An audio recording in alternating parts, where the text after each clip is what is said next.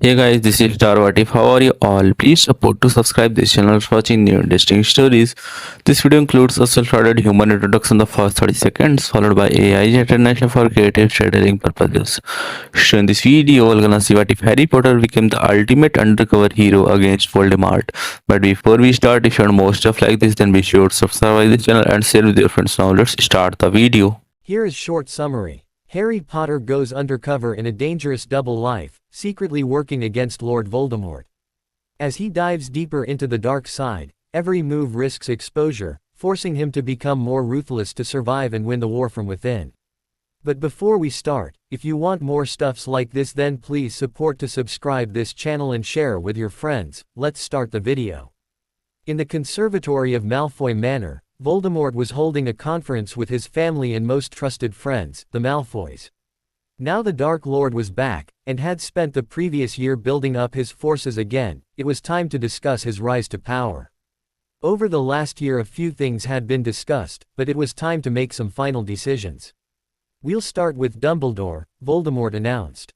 "You already know how I want to deal with him. All we have to do is find a way to get you and a selection of your Death Eaters into school," Severus Snape, Voldemort's son, said. "Do you have any idea how you're going to do that?" "For that, I think we're going to need some help," Voldemort replied, his gaze switching to the window where he could see his daughter, his grandson and Draco Malfoy sitting outside enjoying the sunshine. "I have an idea, but I'm going to need Harry, Hermione and Draco to help me out." "I'm sure they'll be thrilled to help," Beth, his wife, remarked with a chuckle. The three teenagers had wanted to be part of the conversation currently going on, but it had been decided they would be brought up to date once more decisions were made. "I'm sure they will," Voldemort agreed. "However, we will need a backup plan in case they fail. I want Dumbledore gone this year. The old man has more than outstayed his welcome. With him gone, there'll be no opposition to my plans to take over." "What about the Ministry and Fudge?" Narcissa Malfoy asked. "Lucius." Voldemort turned to one of his most loyal Death Eaters. "Fudge may be disillusioned with Dumbledore at the moment, but he won't back you over him," Lucius Malfoy replied. "As long as he's in power, we're going to have problems." "Then he's coming out of power," Voldemort announced with determination. "We'll replace him with one of our men." "Who would you recommend, Lucius?" "You want someone loyal to you, as well as someone who's already got leverage within the Ministry," Lucius mused. "We also want someone you can be sure will do what you want. You don't want to back someone for minister and then have them turning rogue."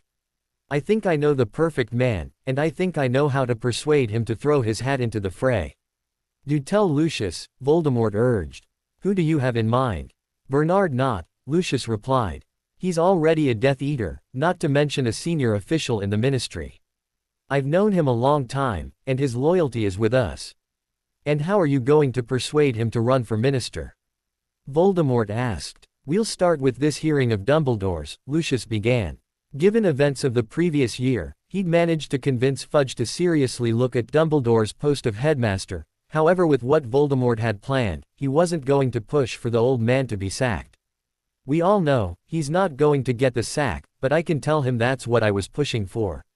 Together we can gather a group of disgruntled parents, unhappy with Dumbledore remaining as head, and I can persuade them that what we need is a new minister. One who's willing to make changes at Hogwarts.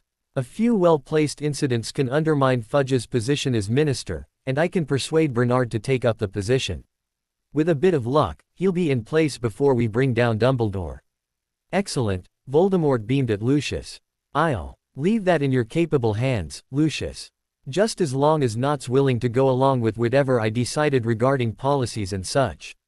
"He will," Lucius said with confidence. "Bernard knows where his loyalties lie. Another of my plans will also help discredit Fudge," Voldemort added. "Sometime soon, we need a breakout from Azkaban. I've got a lot of loyal supporters in there. Including her," Beth spat. "Don't tell me you're releasing her." Now, Beth, that's no way to talk about Narcissa's sister," Voldemort said to his wife. With a grimace, Beth turned to face her friend. "Sorry Narcissa, I didn't mean to be rude. I'm just worried about Bellatrix." "I understand," Narcissa said with a reassuring smile. "In your shoes, I would be wary of her also." "I can handle Bellatrix," Voldemort insisted. "You mean, like you did before?"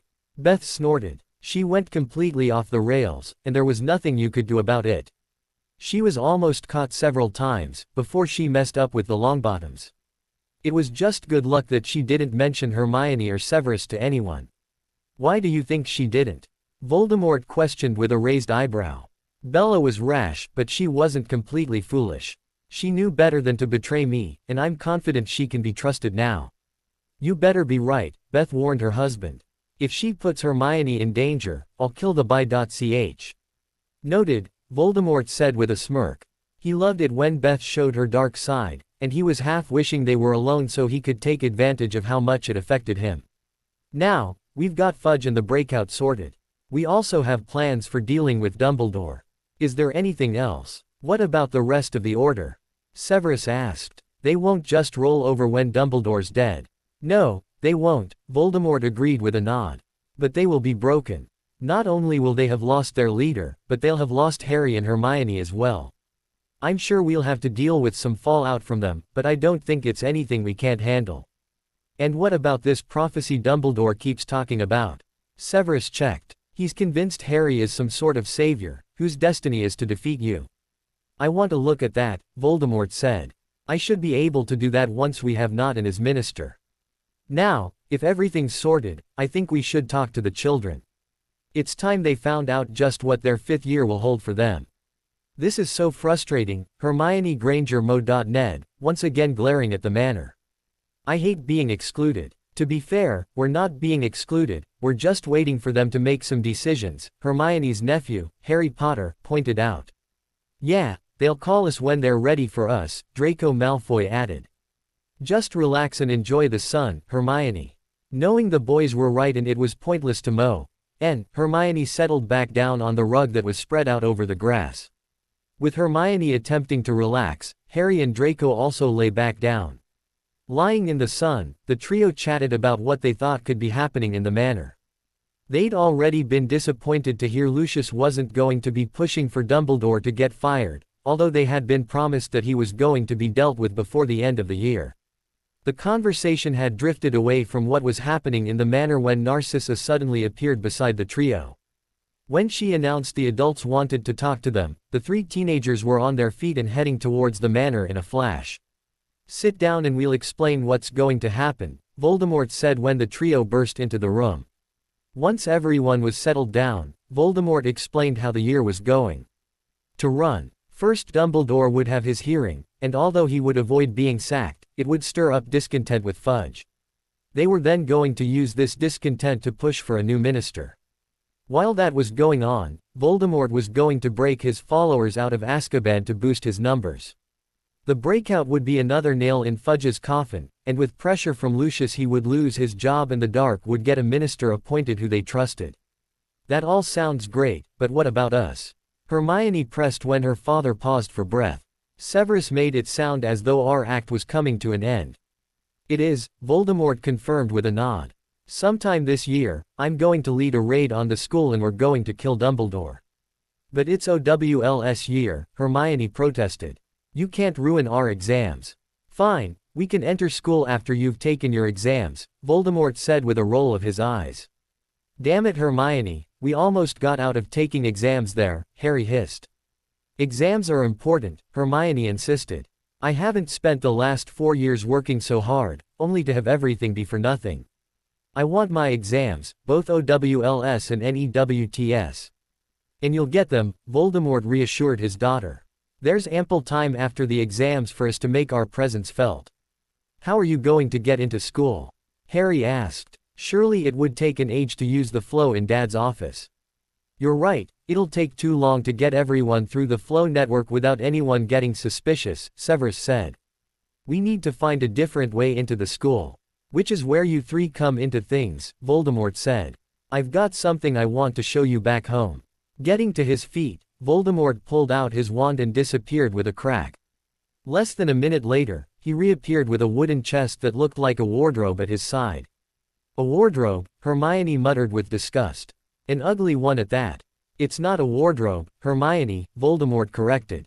It's a vanishing cabinet. Vanishing cabinets come in pairs, and I'm fairly sure the other one is in Hogwarts. All the spells have cast on it, reveals its twin to be in Hogwarts. However, I have no idea where it's located. And you want us to find its twin, Draco deduced. I do, Voldemort replied with a nod. Until we find its twin, we're unable to determine whether they're working or not. It's too risky to try traveling between them when we don't know where the other one is, or what state it's in. What happens when we find the second one? Hermione asked. Alert Severus and he can check it out, Voldemort replied. Once we're sure they work, we can use them to smuggle myself and several of my followers into school. We'll not set off any wards, and Dumbledore will have no idea how we've even entered the school grounds. That sounds great, but I'm not sure it's a good idea, Harry said warily. Don't get me wrong, I want rid of Dumbledore, but I don't want innocent people to get hurt. We can't raid the school and start a fight with all those children present. Some of them will only be 11 and 12. I'm not a complete monster, Harry, Voldemort chuckled. I have a plan. Our visit will be merely a warning. I'll give anyone who wants to join me the chance to do so, and we'll leave for a couple of days to give Dumbledore the chance to evacuate the school. We'll then come back and get rid of Dumbledore. You'll come back into an ambush, Hermione argued with a frown. Dumbledore will get the order ready for your return. We can handle the order, Voldemort said confidently. Our numbers are greater than Dumbledore's. What happens if Dumbledore discovers how you entered the school before you return? Draco asked. That won't happen, Voldemort replied with a smirk. Harry and Severus will see to that. They'll both be staying behind with Dumbledore, and they'll ensure we can get back when it's time to strike. And what about me? Hermione asked. What will I be doing? You'll be leaving with me the first time I arrive, Voldemort announced. You're going to stun the Order by revealing your true identity. That's great, Harry laughed wickedly. They'll be in a right mess finding out Hermione's being lying to them. And then when they find out about you and Severus when we return, they'll be even more broken, Voldemort said, sharing a smirk with his grandson. Without his precious boy who lived, Dumbledore will be devastated. I'll be able to take him out and then we can deal with the rest of the Order. Even if they retreat, they'll need time to recover before they can even think about being a threat again. By the time they've regrouped, we'll have won. We'll have control of the Ministry, and then Hogwarts. All they can do is rebel, and we can snuff out rebellions as they happen. Then 6th year and 7th year we can be ourselves, Hermione concluded with a wide smile. That you can, Voldemort said with a grin. But let's not get ahead of ourselves. Everything still needs to work out this year. It's going to be a big year, and everyone needs to be on the top of their game. Let's deal with this year, before we look to the future. Hermione nodded in agreement, but she couldn't help but think about what lay ahead once they'd gotten rid of Dumbledore. Finally she could drop her act, finally she could go to Hogwarts as herself. Just knowing she only had a few more months to go with her good girl act made Hermione smile. Soon she could be herself, and there would be no more hiding for her ever again. Striding along the corridor at the Ministry of Magic, Lucius mentally worked out his game plan for the upcoming meeting. He was about to attend a meeting with Fudge and Dumbledore to discuss the future of Hogwarts, and specifically Dumbledore's role as headmaster. Given what Voldemort was planning, it was better that Dumbledore remained at Hogwarts, however Lucius didn't want it to appear as though that was what he wanted. He needed to give the impression he wanted Dumbledore out, all the time ensuring he managed to hang on to his job for a few more months. Lucius knew the situation had to be handled carefully. As much as he disliked Dumbledore, he could acknowledge that the older wizard wasn't a complete fool. Granted his judgment was terrible, but he would immediately spot that something was wrong if Lucius suddenly changed his tune and stopped asking for him to be sacked. Lucius would just have to hope that Dumbledore still held greater sway over Fudge, and that the headmaster would keep his position while he argued against it. Arriving in Fudge's office, Lucius wasn't the slightest bit surprised to find Dumbledore already present. Even though Lucius himself was slightly early for the meeting, he suspected Dumbledore had been earlier still. No doubt the headmaster was trying to ensure things went his way at the meeting. "I trust you haven't started without me," Lucius remarked as he shook hands with Fudge and settled down around the table that had been moved into the center of the minister's office. "Of course not, Lucius," Fudge replied. "In fact, we're waiting for a colleague of mine to join us." Right on cue there was a knock on the door and a squat witch, dressed in a shocking pink skirt suit, entered the room. "This is Dolores Umbridge, my undersecretary," Fudge announced, getting to his feet to greet the witch. "Dolores, this is Albus Dumbledore and Lucius Malfoy. It's a pleasure to meet you both," Umbridge said, although the disdainful expression on her face when she shook hands with Dumbledore told another story. "Dolores will be taking part in the meeting," Fudge said, although he didn't elaborate why he needed a colleague to sit in on the meeting. "So shall we begin?" "I'd appreciate it," Dumbledore said. "I have things to do back up at Hogwarts." Lucius raised an eyebrow at the headmaster. "Aren't you being a bit presumptuous, Albus? When the meeting was agreed, your judgment was in doubt and things haven't improved since then, have they? After all, you had a convicted criminal teaching in Hogwarts last year." "He was in disguise," Dumbledore argued. "Besides, wasn't it you who let him get away, Lucius?" "He was perfectly secure when I last saw him," Lucius replied coolly. "Let's not dwell on Crouch," Fudge said hastily. He was still embarrassed that he'd been overpowered by Barty Crouch and his criminal son had escaped. "The Aurors are still investigating his disappearance. I'm sure they'll provide us all the answers we need." "I'm sure they will," Dumbledore agreed, giving Lucius a sidelong blasé. He still believed the blonde wizard was involved in Crouch's disappearance, he just couldn't prove it as like always, Lucius was a slippery customer and it was very hard to pin anything on him.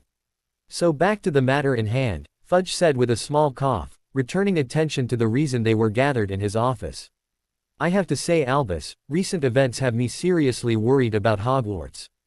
It's not just one incident, it's a litany of problems going back a good few years now. Draco's just finished his 4th year, and there's been an incident every year since he started at Hogwarts," Lucius said. "It does make me wonder if I made the right choice sending him to Hogwarts, and I know I'm not alone in that. I've spoken to a few other parents, and they're also worried about the safety of their children." "The students of Hogwarts are perfectly safe," Dumbledore argued, determined to not let Lucius get under his skin. "I admit, we've had a few problems lately, but no one was ever in danger." "That's not the way I understand it," Umbridge interrupted with a mocking tone to her voice. "Last year, you had a Death Eater in the school. A Death Eater that entered an underage student into a deadly tournament. The year before that you had a werewolf and a half-giant teaching classes. The year before, the Chamber of Secrets was opened and several students were petrified. Not to mention one girl came very close to death. Then the year before that, you had another of you-know-who's supporters in the school, along with a magical object that could have very easily lured the Dark Lord himself to Hogwarts. I'm sorry, Headmaster, but I feel the students are far from safe under your care." "If you put it like that it sounds bad," Dumbledore admitted. "But all those problems stem from the inability to find a decent defense professor. Ever since I refused the job to Voldemort, no one's held the position for more than a year." "Are you seriously saying there's a curse on the position?" Lucius mocked. "Because from where I'm sitting these incidents have been down to your bad judgment." "I have to agree with Lucius here," Fudge said before Dumbledore had a chance to reply. "Your judgment has not been very good lately, Albus. However, I cannot overlook the decades of superb leadership you bring to the table. You've been one of the best headmasters that Hogwarts has ever had." "Thank you, Cornelius," Dumbledore said, throwing a smug smirk in Lucius's direction. "So that's it." Lucius sneered in disgust. Even though he'd wanted Dumbledore to keep his job, he'd expected a bit more from the minister in way of discussing recent problems at the school. You acknowledge his judgment is off, but then praise him for all his work. "No, this is not it, Lucius," Fudge answered. "I do feel Albus's years of loyalty to the school are enough to warrant a second chance. However, I can't overlook recent events. That's why the Ministry are going to be taking a firmer interest in Hogwarts this year." "What do you mean by taking a firmer interest?"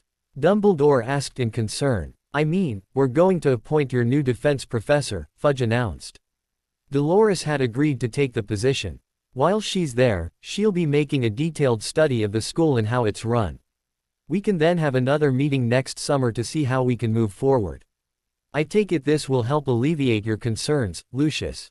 "It's a start," Lucius said, expertly hiding his smirk. He quite liked the idea of the Ministry placing a professor in Hogwarts as he knew it would get up Dumbledore's nose. "But one mistake, and I demand a rethink."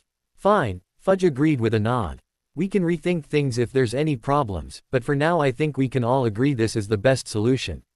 We know the new professor is trustworthy, and the ministry gets a chance to see what changes need to be made at Hogwarts. I'm looking forward to the challenge, Umbridge said, smirking widely. Don't worry, Minister, by the time I'm finished, Hogwarts will be the shining beacon of education it should be. Lucius was happy to note that Dumbledore seemed less than happy with the situation. It was clear Umbridge didn't like Dumbledore, and even without Voldemort's plans, Lucius knew the old man didn't have much longer at Hogwarts. Unfortunately for Dumbledore, he would be dead before Umbridge got the chance to sack him. With the meeting over, Lucius left Fudge's office.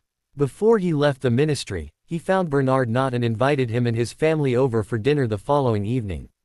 Now things with Dumbledore were sorted, it was time to put the next part of their plan into action and convince Bernard not that he should run for minister. Hermione looked down at the letter in her hand, and shared a resigned look with Harry, who was holding onto an almost identical letter. The letters had arrived that morning, and they'd brought them to the manor to show Draco. It's time, Harry said somberly. We have to face our fate. Yes, we do, Hermione replied, equally as solemn as her nephew. It can't be that bad, Draco said with a laugh. You visited the Weasels last summer. We were there for a few days, Hermione argued. And there was a trip to the World Cup included in those few days. This time they want us to go and stay with them for 2 whole weeks. 2. Harry frowned, leaning over to see Hermione's letter. Ron invited me to stay for 3 weeks. What? Hermione snatched Harry's letter from his hands and scowled at it. What's wrong with me? Why don't I get invited for 3 weeks? Do you really want to spend 3 weeks with the Weasels? Draco questioned with a grimace. Hell, 3 days would be too much in my opinion. Of course I don't want to spend 3 weeks with them, Hermione argued. I don't even want to spend 2 weeks with them. But I want to know why Harry gets a longer invite than me. I'm more likable than you, Harry replied with a smirk. That is not true, Hermione said with a pout. Glaring at her nephew, she turned to her boyfriend, knowing he would back her up. Tell him, Draco, he's not more likable as he. He's less prickly than you, Draco admitted. Personally, I think you're way more likable than Harry, not to mention how much hotter than him you are. But I can see why the Weasels prefer him. He's better at hiding his darkness. Whereas you can be a bit snappy at times. Hermione was caught between being annoyed and being flattered by her boyfriend. She was rather annoyed that Draco had called her prickly and snappy, but she couldn't help but be flattered that he thought she was hot. Draco does have a point, Harry added. Be honest, you can be a bit snappish with Ron. You find this act harder to keep up than I do. I guess you have a point, Hermione conceded. Over the last 4 years she had been more standoffish with Ron than Harry had been. Well, I think we should try and get out of going for so long, Harry said. At the very least, I'm not going anywhere without you. I'm not spending a whole extra week with the Weasleys. 2 weeks doesn't sound appealing, but it's probably our best option, Hermione admitted. We might find out something useful we can pass along to Father. I guess so, Harry said with a nod. But I'm still going to refuse to go earlier. I can make some excuse as to why I can only visit the last 2 weeks of the holidays. Now that's sorted, why don't we concentrate on enjoying the beginning of the holidays, Draco suggested. Father should be home soon with the results of Dumbledore's hearing. But we know the results, he's going to keep his job, Harry pointed out. Yeah, but we can find out how Father protested, Draco argued. You just know Lucius didn't go down without a fight, even if he didn't want to win. I've got to agree there, Hermione said with a chuckle, knowing how stubborn Lucius could be. I can't wait to hear what happened. Tucking their letters from the Weasleys back into their pockets, Hermione and Harry accompanied Draco down to the front room. Not long after they'd settled in the spacious living room, Lucius arrived back from the ministry. When Draco's father entered the room, he wasn't at all surprised to find the 3 teenagers waiting for him. How did it go? Draco asked his father. It was rather interesting, Lucius replied. Dumbledore kept his job, despite my protests, I might add. However, the ministry have appointed the new defense professor. It's a witch who works in Fudge's office, Dolores Umbridge. However, she's not just the new professor, she's going to Hogwarts to check how things are running, and more importantly she doesn't like Dumbledore. So even without Father's plans for the end of the year, Dumbledore would be gone, Hermione said with a chuckle. I would think so, Lucius replied. Unfortunately for Umbridge, she won't get the pleasure of sacking Dumbledore. Will this Umbridge woman be a problem? Harry asked, wondering if the minister's decision would change his grandfather's plans. No, she'll be no problem, Lucius answered confidently. Once we have control of the ministry, we can implement our own polices in Hogwarts. Which reminds me, I need to go and speak to Narcissa. We're having the Knots over for dinner tomorrow evening. All of them? Draco asked with a slight grimace. Yes, all of them, Lucius replied as he hurried off to speak to his wife. Why so glum? Harry asked his best friend. I thought you were friends with Theo. I am friends with Theo, but if we're all having dinner together, I'll have to put up with Theodore, Draco replied. What? Hermione frowned in confusion. What are you on about, Draco? You've never had the pleasure of dining with the Knots, Draco said. Theo's father is a pompous git. He insists on calling Theo, Theodore, and Theo acts like a different person around his father. He's such a stick in the mud when his father's around. It's so annoying. I'm sure you'll think of some way of livening up dinner, Harry said with a laugh. After all, we know dinner with the Malfoys is never boring. We do our best to entertain, Draco replied with a grin. Laughing happily, the trio headed back up to Draco's room now they knew what was happening with Dumbledore. At the end of the holidays they would have to deal with the Weasleys, but that was still weeks away and for now, they were going to enjoy their holidays with their real best friend. Draco got ready for dinner, wishing he was dining with Hermione, Harry and their family rather than the Knots. Despite the fact he was good friends with Theo, Draco wasn't exactly expecting a scintillating night of conversation. Away from his father, Theo was great and they were good friends, but whenever his father around he was like a different person.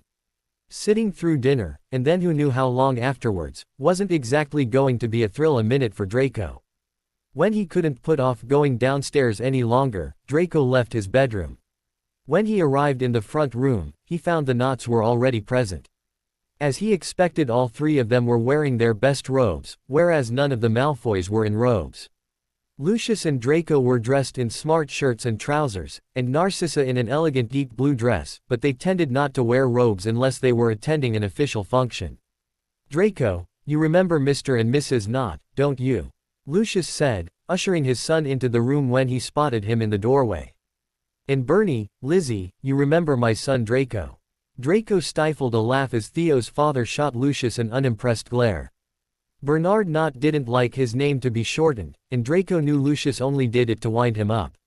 Nor did Bernard approve of his wife Elizabeth being called anything other than her proper name, and the same went for his son. I remember Draco, Bernard said stiffly. Although, I notice he's also not wearing robes. No need to get too formal, Bernie, Lucius said with a grin.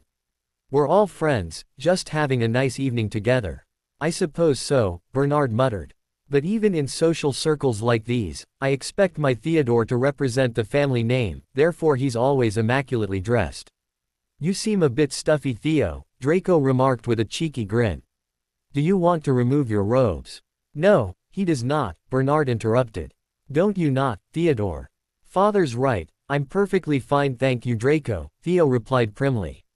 If you say so Theo, Draco replied, working hard to stop himself laughing at his friend and the change in his attitude with his father around. Should we go in for dinner? Narcissa suggested before her husband and son wound Bernard up any further. Considering Lucius was supposed to be wooing him to run for minister, she didn't think annoying him was the best way to go about things. That would be nice, Elizabeth Knot replied with a slight smile. What are we having? Draco asked his mother as they entered the formal dining room. Roast beef, Narcissa replied. I hope that's fine with everyone. It sounds lovely Narcissa, Bernard said, acting as though Narcissa herself had prepared the meal. Draco always found it amusing how the adults acted as though the elves didn't do all the cooking on evenings like these. It was always the same when they had guests, they all complimented his mother on the food, when Narcissa had done nothing more than sort the menu and hand it over to the elves. Although, his parents were just the same and when they dined with their friends, they always complimented the witch of the house on the meal. Before roast beef, came the starter. The starter was some sort of salad, and Draco pushed most of it around on his plate as he nibbled on a few bits. Salad wasn't his thing, and he knew he wouldn't be offending the elves when his plate went back still half full. Draco also Knew Theo didn't like salad, but his friend was sitting opposite him, politely polishing off his starter. It wasn't until the main meal was served that Lucius expertly maneuvered the conversation around to Dumbledore. As he recounted how he fought to get Dumbledore sacked, Draco was impressed with his father's ability to distort the truth. Listening to Lucius, you would never know that he'd actually wanted to ensure Dumbledore was still headmaster. He made it sound as though Fudge went against everything he'd said and had ignored his advice to get rid of Dumbledore. I'm sure Dolores Umbridge will straighten things out, Bernard said with confidence. I've worked with the woman on several occasions, and she's rather formidable. I wish I could share your confidence, Lucius said with a sigh. But it was very clear Fudge only appointed her as an attempt to appease myself and the other angry parents. At the end of the day, he hasn't solved the problem. Dumbledore is still headmaster, and the ultimate power in the school remains in his hands. There's only so much one professor can do. Maybe you're right, Bernard admitted. But what can we do about it? You did rather well to even manage a meeting at the ministry. We all know Fudge is in Dumbledore's pocket. Then perhaps it's time we had a minister who wasn't influenced by Albus Dumbledore, Lucius suggested. Are you saying what I think you're saying? Elizabeth gasped. Oh no, Lizzie, Lucius chuckled. I'm not thinking about running for minister. Shame, I would vote for you, Elizabeth replied, throwing Lucius an almost flirtatious smile. Draco shuddered at the sight as Lucius gave Theo's mother one of his most charming smiles. Wondering what Theo was making of things, Draco glanced over at his friend, but he found Theo sitting slowly eating his dinner. He was clearly playing the part of the good son, and getting on with his meal while the adults talked. Rolling his eyes at Theo's behavior, Draco speared a piece of his beef on his fork as he continued to listen in on the adults' conversation. I was actually talking about this problem to the Dark Lord just the other day, Lucius continued. And he agreed with me that a new minister could be the best way forward. We mentioned a few possible candidates, and he mentioned you, Bernie. The Dark Lord mentioned me personally. Bernard asked, practically preening at the revelation. He did, Lucius replied, inwardly smirking at how easy the other wizard was to manipulate. After all, what's the point in getting a new minister if he doesn't stand on the right side of things? The Dark Lord thought you could be just the man we're looking for. I'm very flattered, Bernard said coyly. But I'm not sure if it's for me. Of course, I completely understand if it's too much for you, Lucius said with a sly grin. Throwing your hat into the ring to become the new minister is a big deal. But don't worry, if you don't feel you can do the job, we have other options. What other options? Bernard asked with a frown. Ezra Greengrass, Lucius replied casually. He deliberately picked Greengrass as he knew Bernard wasn't his biggest fan, and he would hate to think he was being passed over for his rival. Well, on second thoughts, maybe I should consider it, Bernard said. It would be a great opportunity. Yes, it would, Bernie, yet it would, Lucius replied, hiding how smug he felt at the way he'd been able to talk Bernard round without ever really having to stretch himself. But we can talk about it more after dinner. For now let's just enjoy this delicious meal. The rest of the main course was eaten with a side of chit-chat, although it was clear that Bernard was still thinking about Lucius's proposal for him to become minister. When dessert was served, a trio of miniature cheesecakes, Lucius asked Theo about how he was enjoying his break. It's always nice to have a few weeks off school, Mr. Malfoy, Theo replied. Across the table, Draco rolled his eyes at his friend yet again. Theo had been to the manor dozens of times, and the only time he called Lucius, Mr. Malfoy, was when his father was present. Any other time, he would just call him Lucius. And are you looking forward to going back? Lucius asked. Draco tells me you and Blaise are hoping to try out for the Quidditch team. We were thinking about it, Theo said. We were planning on doing it last year, but then Quidditch was cancelled for the Triwizard Tournament. Quidditch, really, Theodore? Bernard asked with a frown. Do you think that's wise? It's a dangerous sport, and you can be quite clumsy. It was just a thought, I might not even make the team, Theo said with a slight shrug. Don't worry, Theo, you'll be great, Draco said, annoyed that Theo's father had put him down in front of everyone. True, Theo could be clumsy at times, but that didn't mean he couldn't play Quidditch. I think you'll be a real asset to the team. Thanks, Draco, Theo said, flashing Draco a quick genuine smile before he lowered his head again and finished his dessert. Pleased to at least see a glimpse of his friend, Draco finished his cheesecakes. With dessert finished, Lucius suggested the adults had a drink in the front room, where they could pick up their conversation about Bernard running for minister, while Draco and Theo could head up to Draco's room for an hour or so. Since he was keen to get back to the earlier discussion, Bernard was only too happy to let Theo head off upstairs with Draco. Leaving the adults to it, Draco and Theo hurried off upstairs. The second they entered Draco's bedroom, Theo yanked off his dress robes and threw them over a chair at the bottom of Draco's bed. "Thank Merlin," he exclaimed as he flopped down on Draco's emerald green and black quilt. "I hate dress robes, they're so stifling." "Yes they are, Theodore," Draco replied with a solemn nod. "Don't you start, Theo.Ned. I'm so sick of being good little Theodore. You need to rebel," Draco said wisely as he joined his friend on the bed. "I dare you to go back downstairs without your robes on." For a second Draco thought his friend was going to agree, but then Theo shook his head. "It wouldn't be worth the hassle. I can handle being a perfect pureblood around my father since I get to be myself other times." "If you say so, it seems damn tiring to me," Draco muttered. "I mean, you even had to eat salad. Do you even like lettuce?" "Hell no, I hate the stuff," Theo snorted. "Although, it was better than the sprouts we had with the beef. Damn, they make me so gassy." "Not in my room they don't," Draco retorted with a disgusted look on his face. "If you feel the urge, leave the room." Theo merely laughed in response, and changed the subject to his father's potential new position as Minister of Magic. Draco could tell Theo loved the idea, and he knew that if it happened, his friend would definitely revel in the power he would have as the new minister's son. He could just imagine the fun Theo would have at school throwing his weight around if Bernard did indeed become minister, and at this stage, Draco would bet anything that it happened sooner rather than later. While Draco was having dinner with the Knots and Lucius was persuading Bernard not to make a run for Minister for Magic, Hermione and Harry had enjoyed a night in with their family. Over dinner, conversation had revolved around what would happen once Harry and Hermione went back to school.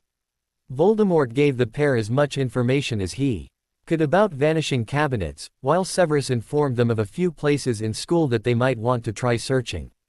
Given his position as a professor and a supposed spy for the Order, he had to be careful where he stuck his nose, but as students Harry, Hermione and Draco would have a bit more freedom to explore as long as they were careful. After dinner Severus had headed off out to meet a friend. It was clear he was going to see his mystery woman, but he still refused to be drawn on who she was. All he would say was that he would reveal all when the time was right. Shortly after Severus left, Hermione and Harry had headed off upstairs, leaving Beth and Voldemort to have some time together. However, they hadn't been upstairs 40 minutes before they heard shouting coming from down below. Since Hermione's parents rarely argued, the pair were curious and they quietly made their way to the stairs. Moving partway down the stairs, the pair settled down in a position where they could hear everything, and just see into the front room where Beth and Voldemort were. "It's madness," Beth yelled. "You're asking for trouble. I've told you, I can handle Bella," Voldemort retorted. "She won't be a problem." "But why risk it?" Beth questioned. "By the end of the year, the truth will be out. Hermione and Harry won't have to hide. Why not wait until then before letting her out? That way she can't cause any trouble. Any move after not as minister will undermine him," Voldemort argued. "We need to do this soon, to increase the pressure on Fudge. Lucius and Nott can use the breakout as another way to prove Fudge isn't fit for the job. Then why not leave her in there?" Beth suggested. "Why do we have to free her? She was the one foolish enough to get caught. No one sent her after the Longbottoms, she was just pissed off because I'd had Hermione. And has she told anyone?" Voldemort shot back at his wife. "No, she hasn't. She could have betrayed us years ago, Beth, but she didn't. She hasn't sold us out to the Order, so I won't abandon her. Bellatrix will be released with the others when the breakout goes ahead. You just better know what you're doing," Beth warned in a low, deadly voice. "Because I promise you, if that mad woman puts my daughter or grandson in danger, I'll kill her myself." "I wouldn't expect anything less, my dear," Voldemort replied with a slight smirk. "Now come here, you know I love it when you get all fiery. Don't forget you'll also be in my firing line," Beth added as she walked into her husband's arms. "If Bella screws up, you're in for a whole world of pain." "You say such naughty things, Beth," Voldemort replied with a low chuckle. As the two adults fell into a passionate embrace, the two teenagers on the stairs hastily made their exit. Leaving Hermione's amorous parents to do whatever they were going to do in peace, the pair returned to Harry's room to discuss what they'd heard. Neither of them were too sure what to make of Bellatrix Lestrange, although one thing was very clear: Draco's aunt wasn't to be underestimated. She could be a danger to them, and they didn't want anything to spoil their plans for the year. Not when they were so close to shedding their act and they would finally be able to be themselves. With a reluctant sigh, Harry checked his bag and trunk for the final time to make sure he had everything. Even though the holidays still had 2 weeks to go, he and Hermione were off to spend the last 2 weeks with the Weasleys. Harry would much rather be staying at home, especially since things were getting exciting with the upcoming breakout from Azkaban. However, they were close to the finishing line and he and Hermione didn't want to blow their act just yet, so 2 weeks with the Weasleys was the price they had to pay for remaining undercover for a few more months. Satisfied he had everything, Harry called for an elf to take his bags down to the front hallway. Taking one last look around his bedroom, not sure if he would be back for Christmas or if he'd have to wait until the summer before he was home, Harry headed off to see if Hermione was ready. Not bothering to knock, he sauntered straight into his aunt's room, and immediately wished he hadn't. Hermione was standing in the center of the room, locked in a passionate embrace with Draco. The pair were so caught up in each other, they hadn't even realized Harry had entered the room. Feeling slightly smug that he'd spotted the attraction between them long before they admitted they liked each other, Harry shook his head at the amorous pair as he wondered when they would notice him. When they still failed to register his presence, and one of Draco's hands slid down to Hermione's backside, he decided to make his presence known by clearing his throat. Instantly the pair sprung apart, and turned to glare at Harry. "Haven't you heard of knocking?" Hermione snapped. "Haven't you heard there's a time and place for everything?" Harry shot back with a mischievous smirk. "I really don't think now is the right time for the pair of you to be getting frisky. We've got to leave soon to head to Diagon Alley." "Don't remind me," Hermione grumbled. "Thank Merlin this charade is nearly over. Just think, this will be the last time we have to visit the Weasleys outside of school. Hell, before long we'll not even have to associate with them in school." "The day can't come soon enough," Harry agreed. "But unfortunately, it's still months away, and right now we need to be leaving." Yeah, Hermione muttered, rolling her eyes. "My stuff's already downstairs." Grabbing her bag, Hermione took hold of Draco's hand and followed Harry downstairs. When they reached the front hallway, Beth was ready and waiting for them. Wordlessly she shrunk their trunks and handed them to the pair for safekeeping. "You're not coming to Diagon Alley with us, are you, Draco?" Beth checked with a slight frown. She didn't mind dropping the blonde boy off with her daughter and grandson, but she hadn't been aware it was happening. "No, I just came to say goodbye to Hermione and Harry," Draco replied. "Funny, I didn't even know you were here," Harry remarked, raising an eyebrow at his best friend. "Some goodbye that was." "I'm going to say goodbye now," Draco argued. "I was just doing Hermione first." Harry let out an immature snicker at Draco's wording, causing the blonde to roll his eyes at him. "Just don't say goodbye to me the way you were saying goodbye to Hermione," he warned, still sniggering. "You can keep your hands off my bum." "Harry, stop being a git," Hermione hissed, elbowing her nephew in the ribs as her mother shot her a questioning look. "He can't help it, it's in his nature," Draco said, pulling a face at Harry, who promptly pulled one back. "Boys," Beth warned with a humorous smile. "Say your goodbyes, we have to be going." "Bye Harry, I'll see you at school," Draco said in mock formality as he held out his hand for Harry to shake. "Bye, idiot," Harry replied with a laugh as he slapped Draco's hand out of the way and clapped him on the shoulder. Returning Harry's slap on the shoulder, Draco turned to Hermione and the couple said goodbye again. Only because Harry and Beth were standing watching, they kept their goodbye to a quick peck on the cheek and a brief hug. With goodbyes out of the way, Beth took hold of the two teenagers and apparated them to Diagon Alley while Draco headed off to flow home. As usual, they arrived in a side street in Muggle London. Before heading to the Leaky Cauldron, after checking the pair would be alright, and getting them to promise to write when they received their Hogwarts letters, Beth headed off so the pair could meet up with the Weasleys. "Any sign?" Hermione asked as Harry scoured the pub looking for the family of redheads. Not yet, Harry replied. Maybe we should get a drink and wait for them. Even though Hermione wasn't overly keen on drinking in the slightly grubby pub, she agreed to Harry's suggestion. They'd arranged to meet Ron and his mother in the pub, so it made sense to stay at the meeting place. If they headed into Diagon Alley, they might miss the Weasleys, and as tempting as that was, Hermione knew it wasn't the best idea. While Harry grabbed 2 butterbeers, Hermione settled herself at a corner table, which wasn't quite as grubby as some of the other tables. As it turned out, Harry had barely returned with the drinks when Hermione spotted Ron, and a frazzled-looking Molly entering the pub from the direction of Diagon Alley.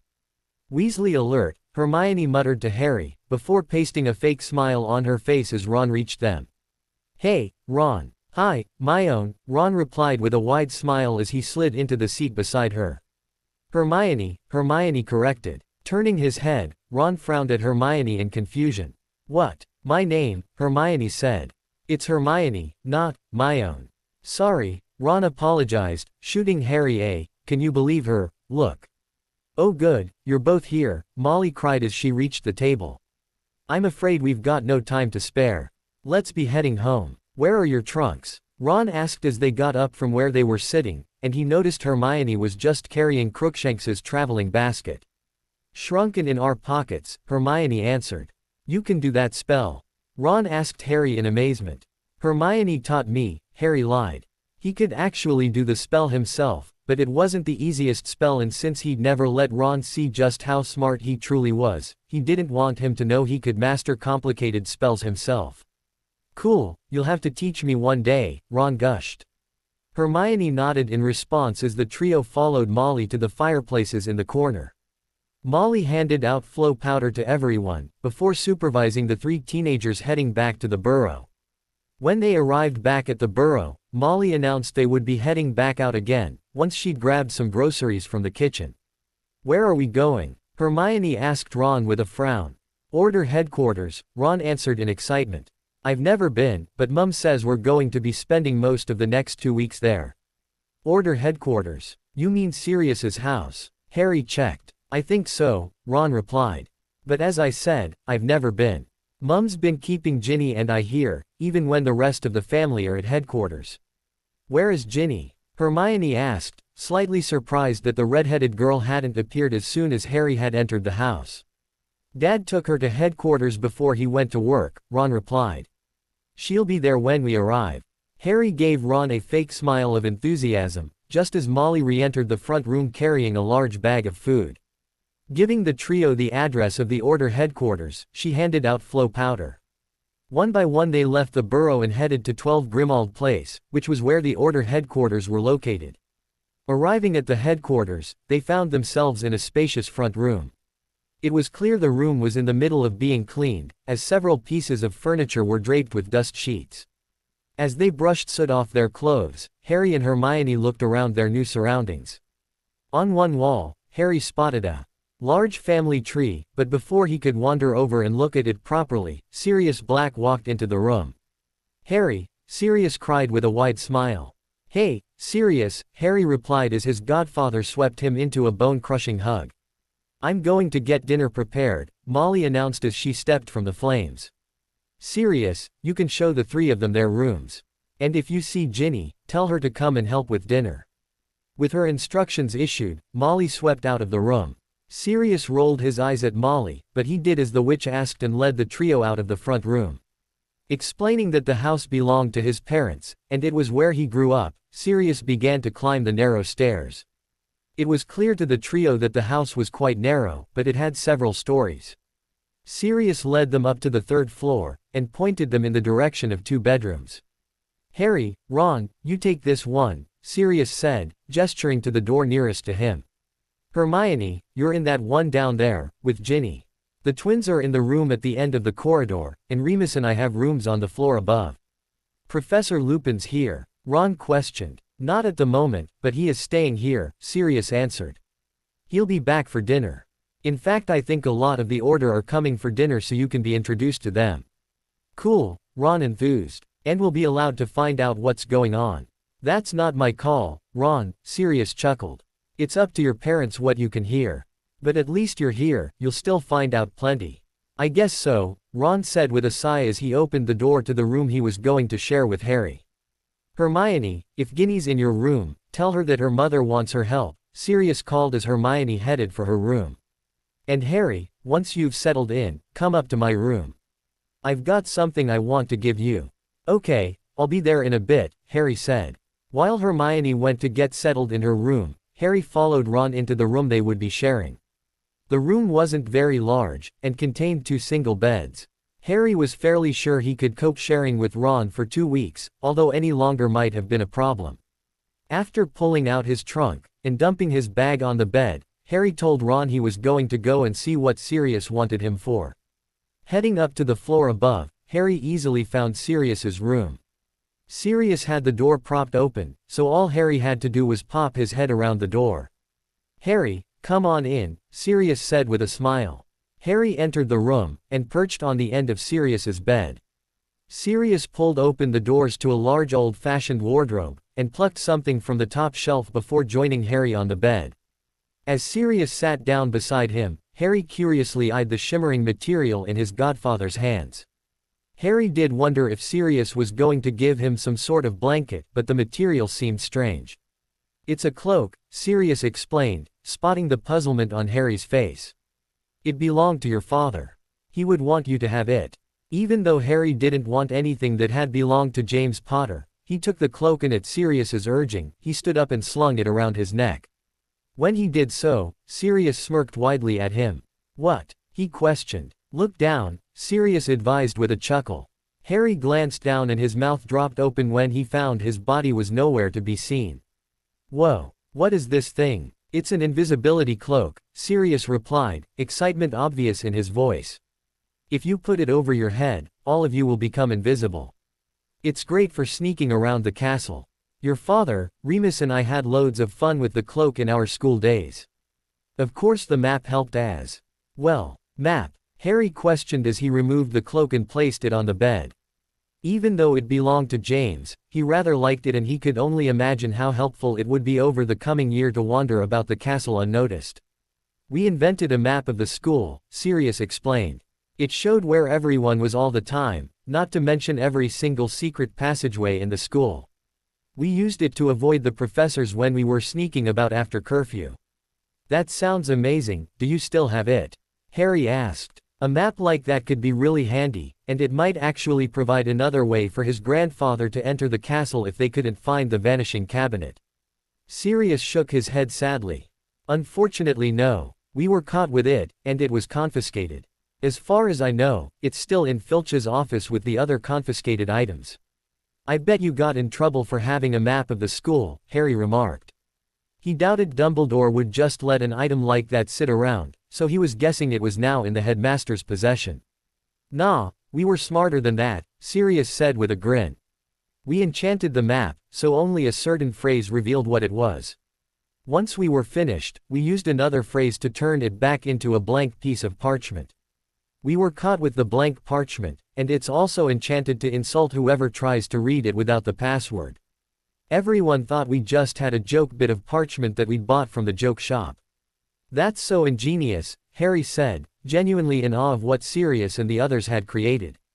I just wish I could see it. Maybe I could ask Dumbledore if it's still in school, Sirius mused. Anyway, I'll see if I can find you the map. But you have the invisibility cloak, so take good care of it, Harry. I will, Harry vowed as he picked up the shimmering material once again. Thanking Sirius for the cloak, Harry headed back down to his room and stashed it in his trunk. Ron must have gone downstairs, so he didn't have to share the find with him, but he did plan on sharing it with Hermione. No doubt his aunt would find the cloak rather impressive, and she was bound to see the potential in having an invisibility cloak.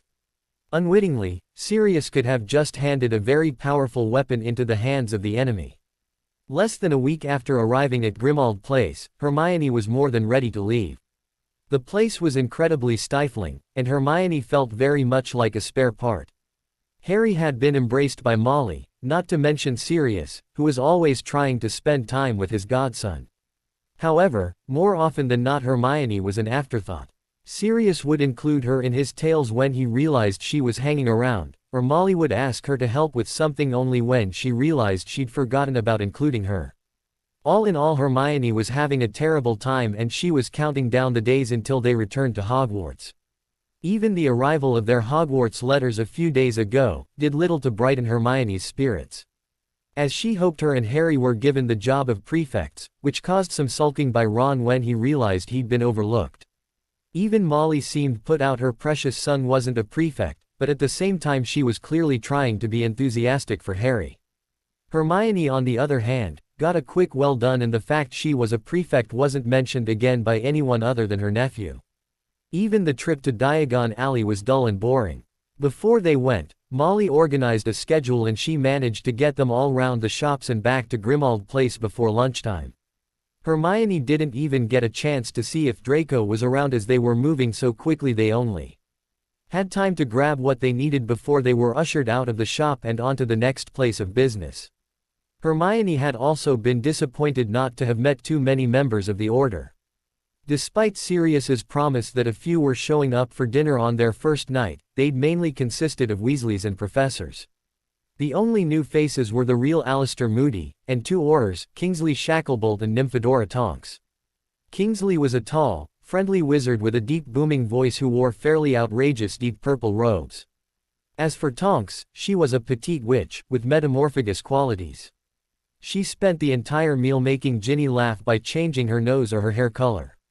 Hermione actually quite liked both Kingsley and Tonks, but since they were the enemy, she didn't let herself get too attached to them. Since the first dinner, Hermione hadn't seen Moody or Kingsley, but Tonks was a regular visitor to headquarters.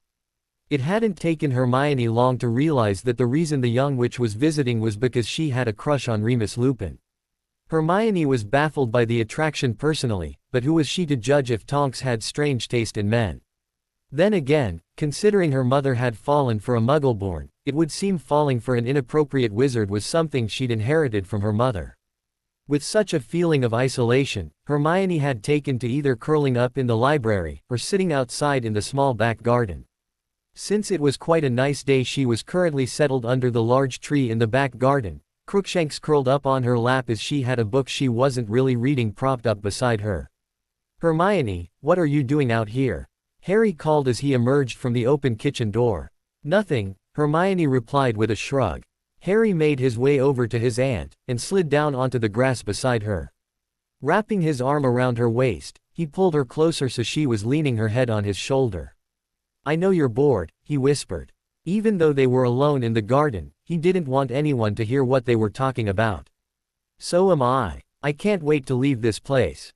Just over a week and then we're free," Hermione whispered back. The pair were still sitting huddled together a few minutes later when Ron strolled out of the house. The second he spotted the way Harry had his arm around Hermione and the way she was resting against his shoulder, Ron's smile disappeared and it was replaced by a jealous frown. "What are you two up to?" he asked moodily. "Just grabbing some air," Hermione replied, not moving her head from Harry's shoulder. "I'll join you," Ron declared, settling himself down in front of the pair. The second he sat down, Crookshanks got to his feet, gave Ron a dirty look and sauntered away to lie under another tree. "That cat hates me." "It looks like it," Hermione said with a nod. "Why?" Ron asked. "What have I ever done to it?" "How about that you've twice accused him of murder with no evidence," Hermione replied. "Plus you weren't exactly welcoming when you met him." "I was worried he was going to eat my rat," Ron grumbled. "Given who the rat turned out to be, maybe he should have," Harry joked. When Hermione chuckled at Harry, Ron lightened up and his face broke into a small smile. Forgetting all about Crookshanks, he changed the subject to who Harry thought the new Quidditch captain would be. Ron was determined to get onto the team, and he'd half hoped Harry would be made captain to make the task easier. Hermione tuned out as the boys debated the choices, which were basically the three female chasers as the team hadn't replaced Oliver as keeper with the lack of Quidditch last year. Harry wasn't captain and nor were Fred or George. The boys were still talking Quidditch a few minutes later when Ginny emerged into the garden. Ginny's appearance immediately shut Ron up and he started at his sister in disgust. Ginny was wearing a tiny pair of shorts, which were practically indecent, and a low-cut strappy vest top. While Ron admonished his sister for her dress choice, Harry ignored the redhead as he knew it was him she was trying to get a reaction out of. Hermione meanwhile was shaking her head at Ginny's inappropriate choice of outfit. Hermione herself often wore more clothes for bed than what Ginny was currently wearing. When Ginny told Ron to sod off and keep his nose out of her life, Ron raised his voice and called for Molly. When Molly appeared in the kitchen doorway, she immediately let out a squeal of shock when she set eyes on her youngest child. "Ginevra Weasley, get upstairs and put some clothes on," Molly ordered. "I've got clothes on," Ginny argued, pouting at the fact Harry hadn't even noticed her. He was more interested in sitting cuddled up with Hermione. "Not appropriate clothes," Molly replied. "Where did you even get that stuff from? It's indecent. Get upstairs and get properly dressed, or you're going home to the burrow and you'll be grounded for the rest of the holidays." Ginny opened her mouth to argue some more, but when her mother gave her a stern glare, she shut it again and flounced into the house with a loud sigh. Muttering to herself, Molly disappeared to get back to whatever chore she was doing, while Ron turned back to Hermione and Harry. "Attention-seeking brat," he grumbled. "She only did it to cause a stir." Harry nodded, even though he didn't agree. In his opinion, Ginny had been flaunting herself for his benefit. Since his arrival at Grimmauld Place, Ginny had been flirting with him like crazy, but he'd remained unaffected by her charms. Although part of him was hoping that Ginny would now think he was with Hermione and would leave him alone. At least it would make his last year pretending to be a Potter less of a strain if he didn't have to worry about Ginny Weasley and her tardy tendencies. Unfortunately for Harry, it soon became clear that even if Ginny did think he was involved with Hermione, she was still continuing with her flirtations. When she came back from getting changed, this time wearing a more modest pair of shorts and t-shirt, she just picked up where she left off with flattering Harry and batting her eyelashes at him. She continued all day until finally she was distracted by dinner and the arrival of a few of the Order, plus her father. "Where's Percy?" Molly asked with a frown as Arthur arrived for dinner without their son. "He's still at work. Fudge is having a bit of a crisis at the moment," Arthur said. Given what had happened to his former boss, Barty Crouch, Percy now worked in the minister's office. "What sort of crisis?" Molly asked as she began to dish out dinner. "There's rumblings of his job being in threat," Arthur replied. "I've heard that Bernard Knott is building himself a support network, headed by Lucius Malfoy." "Damn it." Sirius pounded his fist on the table in anger. "Bloody Voldemort is trying to gain power." "He's certainly making a stab at it," Arthur agreed. "But just because Knott is launching an attempt on the top job doesn't mean he'll succeed. A few people have tried and failed over the years to usurp Fudge." "Yes, but Fudge has always had the backing of Dumbledore," Remus pointed out. "Dumbledore doesn't have the sway he used to these days thanks to Lucius Malfoy. He's made a hell of a fuss over events at Hogwarts recently, and I've read a few unflattering articles in the papers these last few months. I've heard a few parents expressing their concerns." Molly added. "Remus is right. Albus doesn't have the support he used to. So Knott stands a chance of usurping Fudge." Ron questioned. "He just might," Arthur replied. "Although it will take a while for him to gain enough support to actually become minister. If the Dark are so determined to put Fudge out of a job, why doesn't someone from the Order run for minister?" Ron suggested. "Then we keep power." "Good idea, son, but who would we get to do that?" Arthur chuckled. "You," Ron replied, giving his father a grin. "You could run for minister, Dad." Harry and Hermione exchanged a subtle eye roll as people began to seriously discuss Ron's idea. They both knew Ron had suggested his father run for minister as he would enjoy the bragging rights that came with the position. They could only hope that things kicked off with the breakout before Arthur and the Order got a real chance to sort themselves out and market Arthur as a viable replacement for Fudge. Luckily they didn't have to wait too long, as a few hours after dinner, a breathless Percy came bursting into headquarters. He was frantic as he explained something major was happening. Fudge had been called out of the office to go to Azkaban. What was going on? Sirius asked. He could count on one hand the amount of times Fudge had visited the prison during the years he'd been incarcerated. "No idea," Percy said. "I was just sent to gather as many people as I could." "Something big is brewing. I better go and find out what," Arthur said as he got to his feet. "I'll be back when I know something."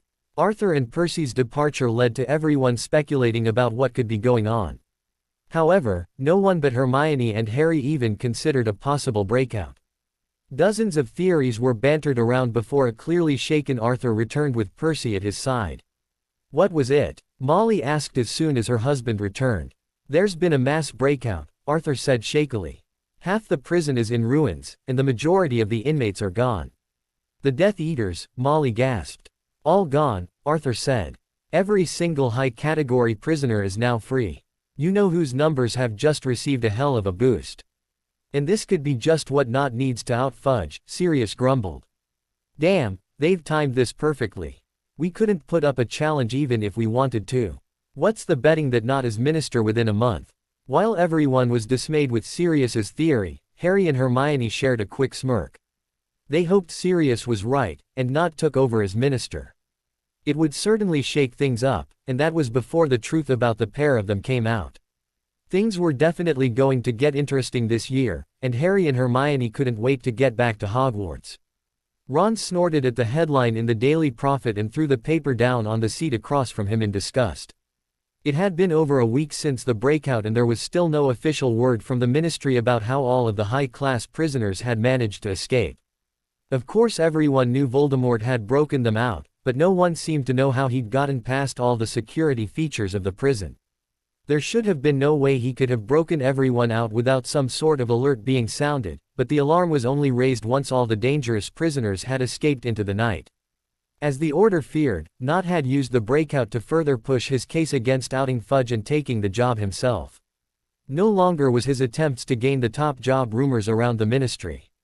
The press had caught hold of his intentions, and publications like the Daily Prophet had made it clear they were backing Not. Of course, because everything had exploded before the Order had a chance to prepare their own candidate to take over as minister, they were unsuccessful in making a dent in Not's support. Dumbledore had tried to push Arthur as a viable choice if Fudge should be forced to step down, but the wizarding world seemed to recognize that it was just a feeble attempt by Dumbledore to keep his influence over the ministry. With the way things were, the vast majority of people wanted change, and right now Bernard Not provided the perfect answer. This is just great, Ron grumbled when neither Harry nor Hermione looked up at his earlier sigh. The trio were on the Hogwarts Express, after leaving London a little over half an hour ago. However, while Ron had settled himself down with the paper, his friends had found other ways to entertain themselves. Hermione had settled down in the corner with Crookshanks on her lap, and a large book in her hand. Like Ron, Harry had settled down with another copy of the paper, but unlike Ron he was devouring every bit of news he could find about both the breakout from Azkaban and Not's chances of becoming the next Minister for Magic. What are you moaning about now? Hermione asked with an exasperated sigh. It seemed like for the past week, Ron had done nothing but moan, and she was getting thoroughly sick of it. Do you really need to ask? Ron shot Hermione an incredulous look as he shook his head at the brunette witch. I'm worried about the state the world's in. At this rate, we're going to have a Death Eater as minister before the end of the year. Was Not ever proved to be a Death Eater? Hermione questioned. Of course she knew that he hadn't, even the fact he had the dark mark hadn't been proved as far as she knew. Technically no, Ron answered, clearly unhappy with the situation. But everyone knows he was in with the dark. He went to school with Lucius Malfoy, and the two are still tight now. Just look at the way he's backing Not in his campaign to become minister. Lucius was never convicted of being a Death Eater, Hermione pointed out. Yeah, because he has money and influence, Ron snorted. It certainly wasn't because he was innocent. Lucius flashed the cash, and got out of trouble. Typical Malfoy, using wealth to get what they want. Careful Ron, you're sounding jealous, Harry put in as he looked up from his paper. Whenever you get mad at Malfoy, or his father, you always bring up the fact they're rich. It's starting to sound as though you're just jealous of them. It's all right for you, Harry, you're rich as well, Ron argued. You've got a vault at Gringotts stuffed full of galleons. You don't understand what it's like to be poor. Harry frowned as Ron brought up the Potter's vault at Gringotts yet again. He'd mentioned it a few years earlier, and Harry was still curious as to how he knew that the vault was stuffed with galleons. Harry had never mentioned how much was in the vault, nor had he let any of the Weasleys see inside when they visited the bank with him. So how did Ron know just how wealthy he supposedly was? It wasn't as if he was assuming he had money because James was a pureblood and an only child, as the Weasleys themselves were proof that being purebloods didn't automatically make you wealthy. Which begged the question, where was Ron getting his information from? It's not about what I understand, Harry said, putting his queries to one side for the time being. It's about you sounding jealous. You can't expect people to take your complaints about Malfoy and his family seriously if you just sound jealous. Anyone who doesn't know you would hear you and just say it was a case of sour grapes because he's been fortunate enough to be born into a wealthy family and you haven't. Harry's right, Hermione added, hiding her smirk as her nephew insulted Ron all the time, disguising it as advice. What Harry was really saying was that Ron was a jealous moron, but of course Ron didn't know that. More often than not you sound like someone who's just jealous of Malfoy's wealth. After all, what do you really have against him other than he's rich, and your father doesn't like his? You hated him before you even knew him. With good reason, Ron exploded.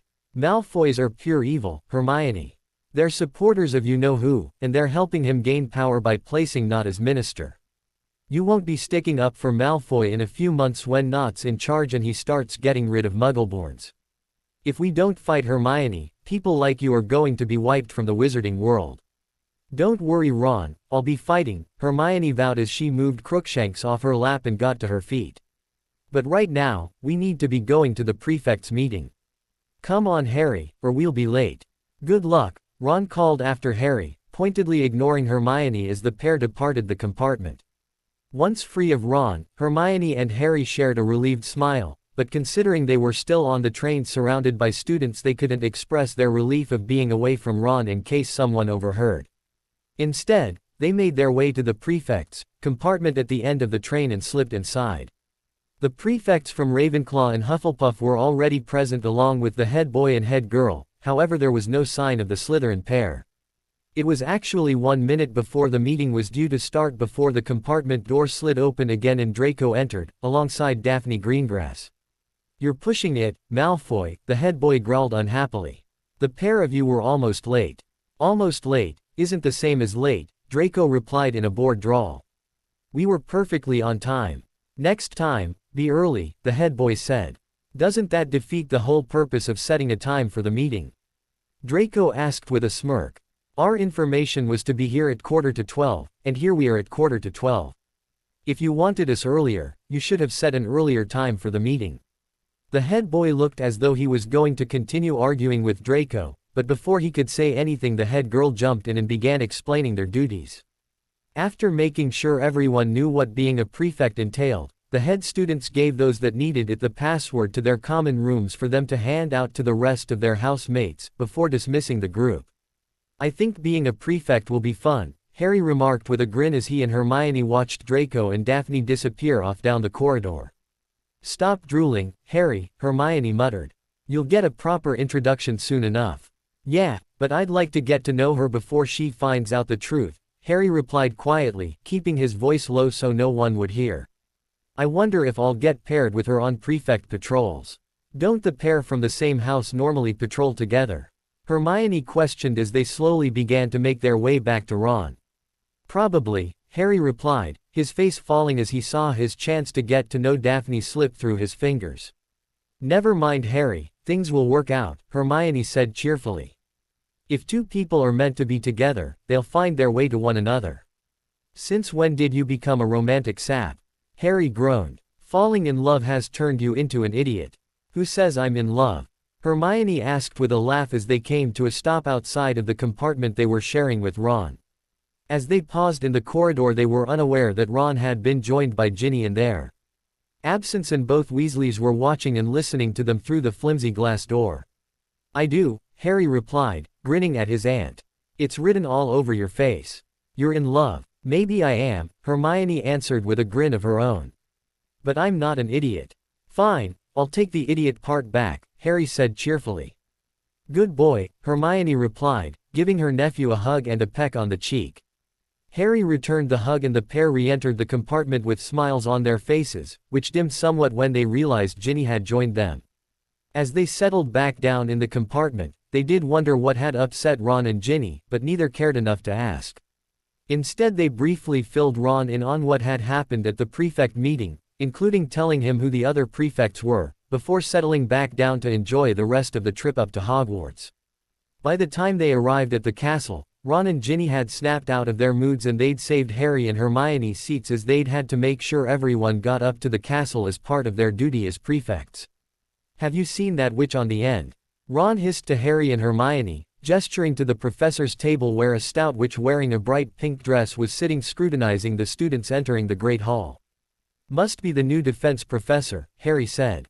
From what he knew, Ron had no idea that the witch had been appointed by the Ministry and worked for them. All he seemed to know was that Dumbledore hadn't been sacked following his meeting with the Ministry. "She looks like a pink toad," Ron snorted, clearly amused by his own joke. "Let's hope she's better than the last professor," Harry muttered darkly. "She can't be worse," Hermione said with a shrug. "At least she's not going to enter you into a deadly tournament." "Been there, done that," Harry joked. Slowly silence fell over the Great Hall as Dumbledore announced it was time for the sorting. The sorting took 20 minutes or so, and when it was over, Dumbledore got up to make his welcome speech. Rather amusingly, he'd barely started when he introduced the new professor, Dolores Umbridge, and she got up and began to make her own speech.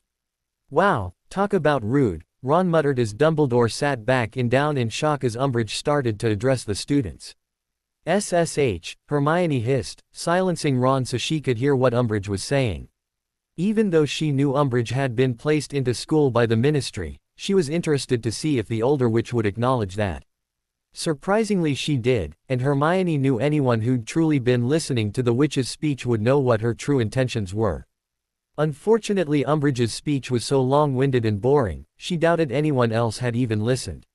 Sure enough, as she glanced around the Great Hall, she was confronted with faces of boredom on her fellow students. In fact, the only other person who even seemed to be listening to Umbridge was Draco, and Hermione managed to share a quick smile with her boyfriend before Umbridge finished up and sat back down. "Man, she's going to be a laugh a minute," Ron muttered as Dumbledore stood back up and restarted his speech. "She's going to liven the place up, that's for certain," Hermione remarked as Dumbledore ended his speech in record time and started the feast. "Liven the place up? Are you serious?" Ron gawped at Hermione. "She's going to be a nightmare." "I'm sure she's going to be a nightmare for some, especially Dumbledore," Hermione answered. "Dumbledore? Why would she be a nightmare for Dumbledore?" Ginny questioned with a frown. "He appointed her. Didn't you listen to her speech?" Hermione asked, even though she knew the answer. "She didn't say as much, but I don't think it was Dumbledore was gave her the job. She spoke a lot about the Ministry, and changes at Hogwarts. I got the impression she was here to monitor Dumbledore and the staff, as well as teaching." "Nah, you have to have misunderstood," Ron insisted with a shake of his head. "We'll see," Hermione said with an unconcerned shrug. She knew she would be proven right, and before long Ron would be eating his words as he discovered just why Umbridge was really at Hogwarts. The first full day back at Hogwarts was met with enthusiasm from Hermione. She was up nice and early, had her bag packed and was ready to head down to breakfast before Harry and Ron even emerged from the boys' dorms. Normally, Hermione would just go down to breakfast on her own and let the boys catch up with her, but they always attended the first meal of the new school year together. Finally, she declared happily when the two boys entered the common room. "I thought you were never getting up." "It was tempting," Ron said. "I always hate it when we're thrust straight into lessons. They should give us a few days to get acclimatized being back at school." "The best way to acclimatize is to get stuck in," Hermione argued. "By the end of the day, it'll be as though we haven't just had weeks off school." "And that's what I'm afraid of," Ron muttered, sharing an amused look with Harry.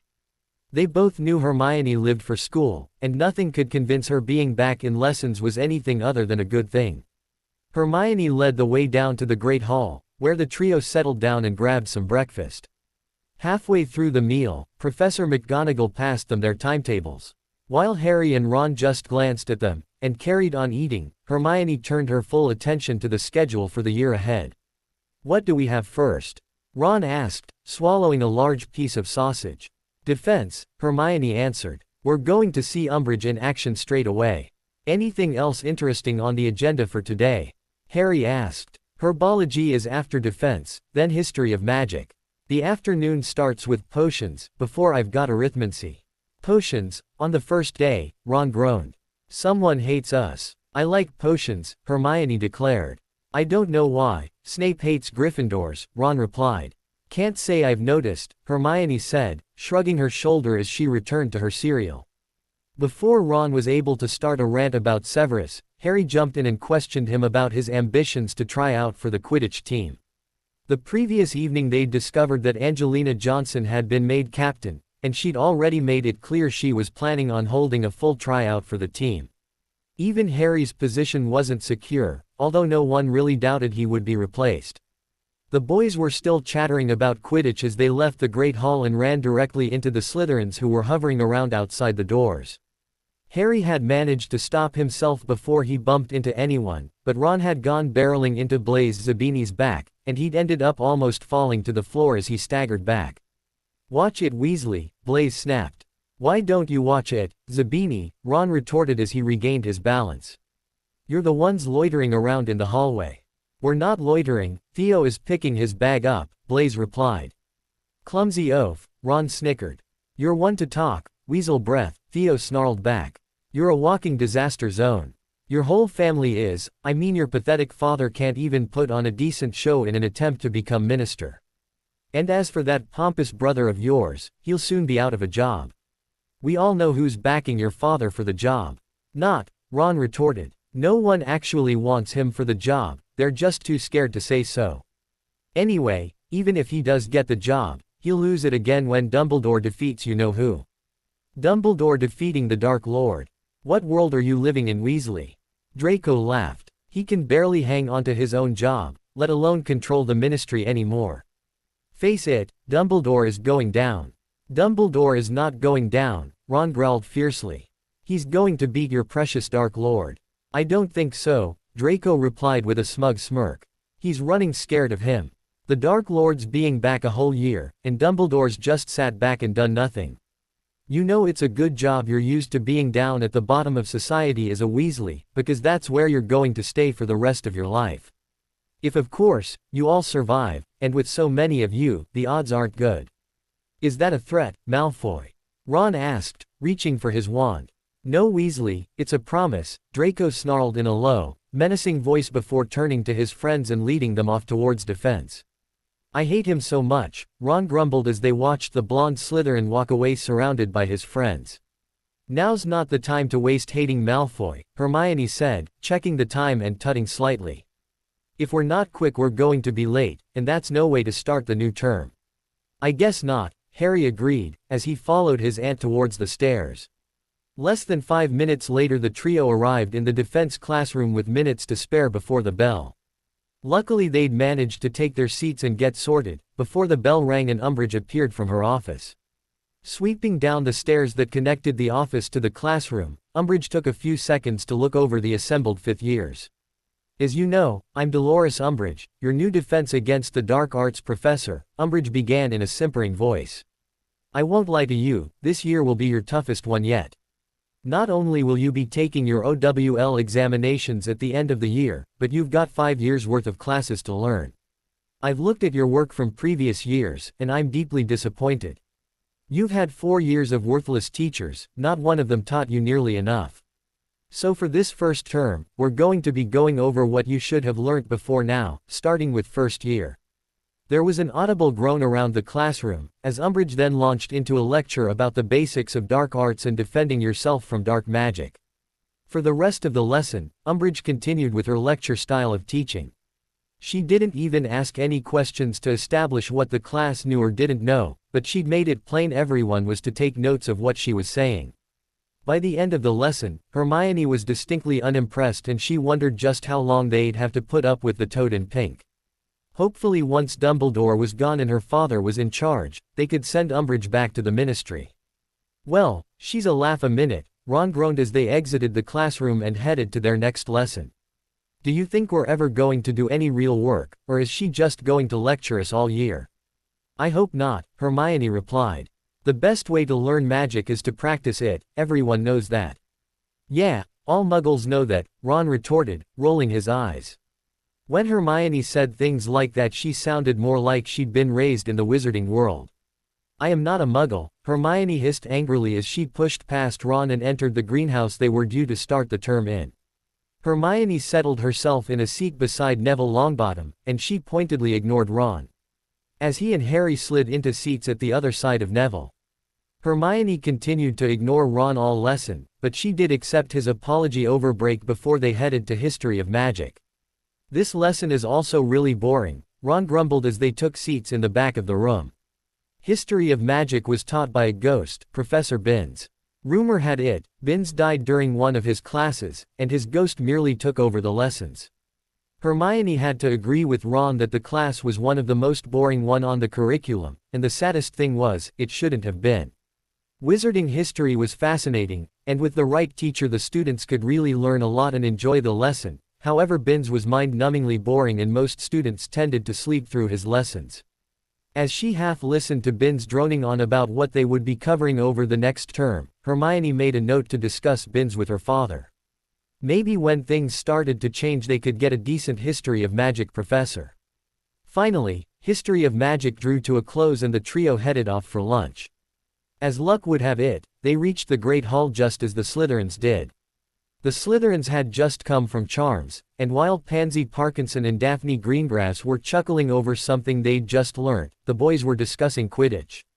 "Did you hear that?" Ron asked as the Slytherins peeled off to head to their table, while the Gryffindors settled down at theirs. "What?" Hermione asked, as she checked out the options for lunch. "Malfoy and his cronies," Ron replied. "They were talking about Quidditch practice and it sounds like Malfoy is captain." "And?" Hermione questioned, feigning disinterest. She actually had no idea if Draco was the new Slytherin captain, but she hoped he was as she knew how much it would mean to him. "And that is totally unfair," Ron spat. "Why is Malfoy captain, and not Harry? Harry should be our captain." "I wouldn't say that where Angelina is, or you might blow your chances of making the team," Harry advised. "Besides, I think Angelina will be a great captain." "Maybe, but this is her last year," Ron argued. "You should have been given the job so you had time to build up your team. Look at Oliver Wood, he was captain for years before he got the team he needed to win the Quidditch Cup. I'm just saying it would be better for the long-term welfare of the team if a decision had been made with the future in mind. Surely it's better to have a captain for 3 years, then have a captain for 1, and then have to find another one next year. It's not really our choice, is it?" Harry replied with a shrug. "Besides, I don't think I'm ready to be captain. Not when so many of the team have been playing longer than me. It'll be different if I get the job next year, because only Katie will be left. Surely there's people on the Slytherin team who's being there longer than Malfoy," Ron said. He had to admit Harry's reply about seniority did make sense, but he still thought Harry would have been the better choice for captain. "I'm not sure there is," Harry said thoughtfully. "The Slytherin team have an awful lot of new players each year. Sometimes they even have more than the 7 players a year. Malfoy probably is the longest-serving player. I heard it was because Marcus Flint was a terrible captain," Hermione said. Draco himself had told her of the way Flint used to bully and threaten people on the team. She even knew Draco himself had been threatened with expulsion from the team in 3rd year if he'd failed to beat Harry to the snitch. "I heard he was a bully," Harry agreed, knowing the same stories his aunt did. "At least they're keeping things consistent with Malfoy then," Ron sneered, replacing one bully for another. Hermione and Harry shared an annoyed glance, but they didn't confront Ron. Soon enough they wouldn't have to put up with him and his remarks, but for now the best thing to do was to bite their tongues. A change of subject helped get rid of their annoyance, and by the end of lunch, they pair had almost forgotten what Ron had said about Draco. "I still can't believe we get potions first day back," Ron complained as the trio entered the dank dungeon's classroom and slid into their seats. Hermione and Harry didn't reply as the Slytherins settled down across the classroom and Severus swept into the room. Slamming the door the second the bell went, Severus stood at the head of the class with a smirk gracing his face. "This is your OWL year, and at the end of the year you'll face a stern test of your skills," Severus began. "These exams will determine whether or not you'll be continuing on with potions. I only take the top students into NEWT classes, and I can tell you now, most of you won't meet the grade." When Severus paused, Hermione stuck her hand up in the air. Her brother looked at her for a second, before asking what she wanted. "What grades do we need to continue with potions?" "I only accept students that achieve outstanding in their exams," Severus replied. Other professors may be happy with other grades, but not me. The NEWT work is tough, and I only take the best. I could tell you now which students I'll be teaching next year, but instead I'm going to give you a test so you can see the work you need to do if you want to continue with potions. A test? Theo cried in dismay. On the first day back. Yes, Mr. Knott, it'll sharpen your brain, Severus replied. But we haven't studied, Ron protested in a panicked voice. Everything on the test is something you've learned over the last 4 years, Severus answered as he grabbed some papers from his desk and began to place them face down in front of the students. If you don't know what's on this paper, you haven't been paying attention in lessons. Once Severus had handed out all the papers, he allowed the class to turn them over and begin. Some people, like Hermione, Harry and Draco, began answering the questions with ease, where others like Ron and Neville, struggled with the very first question. Severus gave them 45 minutes to complete the test, and when the time was up he magically gathered the papers. After marking them using magic, he began to hand the results out one by one. Longbottom, Severus drawled, dropping Neville's test in front of the teenager in disgust. It won't surprise you in the slightest that you're not receiving the required grade. You're currently AD, meaning you have a lot of work if you want to keep up this class. I don't think I do, Neville replied quietly.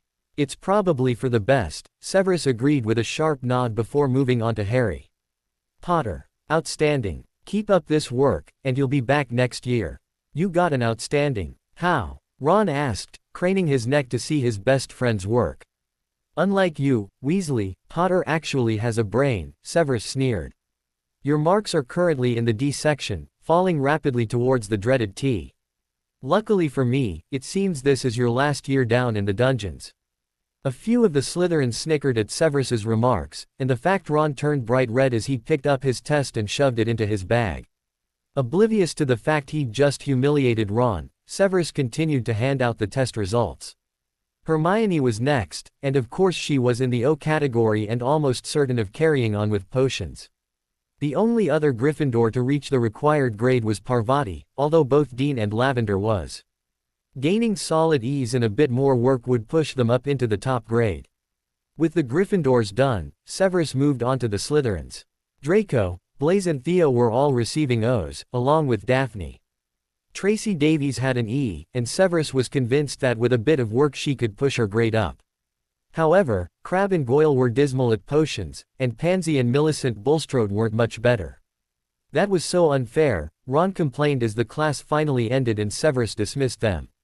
I hate Snape. Poor thing, Theo laughed, as the Slytherins came up behind the Gryffindor trio.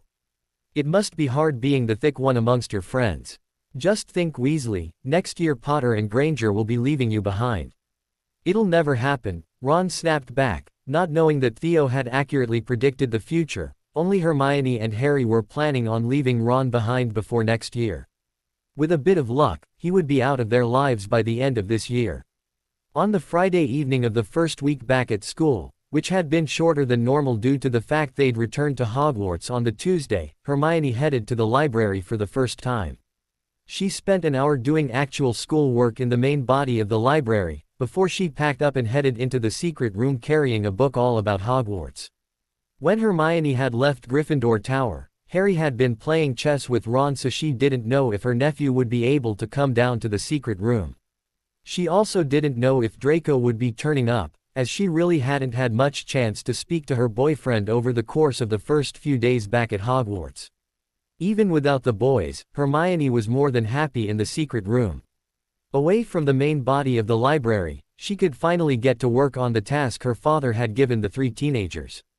Even though her father and brother were working on an alternative way to get Voldemort into school, Hermione still wanted to be the one to allow him to carry out his original plan. She was determined to find the mysterious vanishing cabinet that was hidden in the school, even if it took every spare moment she had. Flicking through the large book she'd carried into the secret room, Hermione found what she was looking for. A map of Hogwarts. The map wasn't the best map, having been drawn up decades ago, but it was good enough for Hermione's purposes. The map showed every floor, and how many rooms were on each floor, and that was all Hermione really needed. Settling the open book on the table, she pulled some parchment from her bag and placed it over the pages she wanted to copy. However, before she got a chance to cast her spell, the door behind her opened and she looked over her shoulder to see Draco entering the room. "Hey," Draco greeted, coming up behind Hermione, wrapping his arms around her waist and planting a key on her cheek. "What are you up to?" "Making a copy of the castle for us to work with when we're looking for the vanishing cabinet," Hermione answered, making no move to step out of Draco's embrace. It still amazed Hermione how easily they'd made the transition from friends to more than friends. Their basic relationship was still the same, with the added bonus she got to Key, the gorgeous blonde boy. Advancing their relationship seemed completely natural to Hermione, and she had to wonder why she'd been so stubborn about liking Draco when Harry first brought it up. She had no idea why she was so determined to downplay her feelings for the blonde Slytherin, when getting romantically involved with him had been the best decision she'd ever made.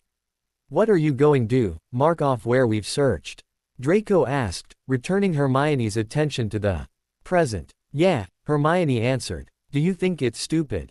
"Coming from you, not a chance," Draco replied, giving Hermione another peck on the cheek.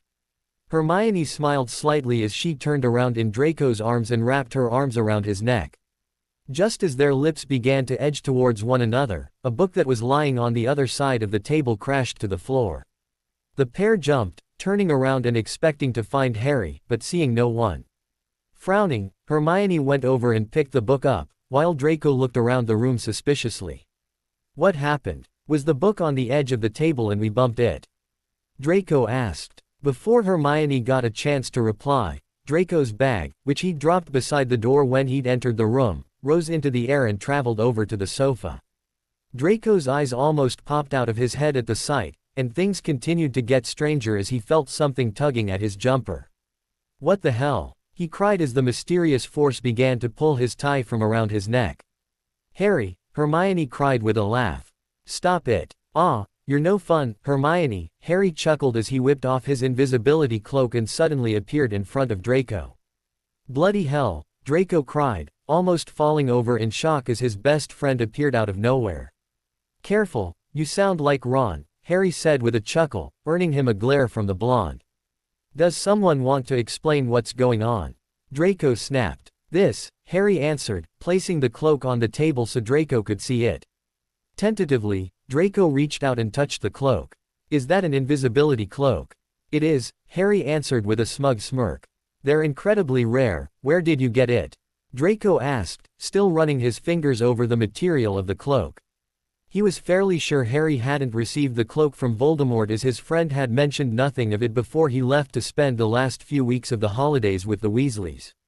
"Sirius. It used to belong to James Potter," Harry replied, as he explained to Draco how and why Sirius had given him the cloak. "Potter may have been a bastard, but the cloak is pretty awesome," Draco said. "It could prove very useful to you, Harry." "Not just me, all of us," Harry corrected. "Come on, you don't think I'm going to leave my best friends out of the fun, do you?" He chuckled when Draco looked at him in surprise. "Cool," Draco declared with a grin. "I can't wait to give it a go. As cool as it is, it shouldn't be used to sneak up on your friends, Harry," Hermione scolded, although the fact she was smiling told her nephew she wasn't really mad. "How long have you been in here, anyway?" "I came in with Draco," Harry answered. "I spotted him entering the library, just before I was about to come into the room, and I decided to have a bit of fun with him. I pulled the cloak on, and snuck into the room with him. I then waited for the perfect moment to interrupt." "I wouldn't say it was perfect," Draco grumbled, recalling just what his best friend had interrupted. "I would," Harry said with a laugh. "I don't need to watch you two slobbering all over each other, I had enough of that during the summer." "We do not slobber," Hermione protested. "Anyway, how did you get away from Ron? Last I saw of you, he'd hijacked you to play chess." "I let him win the first game, and then I told him I had a dodgy stomach and went rushing up to the bathroom," Harry answered with a shrug. "I used the invisibility cloak to sneak away." "And what if he goes to check up on you?" Hermione asked. "He won't," Harry replied confidently. "But if he does, I'll just claim I went for a walk to get some fresh air and he just must not have seen me leave the common room. Don't worry about Ron, he'll believe anything I tell him." "Foolish prat," Draco sneered. "I swear there's not a fully functioning brain in that head of his." While Draco and Harry chuckled about Ron's gullibility, Hermione turned her attention back to what she'd been doing before the boys had interrupted her. Setting the parchment back over the book as it had slipped off slightly, Hermione pulled out her wand and used a spell to transfer the map from the book onto the parchment. Now they could mark off places they'd searched on the map without having to deface a book.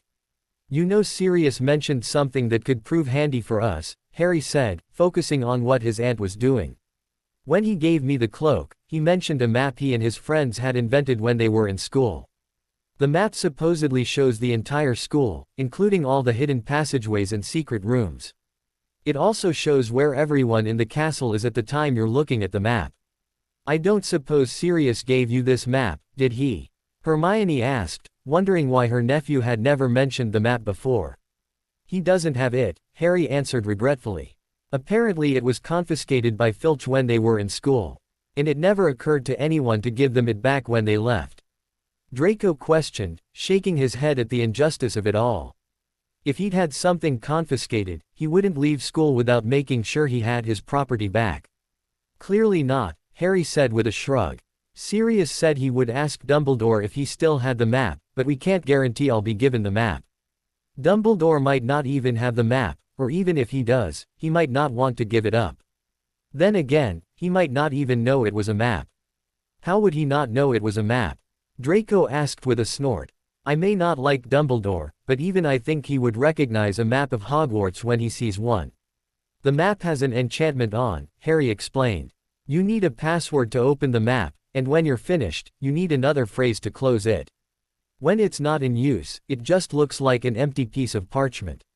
Sirius and his friends even enchanted it so if anyone tries to use it without the password, it insults them. You've got to hand it to Black and his friends, they were pretty ingenious," Draco begrudgingly admitted. "This map sounds awesome. I think we should try and find it," Harry announced. "We can start with Filch's office, and then if it's not there we could check out Dumbledore's office." "Yeah, we can use the cloak so we're not seen," Draco agreed with enthusiasm. "Isn't it just distracting us from the real work?" Hermione questioned. While the map sounded helpful, she was wary about spending an age trying to find it when they should be looking for the vanishing cabinet. "We don't need to spend ages looking for the map," Harry argued. "But I do think it's worth a snoop around. If we find it, we'd be in a great position for when Grandpa makes his move." "I guess we would be," Hermione conceded with a nod. "Fine, we can try and track down the map. But I'm giving the pair of you a week. If you haven't found it by next Sunday, we're starting on the search for the vanishing cabinet." "We've got a week. Are you not helping?" Draco asked, frowning at his girlfriend. It wasn't like Hermione to sit back and let him and Harry have all the fun. "No, I'm going to sort strategy for finding the cabinet," Hermione answered as she pulled yet more parchment from her bag and settled down at the table. "Believe me, we are going to find this cabinet, even if it means scouring every inch of this damn castle." "Leave her to her sorting," Harry said to Draco as he flopped down on the sofa. "We've got adventures to plan." With a grin, Draco sat down next to Harry and the pair started discussing the best way to gain access to Filch's office, while Hermione started making her own plans on how to find a mysterious vanishing cabinet in the vast castle. For an hour the trio devised their plans, before taking a break to catch up since they hadn't seen each other since the tail end of the summer holidays. Packing her work up, Hermione moved over to the sofa, and snuggled up next to Draco while Harry moved onto the chair opposite the couple. "So what was it like at the Weasel's den?" Draco asked. "Was it horrid?" "We weren't at the Weasleys, we were at Order headquarters," Harry replied. "Some place called." Draco prompted when Harry's mouth moved, but no words came out. Harry tried again to say Grimmauld Place, but yet again the words wouldn't leave his throat. "I can't say it." "Hermione, you try." When Hermione tried to say Grimmauld Place, she also found the words wouldn't come out of her mouth. She even tried writing it down, but all that appeared on the parchment were wiggly lines of ink. "Damn it," Hermione swore. "Why can't we tell you where we were? I don't know much about these things, but I would say there's some sort of secrecy charm on the Order's headquarters. Chances are no one but a select few people can say the name of the place," Draco said, offering his opinion. "Quite clever really, as it means Voldemort will have trouble finding the Order headquarters." "It's not like he needs it though," Harry said with an unconcerned shrug. Grandpa's got everything in hand. Yeah, Theo's father is well on his way to becoming minister, Draco said. I wouldn't be surprised if Fudge was outed before the end of the month. And what about the people father broke out of Azkaban? Hermione questioned. Do you know anything about any of them? What she's asking is if you've met your aunt, Harry told Draco with a chuckle. We heard Grandpa and Beth arguing about her, and we're pretty curious to see what she's like. Odd, Draco replied. I'm not sure where she's living, presumably somewhere with her husband, but I did meet her. She came to dinner, and it was rather surreal. She's the complete opposite to Mother, all wild hair and disheveled clothing. Then there's the fact, she's totally insane. She's always cackling to herself. Maybe Mother was right and Father should have left her where she was, Hermione muttered. She could be a liability. I'm not so sure, Draco said. True, she was absolutely bonkers, but she seems pretty devoted to the cause. I heard Mother and Father talking afterwards, and Father mentioned that Voldemort had warned her to stay in line or she was dead. Father seemed to think she would obey the Dark Lord. She'd be a fool not to, Harry said with a chuckle. If she steps out of line, I think Beth will be the one to smack her back down. I know Grandpa is scary, but Beth is just as dark. Of course she is, Hermione said with a proud smirk. Everyone knows females are more deadly. Sorry to say Draco, but your aunt won't stand a chance against my mother if she screws up. Father may by the Dark Lord, but Mother's no wallflower. She'll put Bellatrix in her place if needs be. Let's hope it doesn't come to that, Draco said. With any luck Aunt Bellatrix will keep herself under control, and be a real asset to your father. Because, you're right about females being more deadly. From everything I know, my aunt is one of the most dangerous Death Eaters in existence. It would be good to have her on our side. Yes, it would, Hermione agreed. But she needn't get comfortable being the most dangerous Death Eater among my father's followers. I intend to take that spot. Harry and Draco shared a knowing look at Hermione's statement. They believed everything she said about becoming the most dangerous of her father's followers.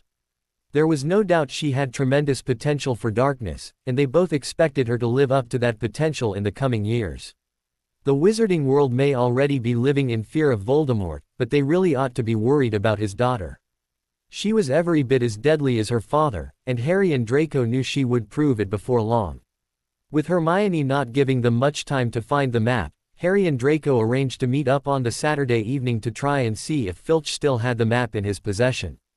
Draco didn't need to make an excuse to sneak away from his friends down in the dungeons, but Harry had to rope Hermione into his plans and tell Ron they were doing some prefect patrols.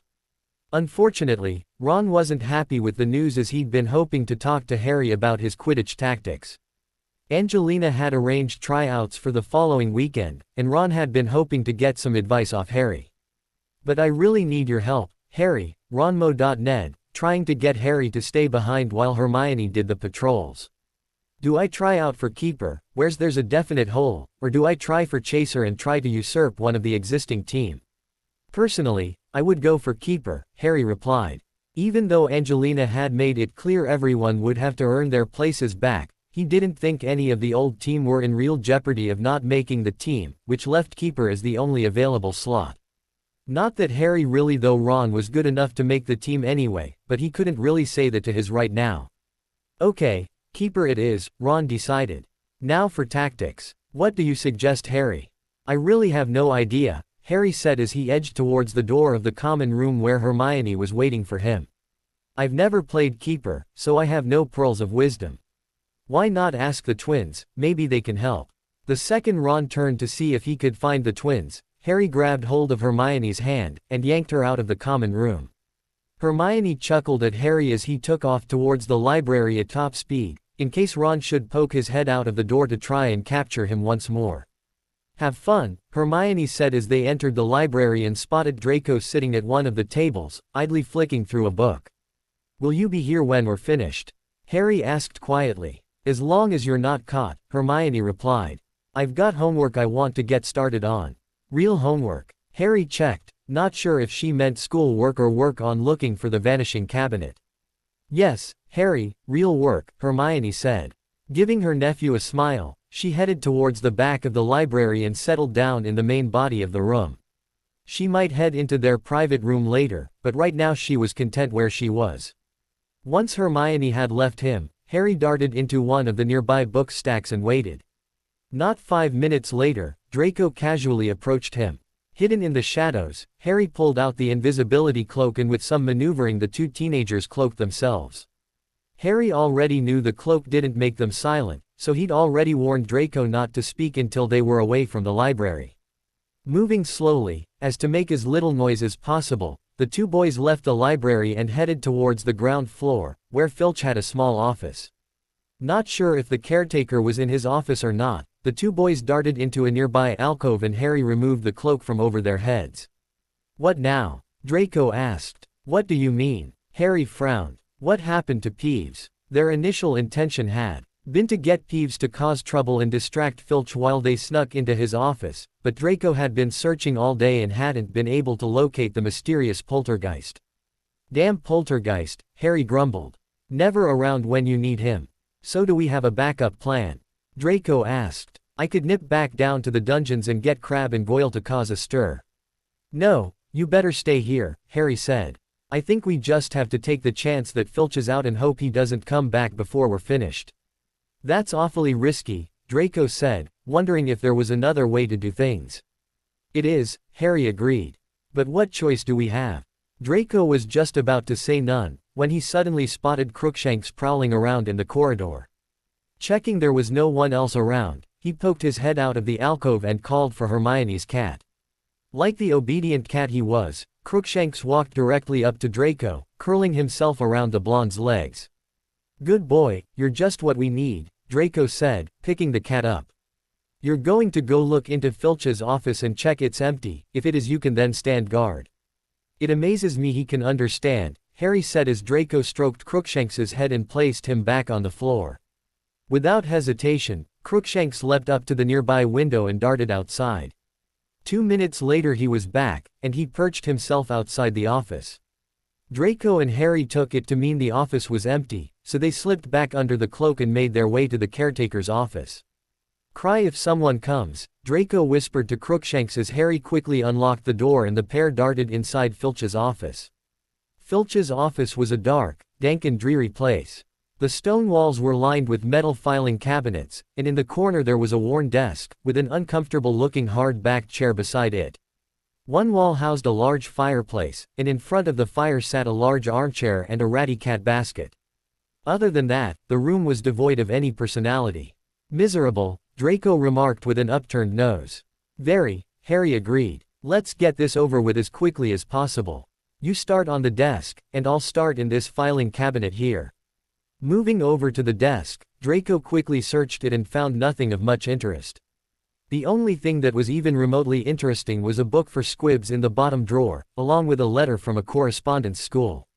Obviously Filch was trying to learn some magic, although why Dumbledore wasn't helping him was a mystery to Draco. Draco wasn't sure if squibs could actually learn magic, but he figured if anyone could teach Filch, it would be the headmaster of Hogwarts. Then again, Draco didn't think it would benefit Dumbledore if Filch learnt magic, and from everything he'd seen of Dumbledore, he didn't get involved in anything that didn't benefit him. Deciding there was nothing of importance in the desk, Draco made his way over to the filing cabinets. Starting at the opposite end from Harry, he pulled out his wand and started to open the filing cabinets one at a time. Most of them contained files, and when Draco glanced at them he found they were disciplinary records for various pupils. However, every now and again a drawer would contain things Filch had clearly confiscated from pupils over the years. From what Draco could see, it would appear once the caretaker confiscated something you never saw it again. "Any luck?" Harry called from across the room. "Nope," Draco answered, shutting the cabinet he was in and opening the next one. "I've found dung bombs older than we are, joke wands, some sort of skull trinket and various other joke items, but no parchment." "You found anything?" "I've found your father's disciplinary record," Harry said. "Do you know Lucius and Narcissa once received detention for inappropriate behavior in an empty classroom?" "No, but it doesn't surprise me," Draco answered. "Is there anything else interesting in there?" "Not really, your father was surprisingly well behaved in his day," Harry replied, slightly surprised by the fact there wasn't more misdemeanors under Lucius's name. More like he was good at not getting caught, Draco chuckled. True, Harry laughed as the search continued. Less than a minute later their search was interrupted by the sound of Crookshanks howling a warning. Draco slammed his cabinet shut, and raced over to where Harry was pulling out the invisibility cloak. Harry managed to yank the cloak over the pair just as the door opened and a grumbling Filch entered the office. Damn cats, don't know why the students are allowed them, Filch grumbled. Walking over to his desk, he grabbed a notepad out of his top drawer, before exiting the room still moaning about cats and students. That was close, Harry gasped as he pulled the cloak off them. Too close, Draco agreed. Let's get on with this, no more messing around. Harry nodded his agreement as they restarted their search. Finally, they found what they wanted when Draco opened a drawer and found stack loads of parchment. Bloody hell, Harry muttered when Draco called him over. There must be hundreds of pieces of parchment here. Let's take them all, Draco said with a shrug. What if Filch notices? Harry asked. What choice do we have, Harry? Draco replied with a shrug. We can't search every one of them right here. Let's grab them and get out of here, Harry said as he began to stuff pieces of parchment into his pockets. A few minutes later, the boys had grabbed all the parchment and had it safely stuffed in their pockets. After quickly checking there wasn't any more parchment in other cabinets, the boys threw the invisibility cloak back over themselves and left Filch's office. Thanks, Crooks, Draco said quietly, scratching Crookshanks's head to let the cat know they were done. That cat comes in handy, Harry chuckled as Crookshanks darted off into the shadows. Falling silent, the pair made their way back to the library. Finding no sign of Hermione, the two boys snuck into the secret room. Hermione was in the room, curled up on the sofa, a book in her hands. However, she didn't seem to be reading, she just seemed to be staring into space. Hermione, Draco called, throwing off the cloak and making Hermione jump slightly. Sorry, he said, sitting back down on the sofa. Are you okay? I am now, Hermione replied, throwing her arms around Draco's neck and hugging him. I was so worried the pair of you would get caught. Ah, how sweet, Harry chuckled. Aunt Hermione was worried. I stand corrected, I was worried in case Draco was caught, Hermione shot back at her nephew. I didn't give you a second thought. It's nice to be loved, Harry muttered. So, how did it go? Hermione asked. Did you get anything? Draco and Harry chuckled as they began to pull the parchment out of their pockets and pile them on the table. Bloody hell, Hermione gasped. Yep, it's going to take an age to sort out and see if any of them are what we're looking for, Harry said. Don't we need some sort of password to get it to work? Draco questioned. Yep, so we better get going, Harry replied. And what is the password? Draco asked. Harry frowned, before shrugging his shoulders. I have no idea. Maybe you should find out, Hermione suggested. I mean, what are the chances of you just stumbling on the right password? Unless you know it, you're never going to find the map. All right to Sirius, Harry said. Then when we know the password, we can try it on all these pieces of parchment. Until then, let's just stash them somewhere. After hiding the parchment in the room, the trio said their goodbyes and left the library. Before they headed back to Gryffindor Tower, Harry and Hermione popped up to the Ulri so Harry could send an to Sirius. They then returned to Gryffindor Tower, where they had time to drop their bags before heading off to dinner with Ron. Over dinner Ron started boring Harry with Quidditch talk, while Hermione tuned the boys out and watched the Slytherins. At the beginning of the previous year, she'd noticed Pansy was all over Draco, but with everything that had gone on with the Triwizard Tournament she'd forgotten to keep an eye on the raven-haired girl, so she figured it was time to check up on her. Luckily for Pansy, she didn't seem to be all over Draco, even though she was clearly throwing him flirtatious smiles. At the moment she seemed more concerned with King up to Theo, which Hermione guessed had something to do with the fact his father was on the verge of becoming the new Minister for Magic. Tearing her eyes away from the Slytherin table, Hermione refocused on her dinner. She didn't have time to think about Pansy right now. She trusted Draco, and if she still felt Pansy was too close to her boyfriend when she was able to reveal who she truly was, she would give the Slytherin girl a warning not to mess with her man. For the time being, Hermione's focus was on finding the vanishing cabinet, which would hopefully prove easier if Harry got the password for the map off Sirius and one of the bits of parchment that he'd found turned out to be the map. The map could prove extremely useful, and Hermione would love to have it in their hands when it came time for her father to enter Hogwarts. Anything that would give them an edge was fine by her. Sirius responded to Harry's letter within a couple of days, giving him the passwords to both open and close the map. However, Harry wasn't really able to get away from Ron after lessons and visit the secret room with Hermione and Draco. Instead, he had to trust his two best friends to see if they could find the map. Not that it was easy with so many pieces of parchment to check.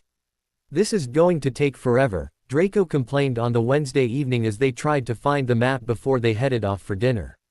"I'm beginning to think the map isn't here," Hermione confessed. "I mean, it was over 20 years ago that it was confiscated.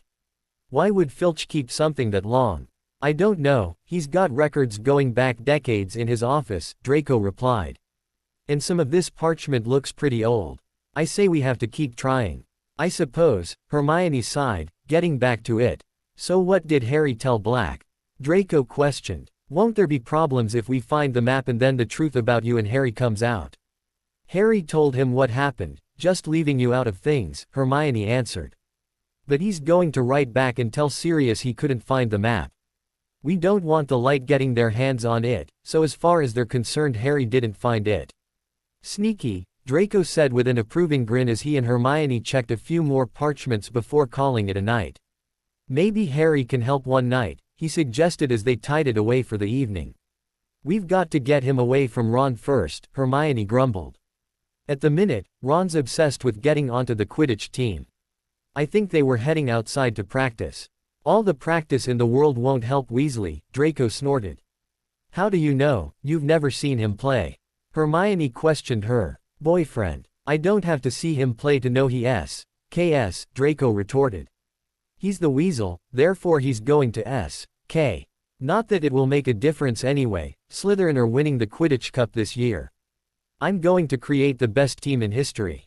"Good luck with that," Hermione chuckled, before the pair shared a quick key, and departed the secret room in the library. Leaving the library separately, Draco and Hermione headed into the Great Hall for dinner. Both of them had just taken their seats, when an owl flew into the Great Hall and swooped down beside Theo. Since letters tended to arrive on a morning, everyone was curious as to why Theo was receiving a letter at dinner time. Even the professors looked curious, and were watching intently as Theo tore into the letter. "Yes," Theo cried loudly as he read the letter. "What's up?" Blaise asked. "Father's done it," Theo replied with a grin. "He's going to be announced as the new Minister for Magic tomorrow morning. He just wanted to let me know before I read about it in the papers." "I didn't know Fudge had been sacked," Pansy remarked as she slid closer to Theo. "It happened earlier this afternoon," Theo answered, consulting his father's letter. "All the pressure father and his supporters have put on him paid off. He was sacked with a no-confidence vote, and he's spent the afternoon clearing out his office."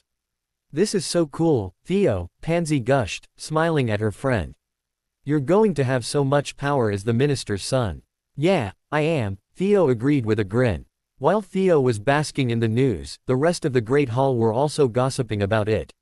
Most people had heard Theo's gloating about his father taking over as minister, but even those who hadn't been able to make out what was going on, soon caught up with the gossip as it began to spread.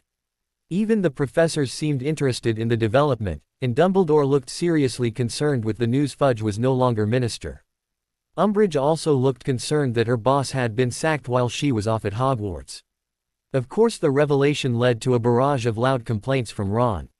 All through dinner he complained about Nott's appointment as minister. Of course he kept bringing up Voldemort, and the fact he had one of his supporters in the most important position in Wizarding Society. "You're just jealous, Weasley," Draco sneered as the Slytherins departed the Great Hall at the same time as the Gryffindors, and he overheard Ron's complaints. "I heard your father put his name forward for minister and he was laughed off. Who would want a Weasley loser as Minister of Magic?" "You can't talk, your pathetic father didn't even put his name forward," Ron retorted, going red at Draco's insults. "Father has other things to do with his time," Draco replied with a casual shrug of his shoulders. "He's a busy man, you know." "Yeah, busy being a Death Eater," Ron shot back. "Better than a loser member of the Order," Draco snapped. "Did you hear that?" Ron asked, turning to look at Harry and Hermione. "He's just admitted that his father is a Death Eater." That's old news, Weasley, Draco chuckled. But at least my family will be on the winning side. You can't say that. When this is all over, you'll be lucky to have any family left. Not that you're guaranteed to survive long, Weasley. Poor deluded Malfoy, Ron snorted. You and your lot won't win. We've got Dumbledore and Harry on our side. You're the ones who won't be surviving, not us. We'll see, Draco replied with a mysterious smirk, before he stalked away to the dungeons with the other Slytherins following behind him.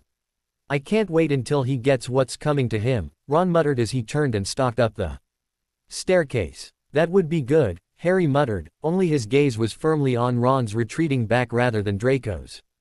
Hermione chuckled, spotting where her nephew was looking. Slipping her arms through his, the pair followed Ron up to Gryffindor Tower, hoping he wasn't going to spend the rest of the evening complaining about Theo's father becoming Minister for Magic. In order to keep the peace, Hermione agreed to attend the Quidditch tryouts on Saturday. Ron had been in foul mood for the past few days, following Nott's appointment as minister, so Hermione had decided it would be easier if she went to tryouts rather than stay away and give him something else to mow and about. He was rapidly becoming unbearable to be around, and at this point she was willing to do anything to making spending time with him easier to cope with. Although, she did want to support Harry, so attending the tryouts weren't all doom and gloom. Settling herself in the stands, Hermione's attention was caught by some movement over beside the Slytherin stands. Focusing on the area across the pitch, she spotted Draco, Blaise and Theo sneaking around under the stand. Hermione figured the Slytherins had come to spy on proceedings, either that or they just wanted a laugh as they watched Ron try out for the team. Either way, Hermione wasn't planning on alerting anyone on the Gryffindor team to the trio's presence.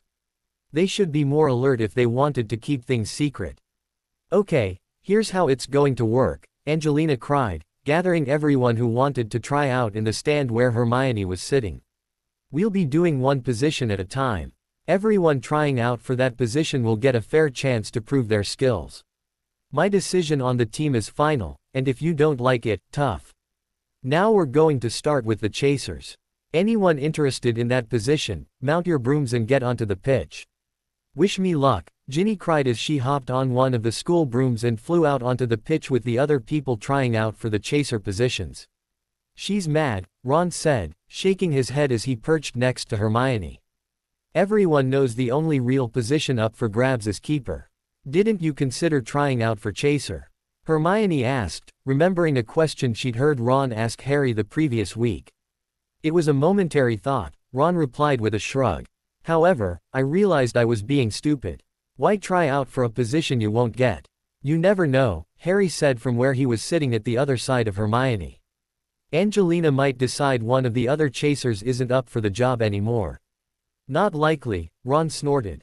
Alicia's her best friend, so she's not going to boot her off the team. And Katie's been on the team for as long as you. Besides, the three work great together. It would be madness to change a successful trio of chasers. I suppose so, Harry muttered as he turned his attention to the chaser tryouts. Ginny was actually pretty good, but as Ron predicted, Angelina ultimately went with the established three chasers. However, Ginny did get her name put down as a reserve, and Angelina encouraged her to keep practicing and to try out the following year when the team would need two new chasers. Are you okay? Ron checked with his sister as she joined them to watch the rest of the tryouts. Actually, I am, Ginny replied with a smile. I never really expected to make the team, but I just wanted to see if I was good enough.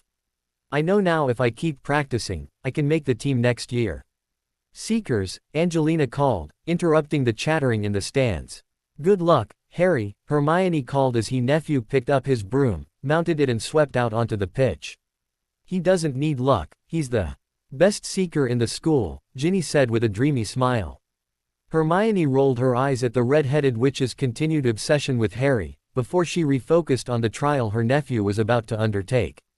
Hermione suspected Harry was rather nervous as he'd never had a proper trial for the team, but he didn't show it as he swept around the pitch, showing off his excellent flying and seeker skills.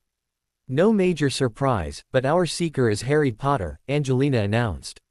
A grinning Harry returned to the stands where they were sitting, as the beaters took to the pitch to try out.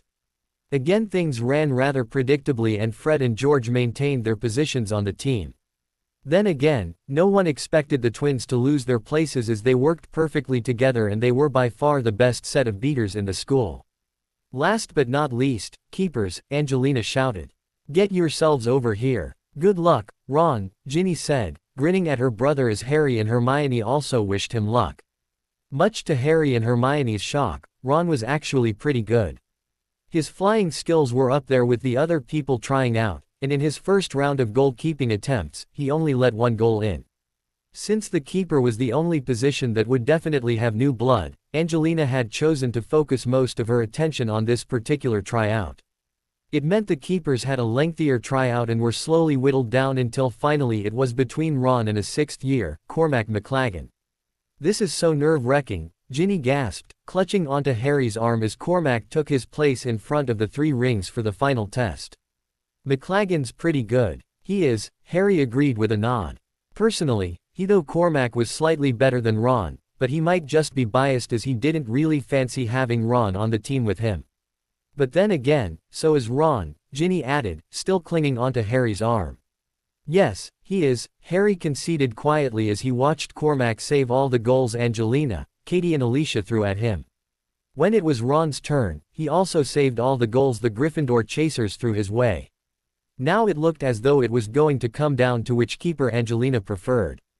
Or more precisely, which one she thought would gel better with the team. While Cormac may have been good, he also came across as a bit conceited, and Harry had to wonder how he would cope with taking orders from someone else, especially a witch. Whereas Ron would slip into the team much easier, with 2 of his brothers on the team and his best friend. In order to make her decision, Angelina called her entire team together and they discussed their options. Like Harry suspected, Cormac wasn't a popular choice as a few of the team didn't like him and thought he would be harder to work with. After all, how were they going to win the cup if the team wasn't a united force? When it came down to the vote, everyone backed Ron, even Harry, as he didn't want to raise suspicions by backing Cormac over his supposed best friend. We have a decision, Angelina announced. Our new keeper is Ron Weasley. Nepotism, Cormac cried loudly. This is a bloody fix. Sod off, McLaggen, you're just jealous that I'm better than you, Ron sneered. Nonsense, Cormac snorted. You're only on the team because your brothers are part of the team, alongside your best friend. Well, you've made a bad call there, he said to the rest of the team. Mark my words, I would have been the better choice. But now you're stuck with Weasley, so don't expect to win the cup this year. Git, Ron muttered as Cormac grabbed his broom and stormed out of the stands. Forget about him, Fred said. Let's go and celebrate our little brother making the team. Yeah, and we can also discuss how we're going to win the cup this year, George added. It's our year this year, I can feel it. We're going out on top, aren't we, Fred? We are, George, Fred replied, slinging his arm around his brother's shoulder. Gryffindor for the win this year, I say. With a bit of laughter everyone began making their way down from the Quidditch stands and back into the castle. Harry and Hermione joined the other Gryffindor in returning to Gryffindor Tower, even though both of them would have loved to gone off and found Draco. They would love to know what their best friend thought of Ron making the team, but they were sure they would find out soon enough. After all, they still had to sort through the rest of the parchments from Filch's office in the hopes that one of them would be the elusive map Sirius reckoned existed. Following Bernard Knott's appointment as Minister of Magic, the wizard made an appearance at Hogwarts. Much to Dumbledore's obvious displeasure, the new minister gave the students a rousing speech about returning Hogwarts to the fine school it once was. Just from his speech it was clear Knott wasn't including Dumbledore in his future plans for the school, even though he did stress that there'd be no major changes until the end of the school year. Even so, Knott had private meetings with both Dumbledore and Umbridge, with the pair of them emerging from the meetings with differing reactions. Umbridge was positively giddy after her meeting with the new minister, while Dumbledore seemed very downbeat. In the days that followed Knott's visit to Hogwarts, Dumbledore rarely left his office. Most people thought he was sulking because Knott had told him his days at Hogwarts were numbered, but Hermione, Harry and Draco were worried in case the old headmaster was plotting something. None of them thought he was just going to fade away without a fight, but hopefully Voldemort would be dealing with him before he got a chance to put any plan he could come up with into action. Also following Knott's visit, Theo became a bit more unbearable. He was constantly wandering around school with a smug smile, and he and Ron clashed on numerous occasions. On a whole, Harry and Hermione tried to stay out of things, but they had been forced to intervene a few times when things looked to be getting out of hand. "He's such a bloody git," Ron grumbled after yet another run-in with Theo. "He's worse than Malfoy at the minute. He's just hyped up because of his father's new position," Harry said with a shrug as the trio made their way to Transfiguration. "I'm sure he'll calm down. He's still a git," Ron muttered. Hermione couldn't help but silently agree with Ron as they entered the classroom and took their seats, the Slytherins following close behind. A lot of the time Hermione knew Theo's behavior was a result of Draco winding him up and egging him on, but his recent behavior was purely down to Theo himself. No doubt in time he would calm down like Harry said, but for the moment he was being a git. Although Hermione really didn't have too many complaints considering most of Theo's attitude was aimed towards Ron, which she was guessing was a result of the fact that Theo knew he would get a rise from Ron, whereas she and Harry were more likely to ignore him and not snap back. As everyone settled down, McGonagall got to her feet and announced the day's lesson. However, before she could even tell the students which page in their textbooks to turn to, the door to the classroom opened and Umbridge strode in with a notebook. "I don't mean to disturb you, Minerva," Umbridge said with a simpering smile. "I'll sit at the back and you'll never know I'm here." "And why are you in my classroom?" McGonagall asked, clearly unimpressed with the interruption. "Just some observation," Umbridge replied as she settled herself down, flicked open her notebook and readied her quill. "Do continue, dear." A brief flash of annoyance flickered over McGonagall's face, before she turned back to her students and started to bark instructions to them. Her change of demeanor was obviously a result of Umbridge's presence in the room, and everyone could tell the deputy headmistress was not at all impressed that she was being observed doing a job she'd been doing for decades. "What do you think is going on?" Harry whispered to Hermione as they got down to turning hedgehogs into pincushions. "No idea," Hermione muttered. "Maybe an instruction from Nott." Harry nodded, knowing what Hermione really meant was an instruction from Voldemort. They both knew Nott was nothing more than a figurehead. All the major changes would be Voldemort's choices, and Nott would just implement the changes to the law that the Dark Lord requested. However, Harry wasn't sure what his grandfather hoped to achieve by having Umbridge study the staff. Severus could give Voldemort all the information he needed, and at least he would know what he was talking about, unlike Umbridge who'd only been at the school for 5 minutes. Umbridge's classroom visits continued for the rest of the week. Most of the time she sat silently at the back of the classroom, like she'd done with McGonagall, but in Friday's divination lesson she'd bombarded Professor Trelawney with dozens of questions. By the end of the lesson Trelawney, who was never the most normal of professors at the best of times, was practically in tears as the squat witch in pink sauntered out of her classroom with a warning she would be back. "Poor Trelawney," Ron said with a slightly mean chuckle as he and Harry left the classroom and headed for the courtyard where they would meet up with Hermione for afternoon break before heading down to potions to end the day in the dungeons. Umbridge was pretty harsh on her. "Yeah, she was," Harry agreed. "I don't think Umbridge is impressed with her as a professor." "Who would be? She's terrible," Ron snorted. "All you have to do is predict doom and gloom in your homework and she gives you good marks." "Honestly, her classes are a cinch." "At least someone's classes are," Harry remarked. Even though he was quite clever, he'd found the workload much more difficult this year. However, he was still coping with his work, unlike Ron who was falling further behind on a daily basis. "Yeah, the rest of the lesson's S.K., Ron agreed as the pair headed out into the courtyard and found Hermione sitting on one of the stone benches. "Especially defense, it's so boring these days. I almost fell asleep last week as Umbridge was prattling on. Hopefully things will pick up after Christmas," Harry said as they approached Hermione. Umbridge had mentioned that in the new year they would be turning their attention to their 5th-year work, instead of just going over what they should have learned in previous years. "Hey, Hermione." "Hi, guys," Hermione replied with a smile as she stood up. "Do you fancy going inside? It's starting to get cold outside." "Inside is fine with me," Ron said as Harry nodded his agreement. "So how was divination?" Hermione asked as the trio headed indoors and settled themselves on a bench in the front hallway. Even though she thought divination was a pile of rubbish, she found it amusing to hear her nephew regale her of tales of Trelawney and what a fraud she was. "Interesting," Harry replied. "There's a first time for everything," Hermione joked. What made it so interesting? Umbridge, Ron supplied. So it was Trelawney's turn for the observation, Hermione remarked. What made? That's so interesting. All she does is sit at the back of the classroom making notes. She didn't today, Harry told his aunt. She kept asking Trelawney questions, about how long she'd been teaching and what her qualifications were. At one point she practically accused her of making stuff up. She then threatened to return when she left the classroom. Trelawney was nearly in tears by the end of the class. I wonder if Umbridge has the power to sack her, Hermione mused thoughtfully. I shouldn't think so. Surely that power still resides with the headmaster, Ron said. I'm not so sure about that, Harry said. Dumbledore had the decision about Umbridge taken out of his hands in the first place, and all the rumors suggest not told him his time was up as headmaster. He might not have much power anymore. I guess we'll find out soon enough if Umbridge tries to get rid of Trelawney, Hermione remarked, getting to her feet as the bell sounded for next lesson. Making their way down to the dungeons, the trio took their places at their table.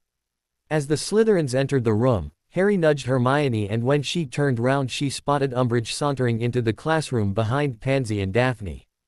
I hope Snape gets the same treatment as Trelawney, Ron said gleefully as he also spotted Umbridge entering the classroom.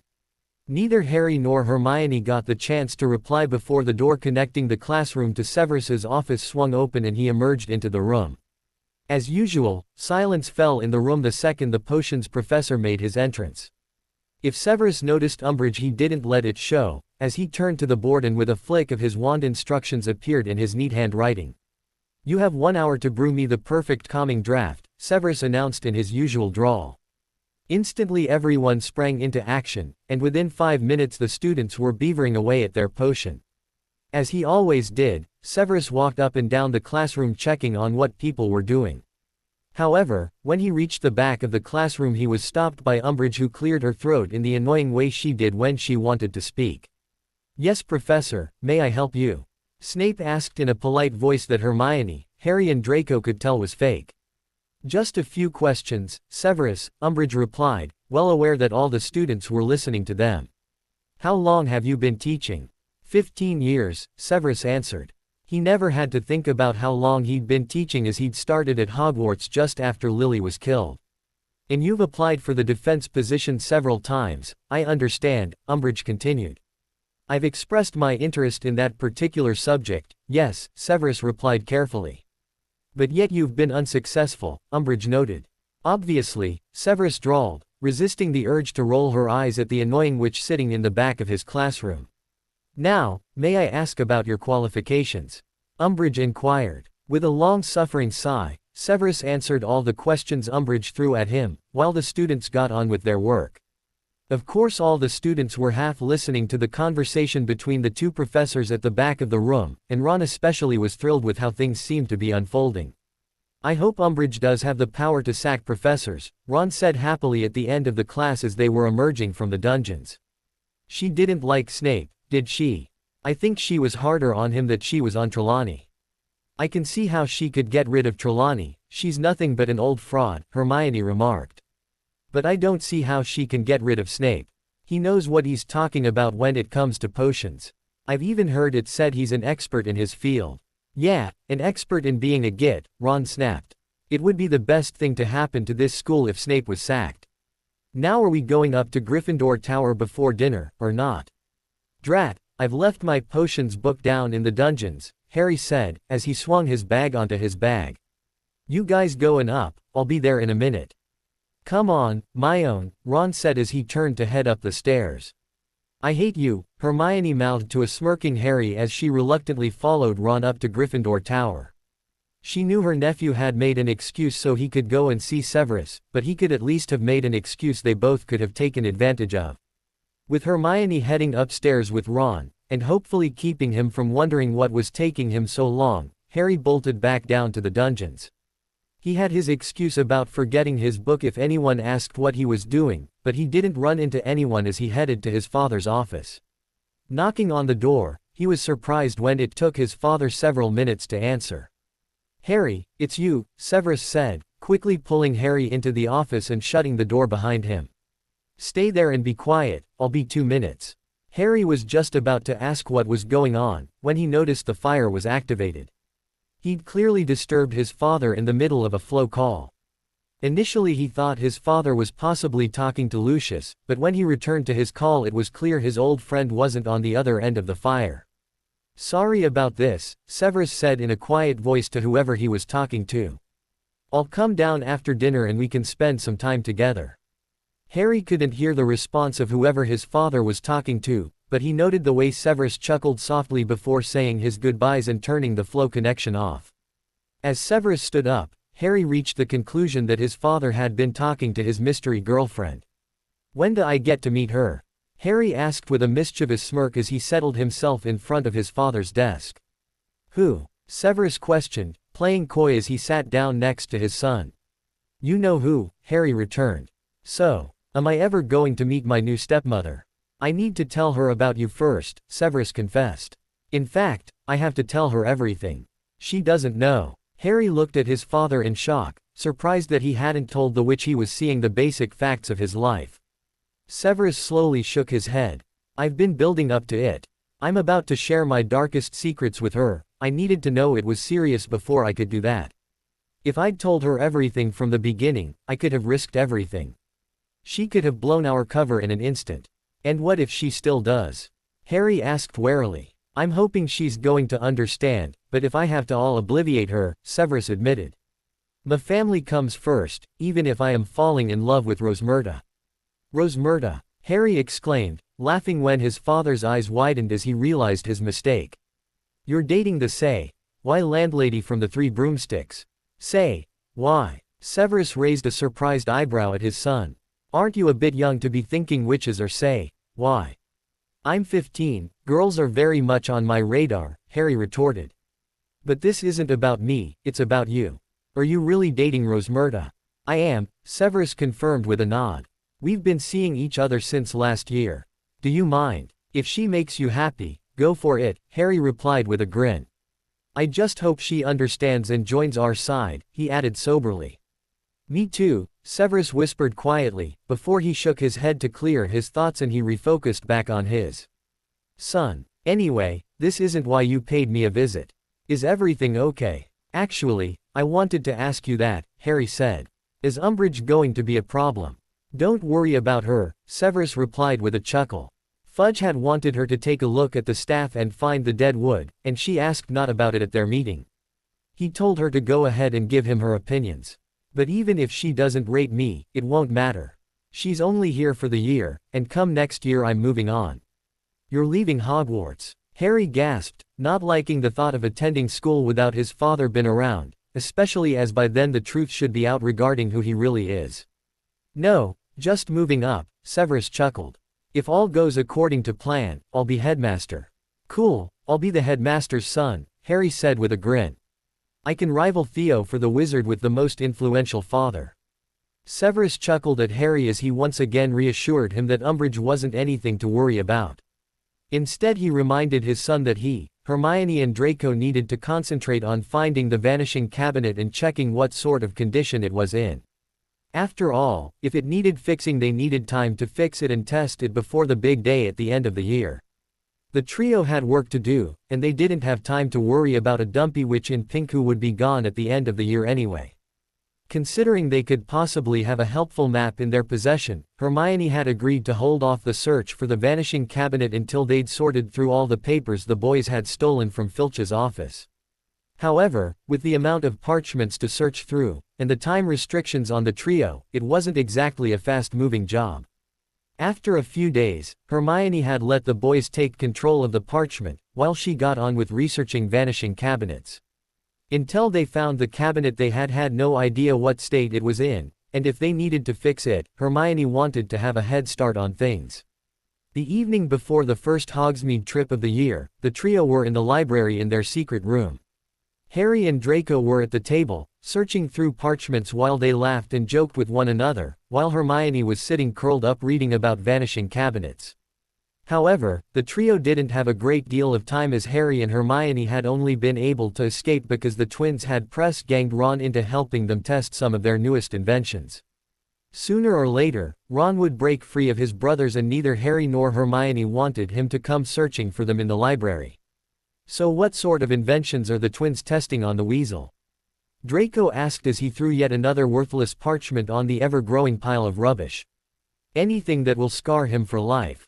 I don't think so, Harry replied with a chuckle. The twins are actually really clever, and to get to this stage they must be pretty confident they'll do no damage to Ron. Besides, all of their stuff wears off after a while. Shame, it would have been nice to get rid of Weasley, and what better way than to have his head blown off by his very own brothers, Draco replied with a wicked smirk. Now that would be fun, but it isn't going to happen, Harry said. Besides, if the twins blow Ron up, they'll never get to open their own shop. You want them to? Draco asked curiously. Yeah, I do, Harry replied with a nod. I like the twins, and they deserve the success. Besides, their joke shop will be awesome. But you might not be welcome in it by the time they open it, Hermione called out from across the room. Hermione's right, Draco said with a thoughtful nod. By the end of this year, your true identity will be out. The Weasleys won't want anything to do with you. Then the twins will lose a customer, Harry replied with a shrug. Although, what sort of business will it be if they ban customers they don't like? That's just bad business. It is, but people can be funny about these things, Draco said. I guess we'll just have to wait and see if they hold a grudge. I guess we will, Harry agreed as he pulled yet another bit of parchment in front of him and tried the incantation Sirius had told him about. Much to his surprise, the parchment in front of him began to transform before his very eyes. Guys, I've found it. Hermione and Draco were at his side in an instant, and together the trio watched as the blank parchment became a map. In awe, they watched as tiny scrolls with people's names on, flitted about a perfect replica of the castle. Awesome, Draco gasped. Potter may have been a bastard, but this is ingenious. Yes, it is, Hermione agreed, gazing at the map. We need to compare this map with the one we found the other week. You grab the first map, then, Harry said to his aunt, reluctant to take his eyes off the map. Hey, you know what this means, Draco. You can sneak around without getting caught. Draco offered. Yeah, Harry said with a nod. But I can also avoid Ginny. She has a tendency to just show up unexpectedly, but with this, she can't sneak up on me. Great, Draco said, grinning at his friend as Hermione returned with the map she'd copied out of a book a few weeks previously. We're looking for differences, Hermione said as she spread the map she'd made out beside the one in front of Harry. I can see one straight away, Draco said, pointing out 3 scrolls huddled together. Hermione leant over Harry's shoulder, and saw the 3 scrolls Draco were pointing to, held their names. When she compared that part of the map to the old map, she saw it was non-existent on the map they'd had. So this room isn't marked on the original map, Harry mused. I wonder what else we can find on this map.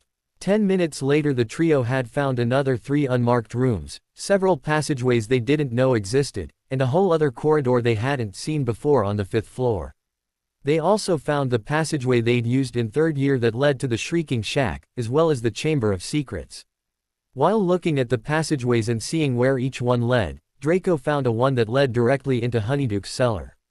Excellent, we could sneak into Hogsmeade, Draco said with a smirk. I wonder if this is how Dad's been sneaking down to see Rosmerta, Harry mused. He'd filled Hermione and Draco in on who Severus's mystery girlfriend was, and they both expressed their approval of his choice. Hermione approved because she made her brother happy, and Draco approved because in his opinion Rosmerta was pretty hot for an older woman. I doubt he needs to sneak anywhere, Harry, Hermione pointed out. He's an adult, he can come and go as he pleases.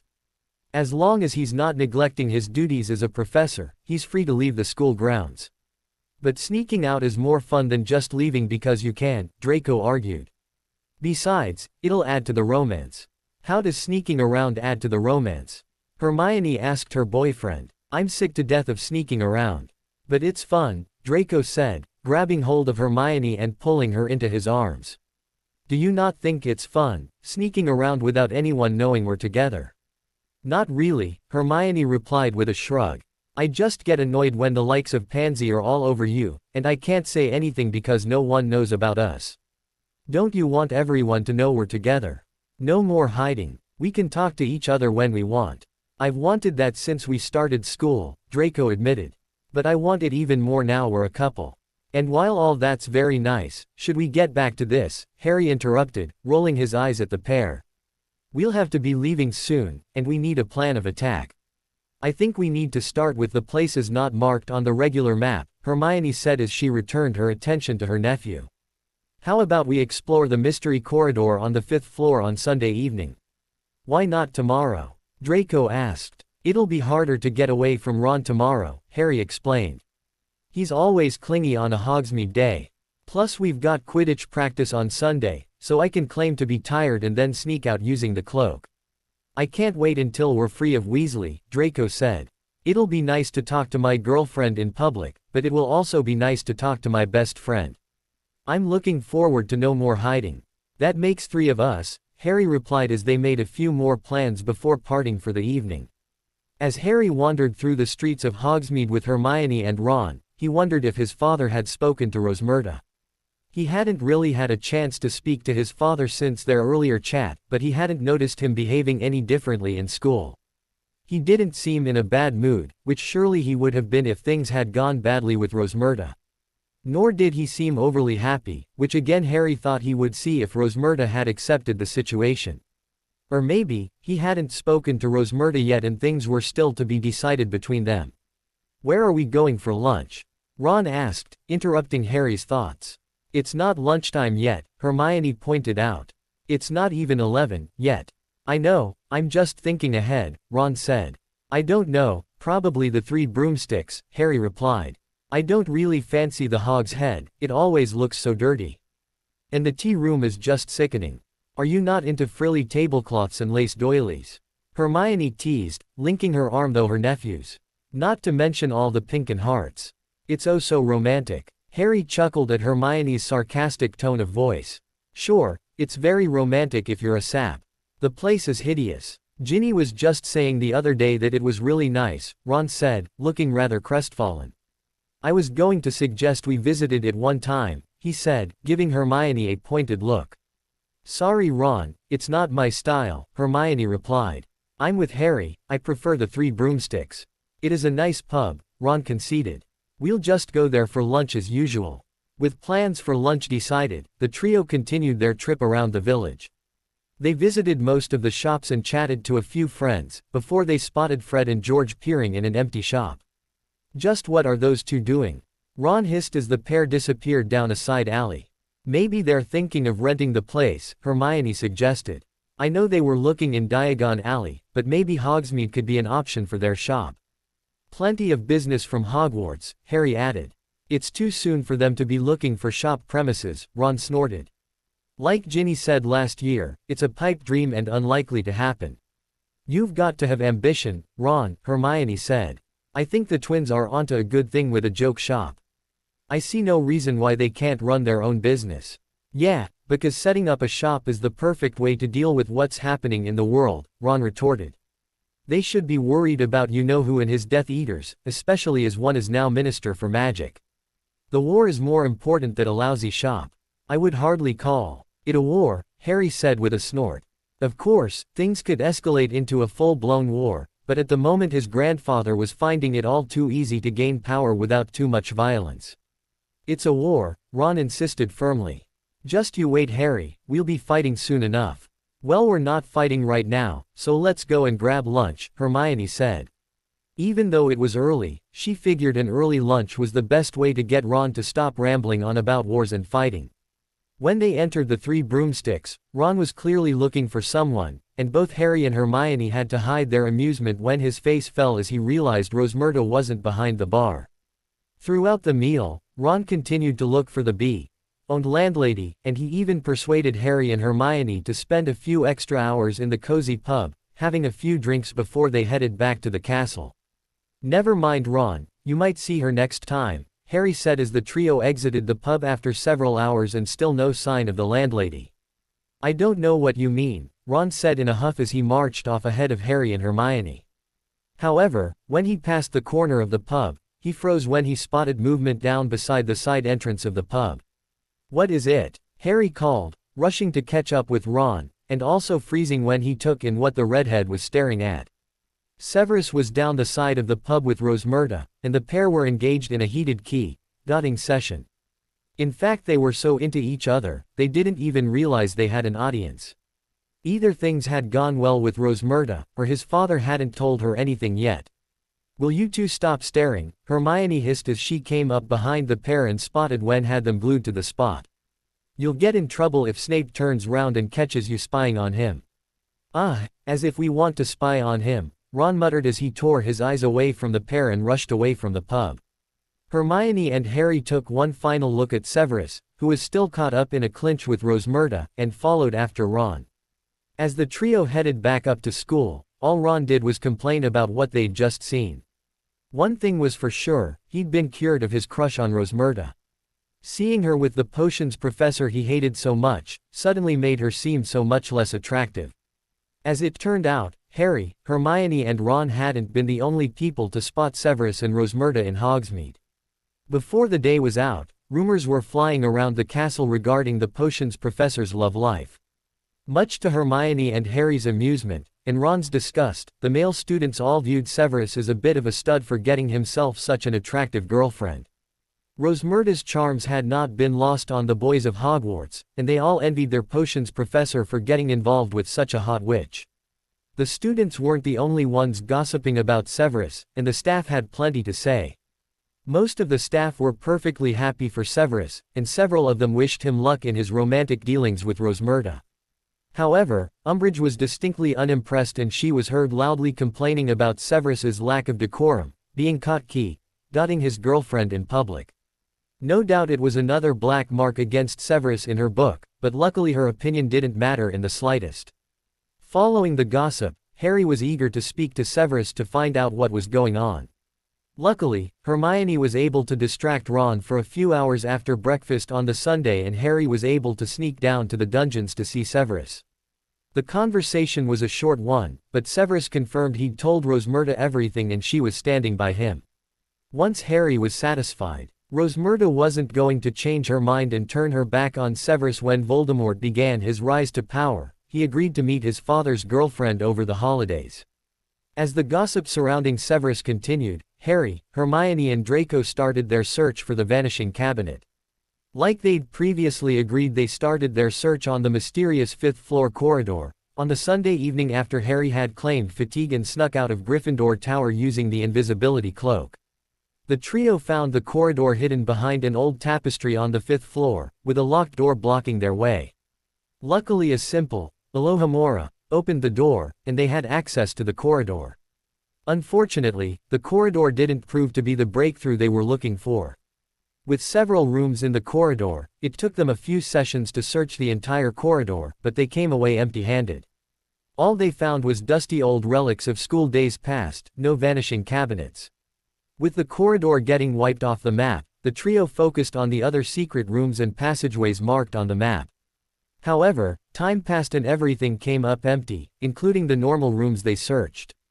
By the last few weeks of term, they were still no closer to finding the vanishing cabinet. However, there was one secret room on the 7th floor that they just couldn't find, no matter how hard they tried. "Are you sure this map is even right?"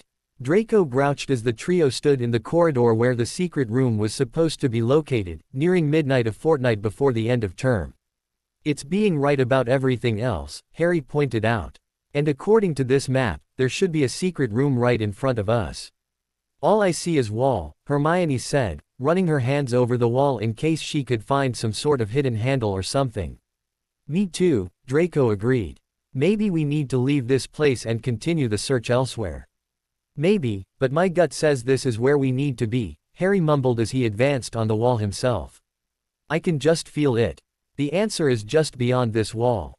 "What are you, psychic?" Draco laughed. "Come on Harry, it's just a wall. Maybe the map's faulty. It is years old." Draco could be right, Hermione said. "There might have been a room here when the map was created, and it's been demolished since then." "No, that's not it," Harry replied stubbornly. The map was saying there was a room behind the wall, so in his opinion there was a secret room behind the wall. He just needed to work out how to get into it. "As much as I would love to stay here all night, I have to go to bed," Draco said, stifling a yawn. We've got a Quidditch match on Sunday, and I need my rest. I guess you're right, Harry said with a sigh as he turned away from the wall. We're playing tomorrow, and I need my rest as well. Yeah, you'll need your rest if you want to win the match, Draco said with a laugh. Your team's is going to be right behind in the goal department with Weasley in goal. I don't know what your captain was thinking of letting him join the team. To be fair, he had a pretty good tryout, Harry said, hardly able to believe he was defending Ron. And how's practices been going? Draco asked with a smirk that said he already knew the answer. Abysmal, Harry confessed. He's racked with nerves, and it's getting worse as the match approaches. Maybe next year if you're captain you can dump him from the team, Draco suggested. Maybe, Harry agreed with a grin. Now do you want us to come down to the dungeons with you, so you can use the cloak, or are you okay to manage yourself? I can manage on my own, Draco replied. I'm a Slytherin, I'm used to sneaking around. Just be careful, Hermione warned as she stepped into her boyfriend's arms and gave him a key. Good night. Harry watched the pair with rolling eyes for a few minutes, before he took hold of Hermione and pulled her away from Draco. As happy as he was that his aunt and best friend had found romance together, he really didn't need to see them in action. Keeping hold of Hermione, so she couldn't plant another key on Draco, Harry quickly said goodnight to the blonde wizard and maneuvered his aunt away from their friend and back towards Gryffindor Tower. As usual, the pair managed to sneak into their rooms unnoticed. As usual, no one in Gryffindor Tower was any the wiser that Harry and Hermione had been roaming the castle in the dead of night. At this rate, it would be the easiest thing in the world to let the Death Eaters into the castle, if only they could find the vanishing cabinet in order to do so. The following day, Draco's predictions came true in regards to the Quidditch match between Gryffindor and Ravenclaw. Ron's nerves were evident for everyone to see as he took to the sky with the rest of the team, and unfortunately they didn't settle as the match progressed. Within a minute of the match starting, Ravenclaw had scored and it all went downhill from there for the new keeper. Oh, this is so bad, Ginny wailed from beside Hermione as they watched yet another goal soar into the Gryffindor hoops. Poor Ron. Hermione nodded sympathetically, while inwardly rolling her eyes at the floundering Ron hovering in front of the three hoops. She couldn't help but think that Angelina only had herself to blame for the predicament they found themselves in with the keeper. According to Harry, Ron had been hopeless in every practice session, leaving serious doubts over his abilities in an actual match. However, instead of replacing him, Angelina had decided to give him a chance to prove himself. Unfortunately for Ron, he wasn't grabbing that chance. Fortunately for Ron, the Gryffindor's chasers were scoring just as many goals as the Ravenclaws, so at least the team wasn't falling behind. As the match went on, Ron did start to make a few saves. However, just as his game was slowly picking up, a cruel chant began emerging from the Slytherin stands.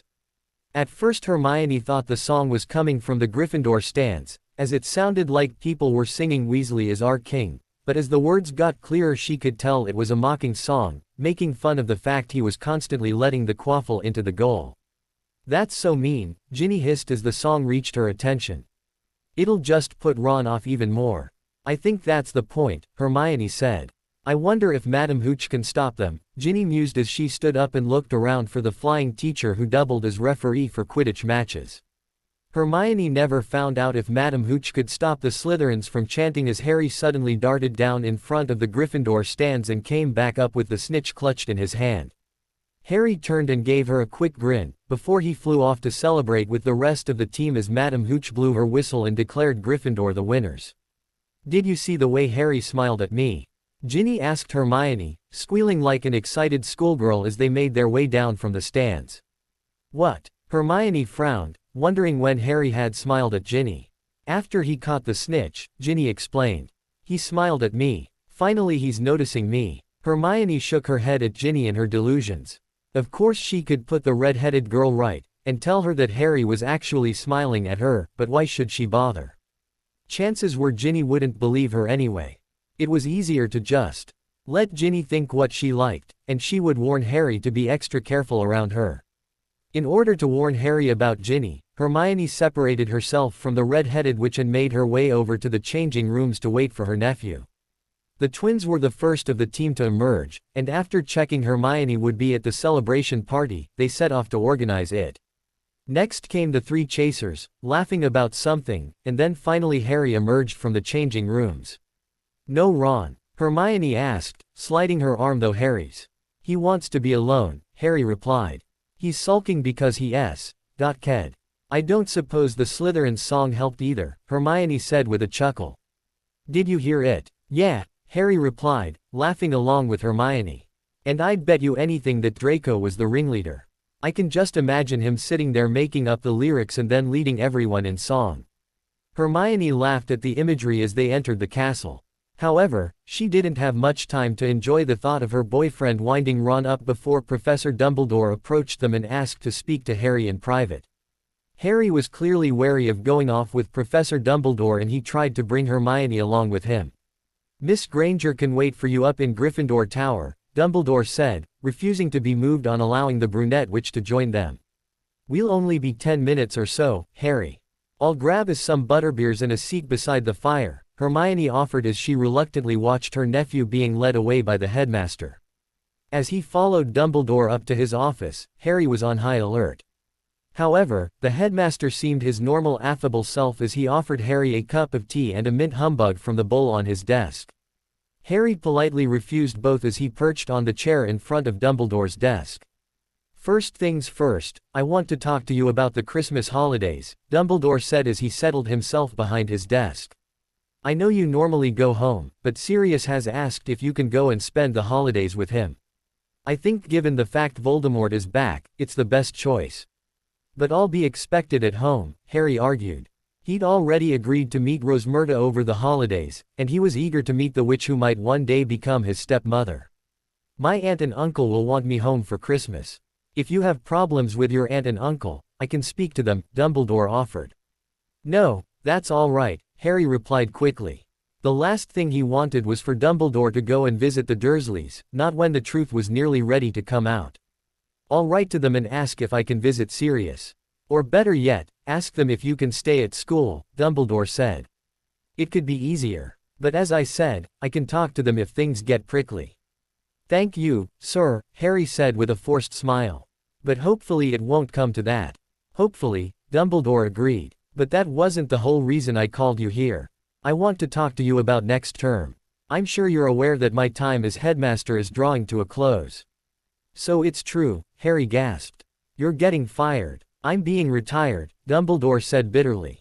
"The new minister made that clear when I first spoke to him. However, it's nothing for you to worry about. Although it does mean, I won't be around the way I'd intended. In fact, one of the only reasons I'm still here is that I didn't want to leave the school, and you in particular, unprotected from Voldemort. Another reason, is I want to do something with you, Harry. I was going to wait until you were older to do this, but I think it's time we started in the new year." "Started what?" Harry asked with a frown. "Harry, it's time you started to learn about the wizard you're going to be battling," Dumbledore said. "Starting in the new year, I'm going to give you private lessons and we're going to be looking into the life and times of Voldemort. Knowing your enemy is the key to overcoming them. I'm going to help you the best I can, as you get to know Voldemort so that you can defeat him when the time is right." Harry nodded mutely, not really sure what to say. No one had ever mentioned the possibility of him taking lessons off Dumbledore, and he figured his father and grandfather would be very interested in these lessons. You never know, but Dumbledore may just give them yet more ammunition against the light. After all, it had to be a good thing to know just what the Order knew about Voldemort. "Thank you, sir, I'll look forward to our lessons," Harry said as he got to his feet. "So will I, Harry," Dumbledore said with a smile. "So will I." Leaving the headmaster's office, Harry headed back to Gryffindor Tower to fill Hermione in on what had just happened. Unfortunately, it was looking as though he would have to spend his Christmas with Sirius and the Weasleys, and something told him Hermione wouldn't be keen on joining him. It looked like he was going to spend his first ever Christmas away from his aunt and family, and he wasn't looking forward to it one bit. Even though he expected it, Harry was still disappointed when Severus couldn't do anything about the Christmas holidays. Severus made it clear he wasn't happy about Harry not spending the holidays with the family, but he agreed with Harry that it wasn't wise to let Dumbledore anywhere near the Dursleys. Even though the family had agreed to pretend Harry lived with them if needed, no one was keen on risking their acting skills against Dumbledore. Instead, Harry just had to s.k it up and deal with the Christmas away from the people he cared about. Although on the plus side, it would be the last time he had to put up with Dumbledore and the Order interfering with his holiday plans. Of course Ron and Ginny were ecstatic with the news, and they were full of plans for how they could spend the holidays. As Harry expected, Hermione wasn't keen on joining him, but since she wasn't asked it wasn't really an issue. Of course Harry could have pushed for Hermione to join them, and everyone would have bent over backwards to accommodate him, but he didn't want his aunt to suffer as well as him. At least this way, one of them still got an enjoyable holiday. On the last day of term, Harry and Hermione exchanged presents as they traveled on the Hogwarts Express. Obviously because of where he was going, he wouldn't receive his presents off the rest of the family, but Hermione vowed to put them in his room for him, so he could open them next time he was home. She would have suggested bringing them to school in the new year, but it was dangerous to bring stuff from home in case it exposed them. "Just make sure you keep me up to date with the plans," Harry whispered to his aunt as the train pulled into the station in London and Ron and Ginny were distracted by grabbing their bags. "Don't worry, we'll have a catch-up once we're back at school," Hermione promised as she picked up Crookshanks's basket and her bag. As they made their way onto the platform, the pair were reluctant to part ways. Ron and Ginny had immediately gone rushing over to Molly, who was going to ensure Harry got safely to Sirius, but Harry remained standing with Hermione. The twins also joined Molly, and soon all they were waiting for was Harry to join them. "I don't believe this," Ginny hissed as Harry shared another lingering hug with Hermione. "I thought he was finally noticing me, and now he's all over Hermione." Ron shrugged in reply, but his face was set in a frown to rival his sister's. The closeness between Harry and Hermione often annoyed him, mainly because he didn't know just how close they were. Harry rarely spoke about his feelings, and whenever he did mention Hermione it was as though she was just a friend. However, their actions often showed there was more to their relationship than Ron was included in. When it came to the pair of them, Ron was very much on the outside looking in, and he couldn't quite manage to break into whatever connection they had going. "Hermione dear, did you not want to join us for the holidays?" Molly asked as Harry and Hermione finally made their way over to the Weasleys. "I'm looking forward to going home," Hermione replied, stifling the urge to point out to Molly that she hadn't been invited to spend Christmas with them. After exchanging goodbyes and Merry Christmases, Harry watched with a heavy heart as Hermione headed over to Beth and the pair disappeared into the Muggle world. However, before he had a chance to really wallow in his misery, Molly announced it was time to go, and before he knew it, Harry was whisked off to the burrow with the rest of the Weasleys. "We'll head to Sirius's place when everyone's dropped their bags off," Molly told Harry as Ron, Ginny and the twins disappeared off upstairs with their bags. "We're all having dinner together." "Great," Harry replied with a fake smile, as he wondered what his family were eating that evening. 5 minutes later everyone was ready and the group flowed to Grimmauld Place. At Grimmauld Place, Harry was swamped by Sirius as the older wizard was clearly thrilled to have him around. Finally Harry was able to escape long enough to go upstairs and drop his bag off in the room he'd stayed in during the summer. Even though he wanted to linger, he knew someone would come up and find him, so he returned back downstairs. Remus was still staying with Sirius, and both he and Tonks were present when Harry returned to the kitchen. Sliding into a seat, Harry told Sirius about his first few months back at school with Molly prepared dinner with the help of Tonks. Just before dinner was ready, an exhausted-looking Arthur Weasley arrived and slumped down in an empty seat. "Hi Dad," Ron said with a smile. "You look knackered." "Long day," Arthur muttered as he said his hellos to his children and Harry. "I guess running a department is rather tiring," Ron remarked with a chuckle. "It's not like I'll be doing it much longer," Arthur grumbled. "Arthur," Molly scolded, glaring at her husband as turned around from the oven. "Now is not the time." "What's going on?" Fred asked. "Yeah, what are we not being told?" George questioned. "They're going to find sooner or later, Molly," Arthur said. "It's best it comes from us." "I guess so," Molly said with a sigh. "Just let me sort dinner, and we can talk as we eat." The Weasley children shared nervous looks as Molly finished preparing dinner. It wasn't until she'd dished up and settled at the table that Ron asked what was going on. "There's going to be a few changes in the ministry," Molly announced. "Surely that was to be expected," Fred said with a confused frown.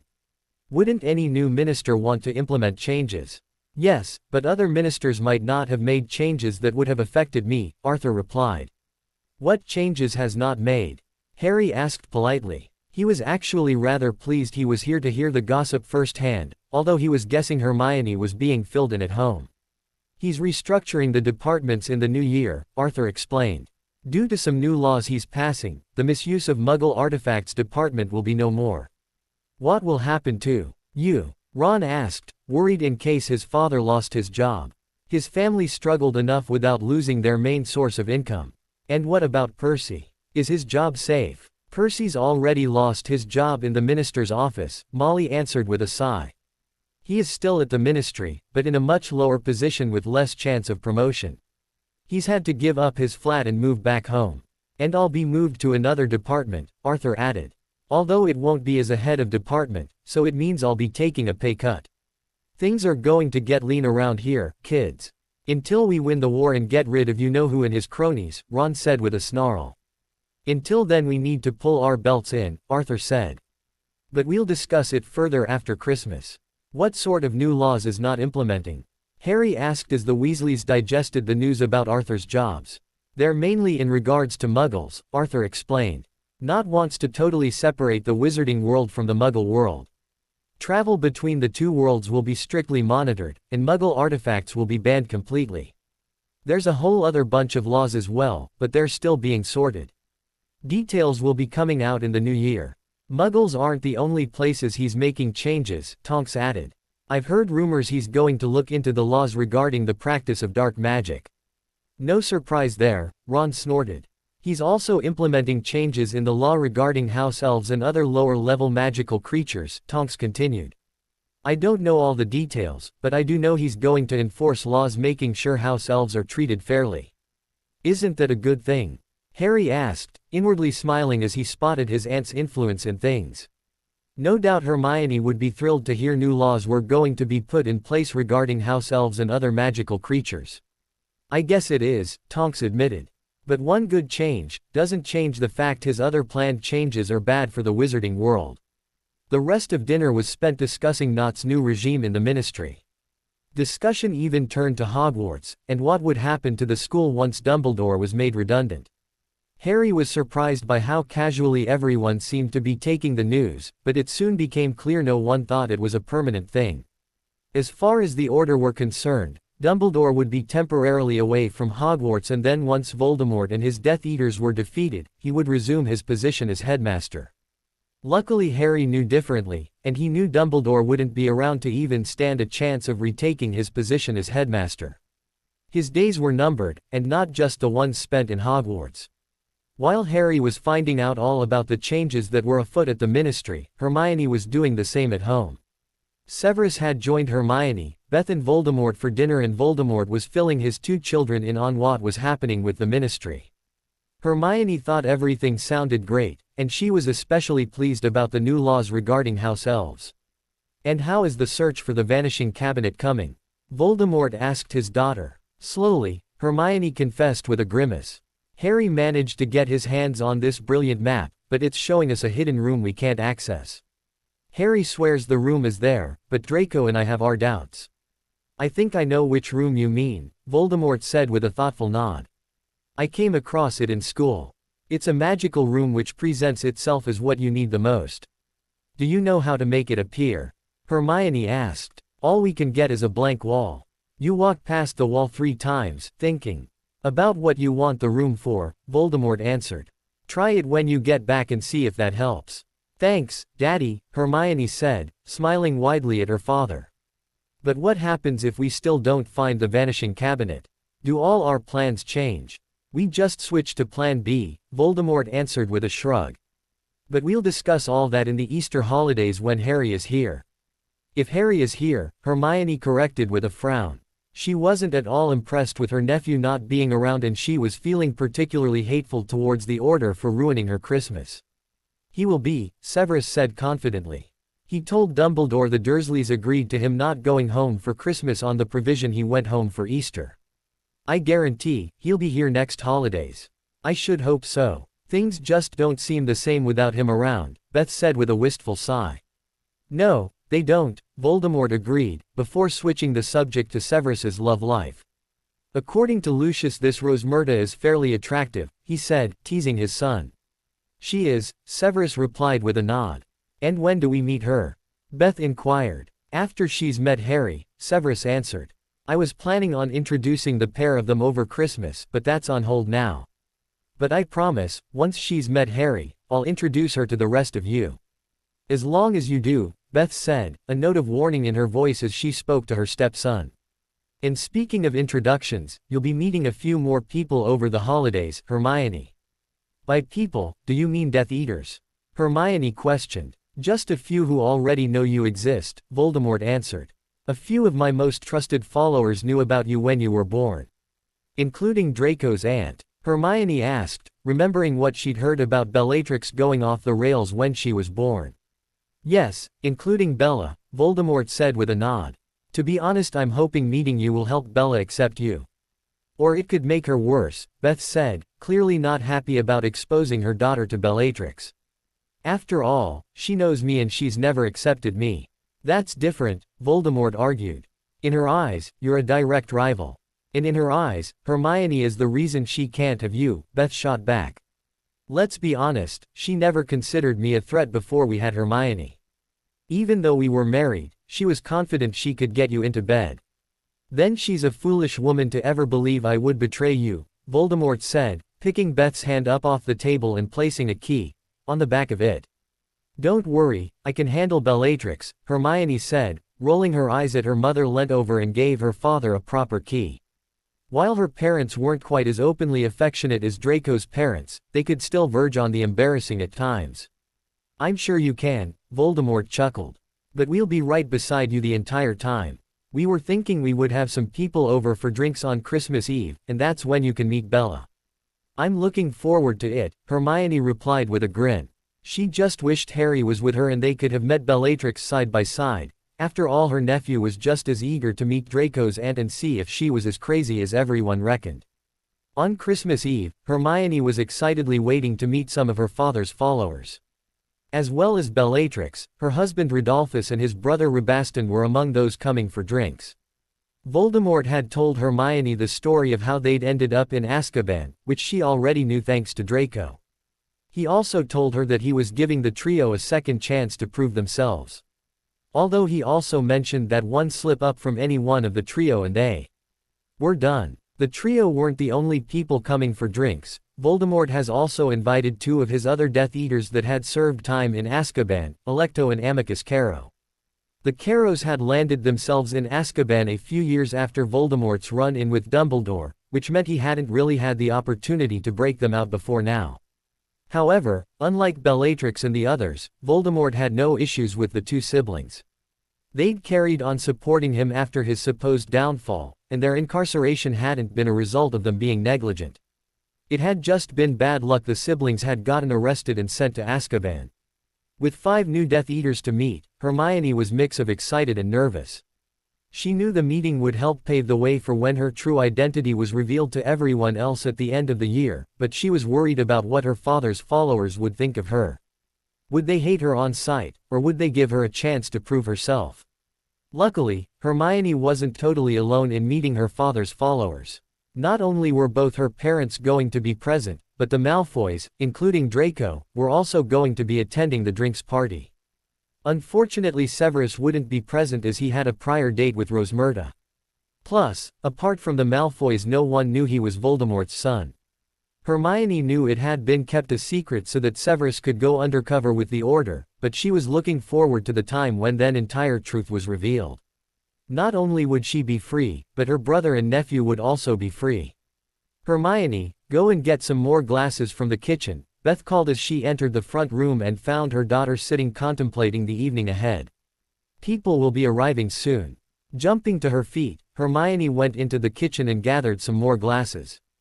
By the time she returned to the front room, her father was in the room. Hermione greeted him with a smile as she placed the glasses on the table, just as the flow network sounded in the next room. That'll be Lucius and Narcissa, Voldemort said as Beth hurried off to greet their guests. And Draco? Hermione checked, hoping her boyfriend hadn't changed his plans. And Draco, Voldemort confirmed with a chuckle. Hermione smiled widely as she turned towards the door and waited for her boyfriend and his parents to make an apprentice.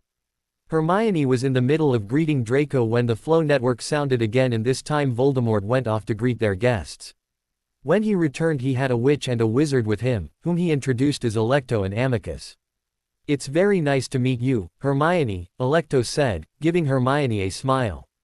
"Of course we have met you before," Amicus added. "But you were a baby."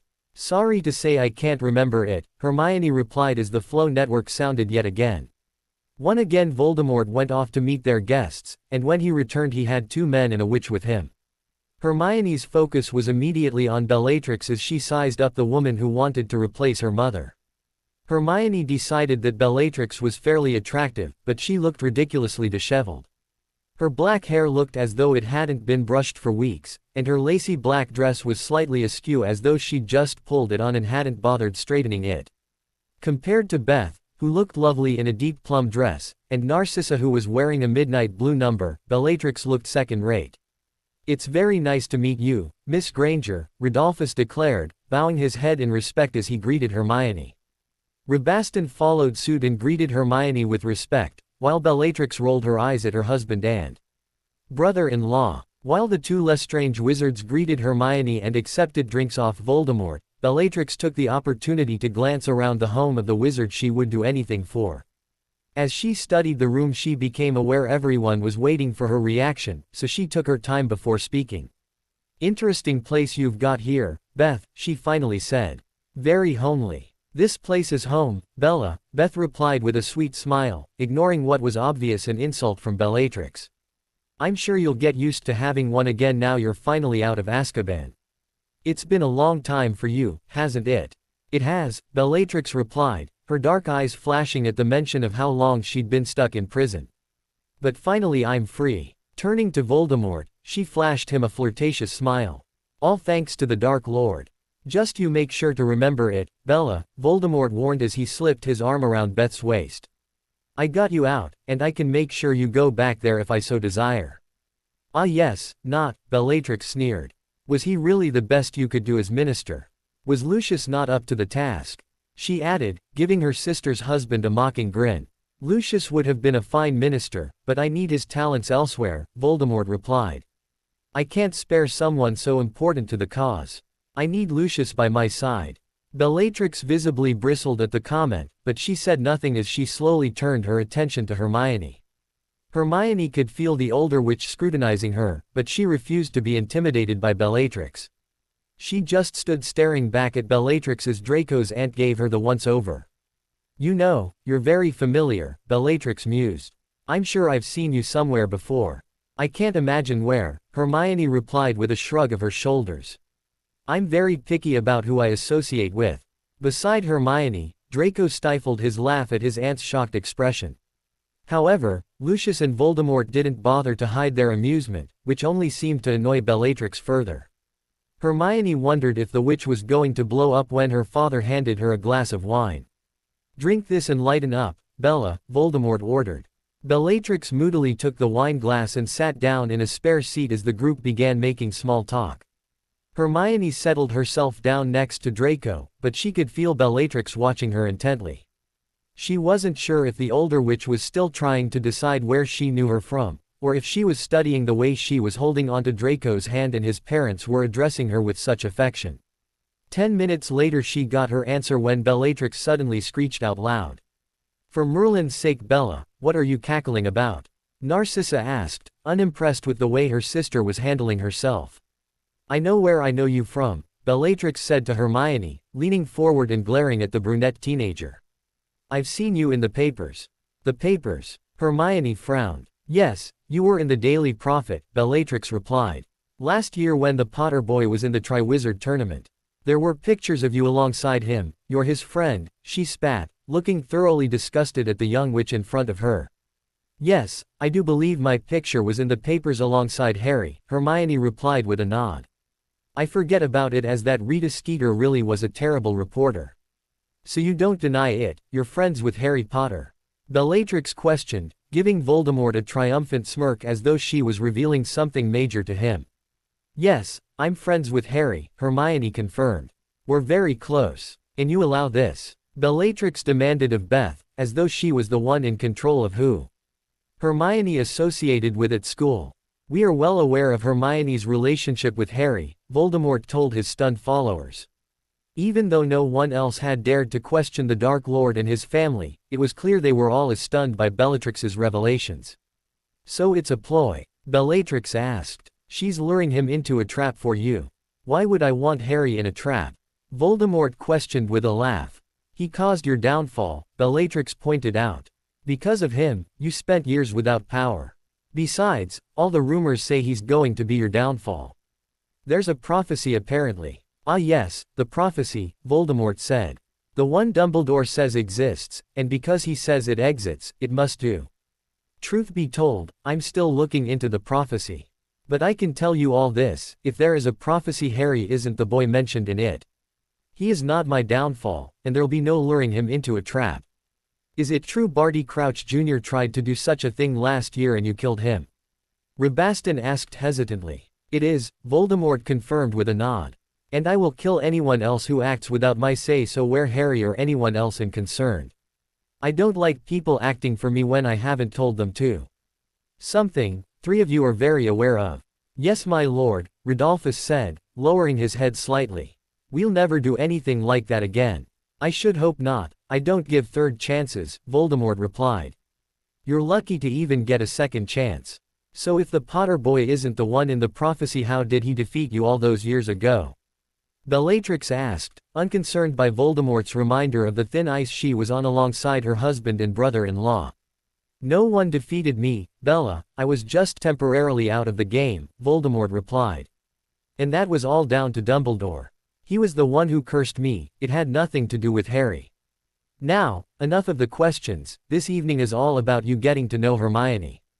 Very soon the entire world will know about my daughter, and I want to make sure she has people she can rely on. You can count on us, Amicus vowed. That's what I was hoping for, Voldemort replied with a slow smile. Very soon, I'll have an important job to do and I want to surround myself with people I can trust. You can trust us, Bellatrix said. Words are meaningless, Bella, actions are what is required for you to regain my full trust, Voldemort said. Hermione smirked as Bellatrix bristled yet again. The evening wasn't turning out the way Bellatrix had clearly hoped, and that was perfectly okay by Hermione. So far Draco's aunt had failed to win her over, and Hermione had a gut feeling that the older witch was going to be trouble. Even if she did manage to win the full trust of her father, Hermione wasn't going to let her guard down when it came to Bellatrix. She was ready for whatever Bellatrix had to throw at her, and she determined to come out on top. It was going to take more than Bellatrix Lestrange to stop her from becoming the darkest witch the wizarding world had ever seen. While Hermione was sizing up her competition in Bellatrix, Harry was stuck playing Happy Families with Sirius. After days of the rest of the Order, specifically the Weasleys, hanging around Grimmauld Place and preparing for Christmas, which was going to be held at headquarters, Harry finally got some peace on Christmas Eve. Even though Molly had made it clear Christmas lunch would be taking place at Grimmauld Place, the Weasleys had actually gone home to celebrate Christmas Eve as a family. Ron had tried to persuade Harry to join them, but Harry had managed to stay behind at Grimmauld Place. The only problem was Sirius. After leaving him alone practically all day, he insisted Harry join him in the front room after they'd eaten dinner. There's something serious I want to talk to you about, Sirius said as the pair settled in the front room. Harry nodded, expecting that Sirius was just going to regale him with more stories about his supposed father, James Potter. One of the downsides to staying with Sirius was the constant stories, and the pretense he had to put on to seem interested when what he really wanted to do was tell Sirius to shut up about the bastard that was responsible for his mother's death. However, he was still playing the part of the good boy, so he bit his tongue and pretended as though the stories were great. I've already ran this past Dumbledore, and he agrees that what I'm about to suggest is the best move for everyone, Sirius began, fidgeting nervously as he perched on the edge of the sofa. I want you to come and live with me. What? Harry's mouth dropped open in shock and he was lost for words as Sirius's suggestion hit him for six. Think about it, Harry, you can finally have the family you deserve, Sirius said. I'm sure your aunt and uncle do their best, but they can't understand you like I can. I understand about magic and the pressures of being a wizard. I know your past, and I can fill in holes they can't, even though Petunia is Lily's sister. This is where your parents would want you to be, Harry. They would want you to be with people who love you. I'm sure they would, Harry muttered, his head still spinning. So what do you say? Sirius urged. Do you want to move in with me? Harry was smart enough to know Sirius asking him was merely a courtesy. The decision had already been made and nothing he could say would change what was going to happen next. When would I move in? He asked. That's your choice, Sirius replied, grinning widely at Harry as it looked as though he'd agreed to the move. Next holidays. I can talk to Dumbledore, and he'll sort everything with your aunt and uncle. No, I'd like to do that, Harry said quickly, trying to buy himself some time. I can go back home at Easter and talk to them properly. They've looked after me all these years, I owe them a proper explanation. I can then move in over the summer. If that's what you want, Sirius replied, not wanting to go against Harry's wishes.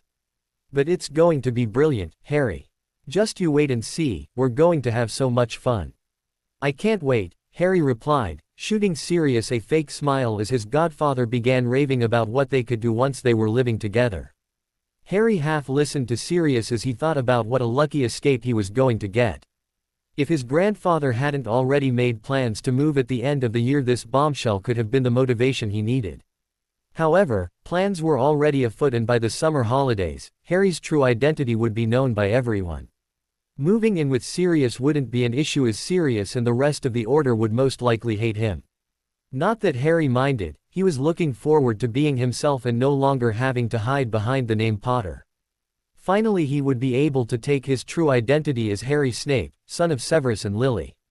As much as Hermione had enjoyed her Christmas break, she was happy to get back to school in the new year. She'd enjoyed the time spent with her family in Draco, but she'd missed Harry like mad. Luckily, with the information she'd received about the secret room from her father, they would be able to try and find the vanishing cabinet and set things in motion for her father's big entrance at school, meaning there would be no more holidays without her nephew. On the day the train was due to travel back up to Hogwarts, Hermione was at platform 9 and 3/4 as early as possible. It meant Hermione had already chosen a compartment and had settled Crookshanks when Harry turned up with the Weasleys. Hermione watched Harry through the windows of the train, easily able to spot how much of an act her nephew was putting on. Fortunately no one else could see it, and the Weasleys were convinced that Harry genuinely enjoyed spending time with them. Not wanting to get caught up with Molly, Hermione remained on the train as Harry said his goodbyes. However, she hovered in the doorway of the compartment, waiting for Harry and Ron to board the train. When they did, she waved them over and gave Harry a big hug. Of course she also had to hug Ron, but she quickly stepped out of his embrace and hurried back into the compartment. Did you have a nice Christmas? Hermione asked, making it look as though she was inquiring about both Harry and Ron, when it was just Harry she was interested in. It was awesome, Ron replied. Well, most of it. Most. Hermione raised an eyebrow, wondering if Ron was talking about the changes at the Ministry which would surely affect Arthur. We did have a bit of bad news, Ron admitted. That damn knot has gone and changed all sorts of laws at the Ministry. It means Dad will be switching departments, therefore he'll no longer be head. I'm sorry, Hermione said, injecting some sympathy into her voice even though she didn't feel any. I guess that means he's having to take a pay cut. Yeah, Ron grumbled. Bloody not ruining out lives. Maybe these changes won't go through, Harry said, also faking sympathy. Your dad did say it's all to be finalized. We all know all the changes will go through, Ron snorted. You know who is starting to take control. He's starting with the Ministry, but soon it will be action. You just wait, before long we're going to have to fight. But at least now you'll be better prepared, Harry. You'll be right in the thick of the action. What does he mean? Hermione asked with a frown, turning to her nephew. Why do I get the feeling I'm missing something?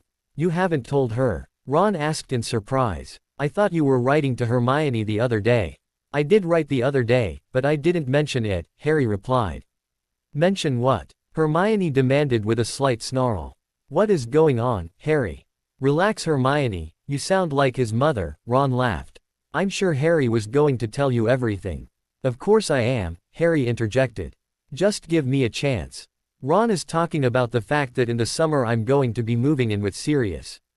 You what now? Hermione questioned, not sure if she'd heard right.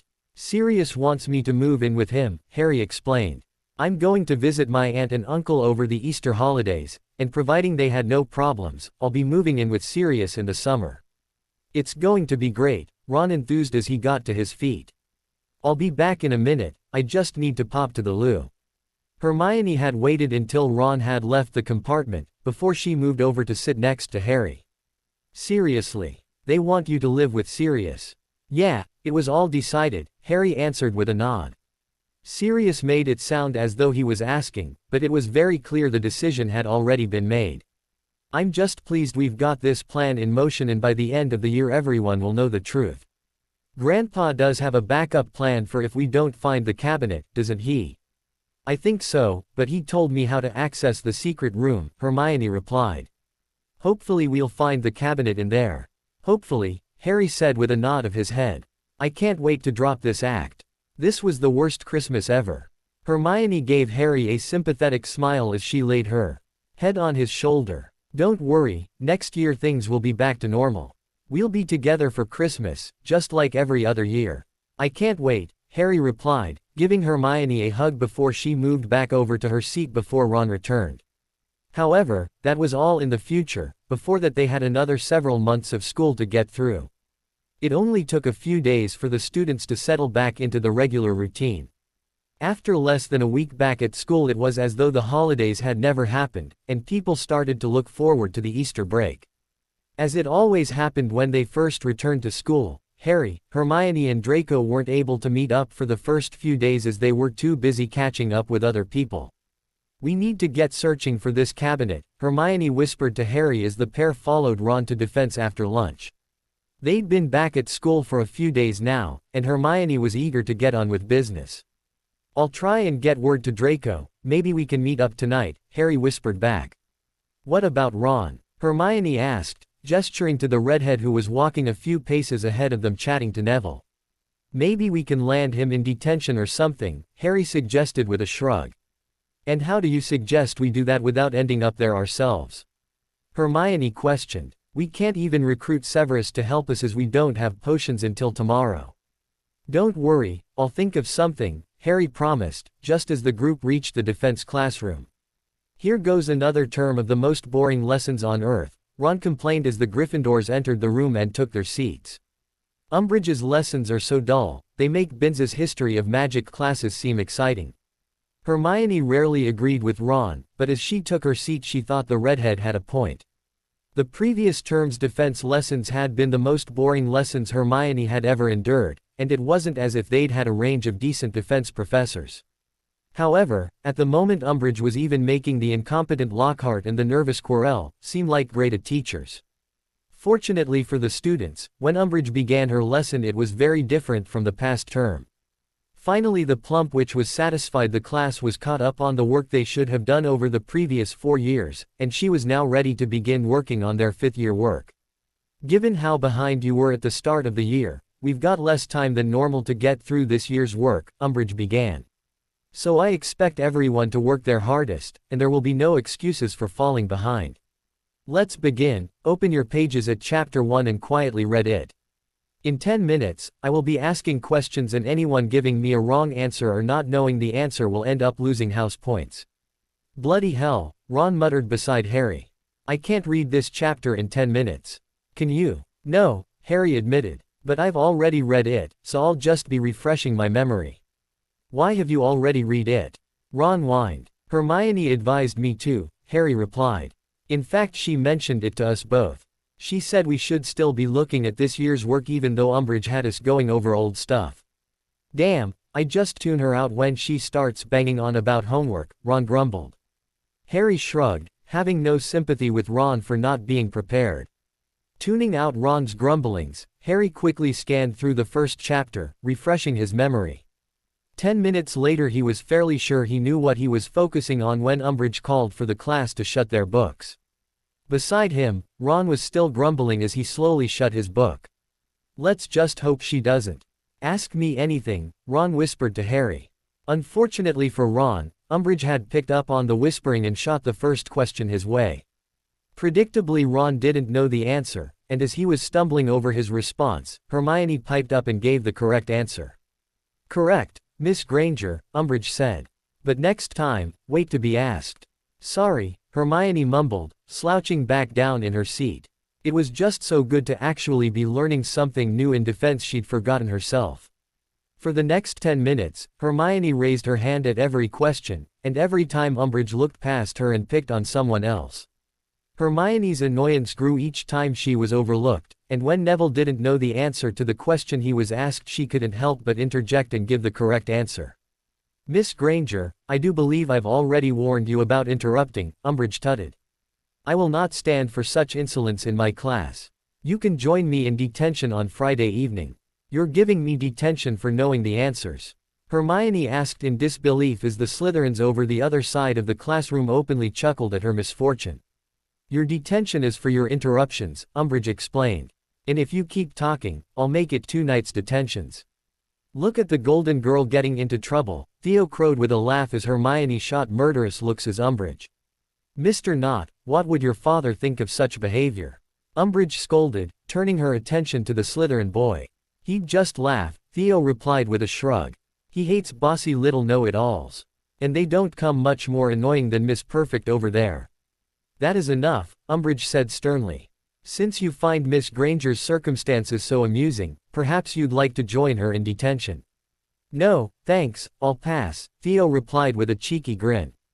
"That wasn't a request, Mr. Knott, it was an order," Umbridge said as she turned and stalked back to her desk. "The pair of you will come to my office after dinner on Friday evening. And now, thanks to the pair of you, the entire class will answer these 5 questions on the board before the end of class. Anyone failing to do so, will complete the assignment as homework and hand it in to me first thing in the morning." The entire class broke out in groans, as Umbridge flicked her wand and 5 questions pertaining to the first chapter in the book appeared on the board at the front of the class. "Nice one, Granger," Theo snarled.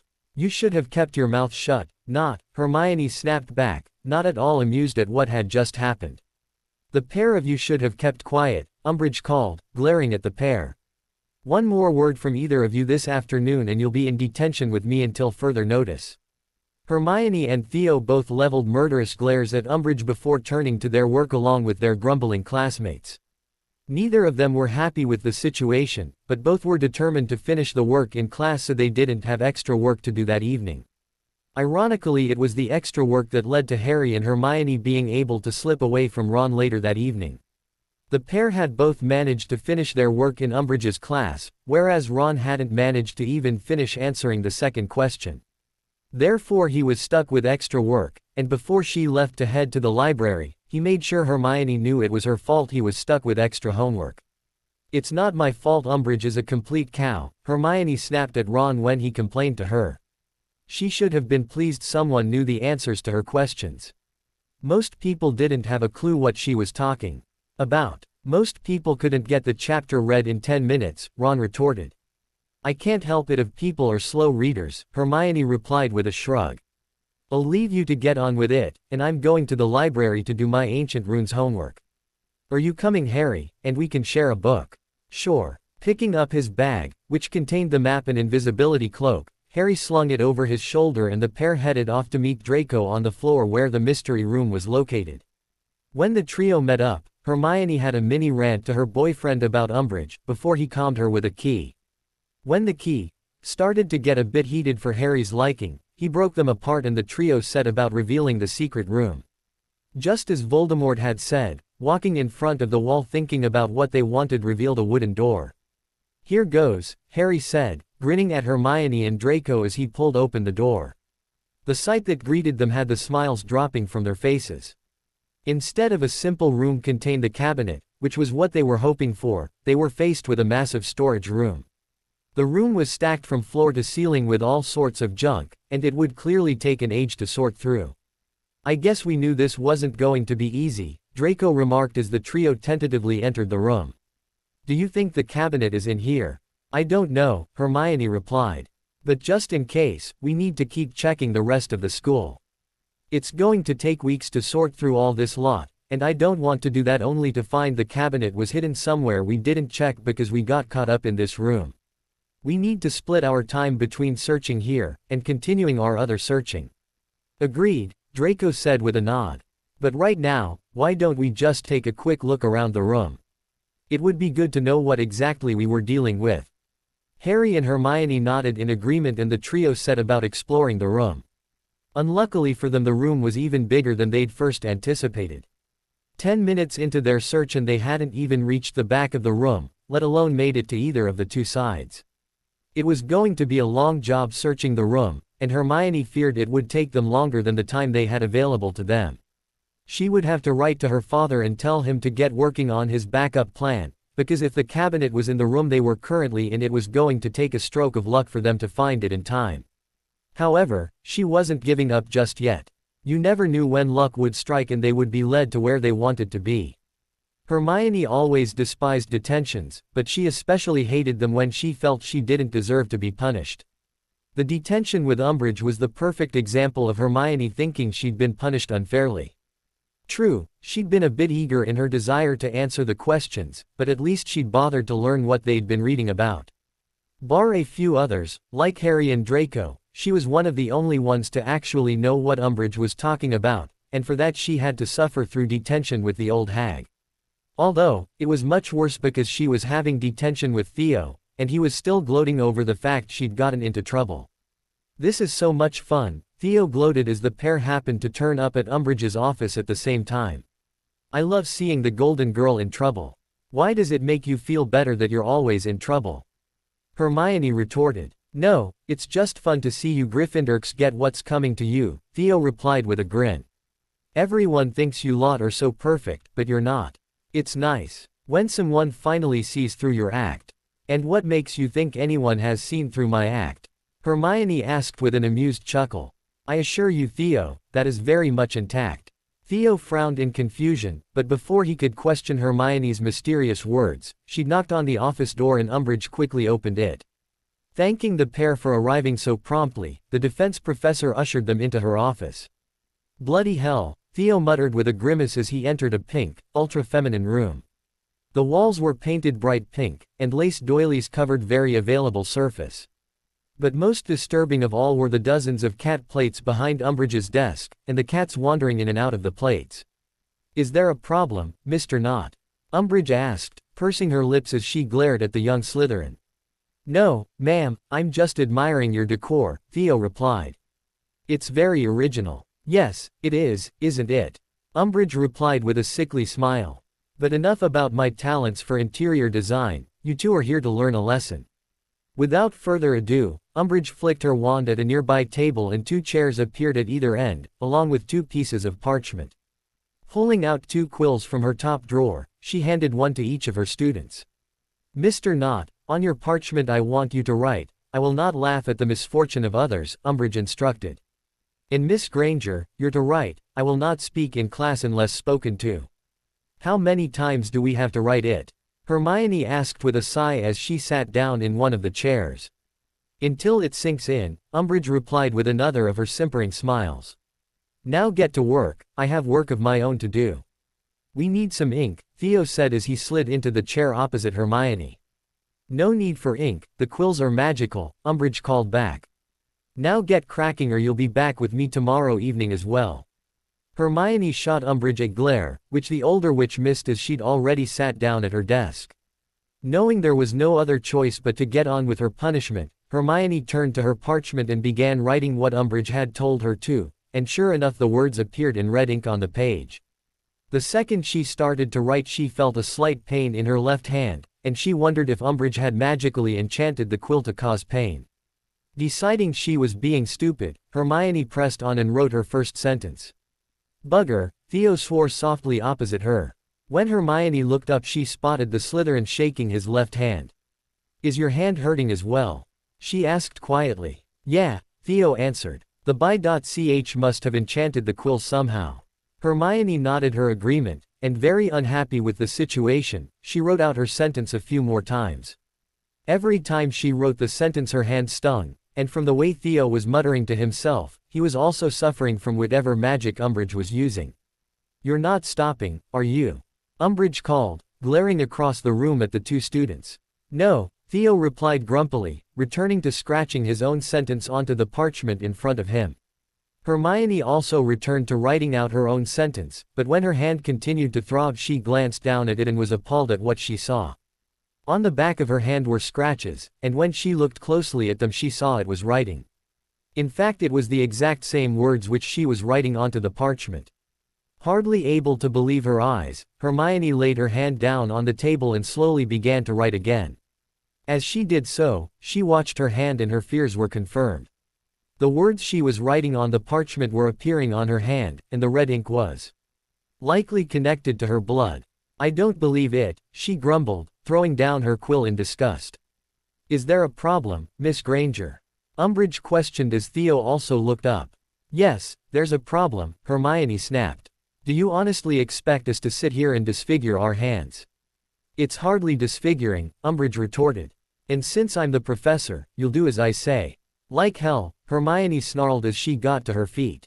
I won't sit here and let you abuse me. Sit back down, Miss Granger, Umbridge snapped as Theo examined his hand and spotted exactly what Hermione had discovered. No, Hermione replied with a shake of her head. Sit back down, or you will be in big trouble, Umbridge warned. Bring it on, Hermione said with a shrug. I'd love to see you explain why you mutilate your students. Other people might have been too scared to stand up to you, but I'm not. Turning on her heel, Hermione stalked over to the door and yanked it open. Umbridge was so shocked by the brunette's actions that she didn't find her voice until Hermione was walking out of her office. Miss Granger, come back here now, Umbridge shouted. Why don't you make me? Hermione shouted back as she disappeared off down the corridor. Insolent little witch, Umbridge snarled, before turning back to Theo. Get back on with it, Mr. Knott.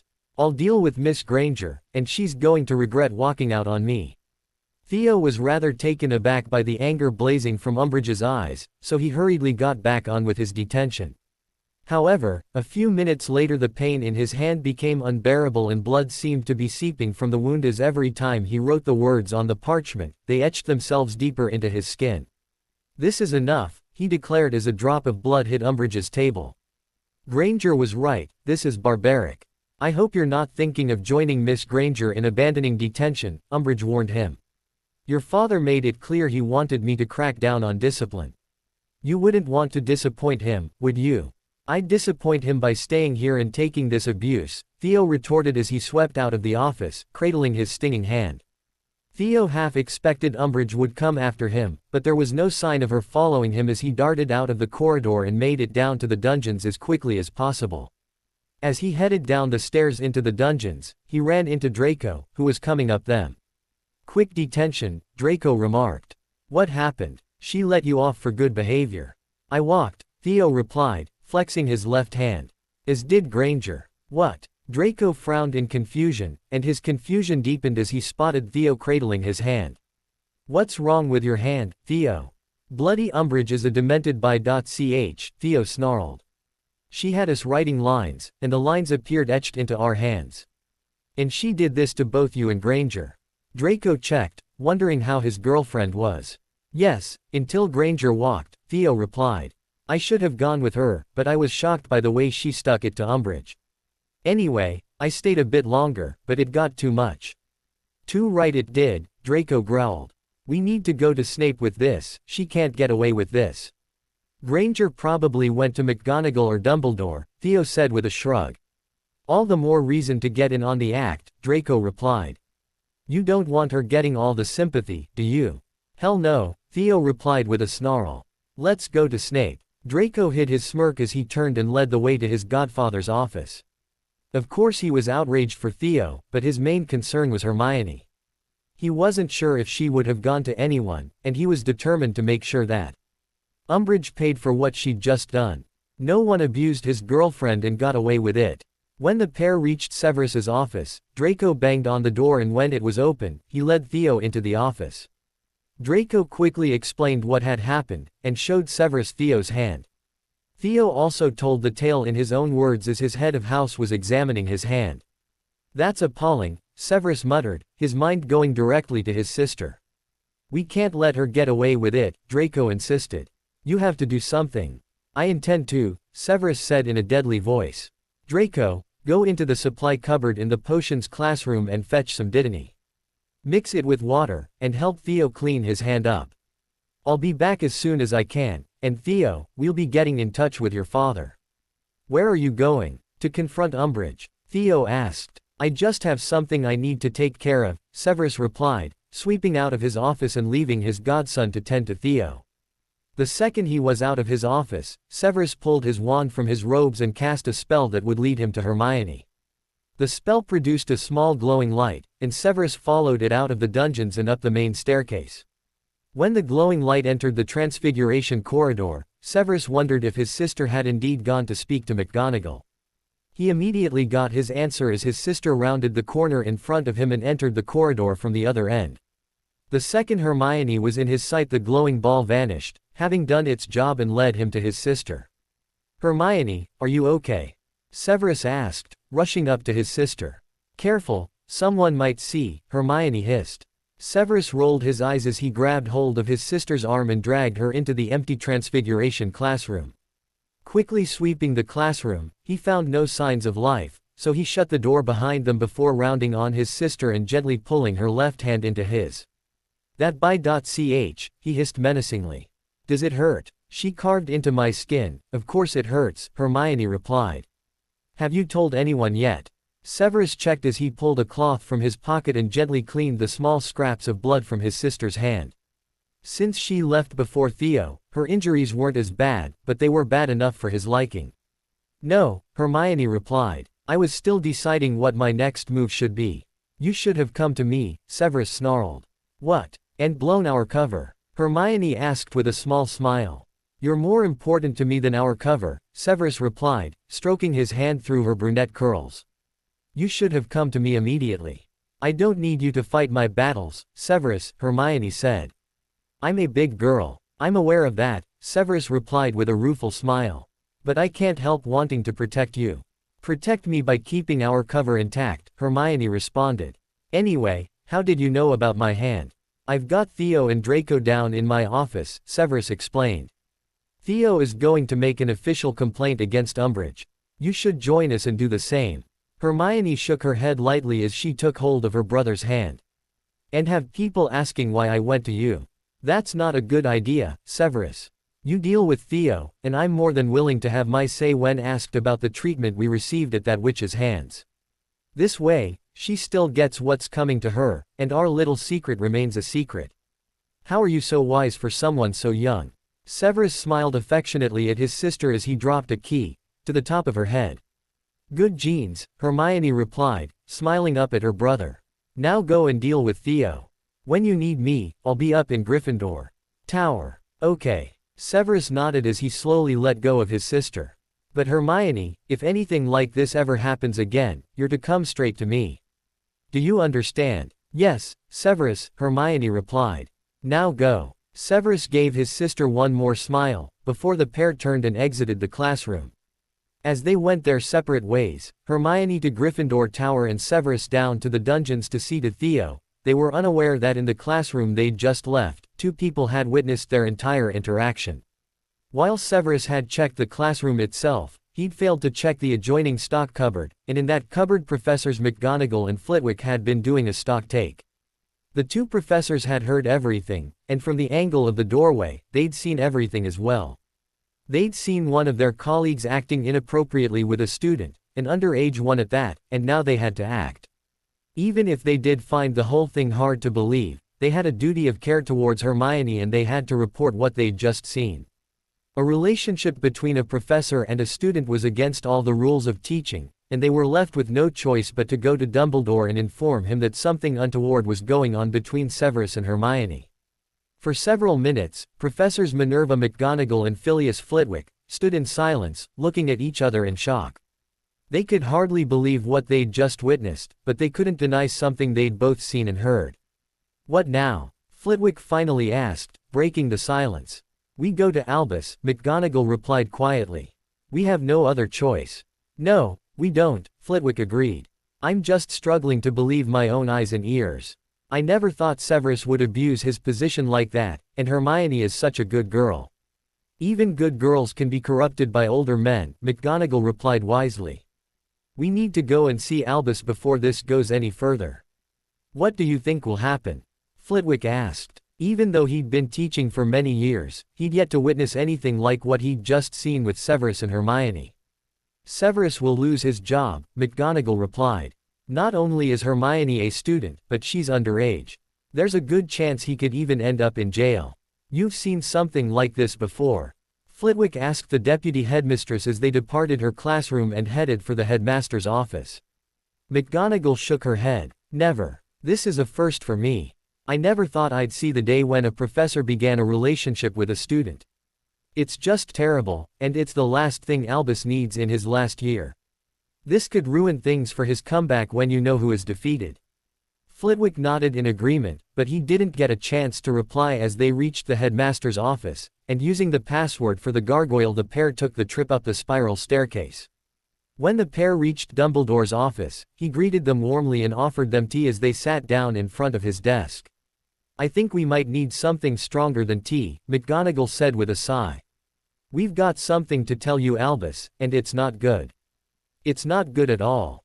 While McGonagall and Flitwick were telling tales on Severus up in the headmaster's office, the potions professor had returned to his office.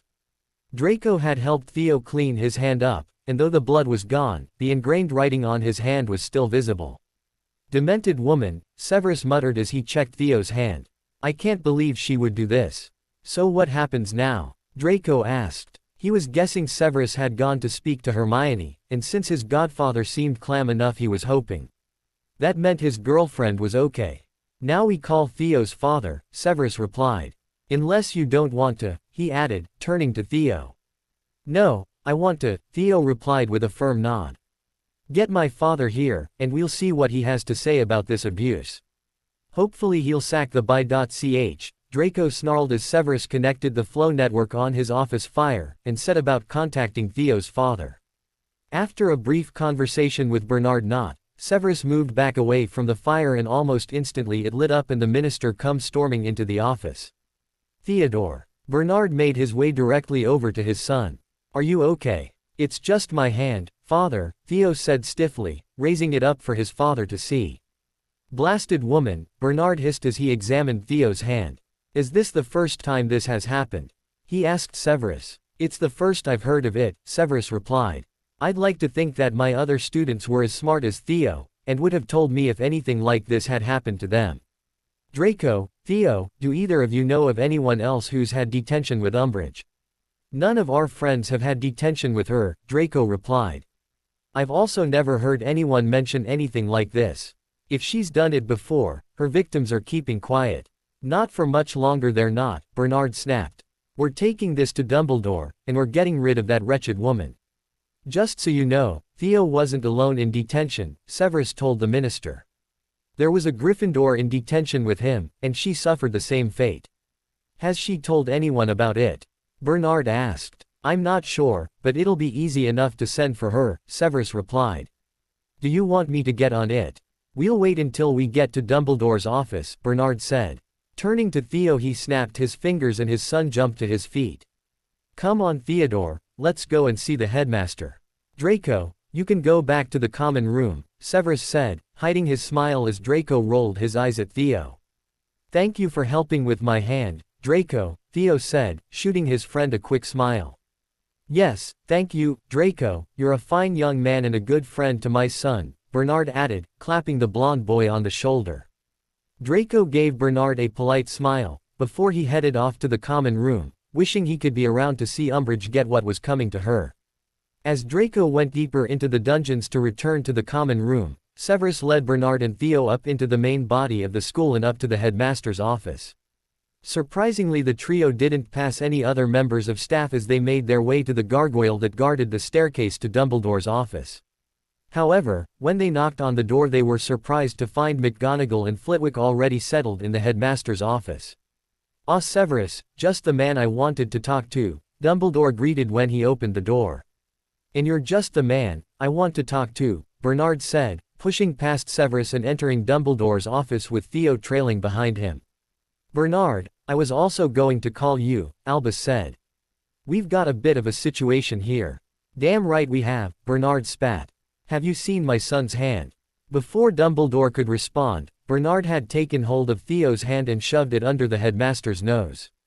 Dumbledore glanced down at Theo's hand, before a frown creased his forehead as he realized what he was looking at.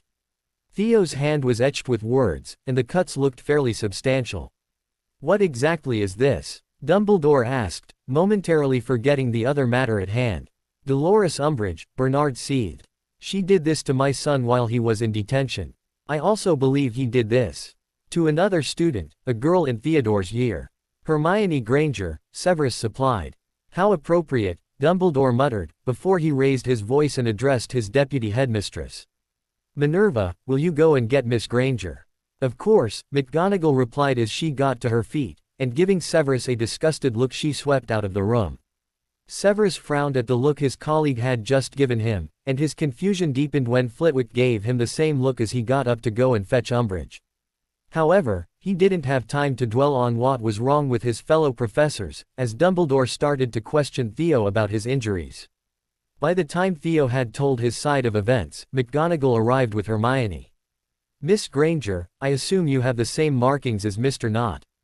Dumbledore questioned, once he'd briefly explained to Hermione what was going on. Yes, I have carvings on my hand, Hermione confirmed. Although, they're not too bad because I left once I worked out what was happening. You walked out on detention?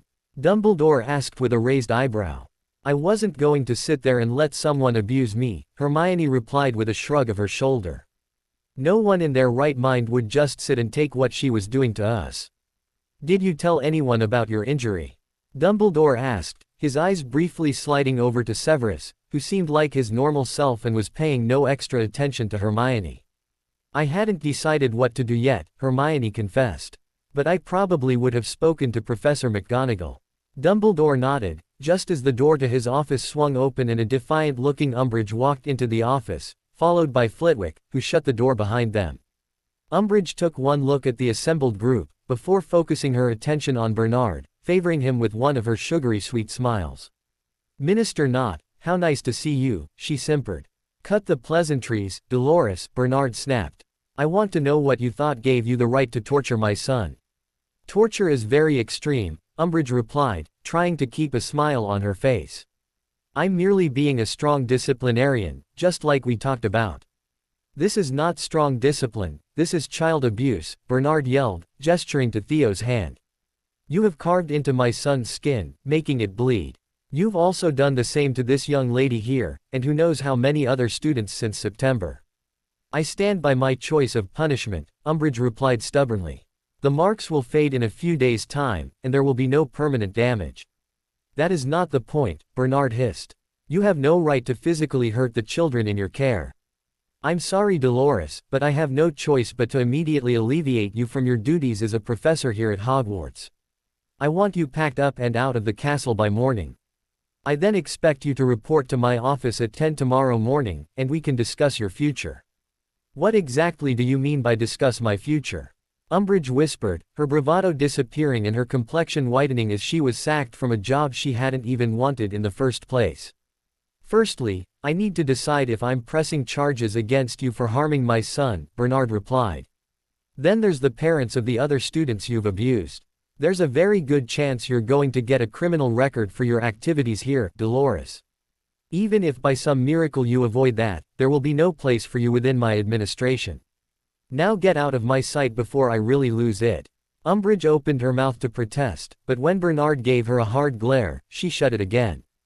Slowly she turned and faced the other adults in the room, wondering if one of them was going to jump to her aid. However, when it was clear no one was going to defend her, she turned and hurriedly left the room, tears burning in the back of her eyes and a hysterical sob squeezing its way out of her throat. We need to have a meeting to discuss staffing, Albus, Bernard said with a sigh. Could you organize cover for next week, and we can meet on Monday to talk through our options? I can arrange that, Dumbledore said with a nod. But before you leave, we have another matter to discuss. Is it urgent? Bernard asked. My wife is expecting me home, and she'll be worried about Theodore. I'm afraid it can't wait, Dumbledore said. Very well. Bernard nodded his head, before he turned to his son. You can go back to your common room now, Theodore. But if you have any problems with your hand, either go to the hospital wing or tell Professor Snape. I will, Theo vowed as he got to his feet. Is it okay if I also go? Hermione checked with McGonagall as she rose to her feet also. Miss Granger, please stay, Dumbledore said. You too, Severus. Hermione shot a confused look at her brother as Theo left the headmaster's office and the door was firmly shut behind him. Severus was just as confused as Hermione, and he was suddenly wondering about the looks McGonagall and Flitwick had given him earlier. Something was very wrong, and both Severus and Hermione were worried in case their secrets were about to be exposed. What's going on, Albus? Bernard demanded. I'm a busy man, I can't spend all evening sorting out the mess you've got up here. Normally, I would have taken the time to talk to everyone individually, but since we're all here, I'm just going to use this opportunity to address the problem as a whole, Dumbledore began. Earlier this evening, Minerva and Phileas came to me with some rather disturbing news. It appears there is an inappropriate personal relationship between Severus and young Miss Granger. Excuse me, Severus exploded, not at all happy with the headmaster's implication. Are you telling me Severus is sleeping with a student? Bernard asked in disbelief. An underage student, McGonagall added stonily. I am doing no such thing, Severus seethed, jumping to his feet. How dare you spread these evil rumors? No one is spreading rumors, Severus, Dumbledore said soothingly. We're just trying to get to the bottom of things.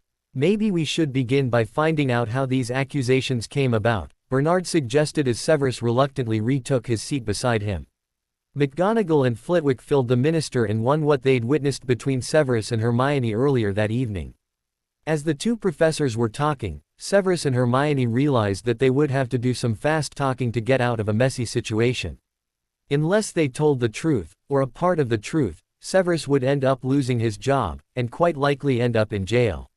Even if they did keep quiet and wait until the truth emerged, questions would still be raised about why they didn't come clean at this moment. If Severus lost his job now, he would never get to become headmaster, and all of their father's plans would have to be changed. Is this true? Bernard turned to Severus the second McGonagall and Flitwick stopped talking. Yes, Severus replied with a nod as he made a decision about how he was going to deal with the situation. Everything Minerva and Phileas said is true. That conversation took place less than an hour ago. And the inappropriate touching, McGonagall asked. You had hold of her hand. Not to mention the key you gave her. This really isn't what it looks like, Hermione piped up. You can tell us anything, Hermione, McGonagall said softly as she crouched down in front of the teenager. Professor Snape is an adult, and he had no right to treat you the way he has. No one is blaming you for any of this.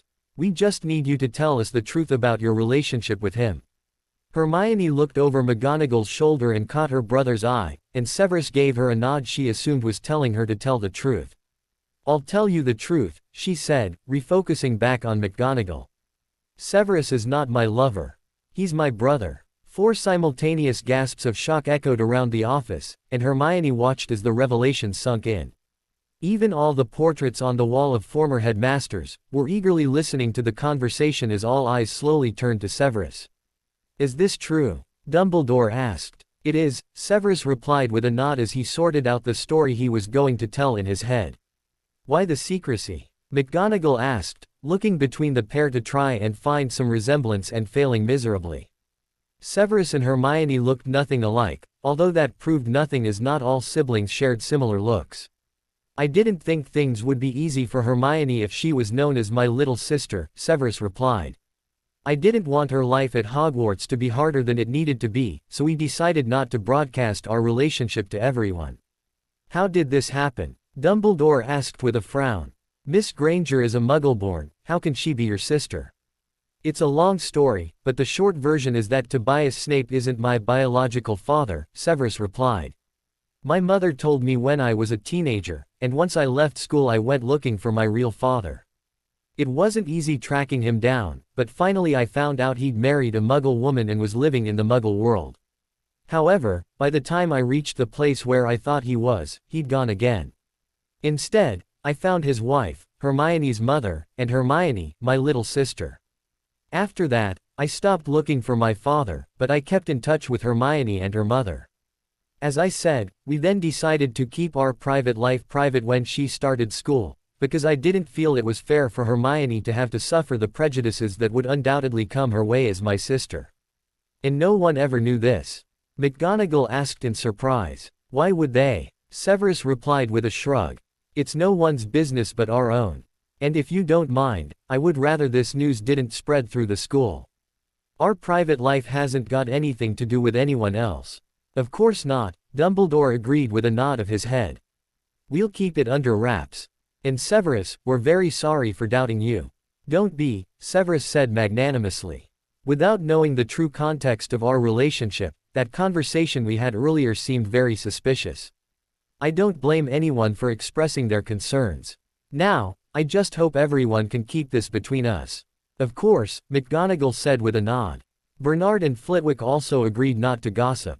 However, as everyone was vowing to keep Severus and Hermione's connection a secret, no one had thought to silence the portraits. Even as Dumbledore was vowing the news would go no further, several of the portraits had left their frames in the headmaster's office and gone flitting off to some of their other frames around the castle.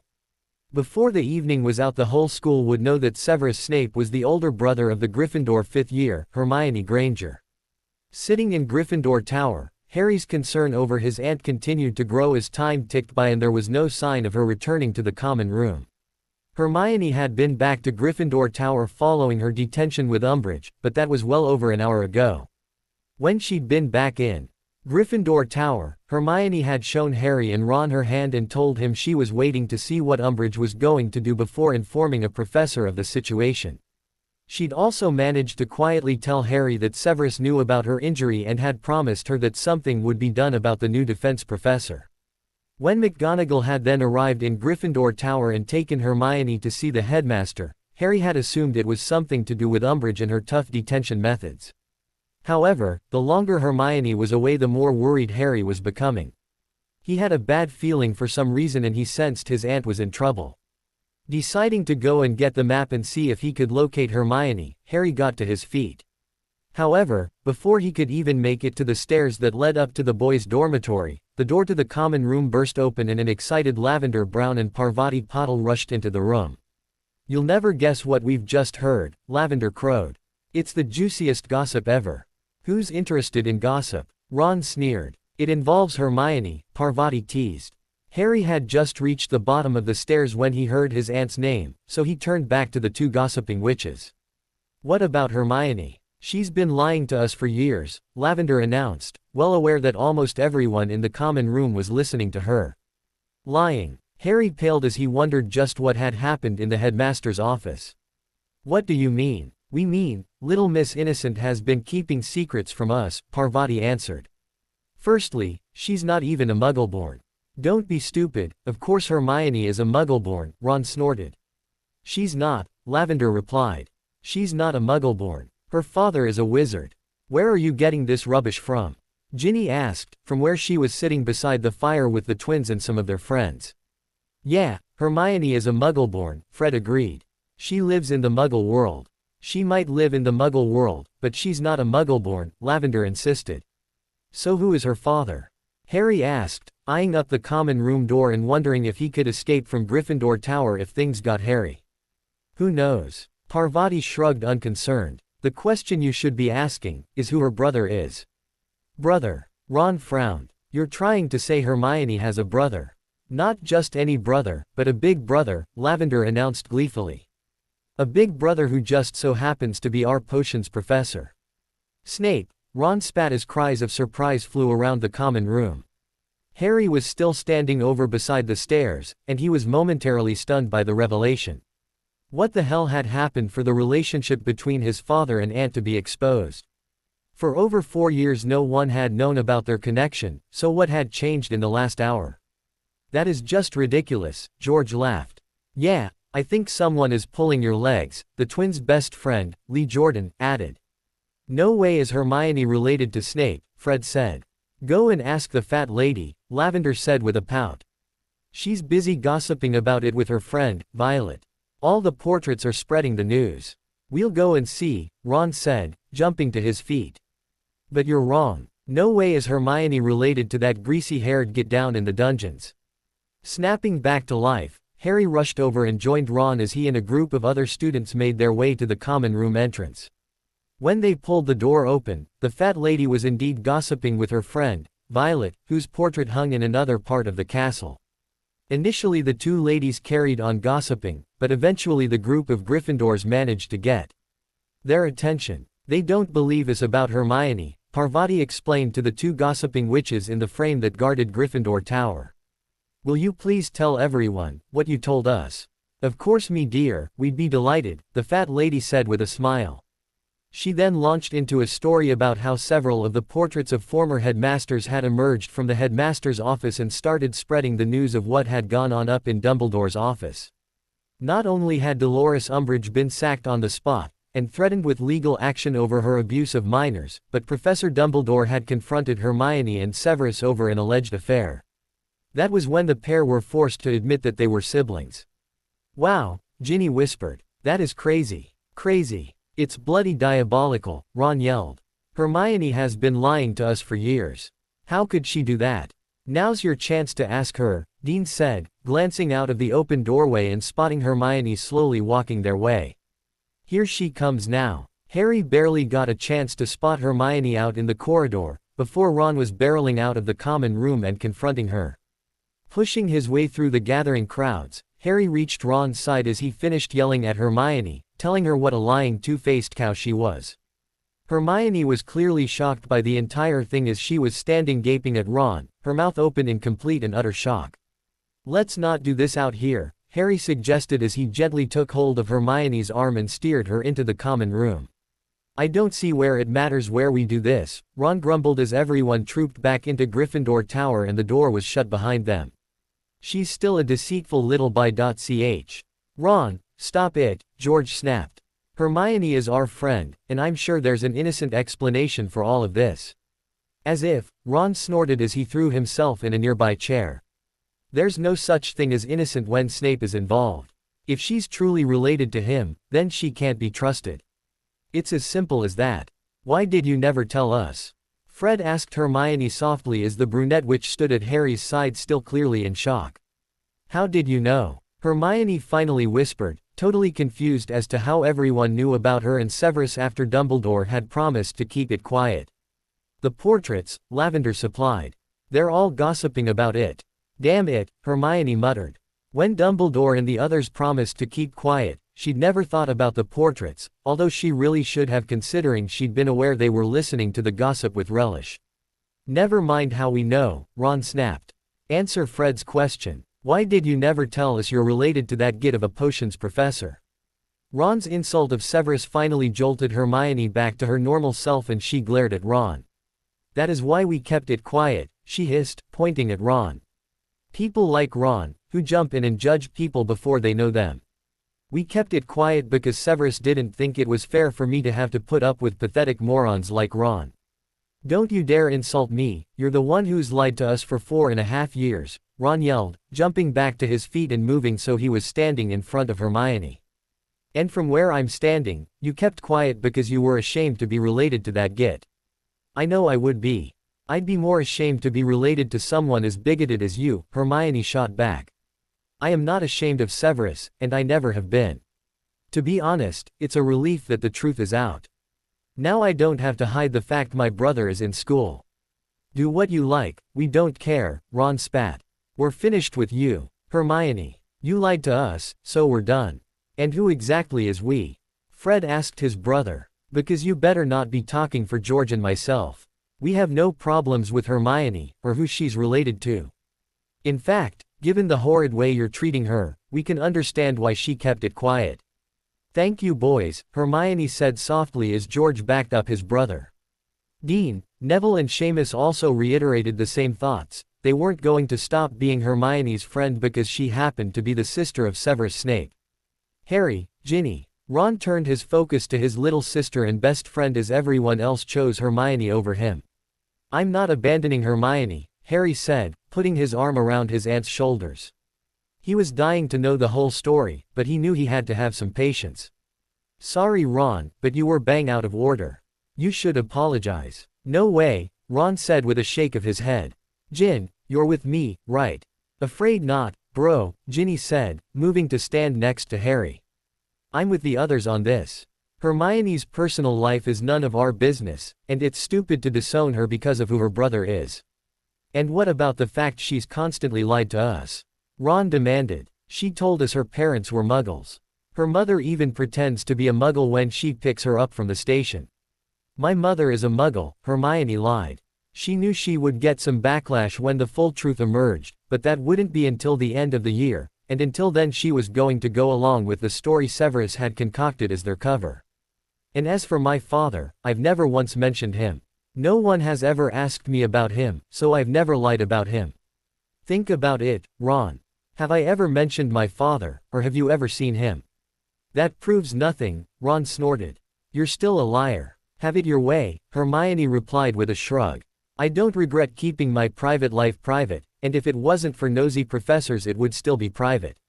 Ron made a disgusted noise in the back of his throat, and without a second glance at Hermione or anyone else, he turned and headed up to the boys' dorms. Harry and Hermione let him go without a fuss as they settled down in some nearby chairs. Hopefully Ron would stay angry with Hermione for the rest of the year, and they then wouldn't have to deal with him much before the full truth emerged. After Ron's departure it took well over an hour before Harry and Hermione were left alone. Almost everyone wanted to know about Hermione's relationship with Severus. However, Hermione wouldn't say much, so people soon got bored when they realized they weren't going to get any gossip about their potions master from his little sister. So what happened? Harry whispered when they were alone enough to cast a spell that prevented anyone from overhearing them. McGonagall and Flitwick happened, Hermione replied. They were in the supply cupboard when Severus and I were in McGonagall's classroom earlier. From what they heard, they thought Severus and I were having an affair. Ew, Harry cried, his face contorting into a look of pure horror. That's disgusting, even if you weren't siblings. I mean, you're only 16 and he's old enough to be your father.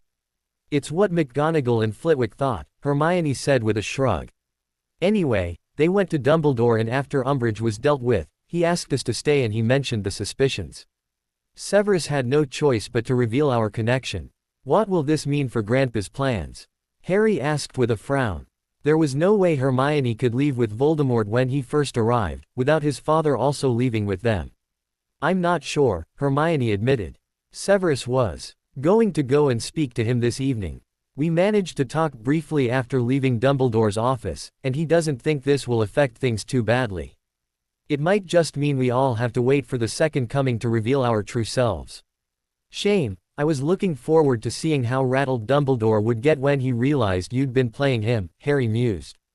Although, it could work even better if you and Dad both go. Just think of how much bragging the likes of Ron will do. He'll be so thrilled that he was right and that you're not to be trusted. But that would leave you alone with Dumbledore and the Order, Hermione pointed out. I'm not sure Severus and Father would like that. I wouldn't be in any danger, Harry argued. After you and Dad leave, no one will suspect me of betraying them as well. I can spend a few days playing the injured party, moaning about how my best friend betrayed me. You'd love that, won't you? Hermione chuckled. I would actually, Harry agreed with a grin. I'm dying to really prove myself, and this could be my time to really shine. I'll talk to Grandpa and Dad over the Easter holidays and persuade them we don't need to change plans. Dad just leaves with you after the first visit. Before we can even think about that, we need to find the vanishing cabinet, Hermione pointed out. We really need to get going with that. How do you fancy spending the weekend scouring that secret room?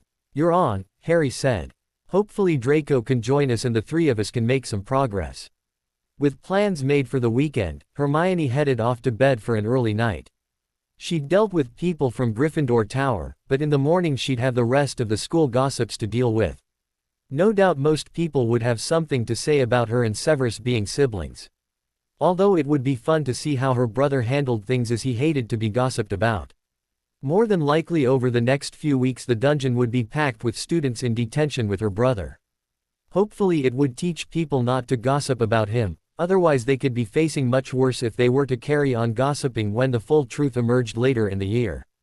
Draco was just as stunned as his fellow Slytherins when he heard the rumors regarding Hermione and Severus. Of course he wasn't surprised to hear the pair were siblings, but he was surprised to find it had somehow become common knowledge. Something had clearly happened after Theo had left the headmaster's office, but until Draco could speak to either Hermione or Severus, he was just as clueless as everyone else in the school. Like everyone else, Draco's focus had been on Theo and what had happened with Umbridge when his friend returned to the common room. Theo had happily filled his friends in on the fact Umbridge had been sacked, and he was busy bragging about how impressive his father had been when a couple of seventh years entered the common room with the gossip about Hermione and Severus. "Surely this can't be true," Pansy said with a frown when the news broke, briefly turning her attention away from Theo and looking over to where Draco was sitting. "This isn't true, is it, Draco?" "How would Draco know?" Blaise questioned, before Draco had a chance to speak. "Snape is his godfather," Daphne pointed out. While not all of the school knew about Draco's connection with the head of Slytherin, all his friends knew about it. "So, is it true?" Pansy pressed. "First I've heard about it," Draco smoothly lied. "So what do we think?" Blaise queried. "Are the rumors true, or is someone just having a laugh?" "Dumbledore did ask Granger to stay behind in his office when I was leaving," Theo said. "I assumed it was something to do with Umbridge, and maybe contacting her parents about her hand, but it might have had something to do with Snape. I don't see where the rumors would come from if they're not true." "Let's hope they're not," Pansy muttered. "Why?" Blaise asked with a frown. "Does it really matter if Granger is Snape's little sister?" "It does if you've spent the last 4.5 years being nothing but rotten to her," Pansy said with a grimace.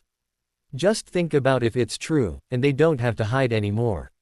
Snape will come down like a ton of bricks on anyone who dares to pick on Granger.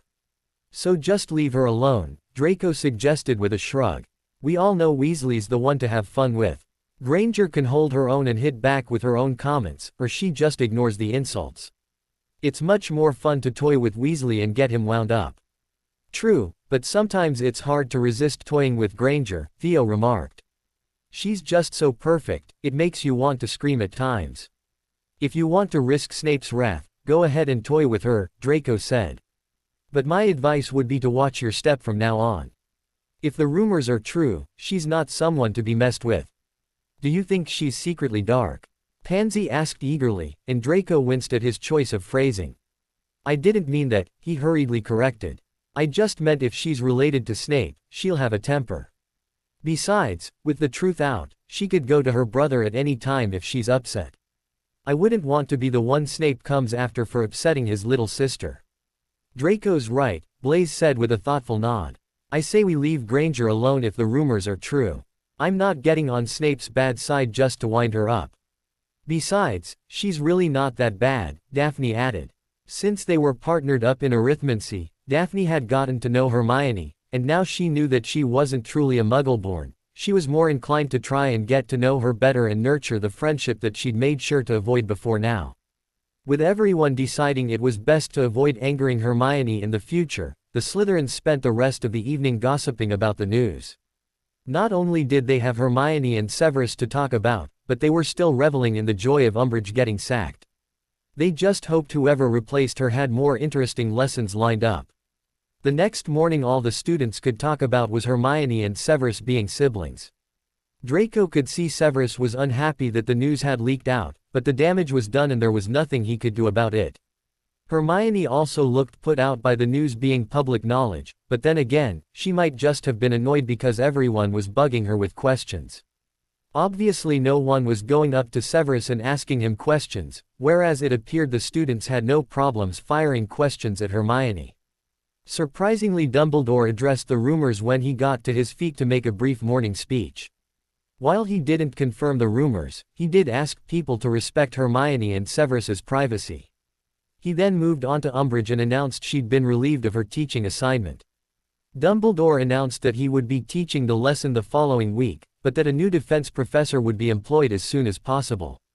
"I guess this means the rumors are true," Blaise mused as the Slytherins watched Hermione ignore the gossips as Harry sat loyally at her side, fending off people who were still trying to ask her questions.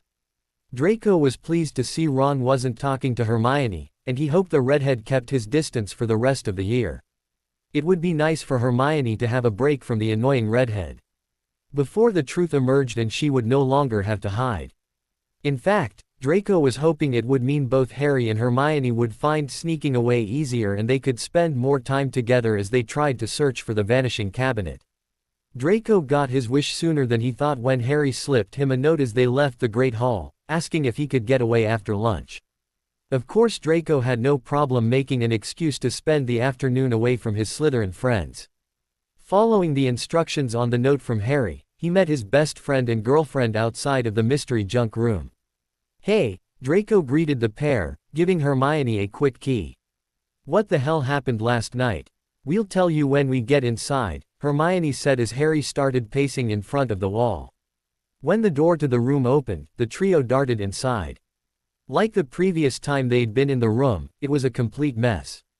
How they were going to find anything in the room was a mystery to all of them, but right now Draco's focus was on getting the gossip. He wanted to know how such a big secret had been exposed just as Voldemort was planning his big move. "So, do I get an explanation?" Draco asked. "The quick explanation is that Flitwick and McGonagall are beeps," Harry muttered as he began to prowl around the junk room. "What?" Draco frowned, and focused his attention on Hermione. "What's he on about?" Hermione quickly explained the situation to Draco, and how she and Severus had been outed because of the conclusions the two professors had jumped to. Like Harry, Draco was disgusted by the pair's thoughts and he thought they were crazy to think such a ridiculous thing. "So how will this affect the big plan?" he asked, turning around to include Harry in his question. "It won't," Harry replied confidently. "You hope," Hermione added as Harry quickly told Draco that he was hoping to persuade Voldemort and Severus to go ahead with things the way they'd planned, only Severus would leave with Hermione rather than staying behind with him. "Do you think the Dark Lord will go for such a plan?" Draco asked. "And what about Severus? I can't see anyone liking leaving you alone with the Order, Harry." "I'll be fine," Harry said with a dismissive snort. "I'm above suspicion. Dumbledore trusts me so much he's even planning on giving me private lessons. I'm telling you, no one will suspect a thing." "Have you heard more about your lessons with Dumbledore?" Draco asked. "Not yet, but we've only been back a week," Harry answered. "And at the moment, I think he's likely too busy with all the fuss about Umbridge to think about private lessons. I mentioned them to Father over the holidays, and he told me to tell you to take notes," Hermione said. "He wants to know just what Dumbledore knows, and if you can, he would like to know who else he's been talking to.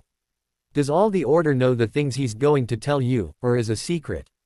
"I'll find out everything we need to know," Harry vowed. "But right now, I think we should get searching for the cabinet. At this rate, Grandpa will have to use his backup plan to get the Death Eaters into school." "We've got all afternoon, we can get going and make a good start," Draco said. "We can even come back tomorrow if necessary." Deciding to split up to try and cover more ground, the trio set about searching for the vanishing cabinet. After half an hour of getting nowhere, the trio regrouped and began to search together.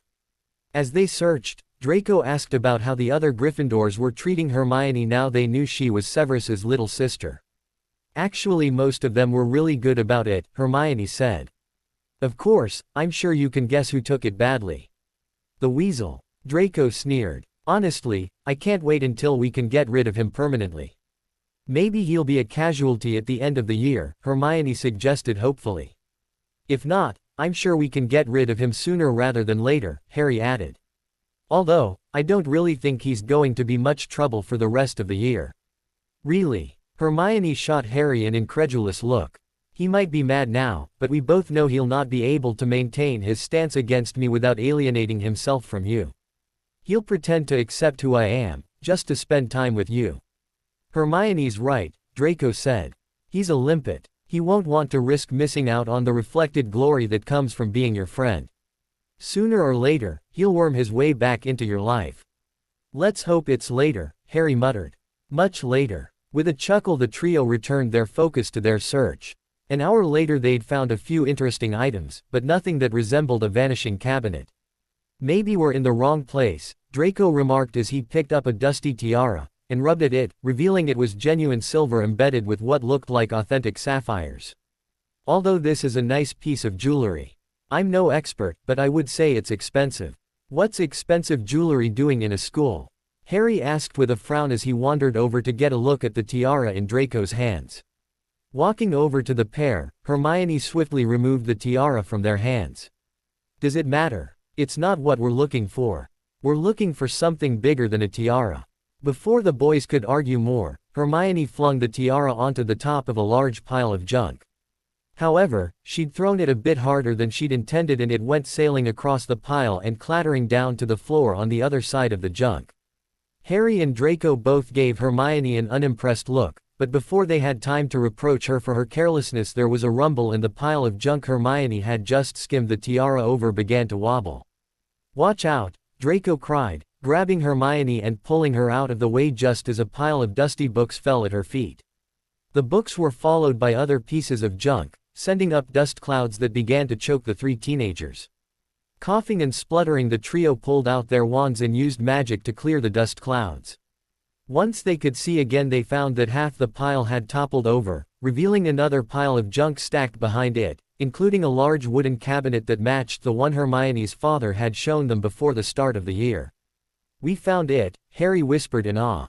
"No need to thank me," Hermione said with a smug grin.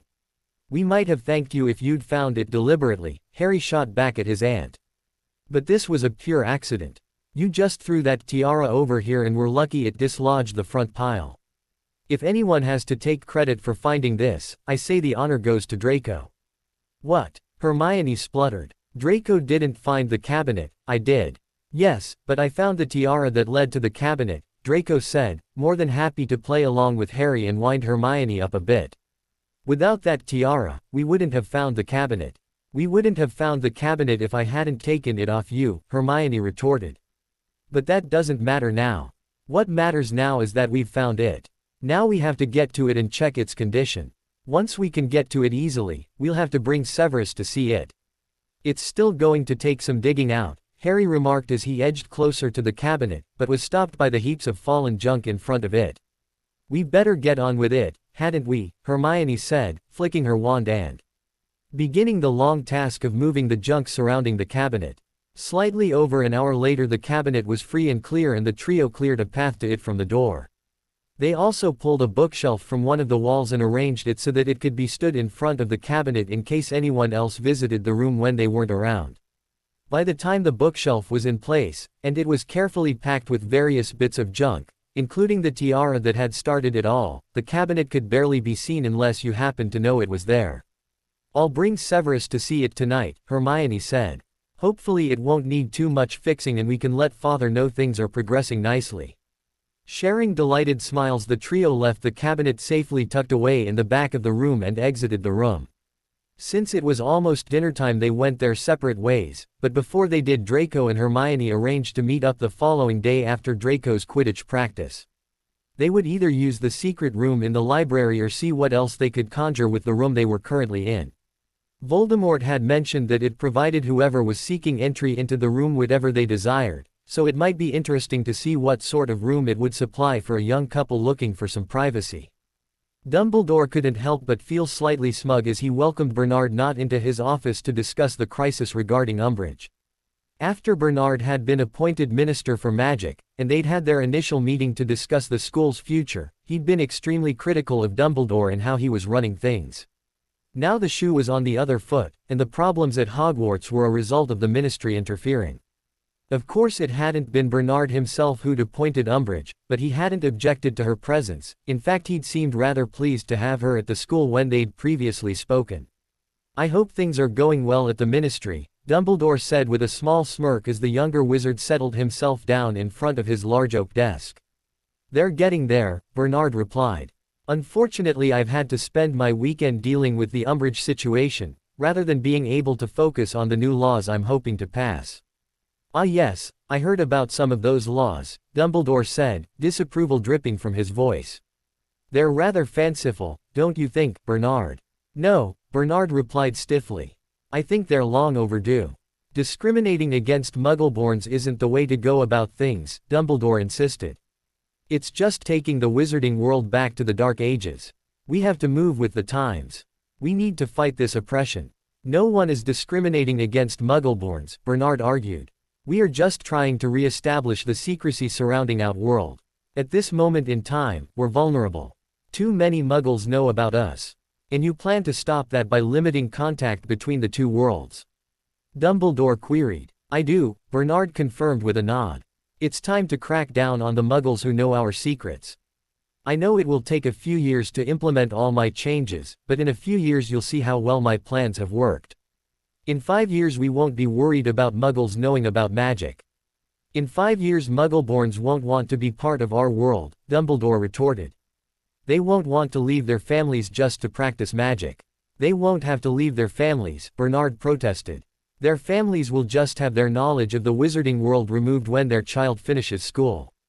From then on the Muggleborn can still visit their families, they just can't let them find out about the wizarding world. It'll never work, Dumbledore muttered. Luckily, I don't need your approval for my laws, Bernard snapped. We're here to discuss the latest crisis here at Hogwarts. A crisis not of my making, Dumbledore pointed out smugly. The Ministry appointed Dolores, not me. I'm well aware who appointed Dolores, Bernard grumbled, shifting uncomfortably in his seat. While he couldn't personally be held responsible for the appointment, he'd let it stand when he'd taken over as minister. So, am I to take it the Ministry will be providing a new professor? Dumbledore asked. I was hoping you would have some ideas on that front, Bernard said sheepishly. I thought you didn't trust my judgment. Dumbledore questioned with a smirk. Bernard had the grace to blush slightly as he shifted in his seat. I'm willing to give you another chance, Albus. And what about my future? Dumbledore asked, deciding to push his advantage. You know I don't want to retire. If I help you out, how about reconsidering my future at the end of the year? I think we can do that, Bernard replied through clenched teeth. He knew the Dark Lord wanted Dumbledore gone, and he knew he would have to deliver, but for now it seemed easier to give Dumbledore false hope and get him to help them out of the mess Umbridge had left them in. In that case, I'm happy to help, Dumbledore said with a smile. He knew his future at Hogwarts still wasn't secure, but he at least had leverage to use now. Do you have someone in mind to take the job? Bernard asked. I'm really not sure how easy it will be to fill the defense position from outside of the school, Dumbledore said. But I do know a professor already in school who would love the chance to teach defense. Who? Severus Snape. But Severus is the potions professor, Bernard said with a frown. And a good one at that. If we moved him, we would have to find a new potions professor. And that's where I can help, Dumbledore said with a smug smile. I happen to be friendly with a former potions professor. I'm sure I can convince him to take over for the rest of the term. He might even take the job long term, but only if I remain as headmaster. We can think about that at the end of the year, Bernard said. Who is this professor you have in mind to teach potions? Horace Slughorn, Dumbledore answered. I believe he taught you, Bernard. He did, Bernard confirmed with a nod. If you can get him to join the staff, let me know. I'm happy for him to teach potions and for Severus to switch to defense. I'll leave it all in your hands, Albus. Just let me know what's happening. I will, Dumbledore said as Bernard got to his feet. As the minister left, Dumbledore allowed himself a moment of smugness before he set about contacting Horace Slughorn. The meeting with Bernard had gone better than he thought, and he now had real hope that this wouldn't be his last year at Hogwarts. He knew Bernard was in Voldemort's pocket, but unless the Dark Wizard was going to get violent, he wouldn't find it as easy to push him out now. He was going to stand firm at the end of the year, he wasn't ready to retire yet and he was determined not to let it be forced on him. During lunch on Monday, Harry was dismayed to get a note from Dumbledore arranging for them to have their first private lesson after dinner that evening. Since Ron still wasn't speaking to Hermione, it meant he wasn't sitting with them when Harry got the note, but that didn't stop him from watching the pair, trying to figure out what was going on. Honestly, he's so nosy, Hermione grumbled to Harry as her nephew slid the note into his pocket with a sigh. Dumbledore. Harry frowned. No, Ron, Hermione hissed, looking over at the redhead, who immediately turned away at the sight of her. He's practically breaking his neck to try and see what you're up to. Well, I doubt he's going to find out, Harry said with a shrug. If he can't be polite to you, I don't want to know him. I'm sure he'll try and catch you on your own, Hermione remarked.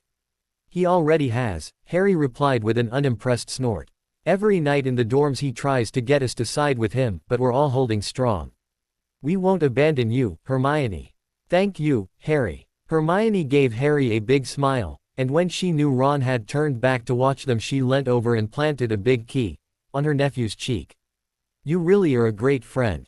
Harry chuckled slightly at his aunt's display, and playing along he slung his arm over her shoulders and gave her a hug. Out the corner of the eye he spotted Ron getting to his feet and stalking out of the Great Hall. Turning to Hermione, the pair shared a wicked smirk before finishing off their lunch and heading off for afternoon lessons. Since Hermione stuck with Harry in all the afternoon lessons, Ron didn't have the chance to approach him and find out what was going on with the note from Dumbledore. Even after lessons, Hermione stayed with Harry and the pair went for a walk around the grounds before dinner so they could chat in peace. "When do you think the Vanishing Cabinet will be ready?" Harry asked. As she promised, Hermione had taken Severus to see the cabinet. Severus had checked it over and told Hermione it just needed a few minor repairs. He'd promised her that he would sort out the stuff she needed so that she could repair the cabinet in her spare time. Severus was thinking it would take 2 or 3 weekends to get the cabinet up to scratch so it could be used. "And then once it's fixed, we just need to try it out," Hermione said, telling Harry everything her brother had told her. "As long as it works, we're just waiting for Father's big moment." "Maybe we should bring it forward," Harry suggested. "At this rate we could be ready to go before Easter. And then we'd miss our exams," Hermione argued. "No, unless Father is desperate to act, we wait until the last few weeks of term. Besides, these lessons with Dumbledore might still be going on. We need to know everything he knows, and who he's told it to, before we get rid of him." "I guess so," Harry admitted with a reluctant sigh. "I'm just eager to drop this bloody act." "Join the club," Hermione said with a sigh. "I can't wait to be myself. Next year is going to be so great." "Yeah, I wonder if I'll make Quidditch captain," Harry mused. Hermione rolled her eyes at Harry, not at all surprised he'd brought the topic round to Quidditch. "Boys and their Quidditch. Quidditch is important," Harry said firmly. "Speaking of which, we've got a few practices this week so Ron might try and persuade us to turn against you again." "Let him try, I don't care," Hermione said with a shrug as the pair stopped on the banks of the Black Lake. "Besides, when the truth comes out, people are going to wish they'd sided with Ron in the first place. I hate to say this, Harry, but once Severus and I have left, he's going to be unbearable." "I'm sure I can cope for a few days," Harry replied with a chuckle. "And then after that, I don't think he'll want to know me anymore." "No, I don't suppose he will," Hermione agreed. "But that is something to be grateful for." Harry nodded his agreement as the pair turned back and slowly began to head up to the castle. "So what are you going to do after dinner, more homework?" "I think so," Hermione answered with a nod. "Either that, or I'll sneak off for a few hours with my boyfriend." "Do I want to know what sort of room you got when you tried using the requirement room over the weekend?"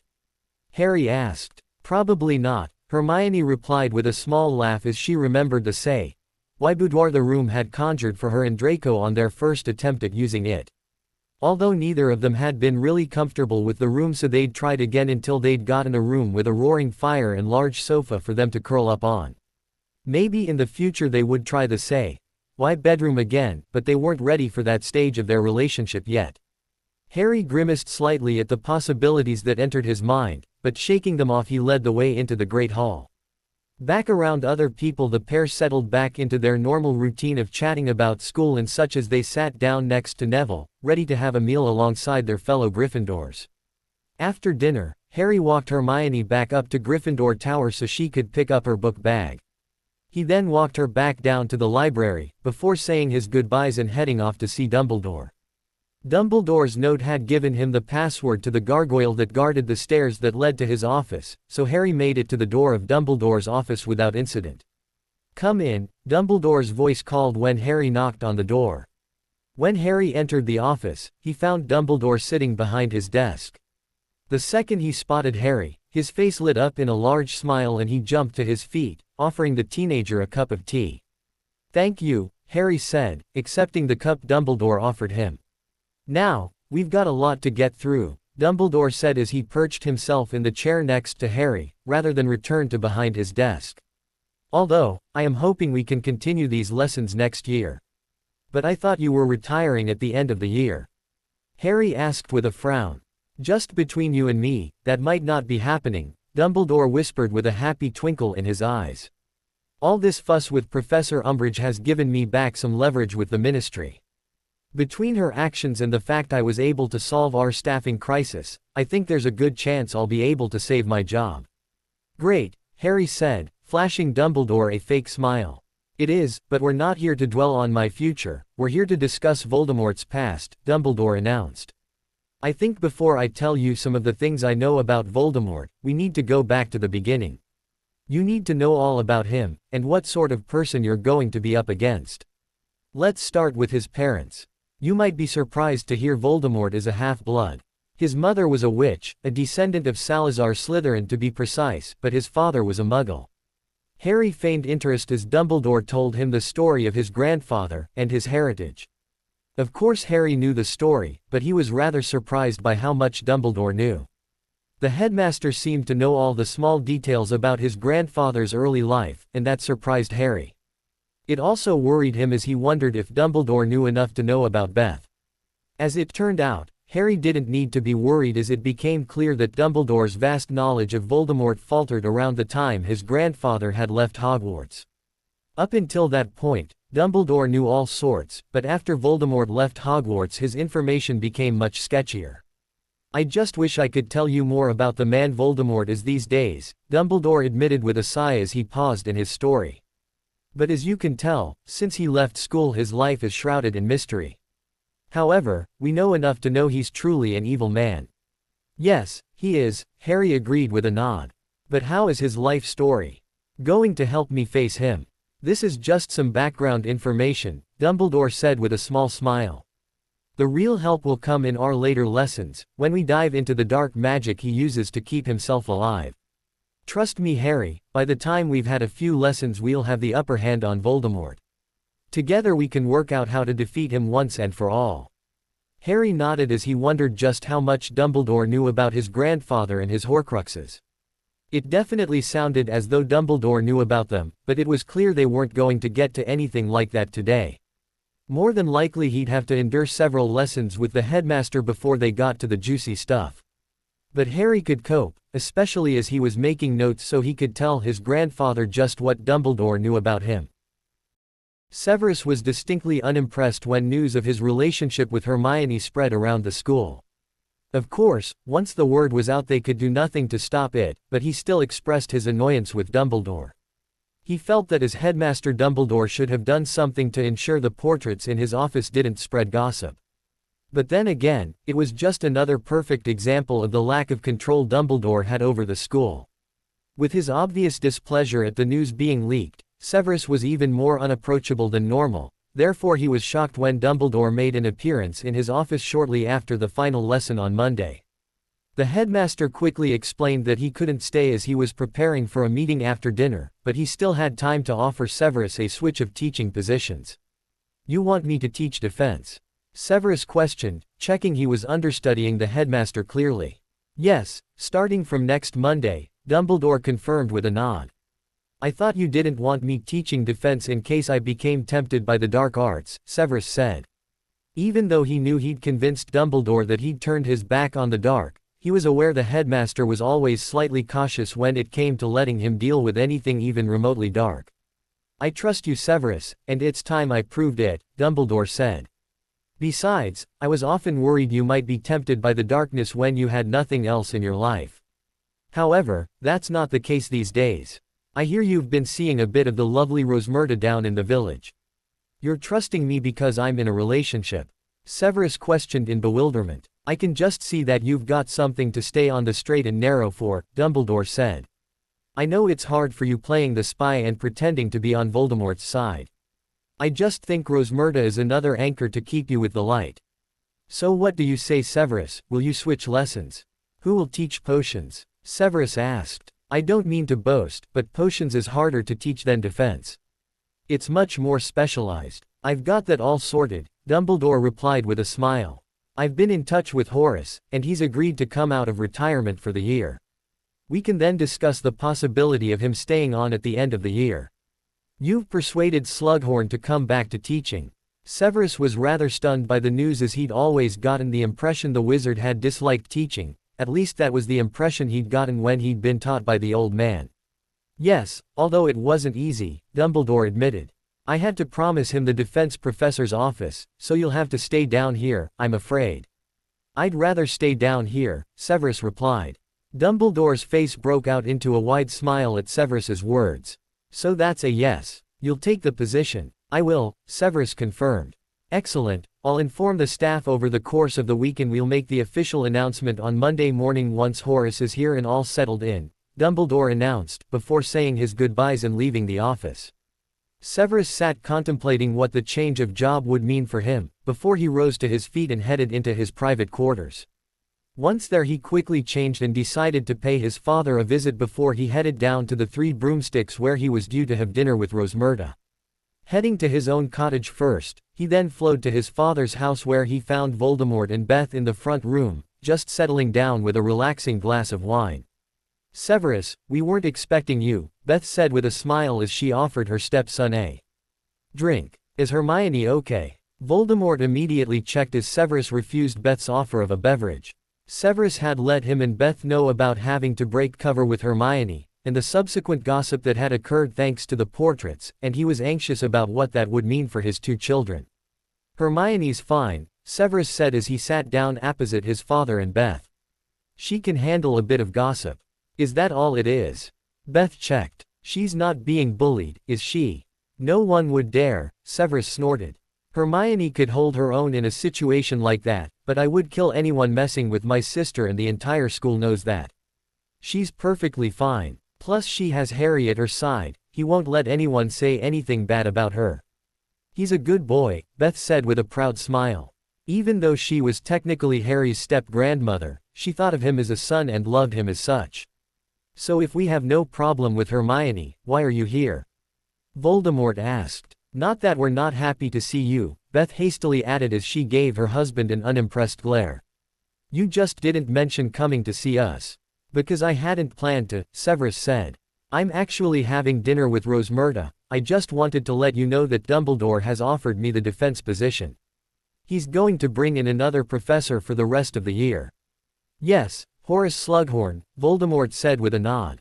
Bernard Knott has filled me in on the decision. I just wanted to check you were happy with what was going on, Severus said. Let Dumbledore do what he wants, Voldemort said with a shrug. He won't be around for much longer. Speaking of which, Harry, Hermione and Draco have found the Vanishing Cabinet, Severus said. I've checked it over and it just needs minor repairs. Hermione should have it up and running in a few weeks so we can test it to make sure it's operable. Will we still be going ahead with our original plan? Beth asked with a frown. Surely what happened with you and Hermione changes things. My thoughts exactly, Voldemort said quietly. I was hoping we could discuss things over Easter and make some fresh plans. I'll tell you now, Harry and Hermione want to stick with the original plan, Severus said.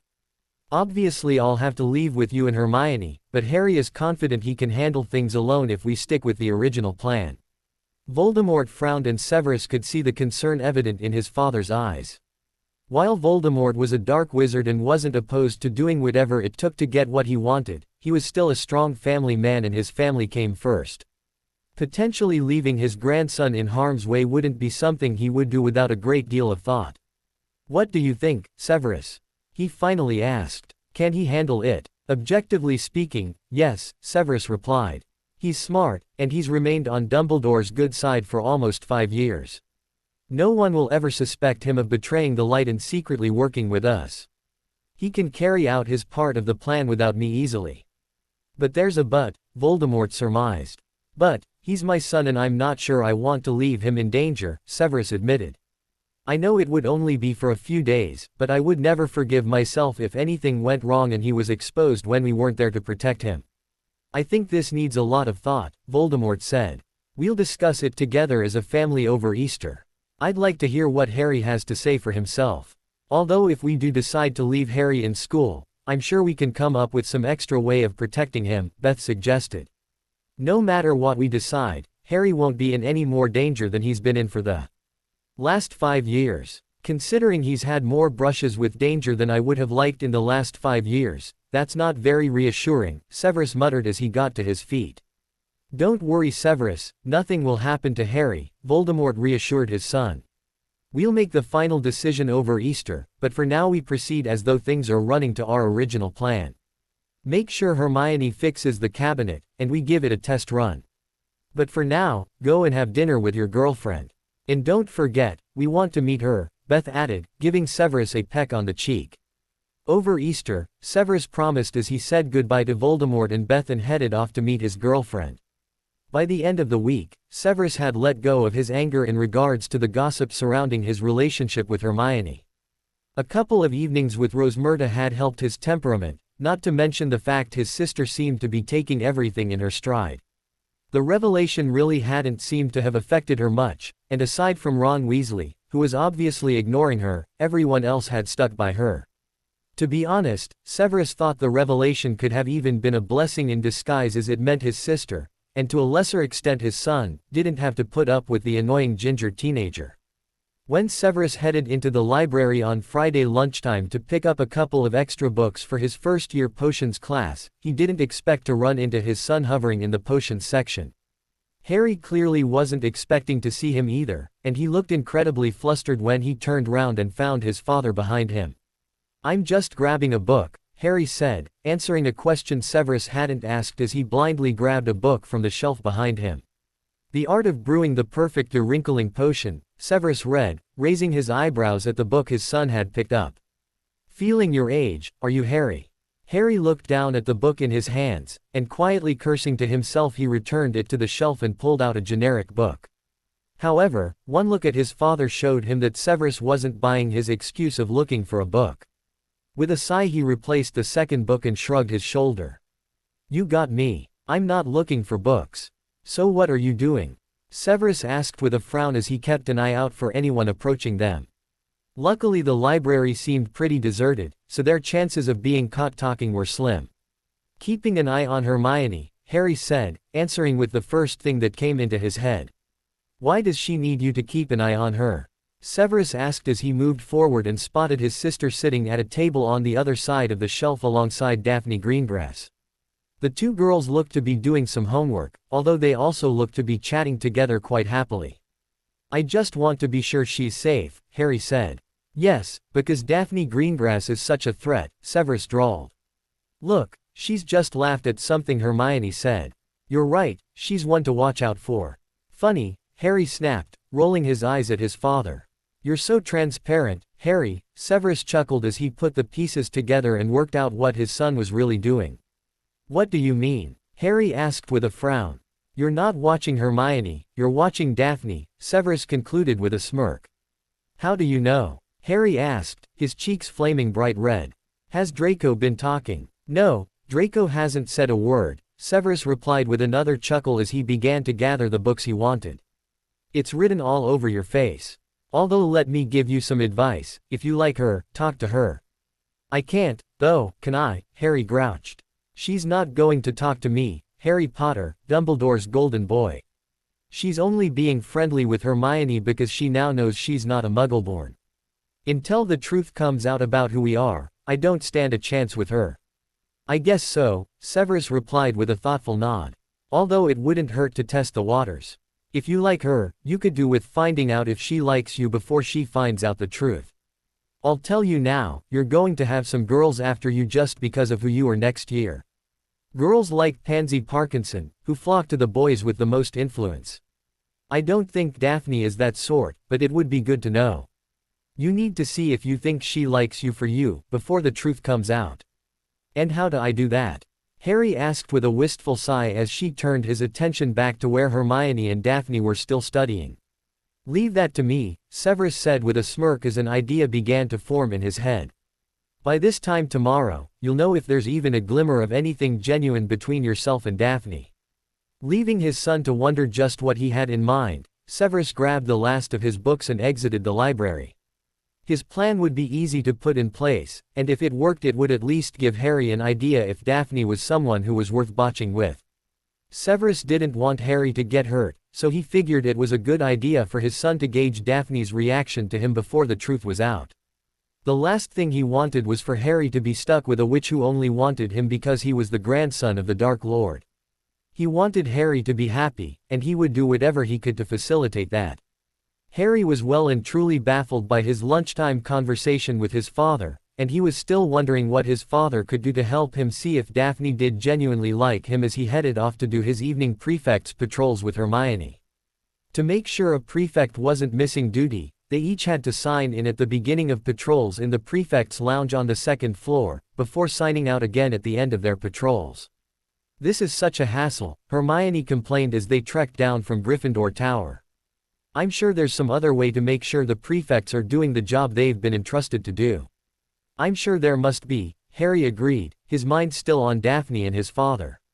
"What's wrong with you?" Hermione asked, noticing Harry's lack of alertness. "You've been quiet all afternoon. Is something wrong?" "Nothing's wrong," Harry reassured his aunt. "Just typical teenage love problems."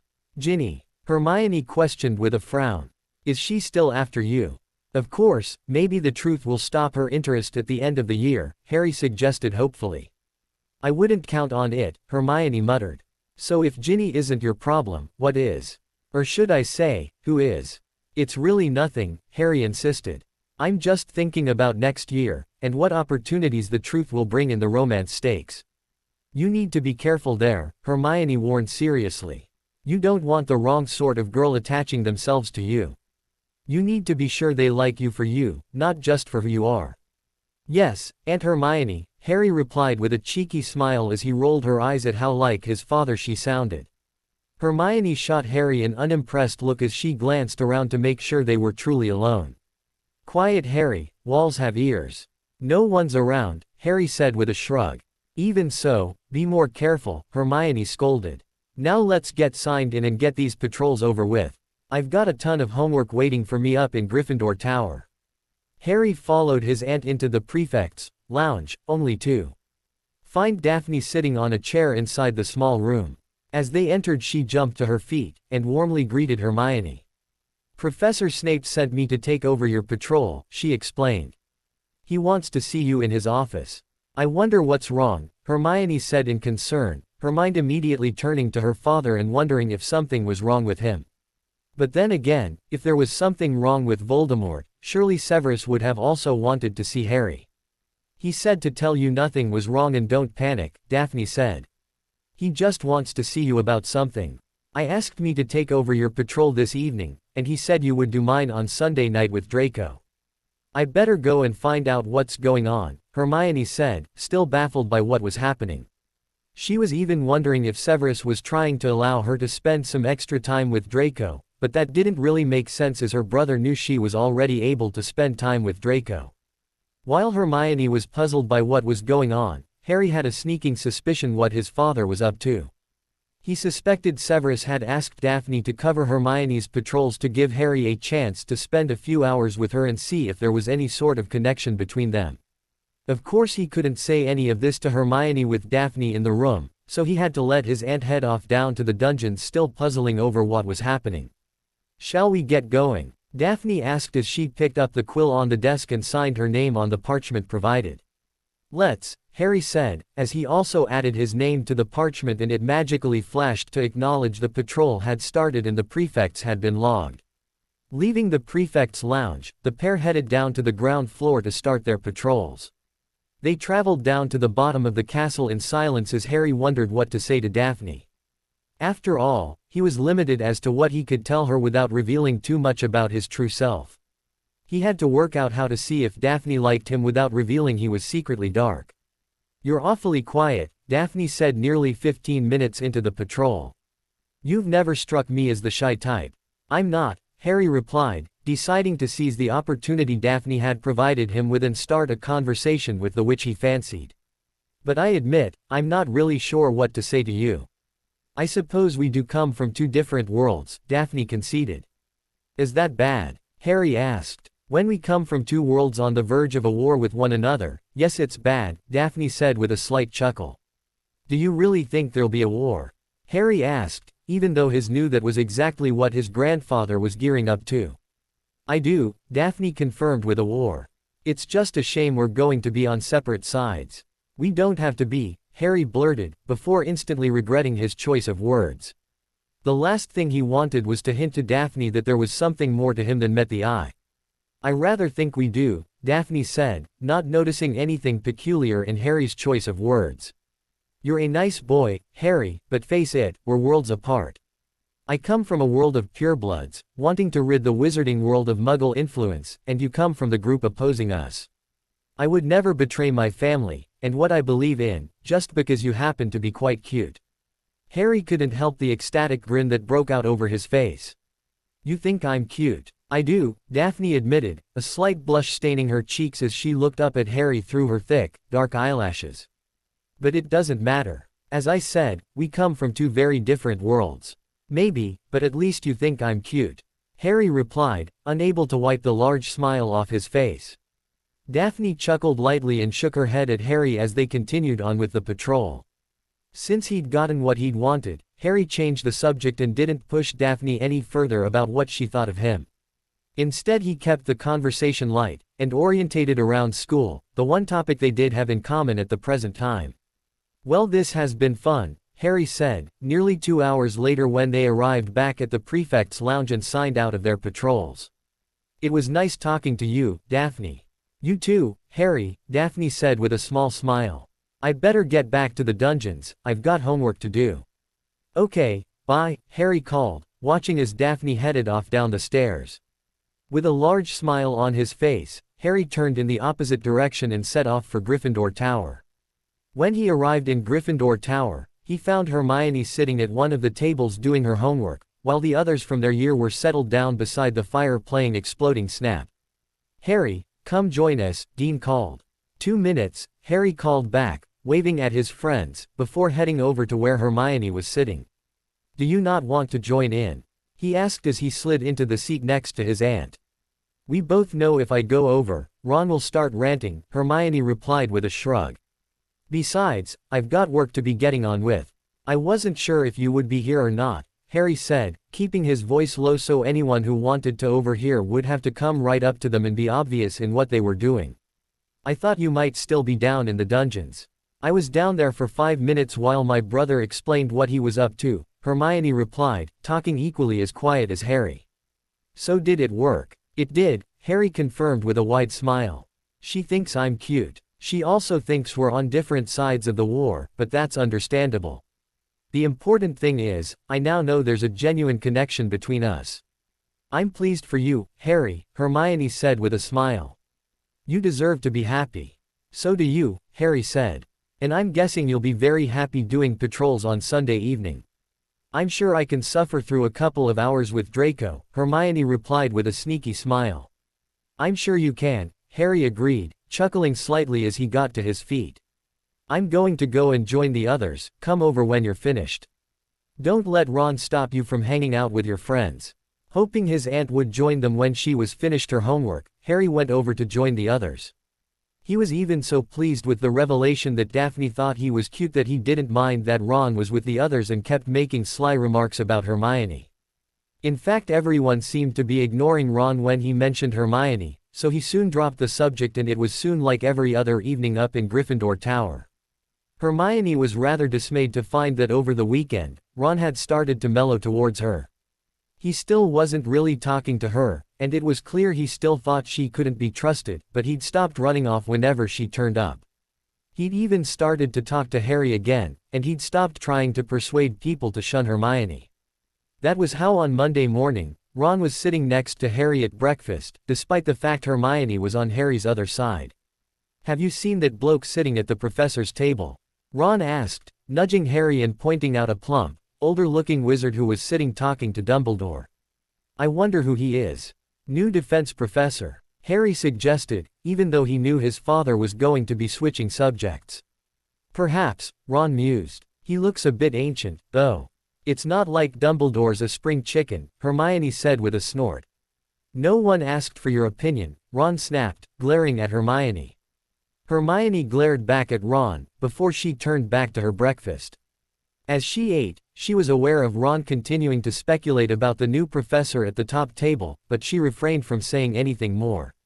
Instead she ate her breakfast in silence, until she was interrupted by Dumbledore getting to his feet and calling for silence. As you know, Professor Umbridge has recently departed Hogwarts, Dumbledore began, pausing when there was a splattering of applause and cheers at the reminder the witch in pink had been dealt with. As such, there's a change to staffing starting today. Our very own Professor Snape will be our new defense against the dark arts professor. Dumbledore's announcement was met by cheers and clapping from the Slytherins, while Ron snorted inelegantly, pumpkin juice squirting from his mouth as he spluttered over the announcement. He cannot be serious, Ron grumbled, ignoring the fact he'd very nearly covered Neville with juice. Who in their right mind would let Snape teach defense? It's asking for trouble letting him anywhere near dark arts. The lesson is defense, not dark arts, Hermione pointed out. And Severus is perfectly qualified to teach the subject. He'll be a damn sight better than the other loser professors we've had. Of course you're going to say that, you're his brat of a sister, Ron sneered. In your eyes, he can do no wrong. But the rest of us see him for what he truly is, Hermione. And what is that? Hermione demanded. A no-good Death Eater, Ron announced loudly. Hermione opened her mouth to respond, but Dumbledore cleared his throat and called for quiet in the room. Hermione gave Ron one final deadly look, before pivoting in her chair and facing the headmaster again. With Professor Snape moving classes, we've got a now potions professor, Dumbledore continued once the fuss in the room had calmed down.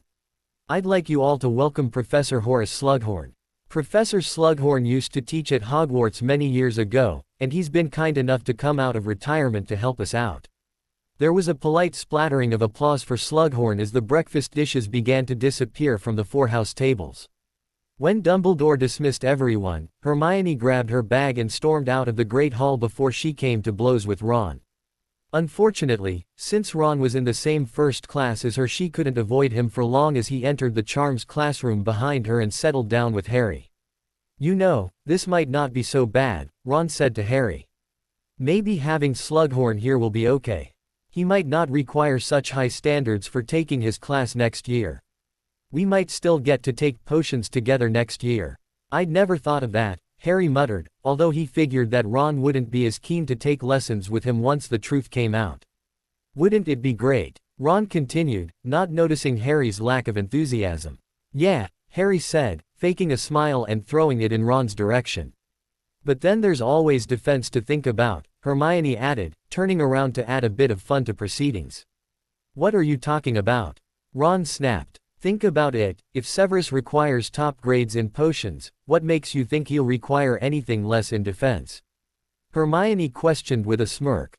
You might get to carry on with potions, but unless you pick your grades up, you'll miss out on defense.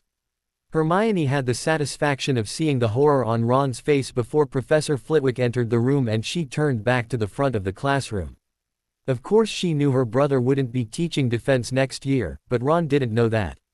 It was fun to let him sweat about whether or not he was good enough to carry on in a lesson that could prove very useful in the upcoming war against Voldemort. Sitting cross-legged on the floor in front of the vanishing cabinet, Hermione gently stirred the pot of magical golden wood polish that needed to be applied to the cabinet. If the polish held onto the old wood, it would be the last job to finish fixing the cabinet. Hermione had been working on the cabinet for the last couple of weekends alongside Draco, and the blonde was sitting with her as they prepared to apply the wood polish. Harry had originally been planning on helping the pair, but Dumbledore had been monopolizing all his spare time, with further lessons about Voldemort. From what Harry had been telling Hermione, not much was happening with the lessons, but Dumbledore kept promising some sort of big revelation. They were just hoping it came before Easter, so Harry would have something useful to report to Voldemort when they went home for the holidays. Are we ready? Draco asked. Yes, Hermione replied in an unsure voice. What's wrong? Draco questioned, surprised to hear the doubt in Hermione's voice. So far she'd seemed super confident in everything they'd done to fix the cabinet. What if it doesn't work? Turning to face her boyfriend, Hermione voiced that worry that had been nagging at the back of her mind for weeks. Even though she trusted Severus to have steered her in the right direction, she was still worried in case the cabinet wasn't fixed when they'd finished with it. Then the Dark Lord will have to go with his backup plan, Draco answered. It's not ideal, but I'm sure he'll manage. I'm not so sure he's got a backup plan, Hermione confessed. Think about it. If he had another way into the school, why hasn't he used it before now? He's counting on this cabinet, I just know he is. And you don't want to fail him, Draco stated, hitting on Hermione's real fear. No, I don't, Hermione confessed in a small voice.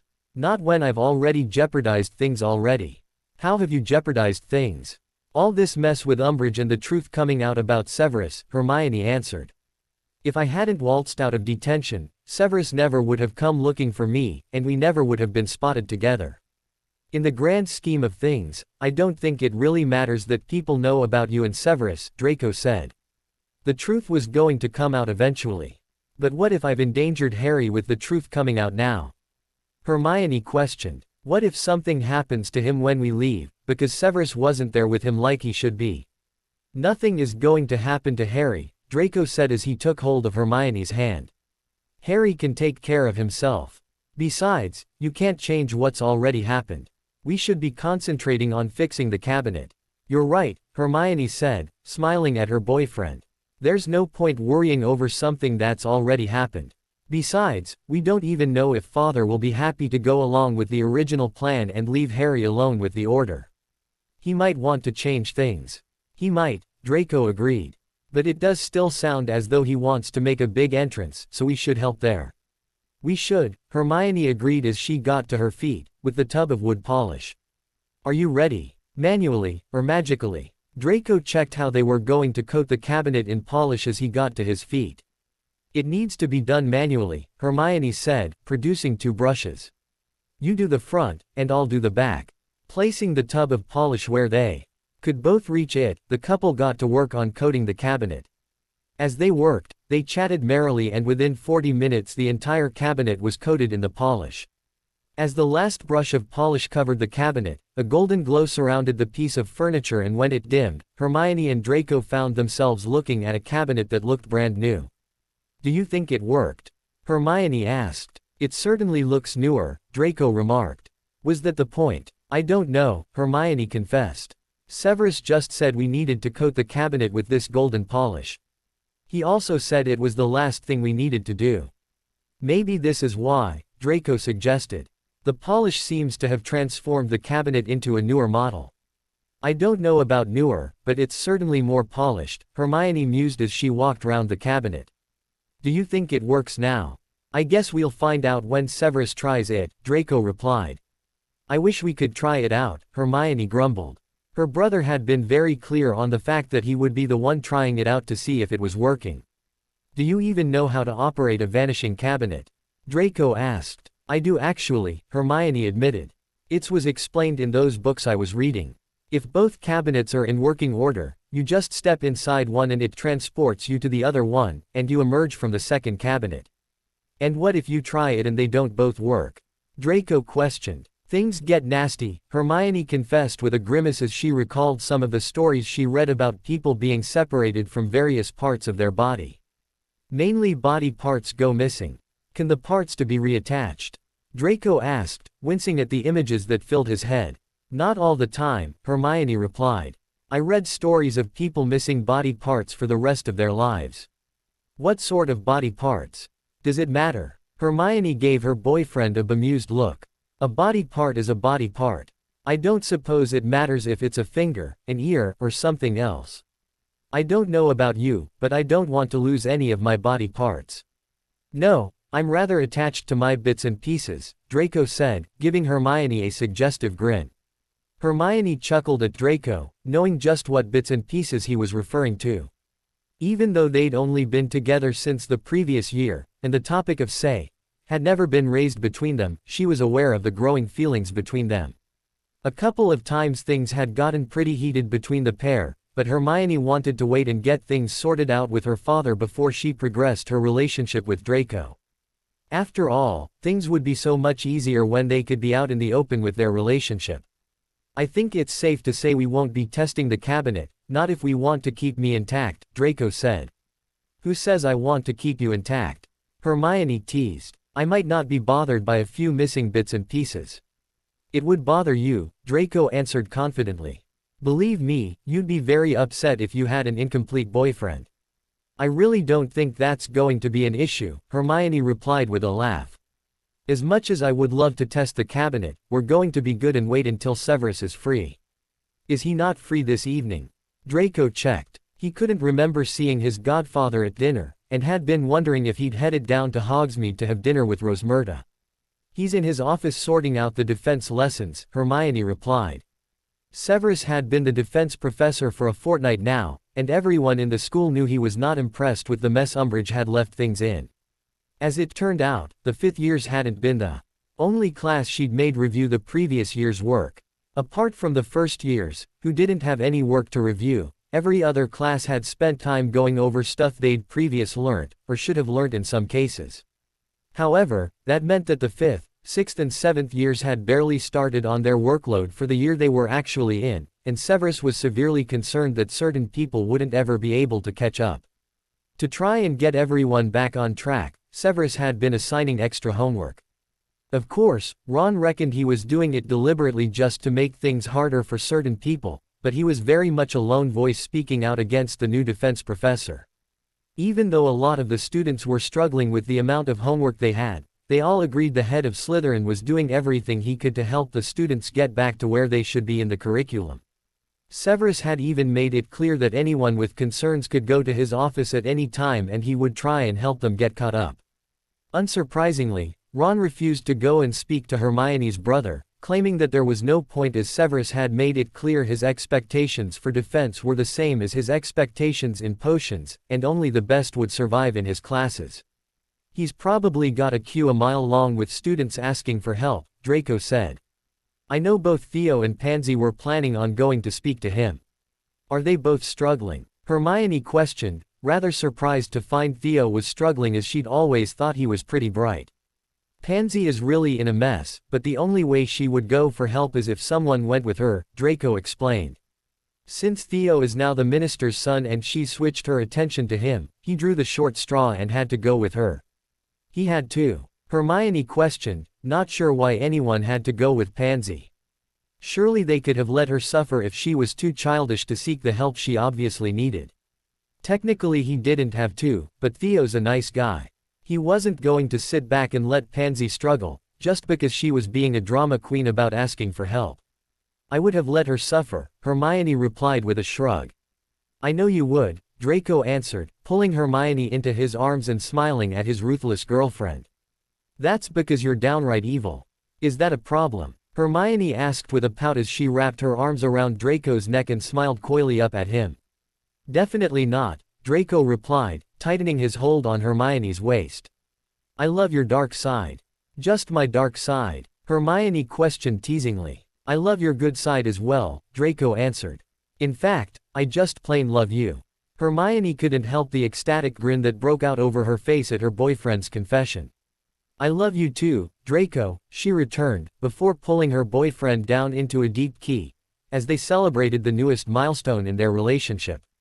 While Hermione and Draco were fixing the vanishing cabinet and swapping I love yous, Harry was stuck in Dumbledore's office, listening to the headmaster drone on about his grandfather. After briefly covering Voldemort's past in their first meeting, Dumbledore had dove into the past in more details in their subsequent lessons. Unfortunately, the lessons had been going on every few days for the last couple of weeks and Harry was getting sick. It was clear Dumbledore didn't know anything of any importance about his grandfather's life as he'd never picked up on the fact he was married and had 2 children. The only interesting thing that had happened was Dumbledore telling Harry about the prophecy. As it turned out, Dumbledore was the person the prophecy was made to, therefore he knew all the details.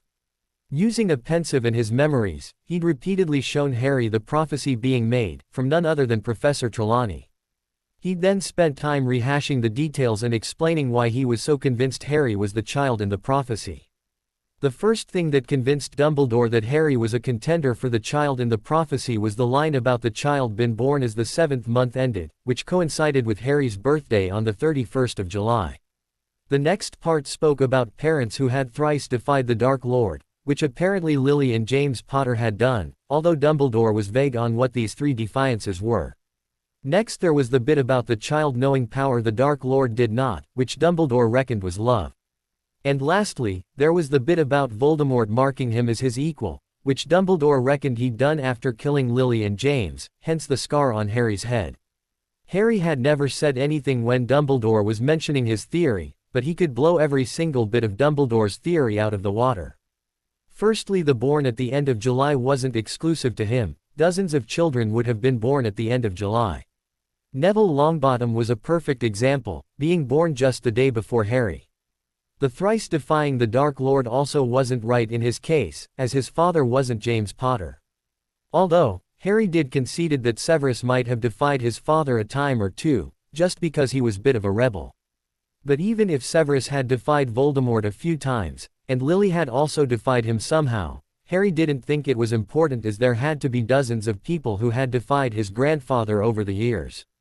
Harry also wasn't concerned about the part where Dumbledore reckoned Voldemort had marked him as his equal, as he knew the headmaster was being economical with the truth regarding his scar. No one knew just who had given Harry his scar. It could easily have been Dumbledore himself, not Voldemort. And as for the bit about the child knowing power Voldemort didn't, which Dumbledore reckoned was love, Harry dismissed that straight out of hand. He knew his grandfather knew all about love. Voldemort had love in his life, powerful love at that, it was just that Dumbledore didn't know about it. All in all, Harry decided that Dumbledore had twisted the prophecy to fit in with what he wanted to be true. Although it was handy that he now knew the prophecy and could warn his grandfather about it. Not that he thought Voldemort had anything to fear from the prophecy. All he had to do was avoid marking someone born at the end of July, with parents who had defied him, and there would be no one to bring about his downfall. Sadly for Harry, the prophecy had been the only interesting piece of information he'd elicited from his lessons from Dumbledore. Other than that, he was just sitting through boring lectures of stories he'd known his entire life. The only difference was, Dumbledore attempted to fill in the gaps of things he didn't know with speculation and guesswork, whereas when Voldemort told stories of his past, he was actually telling the truth. Although some of what Voldemort had told him was far worse than anything Dumbledore could come up with. As it usually did, Harry's mind had begun wandering as Dumbledore spoke, but he was brought back to the present when Dumbledore announced it was time to reveal Voldemort's big secret to Harry. Instantly Harry was on his guard, wondering if Dumbledore was going to mention the family his grandfather had. There is a reason Voldemort didn't die after events at your house when you were just a baby, Dumbledore said solemnly. That would be the lack of killing curse, Harry retorted, speaking before he remembered where he was and that he wasn't supposed to be so cheeky around Dumbledore. Sorry sir, I didn't mean to be rude, he added hastily, hoping he hadn't raised Dumbledore's suspicions. It's okay, Harry, Dumbledore replied with a chuckle. But as you know, there was a killing curse. The one he fired at you. That was the curse that rebounded, giving you your scar and rendering Voldemort weakened. It should have killed him, but something kept him alive. Dark magic? Harry questioned, eager to hear Dumbledore's theories on his grandfather. Dumbledore nodded, giving Harry a proud smile for working out the answer. Indeed, dark magic. One of the darkest magic rituals around involves splitting your soul and creating things called Horcruxes. I believe that is what Voldemort did before he killed your parents. I believe he spent years splitting his soul and creating Horcruxes. And with them, he can't be killed. Harry asked, playing the part of eager student, even though he was shocked to discover Dumbledore knew about his grandfather's Horcruxes. Exactly, Dumbledore said, once again bestowing Harry with a proud smile. But I believe if we can find these Horcruxes and destroy them, we can kill Voldemort. How are we going to do that? Harry asked. What do Horcruxes look like? And how many do we have to find? That, my boy, is where we have a major problem, Dumbledore said with a rueful smile. Horcruxes are normal everyday things, enchanted with dark magic to hold a piece of Voldemort's soul. They could be anything. In fact, I believe the old diary Miss Weasley found in second year was a Horcrux, and it was destroyed when you ruined the book to save her life. I destroyed a Horcrux without knowing. Harry questioned with a frown, although his frown was more to do with the fact Dumbledore had identified the diary as a Horcrux. I believe so, Dumbledore answered.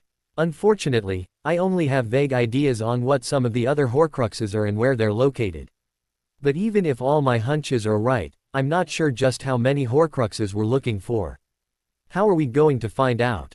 Harry asked, pleased to find that Dumbledore didn't know everything. We're going to continue looking into Voldemort's past, Dumbledore announced.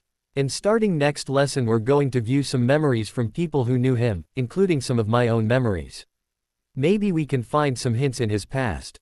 Harry nodded, pretending to be eager to help Dumbledore. Instead he was eager for the Easter holidays to roll around so he could speak to his grandfather. Even though Dumbledore didn't know everything, he still knew more than was healthy. There was no doubt that if Dumbledore didn't go soon, he could prove to be deadly for his grandfather.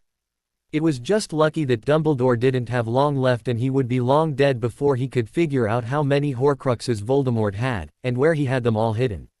Voldemort stood at his bedroom window, staring unseeingly out over the large back garden and the beautiful countryside beyond the property line. During the day, the views from the master bedroom were pretty stunning, but it was nearing midnight, therefore the views weren't as great. Not that Voldemort was bothered by views, his mind was on other things. He was standing at the window contemplating recent events, and worrying about future events. Voldemort had never been a believer in karma, or any theories that subscribed to the thought you got the luck you deserved. He'd always believed that you made your own luck, and your successes were down to how hard you applied yourself. However, just recently he was beginning to worry just how easy things had been for him. Apart from a few minor blips, everything had ran smoothly since Hermione and Harry had started school. All their plans had come off, and now it was time for their big move, and Voldemort was worried that something was going to go wrong. After so much good luck, what if they found themselves suffering a wave of bad luck when everything went wrong? Shaking his head, Voldemort tried to dismiss his troublesome thoughts, but it was no good. The thoughts had entered his head, and now there was no getting rid of them. He would just have to face up to his worries that things were going to change for them. He would have to consider that everyone wouldn't carry on running as smoothly as they had been. Of course, Voldemort expected bumps in the road, and he didn't expect every single plan they made to come off flawlessly, but the last thing he wanted was for their luck to change with them preparing for the biggest move they'd made in well over a decade. Voldemort had already thought of dozens of ways their plan could go wrong, and all of them involved someone he loved ending up hurt or dead. He especially thought Harry was extra vulnerable now the truth had emerged about Hermione and Severus being siblings. The big question was, how he was going to let these worries affect him. Was he going to let them control his decision-making, and change plans, or was he going to put his trust in Harry and carry on with the original plan? Hell if I know, Voldemort muttered to himself, leaning forward and resting his head against the cool glass of the window. Hell if you know what? Beth asked from behind him, emerging from the bathroom just in time to hear her husband muttering to himself. Just thinking out loud, Voldemort replied, glancing back over his shoulder and giving his wife a reassuring smile. Beth gave her husband a knowing nod as she walked over to him and stood behind him, resting her chin on his shoulder. You're fretting about something, she stated quietly. What's bothering you? What's not? Voldemort replied with a snort. Something is going to go wrong, Beth, I can feel it. You mean with the Hogwarts attack? Beth checked. Voldemort nodded his head once. You know I've never believed in luck, but you have to admit we've had a fair bit of it in the last few years. First the ritual to restore me to health went off without a hitch, my forces are growing daily, those of released from Azkaban are settling back in at home, and now everything is progressing perfectly with our plan. Severus called earlier, and Hermione's fixed the cabinet. Of course we still need to run some final tests, but it's looking promising. So what's the problem? Beth asked gently. It's not like we haven't had our share of bad luck as well. Just look at what happened to Severus, he lost the woman he loved and almost lost his son. You spent years without any real magic and strength, and even though you were around you missed out on so much when Hermione and Harry were growing up because you weren't fit enough to leave the house. I would say it's about time things went our way. We've certainly worked for it. I suppose you're right, Voldemort conceded with a sigh. I'll try and stop worrying about all this luck nonsense. And then what are you going to start worrying about? Beth asked, knowing her husband all too well. If he'd genuinely stopped worrying, he would have taken her in his arms and taken her to bed, but he was still standing tensely looking out of the window. Even without taking luck into account, any number of things could go wrong with the plan, Voldemort responded. Providing we even stick to the original plan. You want to pull Harry out with Severus and Hermione? Beth questioned, reaching up and running her fingers through her husband's short, dark hair. That means altering the plan completely, Voldemort sighed, taking comfort in his wife's embrace. I'm many things, Beth, but I'm not a complete monster. I won't risk fighting with innocent children in the school. If Harry leaves with Severus and Hermione, our way back into the school is lost. But if he stays, he's alone, Beth whispered, voicing the proviso her husband had failed to mention. I don't know if I can risk that, Voldemort admitted. If things went wrong and something happened to him, I would never forgive myself. I would not only lose Harry, but I would also lose Severus. He wouldn't forgive me if I got his son killed, and I wouldn't blame him one bit. Slightly annoyed by her husband's negative attitude, Beth roughly gripped him by the shoulders and spun him around to face her. Do you think I want anything to happen to him? I love that boy as if he were my own. I know that, Beth, Voldemort interrupted just as Beth took a breath to carry on. I didn't mean to discount your feelings. You didn't, Beth said with a shake of her head. But you didn't let me finish. I love Harry, and I would die if anything happened to him, or Hermione or Severus for that matter. But I do think you need to talk to him about this before you make any decisions. If he's adamant about staying behind, I say we trust his judgment. Even if it puts him in danger. Even then, I know our instincts are to protect him, but he's proved that he can take care of himself. Just look at what he faced last year. I know he had Hermione and Draco at his side, and Severus was watching over him, but Harry still had to face the Triwizard Tournament on his own. No one was there to hold his hand when he battling a dragon, or when he down in the Black Lake saving Hermione, or fighting for his life in a maze. He did all of that himself, and he emerged on top. He's not to be underestimated. Our Harry is tougher than he looks. Voldemort nodded slowly, digesting everything his wife had said. She was right, he really shouldn't make any decisions before first talking to his grandson.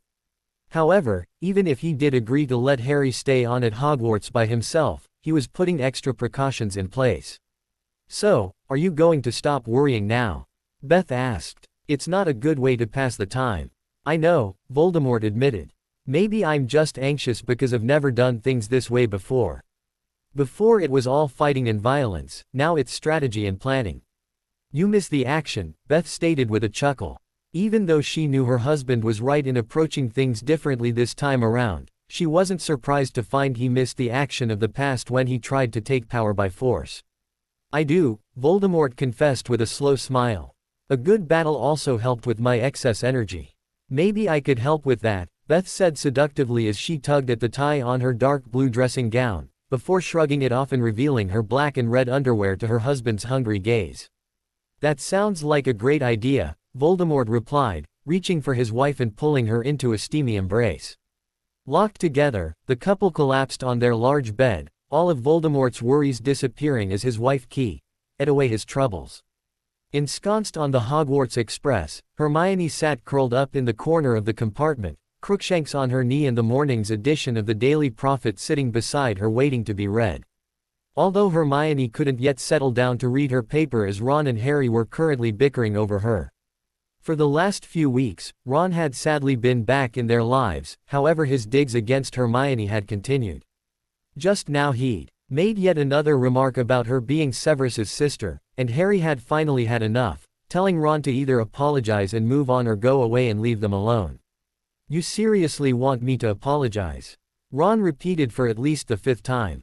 Either that, or go, Harry said with a shrug. I've held my tongue for weeks now, but I've had enough. Hermione is my friend Ron, and I don't care who her brother is. I won't stand back while you imply she's up to something. I'm sorry, but I can't trust her anymore, Ron said. She's lied to us from the day we met her.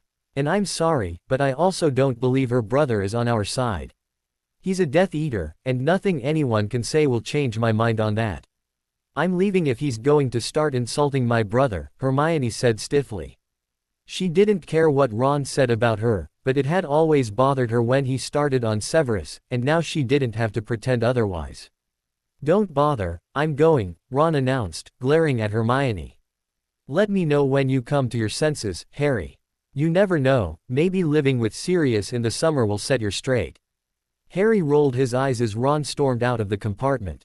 With Ron gone, he exchanged relieved smiles with Hermione and the pair settled down to enjoy the journey home in peace. The last few weeks had been rather hectic, and they were both looking forward to spending a few weeks at home. With the vanishing cabinet fixed, And fully tested by Severus, Hermione had devoted her free time to homework, specifically catching up in defense to where the class should be. Unfortunately, Harry hadn't had quite as much time to dedicate to his homework as he still had to endure classes with Dumbledore, during which he'd learnt just what the headmaster knew about his grandfather's Horcruxes. Then there'd been Quidditch practices and matches for him to participate in. But even so, he was starting to get caught up to where they were up to. Hopefully with a bit more time on his work he'd be up to date before the exams started a few weeks after their return from Easter. "Anything interesting in the paper?" Harry asked, spotting the paper sitting next to his aunt. "I haven't looked yet, but there's supposed to be a full rundown of Knott's new policies," Hermione answered as she picked the paper up. "Apparently he's finished restructuring the ministry now, so his new policies are ready to be put into practice." "Interesting," Harry said, moving over to sit next to his aunt. "Let's have a look then." Finding the relevant pages, Hermione and Harry began to read about the changes at the ministry and the new laws that were being introduced. The first thing they read about was the abolishment of the department Arthur Weasley worked for. The misuse of Muggle artifacts department was no more, and it was replaced with the anti-Muggle artifact department. The new laws made it illegal for anyone in the wizarding world to own artifacts from the Muggle world, either enchanted or in their natural non-magical state. The ministry had announced a 4-week amnesty for people to turn in their Muggle artifacts. After that anyone caught in possession of Muggle things would be punished and could face several months in prison or heavy fines. "Blimey, Ron's father will have to turn over practically everything he owns," Harry laughed. "Apparently he's got a shed full of Muggle contraptions." Hermione chuckled at the thought of Arthur having to give up his precious Muggle artifacts, before turning her attention back to the paper. After scanning over a few minor changes to departments, she focused on the Muggleborn initiatives. There was actually no laws to stop Muggleborns entering their world, all the laws were aimed to separate the wizarding world from the Muggle world. Travel between the two worlds was going to be heavily monitored, ensuring that the wizarding world remained the secret it was designed to be. Then there were the new laws regarding new Muggleborns entering the wizarding world. From now on new Muggleborns could only inform their direct family, parents and siblings, about their magic. For the duration of their stay at Hogwarts, their families would know about the wizarding world. However, once they graduated, a team of specially trained obliviators would visit their Muggle family and remove their memories of magic. It was then up to the Muggleborn to ensure their family never discovered the wizarding world existed. Details of punishments if they failed to maintain the secrecy hadn't been disclosed, but Hermione suspected it would meant the Muggleborn would be kicked out of the wizarding world. "I wonder what they're going to do about all the Muggles that already know about the wizarding world," Harry mused as they read about the new laws. "Take my aunt and uncle for example, they knew it exists because my mum was a witch. I'm guessing they'll all be obliviated," Hermione replied with a shrug. "Providing the ministry have kept decent records over the years. It could prove to be a long job," Harry said. "If anyone can do it, Father can," Hermione said confidently. "He'll make sure the wizarding world is safe and secret once again." Harry nodded in agreement as the pair delved back into the papers. Unfortunately they'd read about all the interesting changes, and the other changes were just general policy that didn't interest them. Throwing the paper to one side, the pair settled down and spent the rest of the train journey talking about their upcoming break, and how much they were looking forward to seeing Voldemort and Beth, not to mention meeting Rosmerta, which Severus had assured them would happen over the holidays. When the train arrived in King's Cross Station, Harry half expected to be bombarded with Weasleys once he and Hermione stepped onto the platform, because even though he was supposed to be going home, he wouldn't put it past Dumbledore to have asked Molly to try and convince him to go back to the Order with her. However, there was no sign of Molly waiting for her children. Harry had just turned to ask Hermione if she'd spotted the red-headed woman, when Harry spotted something he'd never seen before in his life. His uncle Vernon was on the platform, looking around uncomfortably as he stood next to Beth and Molly. Of course Harry had never met his uncle in person, but he'd seen pictures of his mother's family, so if he ever had to talk about them he had an image in his head of the people he was talking about. "Is that your Uncle Vernon?" Hermione hissed in Harry's ear, sounding almost as surprised as her nephew felt. "It is," Harry answered with a nod. "Wow, they're going all out to make sure I don't get whisked away by the Order." Exchanging bemused looks, the pair set off to where the adults were waiting. By the time they reached the adults, the twins, Ron and Ginny had reached Molly's side. Everyone but Ron greeted Harry and Hermione warmly as they approached, although Hermione could have sworn that Molly frowned at her before politely saying hello. "Harry, I've just been speaking to your uncle," Molly said, bestowing Harry with a bright smile. "I'm trying to convince him that you'd be happier spending the holidays with us." "Thank you, Mrs. Weasley, but Harry is coming home with me," Vernon said stiffly. "It's Weasley," Molly corrected, frowning slightly at the Muggle man. "And as I was saying, it's really not a hardship. We think of Harry as part of the family. But he's not, is he?" Vernon retorted sharply. "He's my family, and he's coming home with me. Now the very lovely Mrs. Granger has offered to help escort us out of this place. So if you'll excuse us, Mrs. Weasley, we'll be saying goodbye." "Weasley," Molly muttered, but Vernon wasn't listening as he turned to Beth and gave her a warm smile. "Mrs. Granger, thank you for your kindness," he said. "It's my pleasure," Beth replied, smiling back at the Muggle man. "Is my uncle flirting with your mum?" Harry whispered to Hermione as they said goodbye to the Weasleys and followed Beth and Vernon towards the Muggle exit. "I don't think that's your uncle, Harry," Hermione whispered back. Judging from the way her mother and Harry's uncle were interacting, Hermione suspected her father had decided to have a bit of fun with some polyjuice potion. Harry frowned momentarily, before understanding dawned on him and he realized his uncle was really his grandfather. Chuckling in amusement, he and Hermione followed the adults out into the Muggle part of the station. From there they headed home, along with Vernon, who had indeed been Voldemort using polyjuice potion. When Harry asked about the deception, Voldemort explained that he wanted to be sure Harry returned home. They had a lot to discuss over the holidays, and it was vital Harry spent the break with his family. The final showdown with Dumbledore was fast approaching, and everything needed to be in place before the pair returned back to school for their final term undercover. Draco didn't always bother going home for the Easter holidays, but this time he wasn't missing the trip home for anything. With any luck, the final plans for Voldemort's entry into Hogwarts would be discussed, and he could find out what sort of role he was going to play. Voldemort and his father had been keeping things pretty close to their chest, and so far Draco, Hermione and Harry only knew the bare bones of the plan. Although considering recent events, Draco wasn't even sure if the plan would be running the same or if the Dark Lord had a new plan in motion. When Draco arrived back at the manor and his mother informed him that Hermione and her family were coming to dinner, he had hoped he would get his answers immediately. However, it was clear when his girlfriend and her family arrived that the evening would be purely social. Right away, Voldemort made it clear that all talk of the upcoming attack on Hogwarts would be dealt with later in the holidays. "If we can't talk about our plans for the future, can we at least talk about Umbridge?" Hermione asked her father. "What happened to her?" "She lost her senior position at the Ministry," Voldemort replied.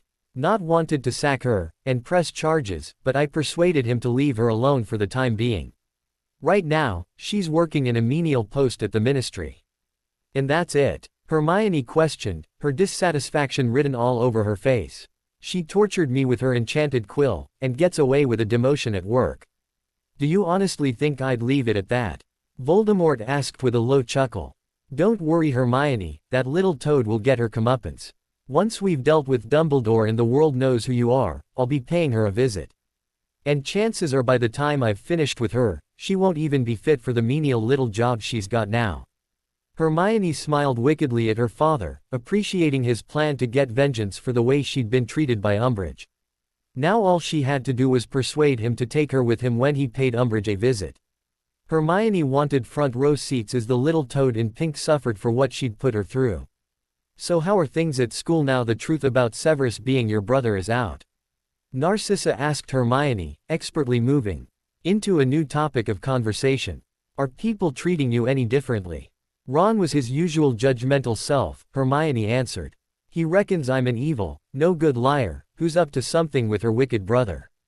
"Smart kid," Voldemort chuckled. "Not smart, just bigoted," Harry corrected. "He may be on the right track, but not because he's smart. Dad really could have turned over a new leaf and genuinely be on the light, and Ron would never believe it. He thinks Dad is evil, so by association Hermione must also be evil. He's not bullying you, is he?" Beth checked with a frown as she turned to her daughter. Ron. Hermione laughed at the very suggestion she would let herself be bullied by someone like Ron. I can handle him. He throws lame insults around, and I ignore him. And what about everyone else? Narcissa asked. Have they reacted like the Weasley boy? No, actually everyone's been really good, Hermione admitted. The other Gryffindors don't seem to mind at all. Ravenclaws and Hufflepuffs barely noticed me anyway, so it's made no difference to them.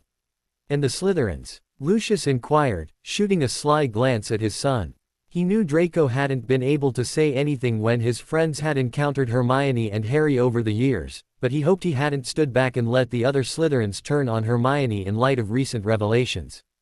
They've been surprisingly quiet, Hermione admitted. Apart from Daphne, who's been more friendly than normal. But I think the others have been avoiding me. They have, Draco confirmed with a laugh. Blaise and Theo are worried in case Severus gets onto them for insulting his sister. I might have to think about that, Severus said with a slight smirk. It's never occurred to me that I've got 4.5 years of insults to make up for. I could have some fun with those too. Just don't completely alienate them, Severus, Voldemort warned his son. When the time comes, I want all of Draco's friends at our side. They will be, Draco said confidently. Nothing will stop Blaise and Theo joining our team. I should hope not, Voldemort said. But we can discuss that more in a few days, when I'll let everyone know what I expect of them when the time comes. Now let me tell you about my trip to London this afternoon to pick Harry up from the station. You went to pick Harry up? Lucius questioned, looking across the table at the Dark Lord with a puzzled frown. Not only that, I got to meet the Weasley woman, Voldemort said with a smirk. Can you imagine how funny it was to talk to her while she didn't have a clue who I truly was? I tell you, I had to work hard to keep up the act. And just who did Molly Weasley think you were? Narcissa asked. Harry's uncle Vernon, Voldemort announced. You posed as a muggle. Lucius chuckled, wishing he'd seen it. Narcissa had been the one to go and pick Draco up from the station, but she'd mentioned that she hadn't seen Beth, so he was figuring she hadn't seen Voldemort either. Not my ideal way to spend an hour, but it was worth it to witness the Weasley woman practically groveling to me, Voldemort answered. Why was she groveling? Draco asked. She was trying to persuade me to allow Harry to spend the holidays with her, Voldemort explained. Obviously, I wasn't having any of it. She's likely gone home complaining about my rude uncle, Harry laughed. You should have heard Grandpa, he kept calling her Mrs. Weasel. It was hilarious. Yeah, it was, Hermione agreed with a laugh of her own before she suddenly frowned. Hey, what if she tells Dumbledore and he gets it into his head that he needs to go and speak to the Dursleys? The Order might think they're going to have problems getting Harry away from the Dursleys so he can go and live with Sirius. Don't worry, we've got everything in hand, Severus reassured his sister. I visited the Dursleys earlier today, which is where the hair for the Polyjuice potion came from. I placed a spell on the house so I would be alerted to any magical presence at the house. I've also given them strict instructions that if Dumbledore does show up, they're to say Harry is out with some Muggle friends. I'll then get Harry to the Dursleys as quick as I can, and we can deal with Dumbledore. Not that I think he's going to be hassling the Dursleys, right Harry? Right, Harry agreed, nodding his head at his father. During those boring lessons with Dumbledore, I dropped plenty of hints about the Dursleys, indicating they need to be handled with care.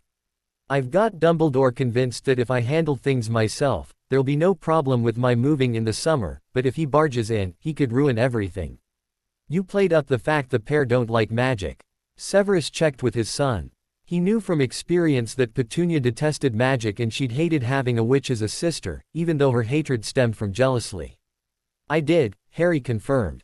I'd be very surprised if Dumbledore risked visiting the Dursleys. After all, he just dumped me on them, so they could cause problems if they wanted to. If he knows what's good for him, he'll stay well away. And since they're all so desperate to move me in with Sirius, they'll behave and let me handle things. It sounds like you have the Order eating out of the palm of your hand, Harry, Voldemort remarked thoughtfully. Sensing an opportunity to convince his grandfather to stick with his original plan, and leave him with the Order after his arrival at Hogwarts, Harry grinned cockily at Voldemort. I do. They all love me, and wouldn't dream of questioning anything I say. I'm their golden boy, and in their eyes I can do no wrong. Way to be subtle, Hermione hissed in amusement, lightly elbowing Harry in the ribs. Hermione's right, there was no subtlety there, son, Severus agreed with a chuckle. You might have well just said, I want to be left alone with the Order after your first visit to Hogwarts. Fine, Harry said with a shrug as he looked his grandfather in the eye. I want to stick to the original plan, only Dad obviously has to leave with Hermione. I can manage everything on my own, and no one will suspect a thing. I can do this, Grandpa. Please let me prove myself to you. Voldemort was silent for a long time before he slowly nodded his head. Well, since the topic's been raised, we might as well discuss things now. Harry, I am going to stick with the original plan, meaning you'll be on your own with the Order for a couple of days, 48 hours maximum. Can you handle that? Of course, Harry confirmed, his face breaking out into a delighted grin.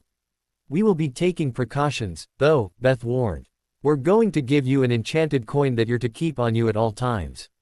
If at any time you feel as though your cover had been blown, or you're in danger, if you rub the coin, one of our elves will be at your side in a moment. The elf can then whisk you away, before anyone can harm you. I didn't think elves could get people past the wards of Hogwarts, Lucius said with a frown. Normally they can't, Severus said.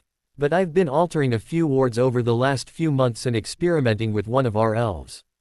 I've now got the wards, so an elf belonging to our family can pass through the wards with someone who's a part of our family.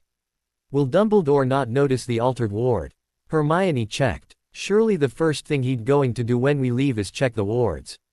I'm sure he will, but he won't be looking for this ward, Severus answered. It's specific to our family. The ward wouldn't be detected unless he knew what he was looking for, and he has no reason to expect there's anyone else related to Father in the school. If he does find the ward, we're in trouble as it means he knows more than he's letting on. And if that happens? Hermione asked, worried for Harry and his safety once he's left alone in Hogwarts. If that happens, we attack without warning, Voldemort said firmly. If Harry sends for assistance, and our elf can't get through, then we've got a fight on our hands. I will get into that school with force if I have to. My grandson will not be hurt, and that is a promise. Harry grinned at his grandfather, thrilled he had such a protective family. As he often was, he was grateful that Severus was his father and not James Potter.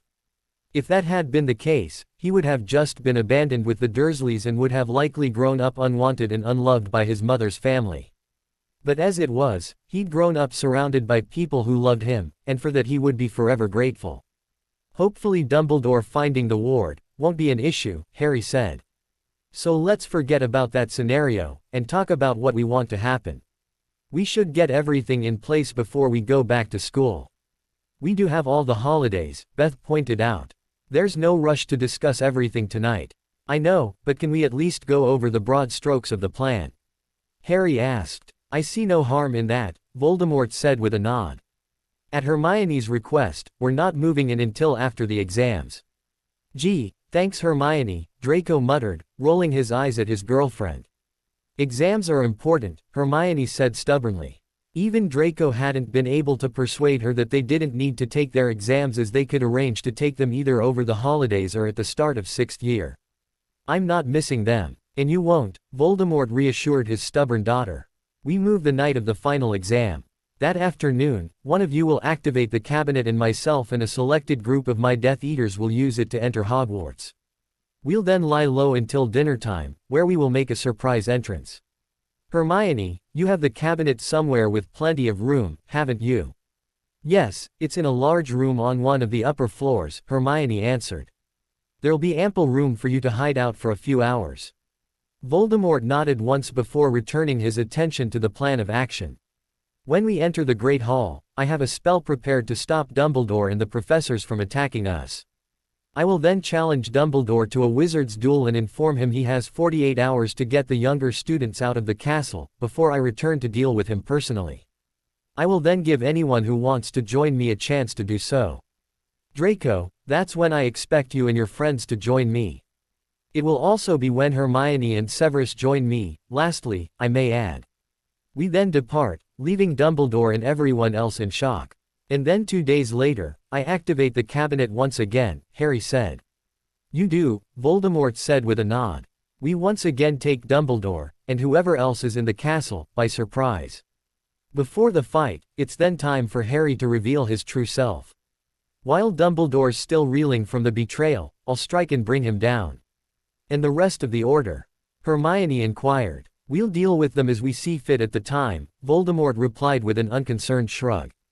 My priority is Dumbledore and getting rid of him. Once he'd gone, we can take care of the rest of the Order over time. With Dumbledore dead, there's no one to stop me taking control, and that is what I intend to do. We've already got Nott in place, and with Dumbledore's death he will usher through some changes at Hogwarts. And then next year, my daughter and grandson can attend school as their true selves. Does that plan meet with everyone's approval? Of course everyone loved Voldemort's plan, and the rest of the evening was spent discussing the changes that would happen after he'd killed Dumbledore. There was no doubt in anyone's mind that killing Dumbledore was going to change the wizarding world forever. In a few months, nothing would ever be the same again. The wizarding world was about to undergo a major change, and everyone enjoying an evening at Malfoy Manor couldn't wait for the changes to begin.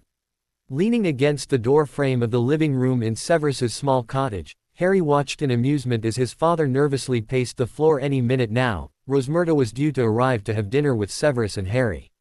In a few days she would be having dinner with the rest of the family, but tonight was especially to introduce her to Harry. Harry knew Severus had organized the meeting with him first, as it was important to him that his son and new girlfriend hit it off.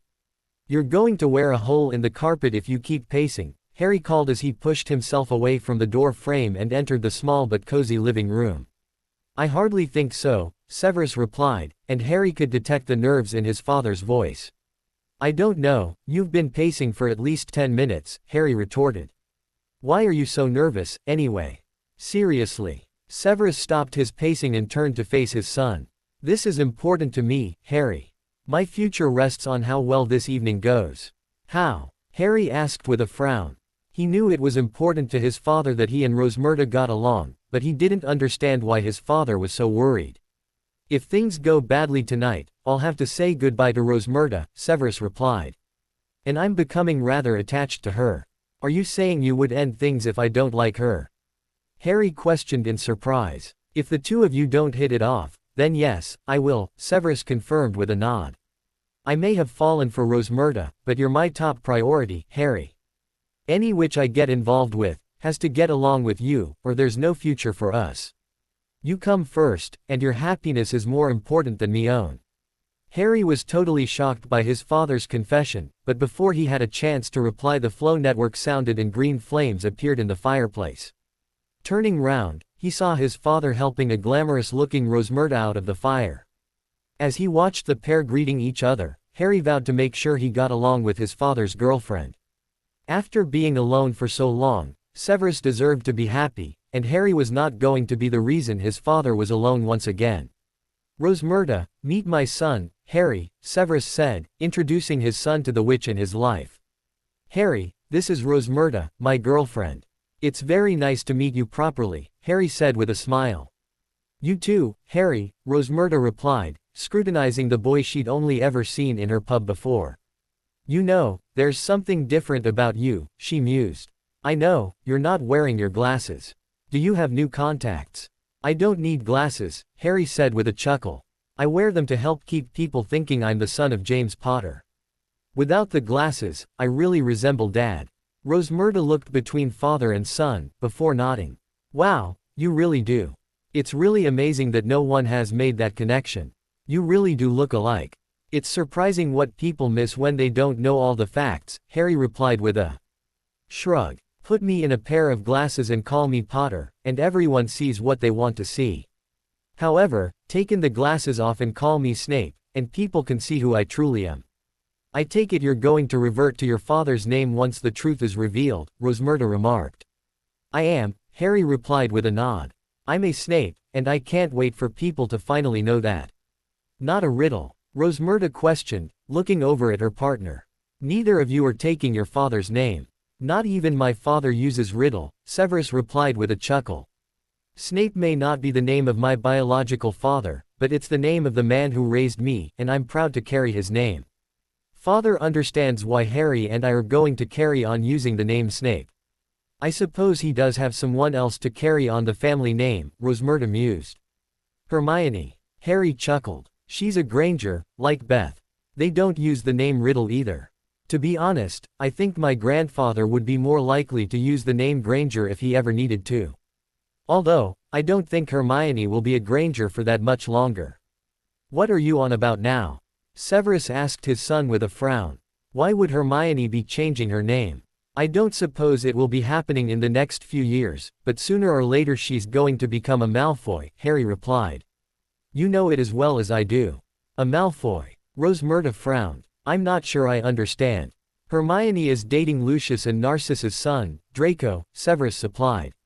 Although, I seriously doubt they're anywhere ready for marriage. Hermione is only 16, and Draco's still 15. I bet you anything they're married within a year of leaving Hogwarts, Harry replied with a confident grin. Severus rolled his eyes at Harry, but he didn't refute his son's claims as he poured drinks for everyone. Handing Rosmerta and Harry their drinks, Severus grabbed his own and the trio sat down to carry on talking. Since the main point of the evening was for Harry and Rosmerta to get to know one another, Severus was happy to sit back and let the conversation flow between his son and girlfriend. I'll just check on dinner, it should be about ready, Severus announced after 10 minutes of polite chit-chat, during which Rosmerta had been asking plenty of questions to Harry in order to get to know him. You've made dinner? Rosmerta asked in obvious surprise. Of course he hasn't, he actually likes you, Harry replied with a chuckle. Seriously, Dad is a rotten chef. Beth kindly loaned me one of their elves, Severus explained. She's currently whipping up a nice, edible meal for us. Which it wouldn't have been if Dad had cooked, Harry said as his father exited to check on the food. Can you cook, Rosmerta? I have been known to dabble in the kitchen, Rosmerta replied with a smile. I'm no expert, but I do have a few specialities. You should taste my beef casserole and dumplings, it's lovely. I love dumplings, Harry said. I'll make it one time for you and your father, Rosmerta offered. I'd like that, Harry replied, giving his father's girlfriend a smile. So far, he was liking Rosmerta, and he couldn't see any reason why they couldn't end up being good friends. When Severus returned, he announced dinner was ready, so the trio moved into the small dining room to eat.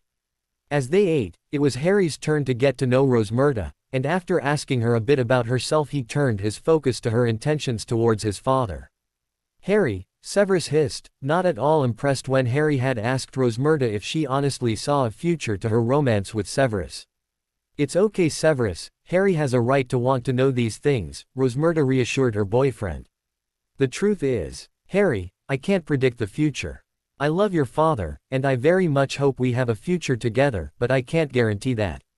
I think we all know that the future is unpredictable, and you don't always know what's coming your way in life. But barring anything unforeseen, you see a future with Dad. Harry checked. I do, Rosmerta confirmed. And of course with you, Harry. Whatever happens between your father and I want you involved. This is as much your life as it is ours. I don't want you to think I'm trying to take the place of your mother, as I could never do that, but I do want us to be a family. I like the sound of that, Harry replied. But just how big of a family do you see us becoming? Harry, Severus scolded as his son's question caused Rosmerta's mouth to drop open in shock. What? I'm just trying to find out if I can expect any siblings, Harry said, giving his father an innocent look. After all, you're both still young enough to have more kids. That is a question for the future, Severus said hastily. He and Rosmerta hadn't spoken about children, and he really didn't want to have that particular conversation with his son in residence. Right now, we're all just getting to know one another. Will we all be moving in together? Harry questioned, moving the topic away from children. Is that what you would want? Rosmerta asked. As long as I still got to spend time at Grandpa's with him and Beth, Harry answered. But yeah, I think it might be nice to have a new family home for the three of us. I'm sure that's something we can talk about in the summer, Rosmerta replied. Although, I do think you're on the right track with finding somewhere new. It would be nice if we all made a fresh start in a place that's ours, as opposed to either mine or your father's. You would leave the pub? Severus asked in surprise. He knew just how much Rosmerta loved the Three Broomsticks, and he'd never really pictured her leaving the pub behind to move in with him and Harry. I don't have to live there to run it, Rosmerta replied with a shrug. Unless of course, you don't want to live with me. There's nothing I'd like more, Severus said, smiling across the table at his girlfriend. Harry rolled his eyes at the couple, but he couldn't help but smile at the same time. It was clear his father really loved Rosmerta, and it was equally clear that she loved him, and Harry found himself extremely happy for the couple. He hoped everything worked out for the pair, as it was clear his father had found the happiness he'd been missing since Lily's death nearly 16 years ago. Finally, he was moving on, and Harry couldn't be happier for him. A couple of days after Harry had met Rosmerta, and given Severus his seal of approval, the rest of the family were preparing to meet her. The meeting had been set for Easter Sunday, and Beth had given the house elves instructions to make a roast lamb dinner with all the trimmings. Normally the Malfoys would have joined them for lunch, but this time it was purely family as Severus was introducing his new girlfriend to everyone. Besides, there was plenty of time for the Malfoys to get to know Rosmerta. In fact, Narcissa had already asked Severus about them all having dinner together one evening when the teenagers went back to school. After dinner with his father and Rosmerta at Severus's cottage, Harry had returned to his grandfather's house, so he was ready waiting with the rest of the family when Severus and Rosmerta arrived for lunch. When they arrived, Severus made the introductions, and Harry knew Rosmerta had impressed both Severus and Voldemort, when she didn't react any differently towards Voldemort. She greeted him just the same as she'd done Hermione and Beth. She certainly hadn't treated him as though he was the infamous dark wizard the whole wizarding world was talking about. "It's very nice to finally meet you," Beth said. "We're all very happy Severus has found someone to share his life with." "The feeling is mutual, Mrs. Granger," Rosmerta replied. "I've been looking forward to meeting Severus's family." "Please, call me Beth," Beth said. "After all, we're virtually family." "Careful," Hermione whispered to Rosmerta. "Mum will be marrying you and Severus off before you can blink. She's always saying that my brother needs to settle down with a nice witch. Now he's got you, she won't let you get away." "Luckily, I'm not planning on going anywhere," Rosmerta replied. "So, do you think you'll marry Severus?" Hermione asked. Rosmerta couldn't help but chuckle at Hermione's question. She very much reminded her of Harry, and the questions he'd asked her a few days previously. It was clear the pair were very much alike, and it was equally clear they were outspoken and weren't afraid to ask personal questions. "If he asks," Rosmerta answered. "Would it bother you if I married your brother?" "I haven't decided yet," Hermione answered honestly as she gave Rosmerta a serious look. "Harry likes you, and he thinks you're good for Severus. But you don't," Rosmerta said with a slight sigh. She'd known winning Harry over was essential to her future with Severus, but she also knew they would face problems if the rest of his family didn't take to her. "I don't know you yet," Hermione replied with a shrug. "I'll let you know when I decide what I think of you and Severus." Rosmerta was rather shocked by the young girl's forthrightness, but she quickly discovered she'd come by it honestly as Voldemort was just the same. No sooner had they settled down to eat than Severus's father started asking her questions. At first they were just general questions, about her pub and her life, but they soon ended up being about her stance on the ongoing battle between the light and dark. "You're worried in case I don't support you," Rosmerta stated when Voldemort turned the subject to his bid for power in the wizarding world. "It really doesn't matter if you support me or not," Voldemort said. "All I care about is that you love my son and aren't going to hurt him. I guess I'm just curious as to why you're willing to be with someone whose entire family is dark, when as far as I know, you've never had any connection to the dark arts." "Just because the dark arts have never appealed to me, doesn't mean I can't understand their appeal," Rosmerta replied. "Personally, I'm not really sure what the big fuss is about practicing dark magic. It's all magic, and even so-called light magic can be dark if used in the right way. I also don't see how your beliefs about Muggleborns, and what you're trying to do with the wizarding world, affect me. To be honest, it makes sense trying to separate our world from the Muggle world. And here was me thinking you supported Dumbledore," Voldemort said with a low chuckle. "Looks like I was wrong. What gives Dumbledore the right to say what you're trying to achieve is wrong?" Rosmerta countered. "He may not agree, but that doesn't mean he's right and you're wrong. Sometimes, I think he's a very narrow-minded man. He won't be a problem for long," Voldemort announced. "Will that be a problem for you? You may be able to deal with our ideals, but can you cope when things get nasty? It would be nice to believe we could achieve what we want without violence, but we all know that's not possible." Can you still stand by Severus knowing just what we're capable of to eliminate problems? Maybe I'm just selfish, but yes, I can cope just fine, Rosmerta answered. I love Severus, and whatever happens with Dumbledore and the Order, nothing can change that. I can put up with the darkness to be with the wizard I love. Rosmerta was pleased when Voldemort nodded at her answer. Clearly she'd passed some sort of test, and he thought she was worthy of his son. Although, Voldemort wasn't the only one she'd impressed, and Hermione leant across the table and gave her a smile. I've decided, she announced. I like you, and I think you're going to be very good for my big brother. I'm pleased you approve, Rosmerta replied with a relieved sigh. It was clear Severus adored his little sister, and she suspected that had she not approved that Hermione could have proved quite a barrier in their romance. I may like you and approve of your romance, but don't think I'll just stand back if you hurt Severus, Hermione warned in a low voice that sent shivers down Rosmerta's spine. As long as Severus is happy, I'm happy, and I'm sure we can become good friends. However, if you hurt him, you'll regret it. I don't intend to hurt your brother, Rosmerta vowed. Even though she was speaking to a teenager, she had no doubt that Hermione meant what she said and could follow through on her threat. Severus's little sister could be a bad enemy to have, but luckily for Rosmerta, she wasn't planning on making an enemy of Hermione. Rosmerta planned on fitting right into Severus's family, and it was clear that as long as she stood by him and didn't hurt him, that she would have no problems with them. Severus's family may have been dark, but they were also loyal and loving, and Rosmerta had a feeling she was going to fit in very well with them. It would be nice to belong to a loving family, and Rosmerta couldn't wait until she truly felt like part of the family. As well as the family meeting Rosmerta, and welcoming her to the family, they also spent the Easter holidays going over their plans for infiltrating Hogwarts. Voldemort was especially keen for the three teenagers to know exactly what he expected of them, so the plan was gone over multiple times over the few weeks they were back at home. When plans weren't being discussed, Harry and Hermione spent some time with Draco, planning all the things they could do once Harry and Hermione got to drop their act in a few weeks' time.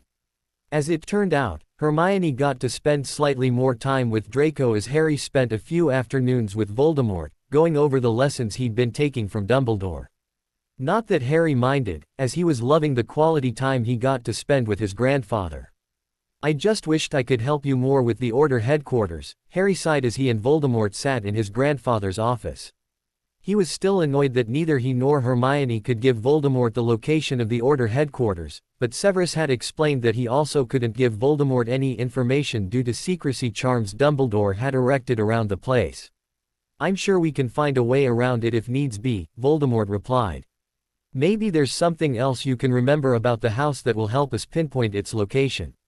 I don't really know, Harry said thoughtfully. Hermione might be more help, she notices things more than me. I just kept wanting to get out of there. It was a pretty old-fashioned house. To be honest, I felt sorry for Sirius having to grow up somewhere that depressing. Black grew up in the house? Voldemort questioned, a sly smirk appearing on his face. Yeah, that's what he told me, Harry said. Then we've got it, Voldemort crowed triumphantly. I'm sure Narcissa knows where Black grew up, and if not, Bella might know. Of course, Harry said with a shake of his head. Why didn't I think of this earlier? I'm so stupid at times. You're not stupid, Harry, Voldemort insisted. Besides, you were the one who mentioned Black growing up in the house. We never would have got there without you. So what happens when you know where Sirius grew up? Harry asked. Will you be attacking headquarters? I've got no plans to do so at the moment, Voldemort answered. Right now, my focus is on Hogwarts and dealing with Dumbledore. But it could be handy to have the info about the Order headquarters in our pocket for when we need it. But enough about that, let's refocus our attention on these pathetic lessons Dumbledore's been giving you. Harry nodded, and turned his attention back to what they'd been discussing earlier. So far they'd gone over what Dumbledore knew about Voldemort's past, which thankfully didn't include Severus, Beth or Hermione. Voldemort was pleased to know that Dumbledore hadn't stumbled upon his family, but he agreed with Harry that it was a good thing that they were getting rid of him before he did manage to discover more than was healthy. And he has no idea how many Horcruxes I have? Voldemort questioned. No, he's clueless on that, Harry confirmed. Although he did mention he has some ideas on some things you might have used.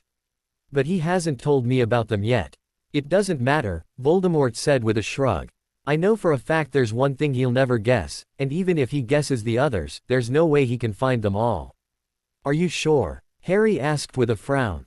He didn't want his grandfather to get overconfident and for everything to fall apart. I'm sure, Voldemort replied. My Horcruxes are well hidden, and as I said, one of them he won't know about because he doesn't know about Beth. Besides, he won't have time to find them all before we dispose of him. But what if he tells someone else? Harry asked. I thought you said he told you these lessons were just between the pair of you, and he was telling you things he hadn't told another soul. He did, but what if he changes his mind? You worry too much, Harry, Voldemort said with a chuckle as he smiled affectionately at his grandson. We're in control here. Dumbledore doesn't know enough to hurt us, and soon he'll be gone and his knowledge will die with him. One thing that won't die with him is the prophecy, Harry pointed out. All the Order know about it, and I bet he's shared his theory about what it means with them all as well. We can blow his theory out of the water with the revelation that you're Severus's son, Voldemort said. Voldemort had actually seen the prophecy courtesy of Bernard Knott, but he'd still been pleased when Harry had told him Dumbledore's interpretation of it. It was handy to know what the old man was thinking, and like his grandson, Voldemort thought Dumbledore was interpreting it to his own liking and he was squeezing Harry into the role of savior because he'd already decided that was who was going to stop him. What if the Order try and put someone else into the prophecy? Harry asked. It won't matter, Voldemort answered with a shrug. One important line says I will mark this person as my equal, and I've never marked anyone like that. All I have to do is make sure I don't mark anyone during this battle at Hogwarts, or at any other time. Then there's no one to fulfill this prophecy. I like that, Harry said with a nod. I like the idea that there's no one who can defeat you. You and I both, Harry, Voldemort chuckled. Now back to these lessons. You're going to have to keep me updated with what he's teaching you when you go back to school. And if you can, try and figure out how he worked out I was even making Horcruxes. Maybe someone told, Harry suggested. Maybe, Voldemort mused. But I only ever confided in people I trusted, like Beth, your father and Lucius and Narcissa. I just don't know how Dumbledore got onto me. I'll find out, Harry vowed. I always knew I could count on you, Harry, Voldemort said with a smile. You're proving to be quite an asset, and I see big things your future. You can rule the world if you want to. I'd have to beat Hermione to it, Harry joked. And we both know how ambitious Hermione is. Not to mention ruthless. She is that, Voldemort said with a fond smile. My little girl is a lioness, and woe betide anyone who gets in her way. All too soon the Easter holidays were over and it was time for Harry, Hermione and Draco to head back to school. The last few days of the holidays had been spent at the manor, enjoying themselves before a busy couple of weeks. Once they got back to school, they would have exams looming. Plus for Harry and Draco the final Quidditch match of the season was between Gryffindor and Slytherin, and the winner would win the Quidditch Cup. Then once all that was over, it would be time for Voldemort to make his move and it would be the beginning of the end for Dumbledore. It wasn't until they reached the station on the day they were heading back to school that Hermione remembered that Ron had gone storming off on the way down from Hogwarts.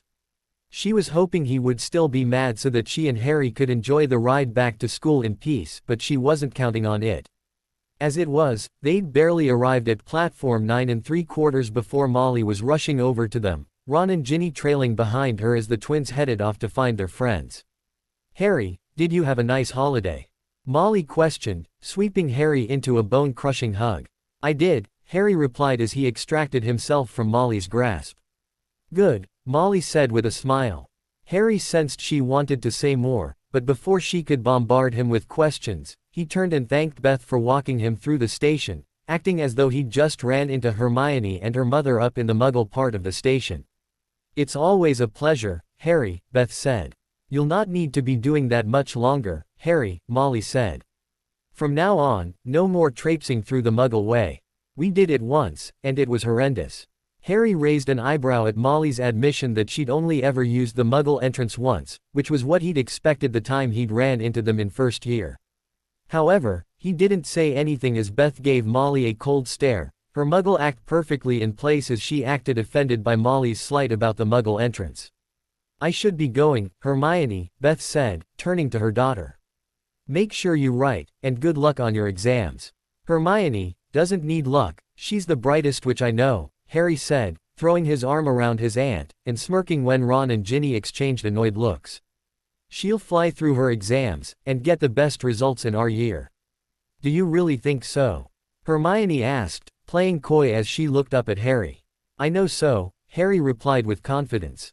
Beth chuckled at the pair and their antics, before she gave Hermione a peck on the cheek.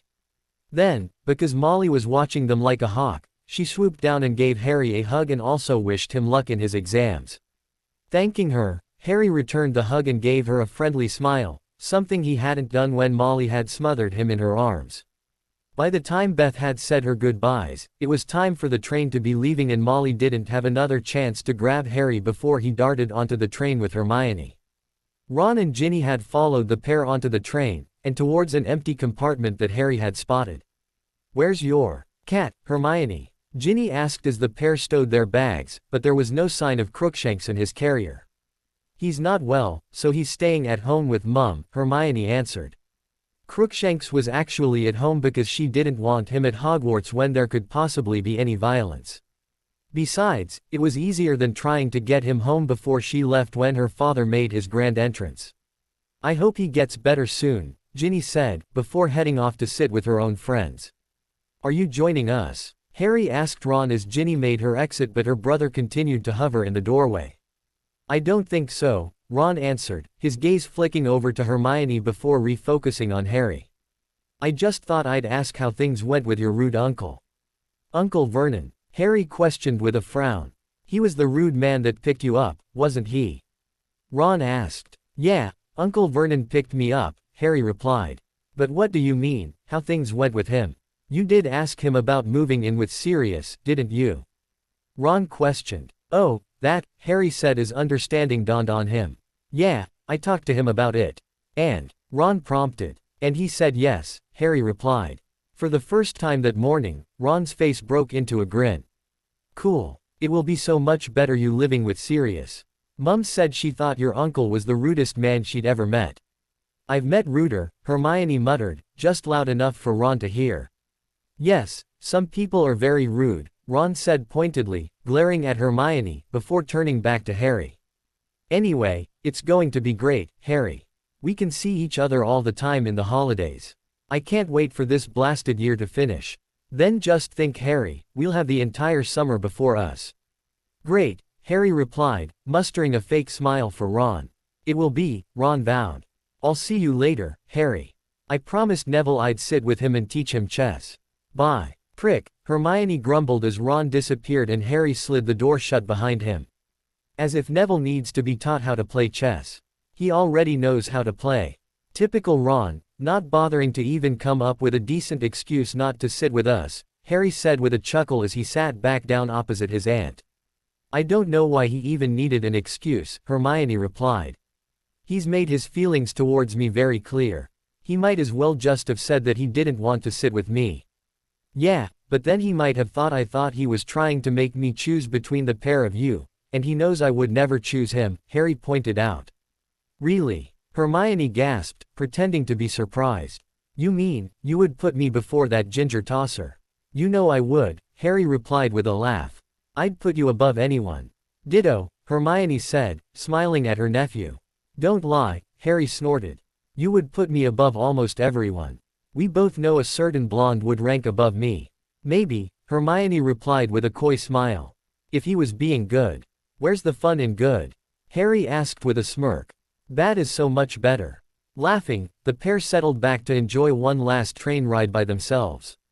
Come the end of the year, neither of them would be on the train home, and by the time they went back to school for their 6th year, they'd be able to sit with Draco. Times were changing, and both Harry and Hermione were looking forward to the changes coming up. Back at school, the 5th years immediately noticed a difference in their lessons. All of the professors had once again reminded the students that their exams were coming up, and it was important that they made sure they took the time to study thoroughly. A lot of the professors also pointed out that the marks they received in their OWLs could affect which subjects they were able to take the following year. For some people, the professor's timely reminder about exams sent them into a panic, but for Draco things carried on as normal. He wasn't worried about his exams as he knew he was on top of his school work. There was no subject he lagged behind in, and he was confident he could achieve good marks in the upcoming exams. During the first week back at school, the professors gave the students a list of things they would need to know for their upcoming exams, and a lot of the professors announced they would be going over a lot of the work in the coming days. One of those professors who decided they should run over a few things they should know was Slughorn, so during his long afternoon lesson he'd set up various potions and started quizzing the class on their knowledge. "This is boring," Blaze whispered to Draco as the two Slytherins lounged at the back of the classroom. Slughorn had gathered everyone around a few cauldrons at the front of the room, but Draco and Blaze had dropped back when it was clear neither boy was on the potions professor's radar. It had become obvious very early on that Slughorn had his group of favorite students, and Blaze and Draco weren't amongst them. Draco had been dismissed as the son of a Death Eater as Slughorn had made it clear very early on that he had no time for Death Eaters. Blaze had originally been on Slughorn's radar, thanks to an uncle that had developed a famous potion, but once Blaze mentioned his side of the family was estranged from his uncle, Slughorn had dropped him as one of his favorites. "Surely you don't want to be part of the Slug Club," Draco retorted with a chuckle. Slughorn even had a name for his favorite students, the Slug Club, and he encouraged them to meet up regularly.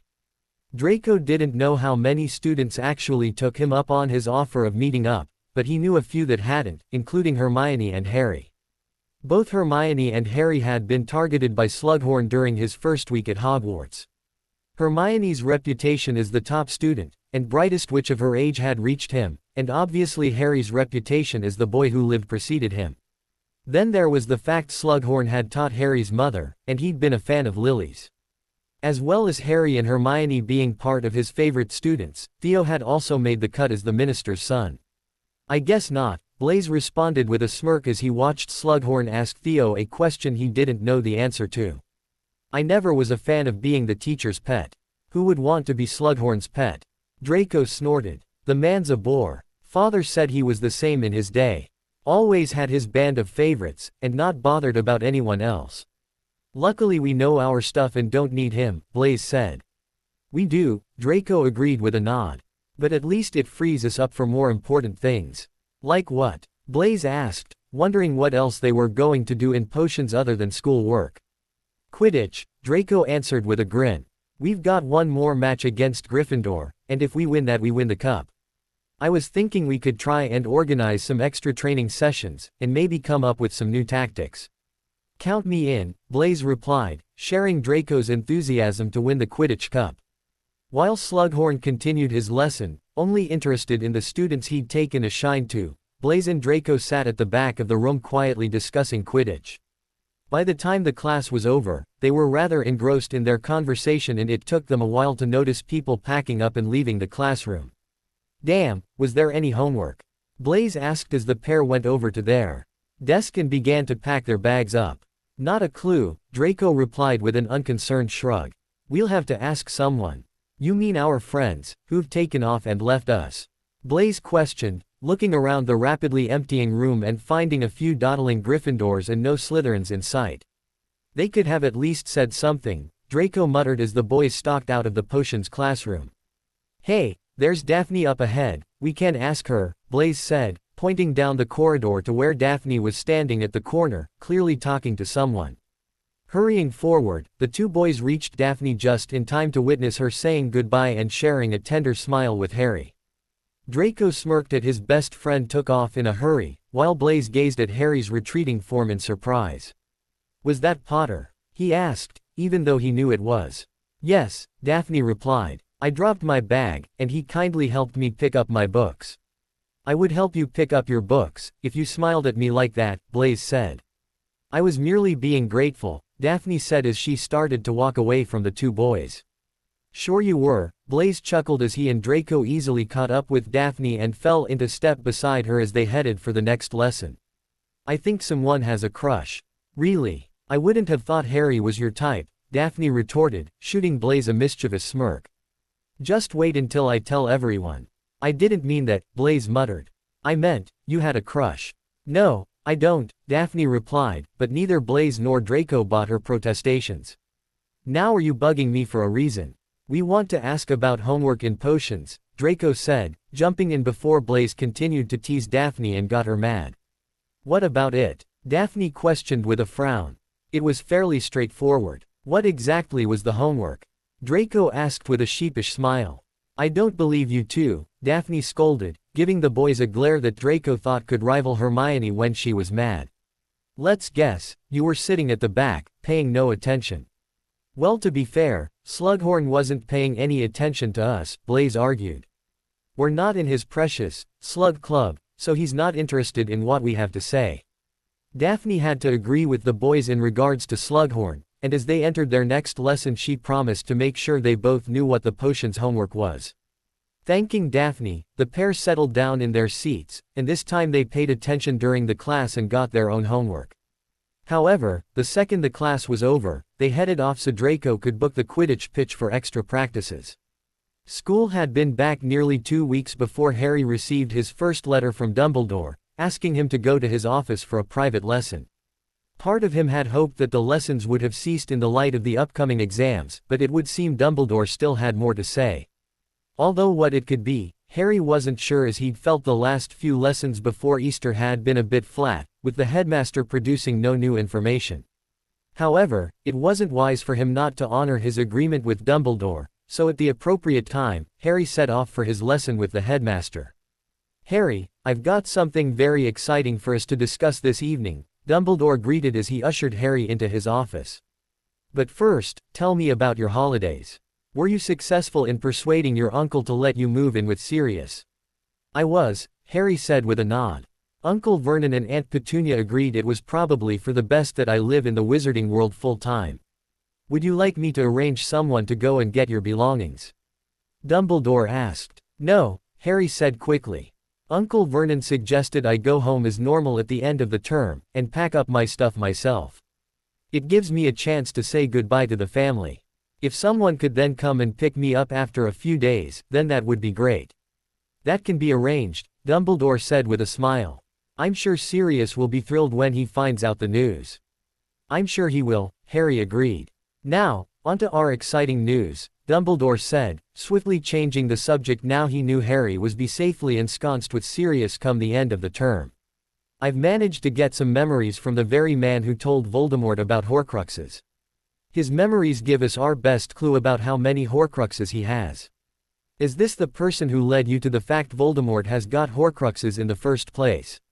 Harry questioned. Maybe this lesson wouldn't be quite as boring as the others, and maybe he would have something to report back to his grandfather.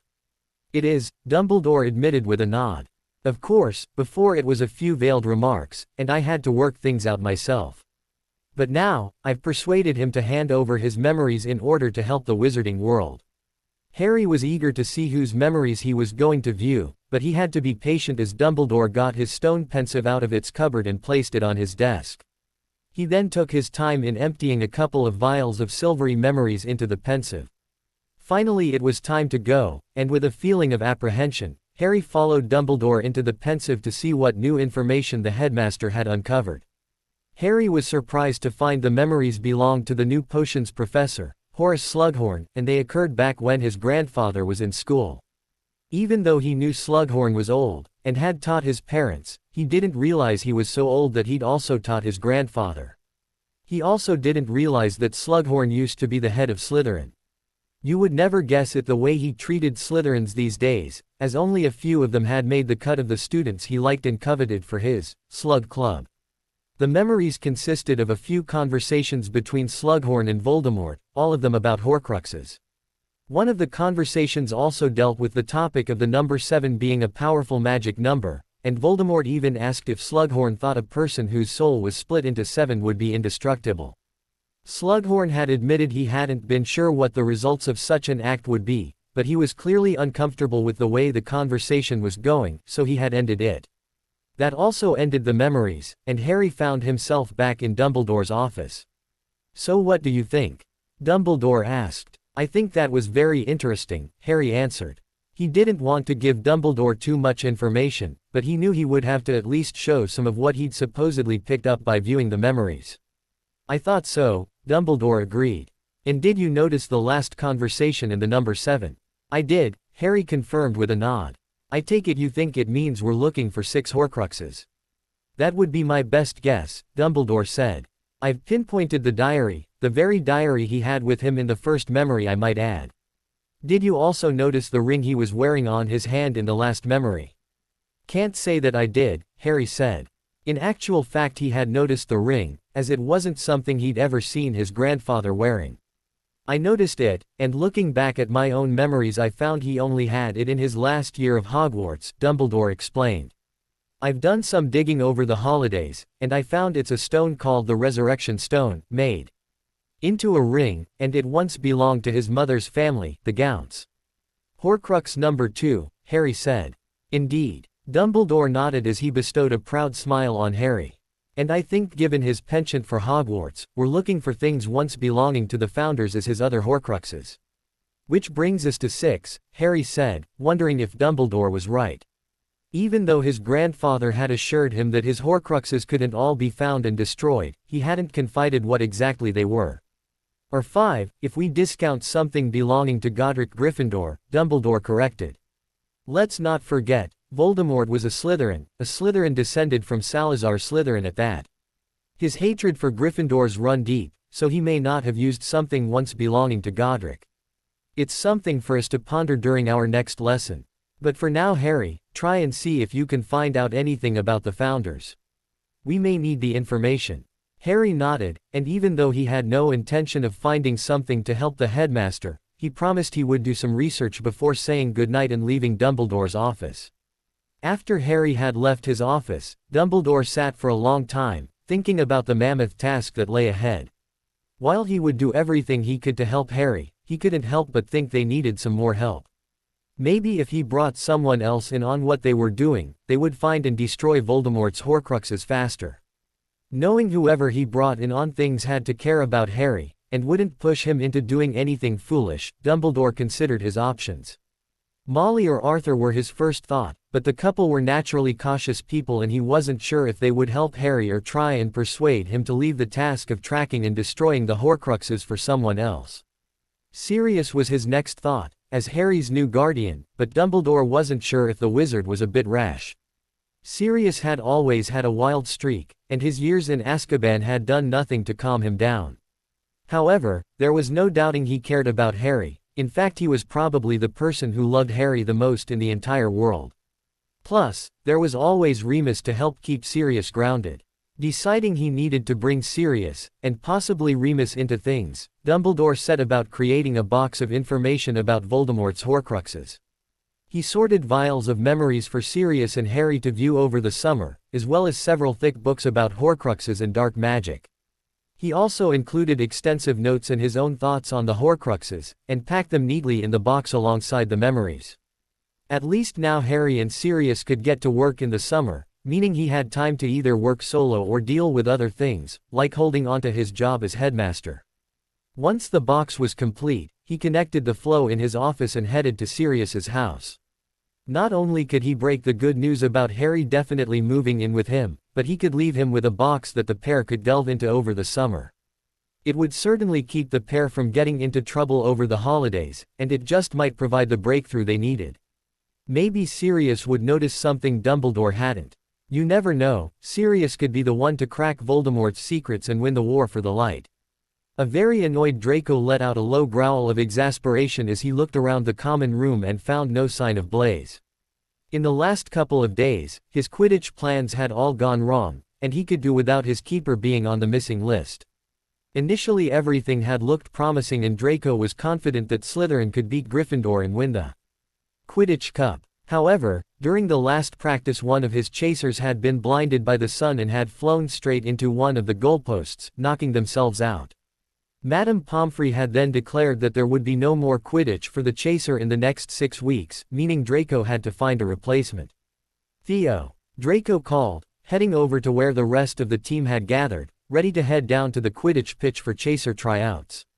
Have you seen Blaise? Not since this morning, Theo answered. He said he was going to the library, Vince offered. Now? Draco questioned with a frown. No, just after breakfast, Greg answered. I can't see Blaze still being in the library, Theo said with a chuckle. Breakfast was hours ago. I'll go and check it out, Draco said. You guys can get down to the pitch and get things ready for the tryouts. We need to find a new chaser today, and they need to be good. Good luck with that, Theo chuckled. He'd made the team as a chaser, but the competition hadn't exactly been fierce. The 3 chasers that had made the team had been by far the best of the bunch, and Theo wasn't confident they could find someone of quality for the last match of the season. We will find someone, Draco insisted. Even if I have to force every single Slytherin to try out. I will find myself a new chaser. Trusting the rest of the team to get themselves down to the Quidditch pitch and get everything ready, Draco headed off in the direction of the library. He didn't really expect to find Blaze in the library, not when Greg had said he'd headed there after breakfast, but it was as good a place as any to start his search for his keeper. Surprisingly, Draco did find Blaze when he entered the library. His friend was sitting at one of the small 2-person table with a pretty bee-owned witch. Draco didn't recognize the witch, but judging from the blue and bronze tie that was sticking out of her bag, she was a Ravenclaw. And judging from the way Blaze was whispering in the bee-owned's ear, and the way she was giggling, there was some sort of romance bubbling between them. Blaze, Draco called, heading over to the pair. Hey Draco, Blaze replied, looking up. Is it tryout time already? Yeah, Draco answered as he subtly checked out the girl with Blaze. He still didn't recognize her, although for some bizarre reason she had what looked like little turnips in her ears in place of earrings. Are you coming? Of course, Blaze answered, before he turned to the blonde girl and gave her a smile. Sorry Luna, I've got to run. That's okay, Luna replied, returning Blaze's smile. And thank you for your help Blaze, I really appreciate it. Any time, Blaze responded as he got to his feet. I'll see you later, Luna. Okay, Luna said. Good luck with Quidditch. Thanks, Blaze said, giving Luna one more smile, before he finally turned back to Draco. Come on Draco, let's go, we're going to be late. Draco rolled his eyes at Blaze as his friend led the way from the library. So who was the girl? He asked once they were in the corridor. Luna, Blaze answered. Yeah, I got that part, Draco replied. Who is she? A 4th year, Blaze replied. I'm helping her with astronomy. It looked like you were doing more than studying, Draco remarked with a smirk. You look to be rather close. Yeah, Luna's nice, Blaze admitted with a smirk. As Blaze told Draco how he'd befriended Luna the previous year, and how they were getting closer all the time, Draco wondered how he'd never noticed anything before. How had he never noticed that Blaze was spending all his spare time with Luna? Maybe because he spent all his spare time with Harry and Hermione, and he never questioned what his other friends did when he wasn't around. Silently, Draco decided that in future he would pay more attention to Blaze and his Slytherin friends. Just because Hermione was his girlfriend, and Harry was his best friend, didn't mean he had to neglect his other friends. However, Draco's dramas with his friends would have to wait as he and Blaze reached the Quidditch pitch. Over the last few days, Draco and the rest of the team had spread the word around the Slytherin dorms that they were in need of a new chaser, so plenty of people had turned up to try out. There was even more people than at the original tryouts, and Draco suspected half of them had turned up because they wanted to be part of a winning team that could possibly win the Quidditch Cup. Okay, let's get going, Draco announced to the assembled group. First, I want to see people's basic flying skills. If I decide you're not good enough, you won't go any further in the trials, and my decision is final. With the help of the rest of his team, Draco began putting the hopeful chasers through their paces. A good quarter of them fell at the first hurdle, and as they continued the trials, more people fell by the wayside. It soon became clear that Draco had high expectations, and no one was living up to them. 2 hours later, Draco had rejected every candidate that had tried out. So what now? Theo asked, as Draco said no to the last real contender. We need to find someone, and you're being too picky, Draco. I am not being picky, I just want a perfect team, Draco protested. If we're going to win the cup, we're going to have the best team. At this rate we won't have a team, Blaze pointed out. You've rejected everyone, Draco. We're still a player short, and there's no one left to try out. That's not quite true, a quiet feminine voice said from behind where the team were standing talking. The team whirled around to see who had spoken, and found themselves looking at Daphne's younger sister, Astoria Greengrass. Astoria was a third year and Draco knew her through Daphne, but he'd never thought she was the Quidditch type. Normally she was all dressed up, like the perfect little pureblood princess she was, but right now she cut a very different figure. Her owned hair was tied up in a high ponytail, and instead of her normal girlish clothes, she was wearing an athletic top and tight jogging bottoms. She was also holding onto a broom, which wasn't school issue. "We're kind of busy here, Astoria," Theo said. "I know," Astoria replied. "But I want to try out for the team." Astoria's announcement was met by laughter from all of the team, bar Draco. A girl had never played on the Slytherin Quidditch team, and they could hardly believe a third-year girl was trying out for the team. Draco, however, was intrigued by Astoria and her ambition to join the team. He'd thought Astoria's only ambition was to get herself a husband and make a life for herself as a rich, trophy wife, but clearly he'd been wrong about the young witch. There was obviously more to Astoria than met the eye. "Done," Draco said, bringing an immediate end to the laughter of his team. "What?" Theo blurted. "Are you serious?" "Deadly," Draco replied. "We need a chaser, and no one else was good enough." "And you think Astoria will be?" Blaise queried. "No offense Astoria, but you don't strike me as the sporty type." "Looks can be deceiving, Blaise," Astoria replied with a shrug. "Astoria's right," Draco said. "We're giving her a chance to prove herself. Come on then Astoria, show us your moves."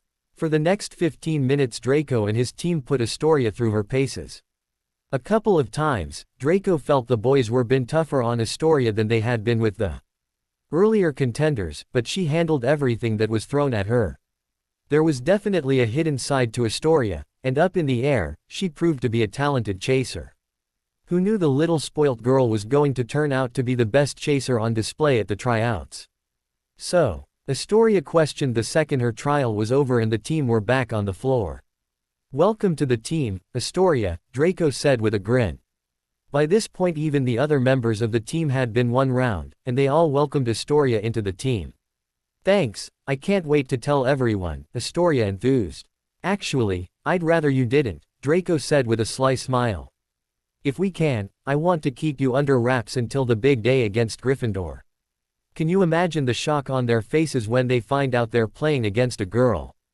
"But half their team are girls," Astoria pointed out. "I'm hardly the first female Quidditch player."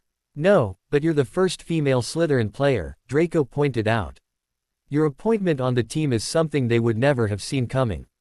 We can use their surprise to our advantage come match day." "Fine," Astoria agreed with a nod. "But just so you know, I will not be using my ITY to help the team out. I won't be flirting with the opposition, or anything like that." "As if I would suggest such a thing," Draco replied, giving Astoria an innocent look. However, Astoria wasn't fooled for a minute and she chuckled in response to the blonde.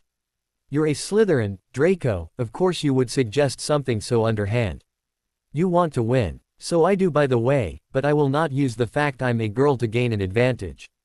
I don't need one, I'm a good player, and that's all I need." "Fine, no underhand tactics," Draco agreed. "We're all good players, and if we concentrate on our games then we can beat Gryffindor. I'll organize another practice for next week and we can start gelling as a team. We've got just over 4 weeks before we face Gryffindor, and by then I want us to be a perfectly drilled unit. Is that understood?" "Yes, boss," Theo replied, and his sentiment was echoed by the other players. Dismissing the team, Draco set about tidying up the Quidditch equipment. Blaise stayed with him to help and the pair talked some more about Luna as they worked. "And what's her position on the Dark Lord?" Draco checked. "I'm not sure, why?" Blaise asked with a frown. "Because we're all going to have to pick sides," Draco explained, making sure he didn't mention just how soon the choice would have to be made. "And you don't want to be falling for someone on the opposite side of things." "You mean like Daphne," Blaise said with a smirk. "We both know she's got a major crush on Potter." "Daphne isn't my concern," Draco replied, not wanting to get involved in discussing Harry. "You are. Daphne's a friend, but you're a better friend. Besides, Daphne's smart. She won't switch sides for a boy." "And you think I would?" Blaise asked. "Maybe not for a boy, but you might for a girl," Draco replied with a smile, before he turned serious again. I'm just looking out for you, Blaze. I don't want to see you get hurt. And what makes you so sure I'll be on the Dark Lord's side? Blaze questioned. Draco was so stunned by his friend's question, he stopped and stared at Blaze. Even though they'd never really discussed Voldemort and their stance on supporting him, Draco had always assumed they were on the same page. He knew Blaze didn't have strong family ties to the Dark, but he always thought his friend's loyalties lay with Voldemort and the Dark. You should see the look on your face, Blaze laughed. Of course I'm with the Dark Lord. As for Luna, I'm not really sure. She's a pureblood, so he'll have no problem with her, and she's got no real connections to the light side. From what I can see, the Weasley girl flits in and out of her life, but they're not really friends. Little Red just shows up when she wants something. Typical Weasley then, Draco snorted, thinking about Ron and how he used to treat Hermione before their recent falling out. So you think if push came to shove, she would be with us? I don't know, Blaze answered, giving Draco a calculating look. But why all the fuss? Do you know something I don't? I know a lot of things you don't, Blaze, Draco replied with a smirk. I'm not in a position to say much, but I will give you one bit of advice. If you really like this Luna girl, find out where she stands sooner rather than later. And if she's sway-able, make sure she sways with you. Something big is coming, isn't it? Blaze questioned. I can't say, Draco replied. But just be prepared, Blaze. I will, Blaze vowed with a thoughtful expression on his handsome face. If he knew Draco, and he did, then something big was coming, and decisions were going to have to be made. The rest of the tidying up was done in silence, and when they were finished, Blaze disappeared into the castle. Draco suspected Blaze had gone off to find Luna, but he couldn't be sure. As he headed off to meet Hermione in their secret room in the library, he just had to hope his friend made the right choice. Hopefully he would either persuade Luna to join the Dark, or he would leave her alone. The last thing Draco wanted was for Blaze to switch to the light. But it was his friend's choice, and he would just have to wait and see how things played out. Since returning to school, Hermione's focus had been on her exams. She'd immediately settled down to do revision, and she'd had precious little time for spending with Harry and Draco. Of course she had made an effort to at least see Draco a couple of times a week, but they hadn't spent any real time together since they returned to school. However, Hermione wasn't too worried as she knew they would soon have plenty of time to spend together, but right now her focus was on her exams, the first of which she'd recently sat. Hermione's focus remained firmly on her exams until the day of the Quidditch match between Gryffindor and Slytherin. Both teams had been preparing for the match for several weeks, and even though Hermione had been wrapped up in her revision, it had been impossible for her to miss the excitement that was building up around the match. It seemed like everyone was looking forward to the match, even the Hufflepuffs and Ravenclaws were eager to see who would come out on top. As usual, Hermione was torn about the match. After nearly 5 years she was a proud Gryffindor, and wanted the team to do well. And of course, she wanted Harry to do well as the team's seeker. However, she felt a connection to Slytherin, and wanted them to perform well. Then there was Draco to consider. She always liked him to do well, and she knew just how much winning the Quidditch Cup in his first year as captain meant to him. Hermione still didn't have any idea who she truly wanted to win the match as she joined the other Gryffindors in the stands. The best thing with Ron being on the team meant she didn't have to put up with him in the stands, but she did still have Ginny to contend with as the young girl settled herself down in between Hermione and Neville. Isn't this thrilling? Ginny enthused. And just think, next year I might be on the team. Won't that be great? Yeah, great, Hermione replied without enthusiasm. As always, Ginny was oblivious to Hermione's lack of interest, and she continued to gush about the upcoming match. Ginny's excitement just got greater as the Gryffindors entered the stadium to rapturous applause. Once the applause had died down, the Slytherins entered the stadium, to slightly less enthusiasm. Quickly the applause they were receiving started to dwindle, replaced by gasps of shock. Is that a girl? Ginny gasped as the Slytherins gathered in the center of the pitch for one last team talk. It looks like it, Hermione replied, scrutinizing the pretty blonde girl on the team and wondering who she was. She looked vaguely familiar, but right at the moment she couldn't put a name to her face. What is a girl doing on the Slytherin team? Ginny asked with a frown. I did hear they lost one of their chasers during training, Dean supplied. The girl must buy the replacement player. But girls never make the Slytherin team, Ginny argued. It's unheard of. You've got to hand it to Malfoy, he knows how to throw things into disarray, Neville said. Look at the Gryffindor team, they looked totally shell-shocked. Hermione turned her attention to the Gryffindor team, and found Neville was right. The team were having their team talk, but they kept looking over at the Slytherins, shock evident on their faces. Even Harry looked stunned by events, so Hermione was guessing that Draco hadn't confided in him about his new chaser. I wonder if she's any good, Ginny mused as the teams took to the air. We're about to find out, Hermione replied as she watched Draco and Angelina shake hands.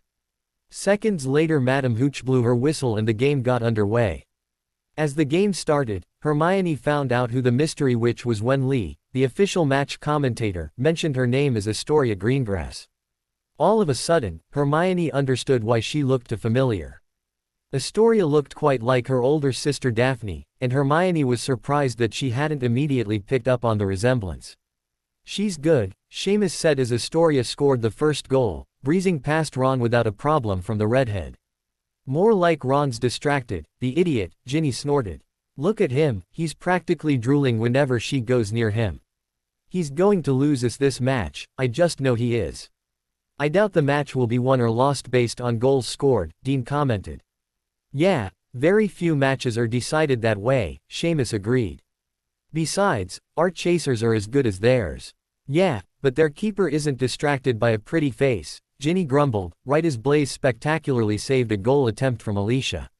When Blaise then saved another 3 goals in quick succession, while Slytherin scored another couple, worry began to spread around the Gryffindors. Suddenly everyone was worried that Ginny was right, and Ron's distraction was going to cost them the match. Let's hope Harry is more on the ball, Dean said, searching the stadium until he spotted Harry over the other side of the ground. Hermione also turned her attention to Harry, and spotted Draco was nearby. For a while she watched the pair circle the stadium, as down below them several more goals were scored by both teams. However, Slytherin still maintained a healthy lead as Ron was doing an abysmal job as a keeper. This is ridiculous, Ginny shouted as Ron let in yet another goal as Slytherin continued to build their lead. If Ron lets in many more goals, even Harry catching the snitch won't win us the match. We've just got to hope we can score a few more goals, Neville remarked. Sadly, even though Gryffindor did manage to score a few more goals over the next 20 minutes, Slytherin scored more. Before too long their lead was so great that even catching the snitch wouldn't win them the match. Malfoy has the snitch in his sights, Dean suddenly yelled, as the blonde went flying past them at top speed. Harry was hot on Draco's heels and Hermione watched in fascination as the two boys went soaring towards the ground. As the two seekers did battle, the Gryffindors speculated what Harry was going to do.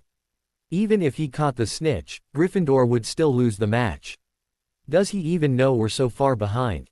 Dean questioned. He has to know, Seamus replied. Surely he knows. I don't know, it looks like he's going for the snitch, Ginny said in horror as Harry and Draco were neck and neck down near the ground.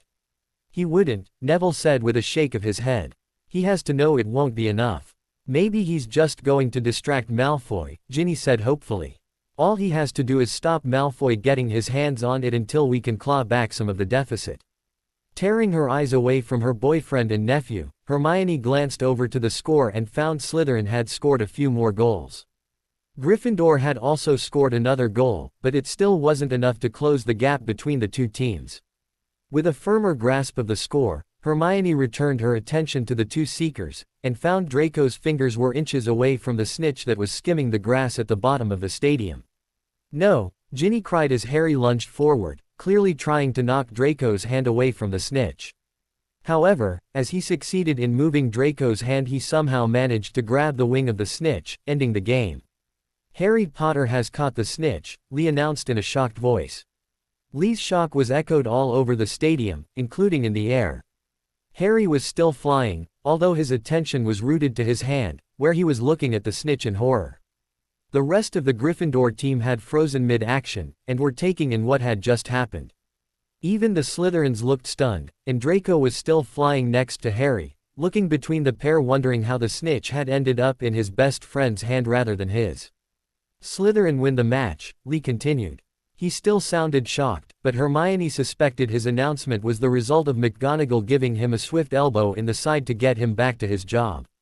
Lee's announcement seemed to bring the Slytherins at least back to life, and as the teams started to converge back on the ground in the middle of the pitch, their fellow housemates began to cheer. Still rather stunned by events herself, Hermione watched as the Slytherin team gathered in the center of the pitch. She watched as Draco congratulated every member of the team, although she was less than impressed when Astoria threw her arms around Draco and gave him a peck on the cheek. To her boyfriend's credit, he immediately got Astoria off him, but Hermione still wasn't happy with the young girl's actions. It looked like when the truth emerged, Pansy wouldn't be the only one getting a warning to keep her hands to herself. "I just don't believe it," Ginny whispered as the shell-shocked Gryffindor team also gathered back on the ground. "I don't think Harry can believe it either," Neville said. Harry was still staring at the snitch in his hand as though he didn't understand how it got there. "It was just a mistake," Seamus said with a shrug. "He clearly wasn't trying to catch the snitch, you could tell that." Malfoy was obviously closer to it than he appeared, and when Harry knocked his hand out of the way he ended up catching the snitch. "Poor bloke," Dean said sympathetically. "He's cost Gryffindor the cup, and it's not even his fault." "No, Harry hasn't cost us the cup," Hermione snapped. "There are 7 players on that team, and they all have to take responsibility. I will not let people push the blame on Harry." "Hermione's right," Ginny agreed with a nod. "Harry's not the only one to blame. Ron let in far too many goals, and our chasers didn't score enough. Face it, we were outplayed. But at least Harry can say he beat Malfoy," Neville said with a slight grin. "That's something to be pleased about." "Yeah, I guess it is," Dean replied, giving Neville a grin of his own. "Let's get down there and make sure Harry knows no one is blaming him." Hermione was more than happy to join the group as they headed down to the pitch. When they arrived on the pitch, the Slytherins were taking up half of the pitch with their celebrations, and it looked as though they'd been joined by half of their house. The Gryffindor team were over the other side of the pitch, and when Hermione and the others arrived, they could see words were being exchanged by the team. As they approached, it was clear the team were proportioning blame for the loss. "This is not my fault," Ron yelled, just as Hermione and the others reached them. "Who is it that let in the most goals any team have scored this year?" Fred retorted. "Face it, Ron, you were pathetic today. You did rather let the Greengrass girl distract you," Alicia said diplomatically. "I did not," Ron shouted. "I was not distracted by that floozy." "Please, you were practically drooling the entire match," George snorted. "You were a waste of space. As opposed to you two, that did nothing," Ron accused, glaring at his 2 brothers. "I didn't see either of you contributing. We did our job," George said. "It's not our fault we lost. It's Harry's," Ron announced. "If you want to blame anyone, look at him." "Why me?" Harry demanded. He had been standing by not wanting to get involved, but he wasn't going to say nothing when Ron passed the buck to him. "You were the idiot that caught the snitch before we could win the game," Ron replied. "You're the idiot that put us in that position by letting in so many goals," Harry shot back. "Don't accuse me of losing this game, not when you have nothing to be proud of yourself." "Stop it," Angelina called, stepping in between her warring team. "We can all blame someone else, but we all need to look at our own actions. Yes, Harry shouldn't have caught the snitch, but he didn't do it deliberately. Ron shouldn't have let as many goals in, but again he didn't do it on purpose. Katie, Alicia and I should have scored more goals, but it wasn't through lack of effort. Today just wasn't our day, and fighting about it won't do anyone any good. It just would have been nice to go out on a high," Fred said with a sigh. "I guess it's not to be. Not this year," Angelina agreed. "We just have to hope the next generation can turn things around and bring the cup back home next year.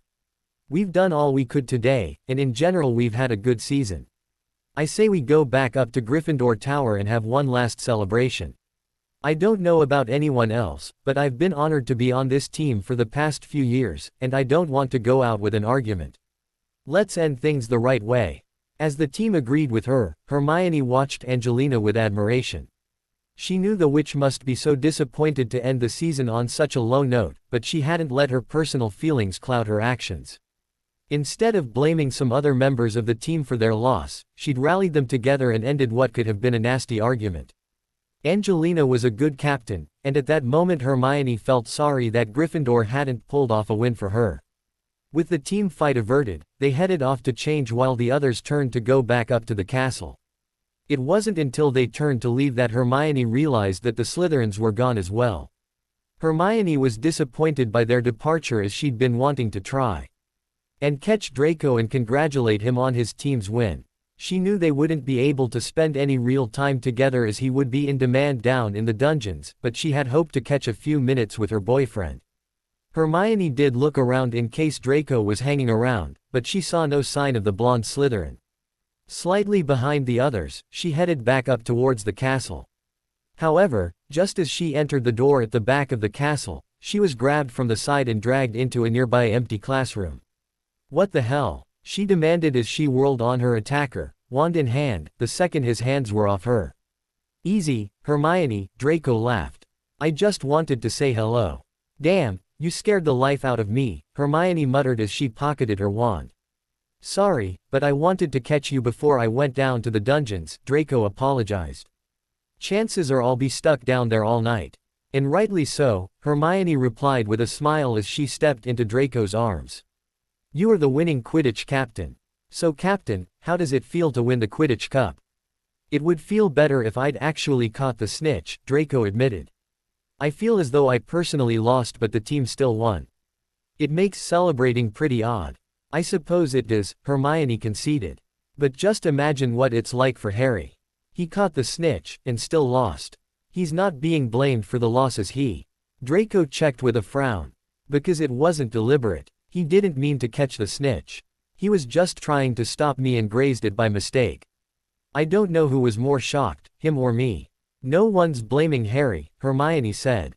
"Well, apart from Ron, but I think he's just trying to distract people from his own terrible game." "Yeah, he was worse than usual," Draco chuckled. "I wonder what distracted him." "As if you don't know," Hermione snorted in reply.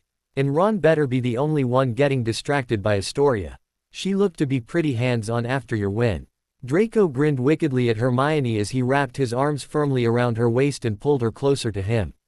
"Are you jealous?" "I don't do jealously," Hermione replied with a roll of her eyes. "But I'm just warning you to stay away from Astoria, or Pansy, or any other girl that takes a shine to you. You're mine, and I don't share." "I don't want to be shared," Draco said seriously. "All I want is you. I'm not interested in any other witch. As long as it stays that way," Hermione said, before she leant forward and captured Draco's lips with hers. "It will," Draco vowed as they parted. "And just so you know, the same goes for you. If I'm yours, then you're mine, and I also don't share."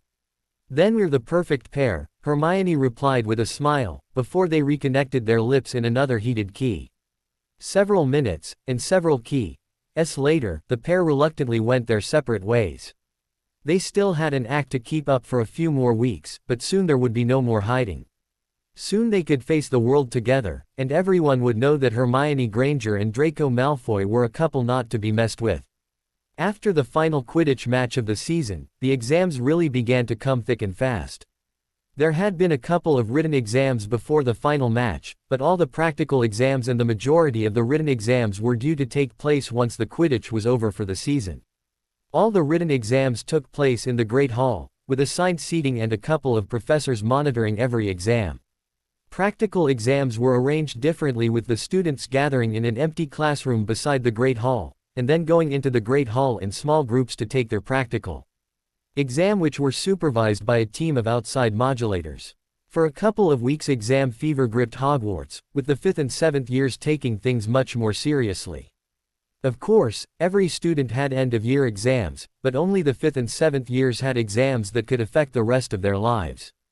The grades of the 7th years would help them get a job after leaving Hogwarts, or in the 5th year's case, help them determine what sort of classes they could take the following 2 years.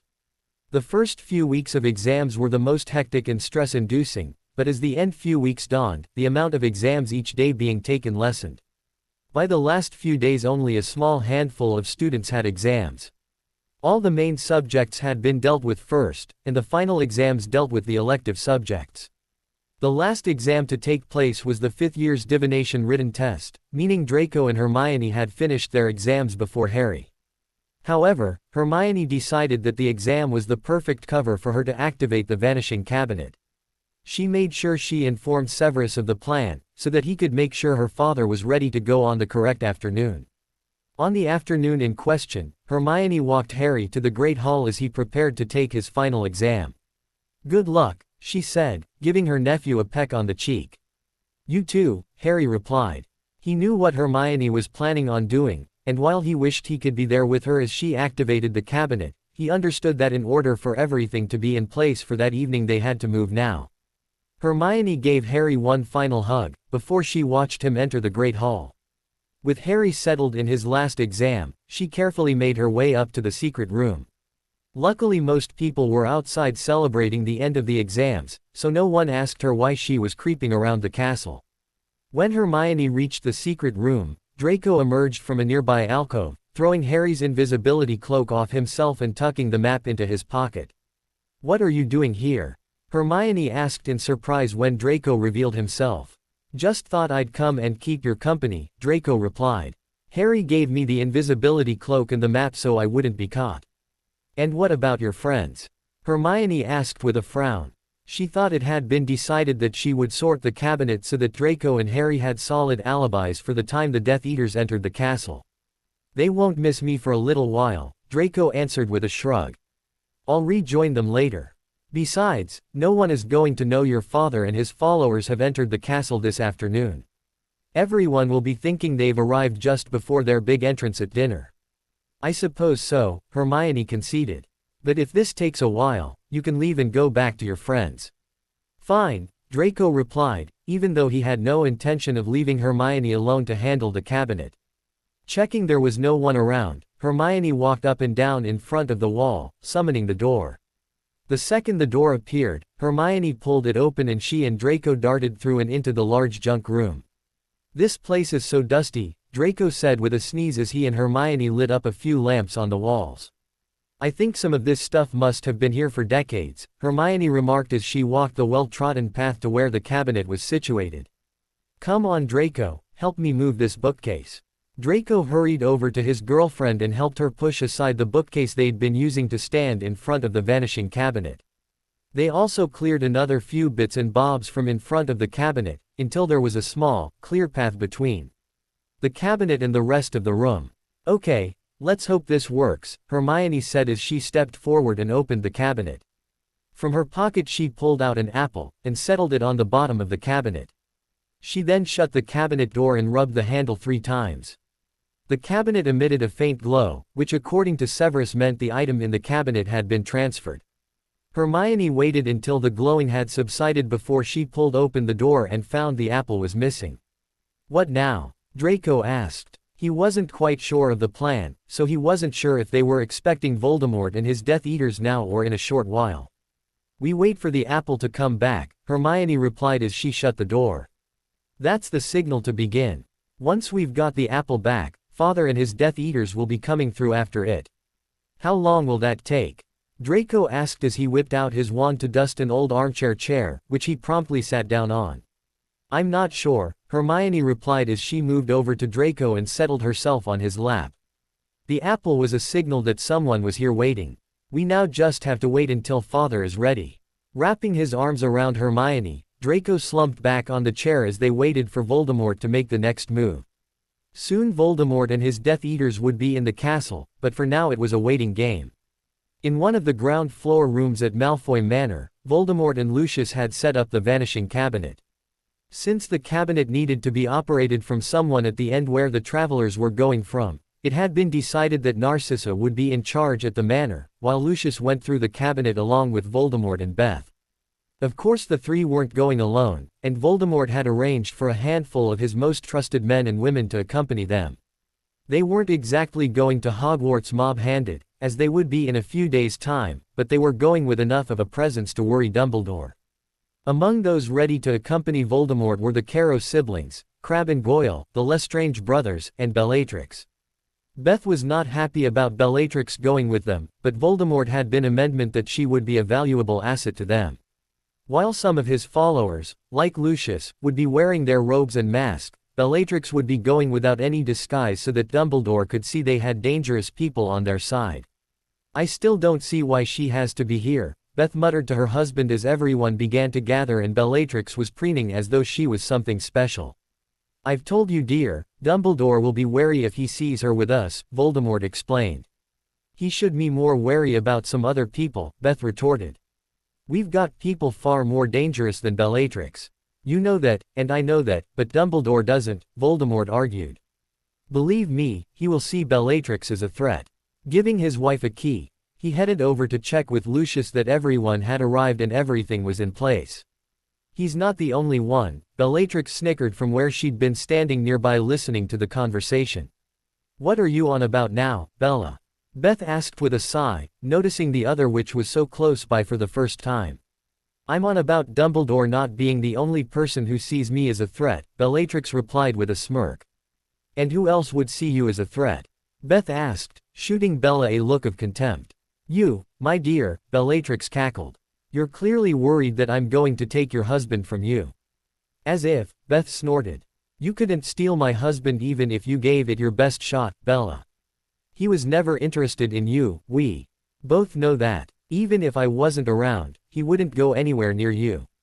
I guess we'll find out one day, won't we? Bellatrix smirked. Beth let out a low snarl as she advanced on Bellatrix, pinning the other witch to the wall before she had a chance to react. Was that a threat, Bella? No, it was a promise, Bellatrix hissed back. Mark my words, one day your husband is going to be mine. Never, Beth replied, putting pressure on Bellatrix's neck and choking the other witch slightly. You better watch out, Bella, your days are numbered. My husband might think you're useful, but I don't. At the first opportunity, I'm going to take you out. You won't go against the Dark Lord, Bellatrix said, sounding and looking rather nervous as Beth increased the pressure on her throat. Watch me, Beth said with a chilling smile. I can take you out in a battle, and no one will be any the wiser. And no one will miss you, Bella. Not your husband, not your sister, and certainly not the Dark Lord. You're bluffing, Bellatrix muttered. Am I? Beth raised an eyebrow at Bellatrix before she slowly backed away from the other witch. Leaving Bellatrix rubbing at her throat, Beth turned and headed over to where her husband was talking with Lucius. Interesting talk, Voldemort asked, giving Beth a mischievous smile. Just reminding Bella who's boss, Beth replied with an innocent look, which made Lucius chuckle. Bella always did need keeping in line, Lucius remarked. That's why Rodolphus has no control over her, he's not strong enough to handle her. A strong woman doesn't need handling, Beth argued. She just needs the right man to keep up with her. Isn't that right, dear? She asked, turning to Voldemort with a smirk. Of course, Voldemort replied, sharing an amused look with Lucius. They both had strong wives, and knew Beth was right about them not needing controlling. Neither of them controlled their wives, they treated them as equals and as such they both had very happy marriages. But are you keeping Bella in line? For now, Beth replied with a shrug. Have we had any word from Hermione yet? Not yet, Voldemort replied, unfazed by his wife's rapid change of subject. There was something she wasn't telling him, but he trusted her not to act too rashly and cause unnecessary trouble with Bellatrix. But it is still early, Lucius said as he checked the time. The last exam is only just starting. We should hear from her quite soon. Soon turned out to be nearly 10 minutes later, when the cabinet lit up and Voldemort opened the door to reveal an apple sitting at the bottom of the cabinet. Plucking the apple from the cabinet, he turned to address his band of Death Eaters. Shortly we shall be leaving for Hogwarts, where my daughter awaits, he began. We will gather in the room where we arrive, and wait for dinner time. Once everyone is settled in the Great Hall we will make our move. A small group will go through the antechamber, cutting off the back exit, while the rest will stay with me at the front doors. Remember, I want no violence. This is just a friendly chat. I have a spell to immobilize the staff and students, and it will only lift when someone wants to join us. You all have several port keys on you. Once we've got students joining us, you can start sending them back to the manor using the port keys, which just need activating. While the students are leaving, none of you are to leave. We all leave together when I say so. Is that understood? Replies of, yes, my lord, filtered through the room. After reminding them that neither his daughter nor Draco, were to be sent off with the other students, Voldemort turned back to the vanishing cabinet. Placing the apple back into the cabinet, he sent it back to his daughter so she knew they were coming. I want people to go through slow and steady, Voldemort explained to Narcissa, who was standing beside the cabinet. Wait at least 3 minutes before sending the next person through. We don't want any mishaps because one of the doors wasn't shut properly or anything. I'm going first, followed by Beth. Lucius, can you bring up the rear? Of course, Lucius replied with a nod. With plans sorted, Voldemort stepped into the cabinet, and Narcissa shut the door behind him. Shortly after the door was shut, the cabinet filled with a bright light that forced Voldemort to shut his eyes, and when it faded it felt as though nothing had happened. Thinking that something had gone wrong, Voldemort pushed open the door to the cabinet, expecting to return to the room he'd just left. However, he stepped into what looked like a dusty storage cupboard, and waiting in front of him was Hermione and Draco. "Daddy," Hermione cried excitedly, flinging her arms around Voldemort as he shut the cabinet door behind him. "I'm so pleased it worked. I was so worried in case anything went wrong." "Nothing is going to go wrong," Voldemort replied confidently. "Trust me, everything is going to work out just fine." Hermione nodded happily as she stepped back from her father. While Voldemort was greeting Draco, and thanking him for all his help, the cabinet lit up again, and when the door opened, Beth emerged into the school. As she had with her father before her, Hermione embraced her mother. Over the next half an hour the rest of the Death Eaters began to arrive, and Voldemort introduced them to Hermione. Of course, Hermione knew a few of them, like the Carrows and the Lestranges, but she was less than impressed when Bellatrix stepped from the cabinet. What is she doing here?" Hermione asked her mother. "Don't worry about Bella," Beth replied, giving Bellatrix a smirk that had the raven-haired witch backing away. "Wow, what have you done to her?" Hermione questioned with a laugh as Bellatrix scurried as far away from Beth as was possible. "She looks terrified of you."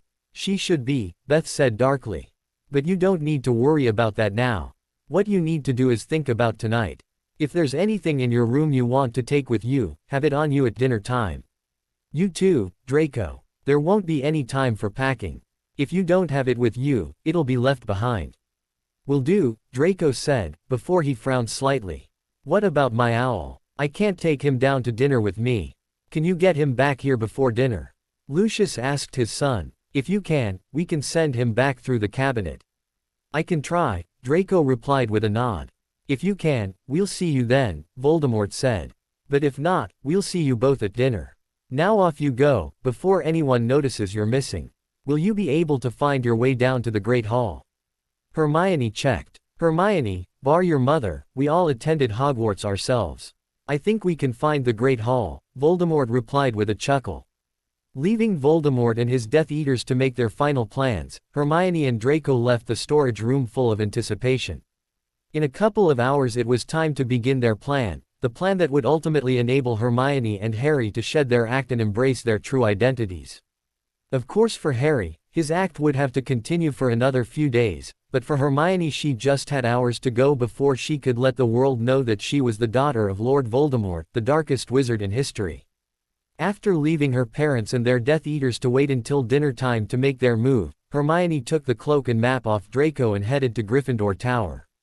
Since Harry wasn't yet back from his exam, she hid both the cloak and the map in his usual hiding place in his trunk and headed to her own dorm to check if there was anything she really wanted to take with her. As well as Crookshanks, Hermione had taken a few other things back home over Easter and left them behind when she'd returned, so there really wasn't a lot of things in the dorm that she was fussed about taking. However, she did find a few things she wouldn't want to leave behind, so she found a small bag, used magic to extend it, and packed it with the belongings she shrunk to fit into it.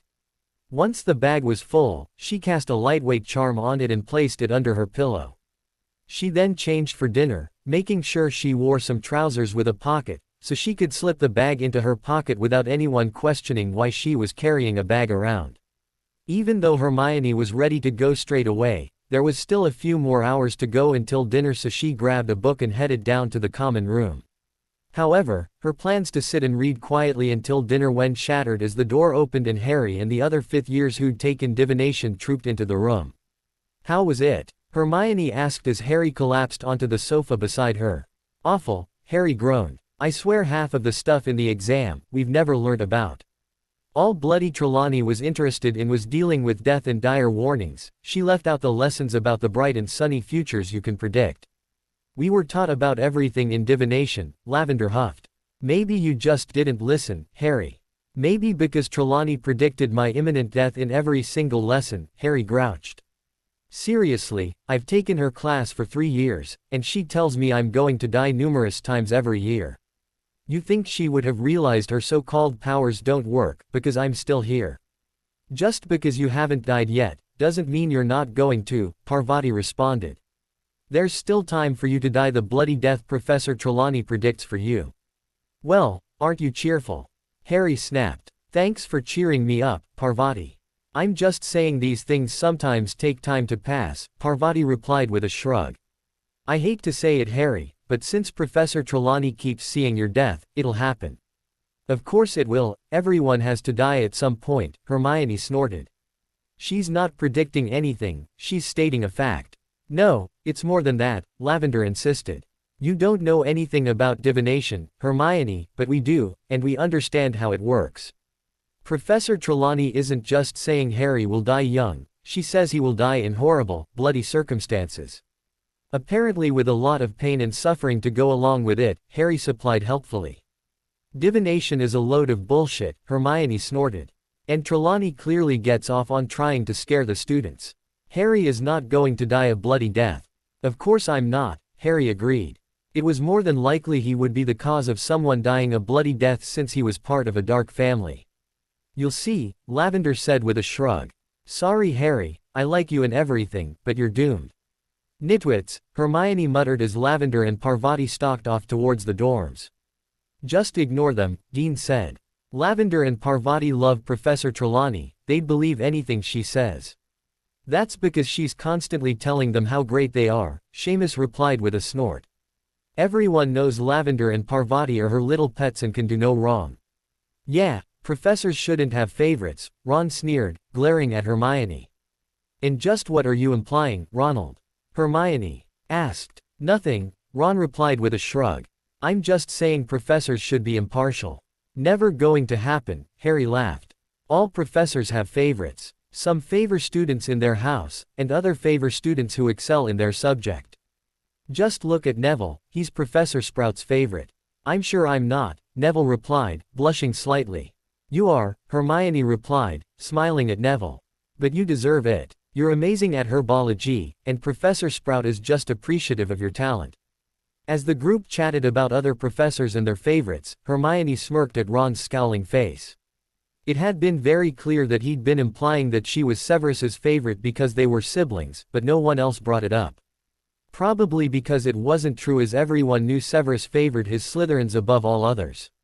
Before too long it was time for dinner, so Hermione headed off upstairs to grab her bag. Shoving her bag in her pocket, she made sure it wouldn't fall out before she returned to the common room, where Harry was waiting for her. Are you all set? He whispered as they left the common room to join the others for dinner.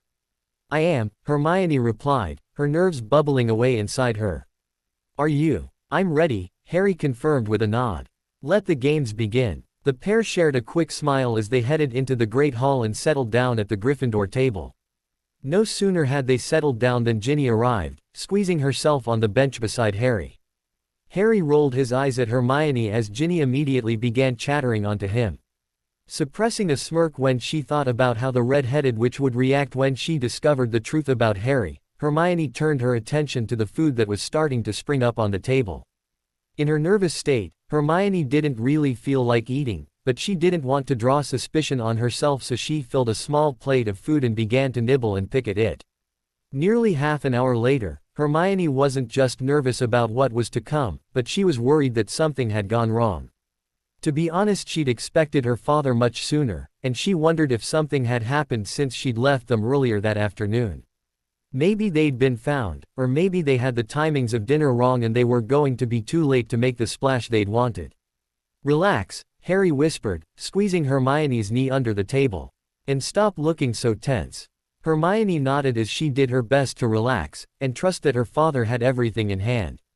A couple of minutes later she'd managed to calm herself down slightly when suddenly the doors to the Great Hall flew open, bouncing off the walls, and causing her to jump in her seat. The action had caused almost everyone to jump, and as one everyone turned to look at the open doorway.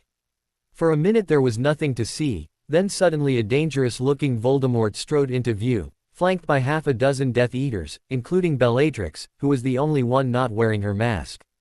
Voldemort's appearance caused shock waves all round, and the students began to whimper and panic.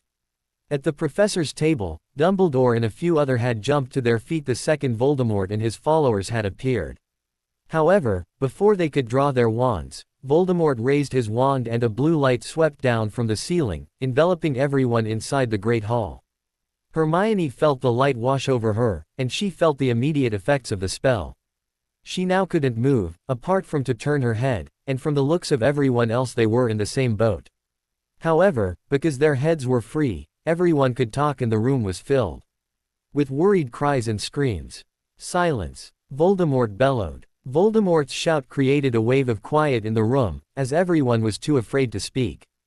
In fact, the only noises to be heard were a few quiet sniffles of the younger students who'd been crying.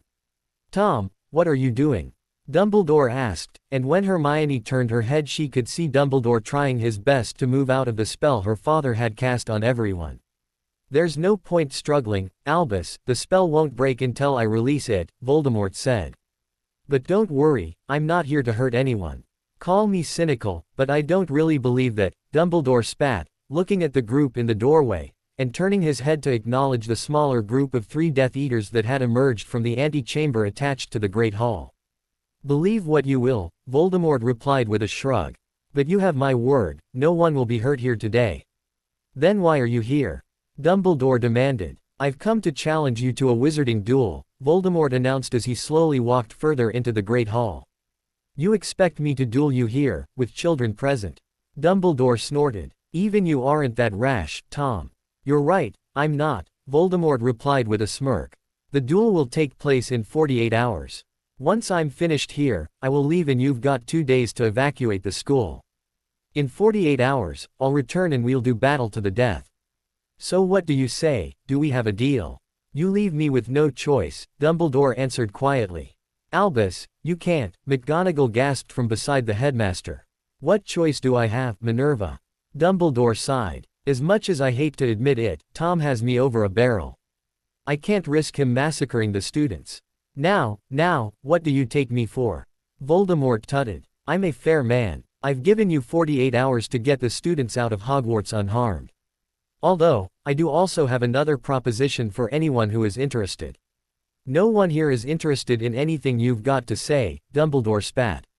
"Forgive me, if I want to find that out for myself," Voldemort replied, smirking at Dumbledore before he turned his back on the headmaster and swept his gaze over the student population. "I am giving everyone here a chance to join me. Pledge your loyalty to me, and leave the school with us. You won't be forced to fight or serve me in any way, but you won't be considered an enemy. Think carefully, because this is a one-time offer. If anyone truly wishes to join me, the spell on them will break when they try to stand up. But be warned, unless you truly want to pledge allegiance to me, the spell will keep you in place." "No one will fall for that, Tom," Dumbledore spat. "No one is going to join you." "I will," Draco called as he slowly rose to his feet. "Ah, Draco, good to see I can rely on some people," Voldemort said, winking at the young wizard. "We should have known he would join the dark," Ron sneered.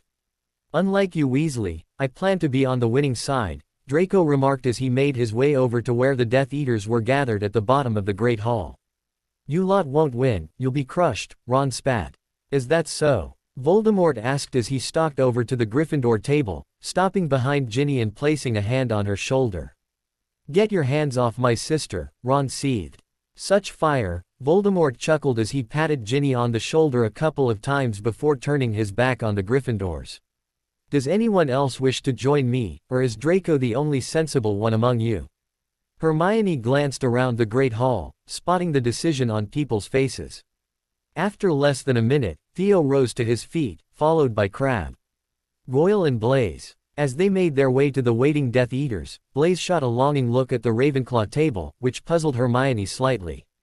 No sooner had the Slytherin boys joined the dark than Pansy got to her feet with Daphne, Tracy and Millicent. As they joined the group, Daphne tapped Astoria on the shoulder and she also got to her feet and joined them.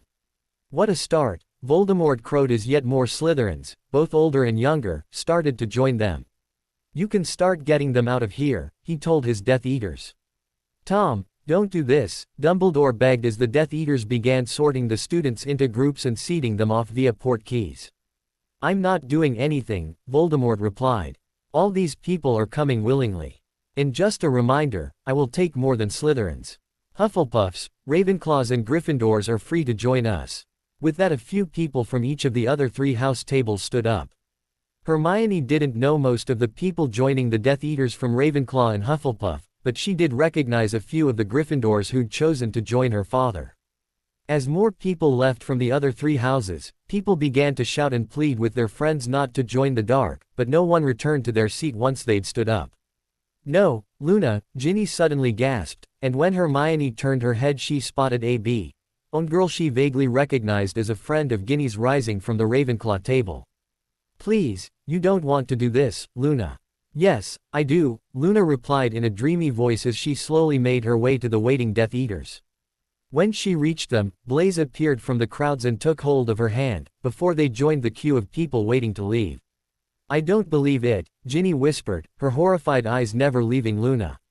Hermione quickly lost interest in Luna as it became clear the last of the students had made their choice. By this point a dozen Hufflepuffs had joined the dark, practically all of Slytherin, roughly a third of Ravenclaw and about a year's worth of Gryffindors. Everyone left was also taking stock of just how many students had joined Voldemort as the last of the students vanished from the Great Hall. By now, Draco was the only student left, standing proudly next to a masked Death Eater that Hermione suspected was Lucius. Just one more thing, then I'll be going, Voldemort said, turning back to Dumbledore with a devious grin. It's not just students I've come for. Professors are also welcome to join me. None of my staff will be joining you, Dumbledore barked. He'd been totally helpless as he's watched dozens of students leave the castle, but at least he was confident his staff wouldn't abandon him. Think again, Voldemort said as Severus rose from his chair. And don't think this is part of his double agent act. Severus was never truly with the light. I sent him to you all those years ago. No, Dumbledore whispered, his head turning to Severus. Tell me it's not true, Severus. Of course it's true, Severus cackled. As if I would ever abandon the Dark Lord. Told you he was evil, Ron muttered, glaring at Hermione as Severus made his way from the professor's table and down the hall towards where Voldemort was waiting. For once Ronald, you were right, Hermione said as he felt her brother stop behind her. Is it time? She asked innocently, looking up at Severus. It's time, Severus confirmed. No, Harry hissed, playing the part of betrayed friend perfectly as Hermione got to her feet. Sorry Harry, but I'm with Severus, Hermione said with a shrug.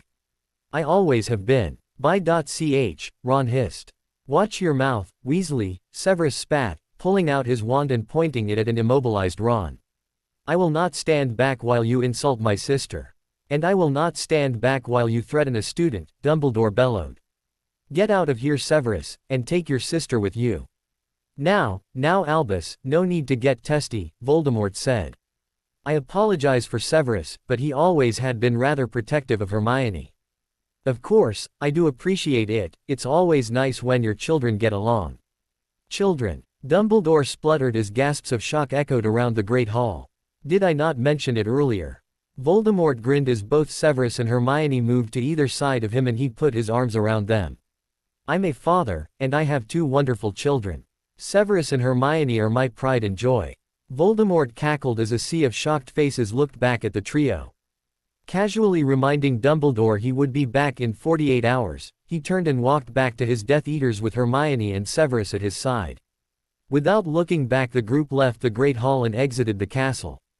They then walked down to the front gates of the school, and once they were off school premises, Lucius took hold of Draco and Beth took hold of Hermione and the group apparated away. Voldemort was the last to leave, and just before he went, he lifted the spell on those people still trapped in the Great Hall.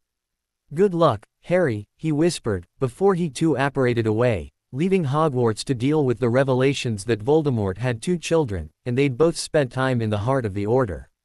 As Harry watched his family leave the Great Hall, he felt a burst of apprehension bubble up beside him. For the first time in his life, he didn't have his family in close proximity. Even though he'd been desperate to prove himself, he now found himself nervous about what lay ahead. He was now on his own, and if he got into trouble, he wouldn't have Hermione or his father on hand to help bail him out. As all these thoughts rushed through his head, he became aware of Ginny sobbing quietly beside him. Vaguely he recognized that she'd been crying since Hermione had revealed her true colors. Across the table, Ron was muttering under his breath, and in amongst the rather colorful swear words, the redhead was muttering about how he'd always known Hermione couldn't be trusted. Ignoring the 2 redheads, Harry turned to his head to face the professor's table. Dumbledore was standing staring at the doorway as though he couldn't quite believe what he'd witnessed.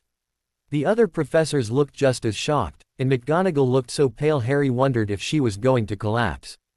As he was facing the professor's table, Voldemort's spell lifted off the Great Hall, and he got to witness Dumbledore slumping into his chair, looking totally defeated. Beside him, McGonagall also slumped into her seat, staring blankly out over the Great Hall.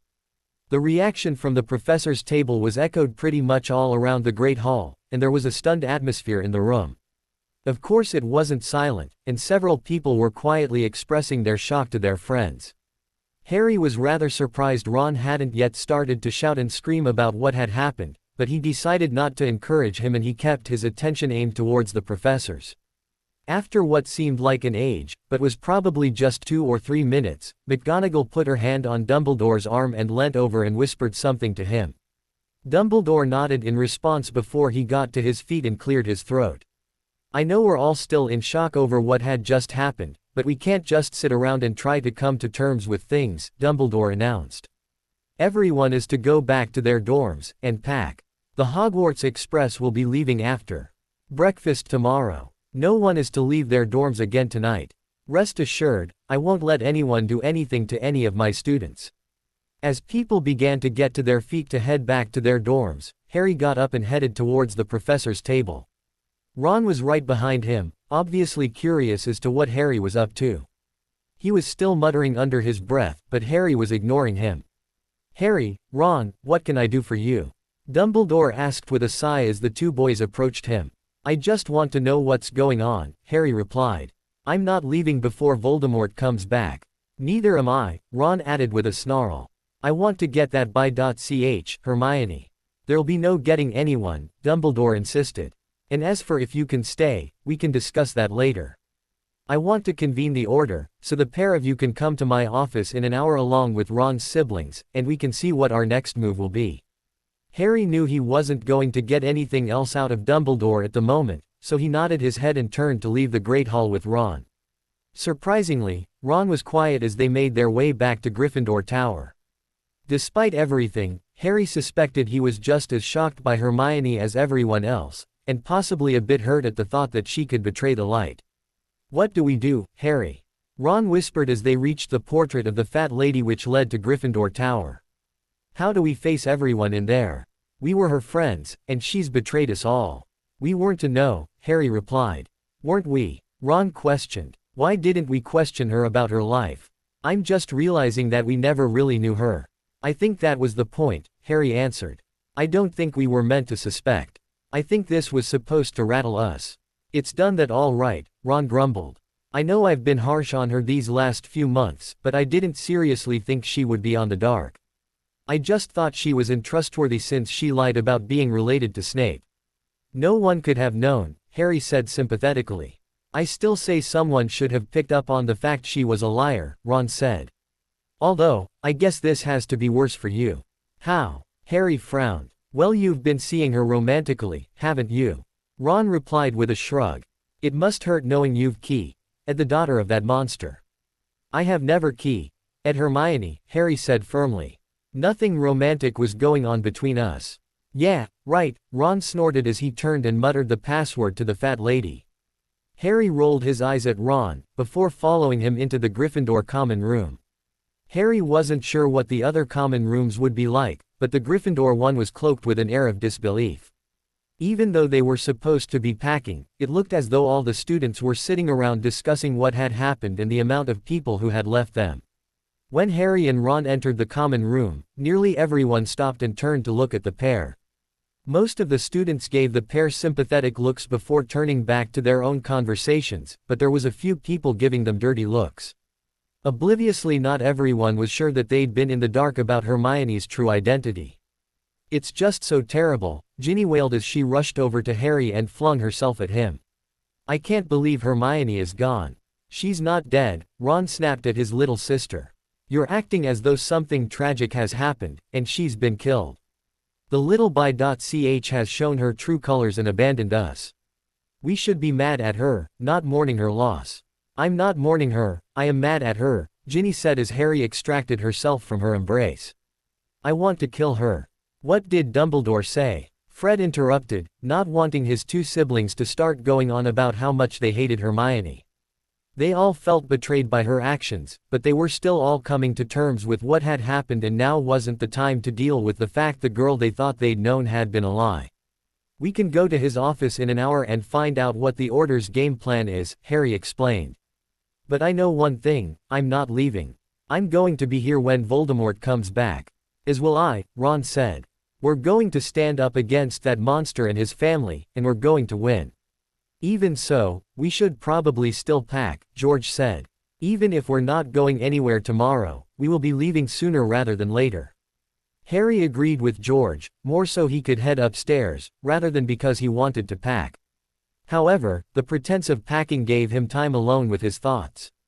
Harry threw practically everything into his trunk, bar the invisibility cloak and the map, which he stuffed in his pocket and enchanted them not to fall out. By the time he was finished, it was time to head up to Dumbledore's office. Ron had chosen not to pack, so he was still down in the common room when Harry left the boys' dorms. They were quickly joined by Ginny and the twins, and together they all set off for Dumbledore's office to find out what was happening. When the group arrived in the office, they found Dumbledore had gathered a small portion of the Order. Molly and Arthur were present, alongside Sirius and Remus. McGonagall was also in the office, along with Flitwick and Sprout. The other members of the Order present were the Auror contingent of Tonks, Kingsley and Moody. Entering the room, a sobbing Molly grabbed hold of her children and embraced them. She then turned her attention to Harry, and pulled him into her arms, all the time gushing about how pleased she was they were all safe. No sooner had Harry wriggled out of Molly's grasp, than Sirius pulled him into a hug, also expressing his relief that he was okay. "Why don't we sit down and we can talk?" Dumbledore said quietly. To be honest, he was still reeling with events, and he was sort of going through the motions as he tried to organize some response to Voldemort. "First things first, I'm not leaving," Harry insisted as he sat down, well away from Molly, who was still sobbing quietly and was grasping hold of Ginny's hand. It had never occurred to either him or his family that the Order might want to remove him from Hogwarts, but he was going to make sure it didn't happen. "No one expects you to leave, Harry," Sirius reassured his godson. "We understand that you want to be involved. As your new guardian, I'm giving you permission to stay here and be involved. You lot can also stay," Arthur said to his children, before they had a chance to ask. "But things might change on the evening you know who is coming back. But for now, we're all in agreement we need as many bodies as possible at Hogwarts. The full Order will be arriving tomorrow," Dumbledore explained. "Along with anyone else who wants to fight Voldemort and his Death Eaters.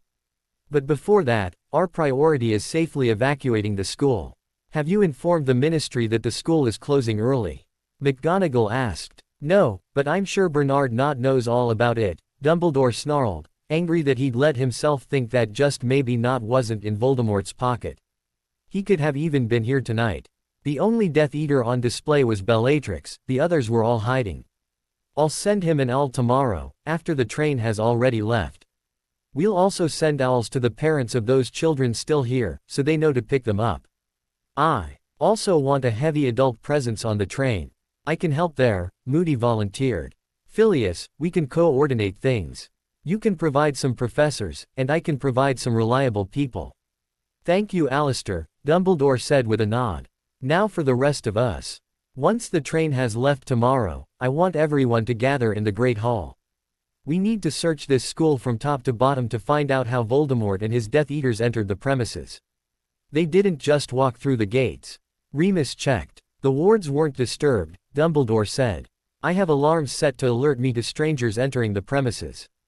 They didn't just walk in through the front gate. What about Snape? Sirius questioned, his distaste obvious as he mentioned his former schoolmate. Now we know for sure he was a lying scumbag. Could he have helped his precious father? Could they have entered via his office? Again, the wards on the school would have alerted me to so much activity on Severus's floor, Dumbledore answered. I will check it out, but I'm confident that's not how they gained entrance either. It's like they just bloody apparated into the castle, Ron grumbled, before his face lit up as he considered the fact he could have solved everything. Could they have done that? Not possible, Harry answered, causing a few people to look at him strangely. Hermione told me, he explained with a shrug. She was always quoting Hogwarts, a history, and it says in their apparition isn't allowed on school grounds. Harry's quite right, no one could have apparated either into school or onto the grounds, McGonagall said. And what about Hermione? Ron asked. She had to have known what was going to happen. Did she help them gain access to the school? I think it's a strong possibility, Dumbledore admitted quietly. It would appear Miss Granger has us all fooled. I always thought she was such a nice girl. I invited her into my home, Molly hissed. I opened my arms to that girl, and treated her like family. Harry fought the urge to roll his eyes at Molly's dramatics. As usual, she was exaggerating things. In all the years the Weasleys had known Hermione, they had tolerated her because she happened to be friends with him and Ron. They'd never welcomed her into their home and treated her like family. Half of the time Molly would have forgotten about her if it hadn't been for Ginny reminding her that Hermione existed. We all feel the bite of her betrayal, Molly, Dumbledore said sympathetically. We all liked and trusted her. We just have to be grateful that she doesn't know much about the inner workings of the Order. I doubt she can tell her father anything more than Severus can. I don't think this is about information, Albus, Moody said with a snort. The girl was clearly here to worm her way in with Harry. This has clearly been designed to rattle Harry. Here he is, the boy destined to defeat Voldemort, and he's been best friends with his daughter for 4.5 years. This is designed to hurt him. They're trying to put Harry at a disadvantage. I'm at no disadvantage, Harry argued. You say that now, but wait until you next see Hermione, Kingsley said wisely. I guarantee, the next time you see her, all this betrayal will feel fresh as a daisy. You'll relive this pain, and before you know it, she's got you at a disadvantage. Kingsley's right, this is psychological warfare, Moody said. They're planting demons in our heads. We trusted someone we shouldn't, and now look at the mess we're in. We're all reeling from the revelation that such a nice girl could turn out to be so evil. We've got 2 days to toughen up and prepare, Dumbledore said. We all know it's going to be hard seeing Hermione again, but we have to be ready. We can't let this defeat us. We won't, Harry said, suppressing a smirk. Everyone was rather shaken by Hermione's departure, so he could only imagine the disarray he was going to cause when he deserted the light. At this rate, everyone would be so shell-shocked his grandfather could take out the entire Order in a few days' time. When he left, the Order would grind to a halt, and Harry couldn't wait to see their faces when they discovered Hermione wasn't the only traitor in their midst. However, for now he had to play the part of the good boy and act devastated by Hermione's departure. He also had to make sure that no one discovered just how Voldemort and his Death Eaters entered the school, otherwise he would have to activate Beth's escape plan, and he didn't want to do that. He wanted to carry on with the plan, and watch with glee as his grandfather took care of Dumbledore for the final time. Finally revealing her true colors to the world felt so liberating for Hermione, and she was still buzzing with excitement as the group exited school and arrived back at Malfoy Manor. The second they arrived back, Voldemort barked out orders to his Death Eaters, sending them to help Narcissa deal with the students that had already arrived back. Even Beth and Severus headed off to help Narcissa deal with the students, leaving Voldemort alone with Hermione and Draco. You both did very well tonight, Voldemort told the pair. As did Harry. If I hadn't known better, I would have sworn he was shocked by your departure, Hermione. You should know by now that he's a good actor, Hermione replied with a smirk. We both are. There's no more acting needed from you, Voldemort said to his daughter. And Harry only needs to keep up the act for a couple of days. Do you think he'll cope on his own? Hermione asked with a slight frown. She had every faith in Harry being able to continent with his act, but she couldn't help but worry about the fact he was now all alone. He'll be fine, Voldemort said with a determined nod. Now if you'll excuse me, I'd better go and make sure everything is running smoothly with the students we liberated from Hogwarts. I have to admit, more people joined us than what I thought. There were a few surprises, Draco agreed. He wasn't surprised by the number of Slytherins that had joined Voldemort, but he had been surprised by how many other students were willing to join forces with the dark.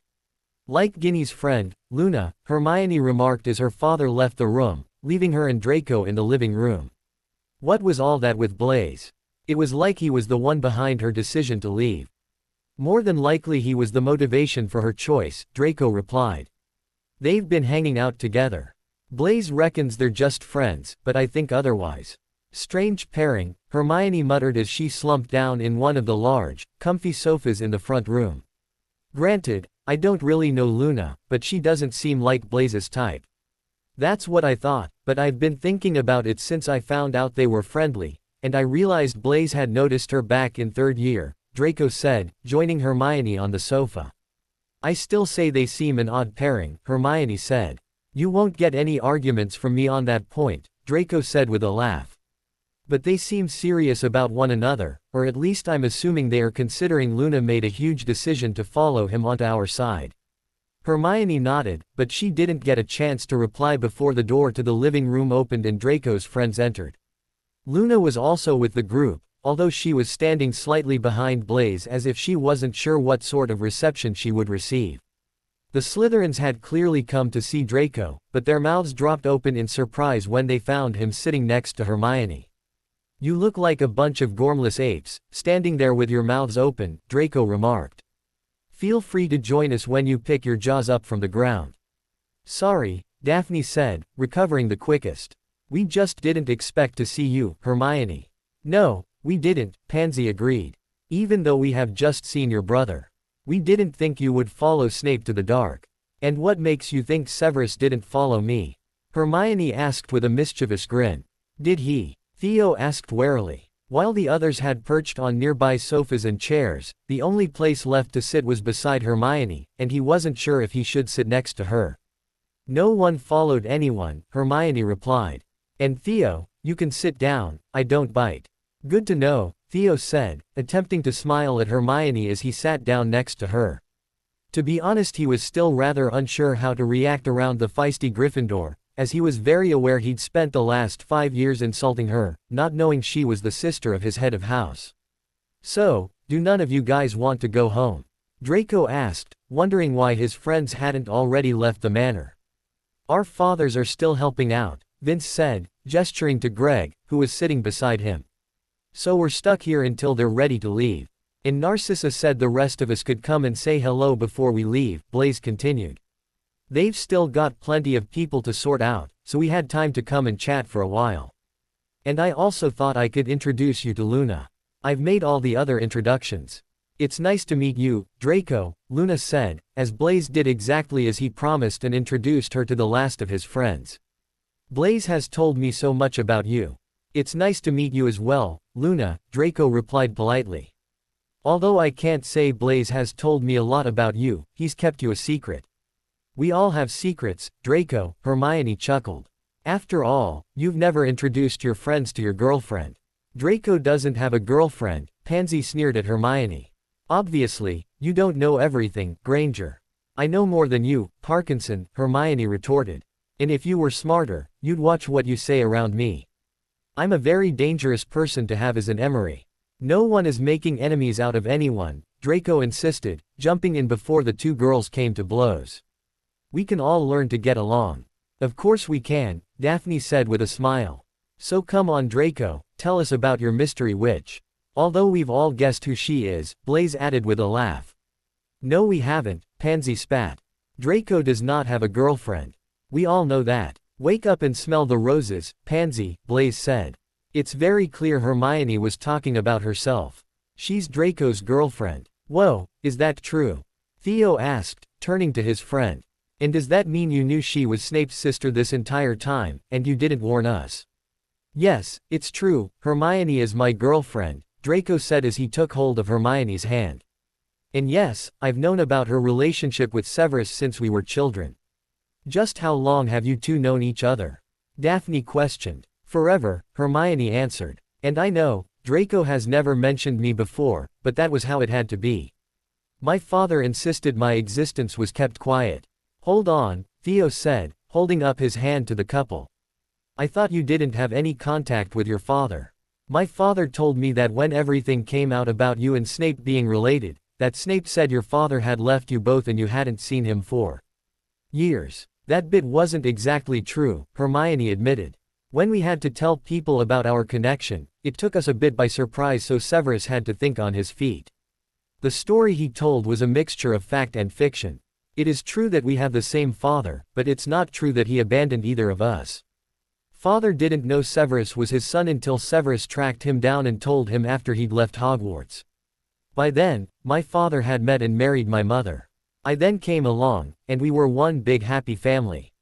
So why the secrecy? Blaise asked. Why not just admit from the start that you and Snape were siblings, and that you're not a Muggleborn?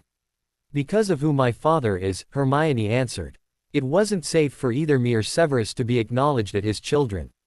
But now it is, and we want the whole world to know that our father is the Dark Lord. Bloody hell, Theo spluttered, almost falling off the sofa in shock. Are you okay? Hermione asked, reaching out and grabbing Theo before he went toppling off the sofa and onto the floor. I've been bullying the Dark Lord's daughter, Theo whispered. I'm in so much trouble, he wailed. No one is in any trouble, Hermione promised, making sure the entire group knew she was talking about them all. Whatever you have said and done in the past is over with. No one is holding any grudges, especially since you didn't know who you were dealing with. We all start afresh now, and as long as you don't insult me now, we're all good. Even so, we're very sorry for everything, Blaise said.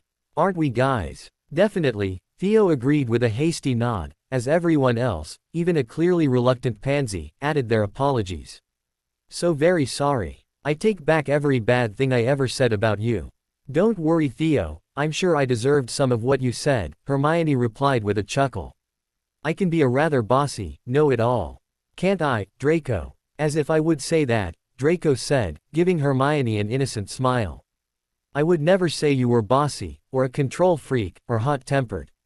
That's enough, Hermione interrupted, giving Draco a mock glare. Nice to see who's in charge there, Draco, Blaise snickered. Draco turned and gave Blaise a deadly glare, but it only caused his friend to laugh even harder at him. Git, he muttered under his breath. Now boys, play nice, Hermione tutted, before she turned to Daphne, who'd just asked her if everyone now knew who she truly was. Yes. After you left, Severus and I revealed everything. Now all the Order know that we're Voldemort's children. I wish I'd been there to see the looks on Potter and Weasley's faces when they realized what was going on, Theo chuckled. Their faces looked something very similar to what yours did, Hermione said with a cheeky grin. Total shock. Although no one nearly fell off their chair. Only because they were stuck, Draco interjected. If they could have moved, Dumbledore would have collapsed there and then. I think Weasley might have also fallen off his chair. I do wish we could have seen their reaction after we left, Hermione mused. I bet it would have been so much fun to witness the aftermath. I guess we'll just have to settle for hearing all about it in a few days. How will you hear all about it? Blaise asked with a frown. There's still one more surprise in store for Dumbledore, Hermione replied with a mysterious smile. But that's all I can say on the matter. And I don't suppose we can persuade you to tell us more, Blaise said hopefully. No, I can keep a secret. I also can't be pushed into doing or saying anything I don't want to. You'll find out the full story along with everyone else in a few days, but for now the subject is closed, Hermione answered firmly. Hermione's tone made it clear to the group that she wasn't joking, so the topic was dropped. Instead the group, minus Pansy who was sulking slightly, asked Hermione a few more questions about her life and the huge secret she'd kept for 5 years. However, there was only time for a few more questions before one of the Malfoy's house elves arrived and told the group that Narcissa wanted them back with the others so they could go home. Hopefully we can hang out during the holidays, Daphne said to Hermione as they group got up to leave. "I'd like that," Hermione replied with a smile. Before his friends left, Draco made plans to speak to most of them as soon as possible. Hermione noticed the only one he didn't make plans to speak to was Pansy, but that was probably because she blatantly ignored Draco as she swept out of the room after Theo. "That went well," Draco announced once the pair were once again alone. "It did," Hermione agreed. "I think I'm going to like your Slytherin friends. Well, except for Pansy, I suspect she'd going to be difficult." "Pansy's just being Pansy," Draco replied with an unconcerned shrug. "She always sulks when things don't go her way. She didn't talk to me for over a month last year when I took Daphne to the Yule Ball instead of her. She's just annoyed that I'm now out of bounds." "You've always been out of bounds to that girl," Hermione said with a slight snarl as she turned to face her boyfriend. "You've never done anything with her, have you? Why, are you jealous?" Draco asked, smirking at Hermione as he wrapped his arms around her waist and pulled her onto his lap. "Of that pug?" Hermione snorted. "I don't think so. I just want to know if you've ever keyed her, or done anything else with her." "I swear, I have never keyed or done anything else with Pansy Parkinson," Draco vowed. "You're the only girl who's ever interested me. You're the only girl I've keyed, and you'll be the only girl I'll ever do anything else with." Hermione smiled happily as she leant into Draco, her lips moving to within an inch of his. We might have to discuss this anything else business. I bet we can find some fun, anything else, things to do." "I bet we can," Draco agreed with a wicked smirk, before he closed the tiny gap between their lips. Hermione pressed herself closer to Draco as they keyed, and she mo.ned softly when she felt him begin to react to having her on his knee. Unfortunately, before she got a chance to explore just how she affected her boyfriend, the living room door opened again and the pair were disturbed by someone clearing their throat. When they parted and looked up, both slightly flushed, they found Beth standing in the doorway, scrutinizing the pair. "It's time we were leaving, Hermione," Beth said. "Is Severus coming home with us?" Hermione asked as she got off Draco's lap, and bit back a laugh as her boyfriend tried to hide how aroused he had become by having her on his knee. "Yes, Severus will be coming home with us," Beth said. "And before you ask, you can see Draco tomorrow. But for now, home." Hermione nodded at her mother, before turning back around and giving her boyfriend a quick pet goodbye. Turning back to her mother, she found Beth watching the pair with a slight smirk on her lips. "What?" Hermione questioned, attenuating to look innocent. "Remind me to give you a talk about boys once everything is sorted at Hogwarts," Beth said, chuckling silently at the horrified look her daughter gave her. "It's time you learnt the facts of life, Hermione. I'm not ready to become a grandmother just yet. And don't worry Draco, I'll ask Lucius to speak with you." Hermione and Draco shared a brief, horrified look, before Hermione was swept away by her mother. It looked like once things had been sorted with Dumbledore in Hogwarts that talk was on the cards for the young couple. All they could hope was that in all the excitement that Beth forgot all about the conversation she wanted to have with her daughter, and that she would also forget to have a word with Lucius. After all, neither of the teenagers particularly wanted to discuss with their parents. But that was a problem for another day. Right now everyone's focus was on what would be happening in a few days' time when Voldemort and his Death Eaters returned to Hogwarts for the final showdown with Dumbledore. It was very clear to Harry that people were still reeling from events of the previous evening when the students and staff assembled for one last breakfast. Dumbledore had made sure the Order members who weren't staff had stayed out of the way, but Harry suspected they were still around, making sure everything ran smoothly with the train departure. Harry and the other Weasleys had already spoken to their friends, so they knew that they wouldn't be leaving with them, although they'd been careful not to reveal that they would be sticking around right up until Voldemort returned. After a tense breakfast, Harry and the Weasleys said goodbye to their friends. Once the last of the carriages left the school doors, heading down to the station, members of the Order began to appear in the Great Hall. Half the staff were missing, having been assigned to watch the students on the train along with a group of highly trained witches and wizards that Moody had organized. Some of the first members of the Order to arrive were Sirius and Lupin, who settled down at the Gryffindor table with Harry and the Weasleys. "How are you doing?" Sirius asked his godson as he nabbed a slice of toast from the few leftover breakfast items. "I'm still in shock to be honest," Harry replied. I just can't believe Hermione would lie to us like that. We shouldn't be surprised after that stunt she pulled with Snape, Ron spat. After the shock of what had happened had worn off, he'd gone right back to hating Hermione and wanting her dead. She's very adept at lying about her family. I wonder just how much was a lie, Remus mused. I wonder how much of the story she and Snape told was true. I'd wager the bit about their father leaving them wasn't true, Ginny piped up. Hermione said Snape found her and her mother when he was looking for his father. She didn't say as much, but she implied that their father wasn't around. Yeah, she made a big deal about how she didn't lie to us about her father, because she never mentioned him, Ron added. Did she never mention him? Sirius asked. No, Harry replied. Not that any of us realized that until she pointed it out. Yeah, it was always her mother who dropped her off and picked her up at the train station or Diagon Alley, Ginny said. I assumed she had a father, but I never asked questions. None of us did, Ron muttered bitterly. I really don't think it would have made a difference, Remus offered sympathetically. It's clear this whole thing has been an elaborate setup. Even asking questions wouldn't have helped you figure out who Hermione's father was. Just look at Snape, and the fact no one knew he was you-know-who's son.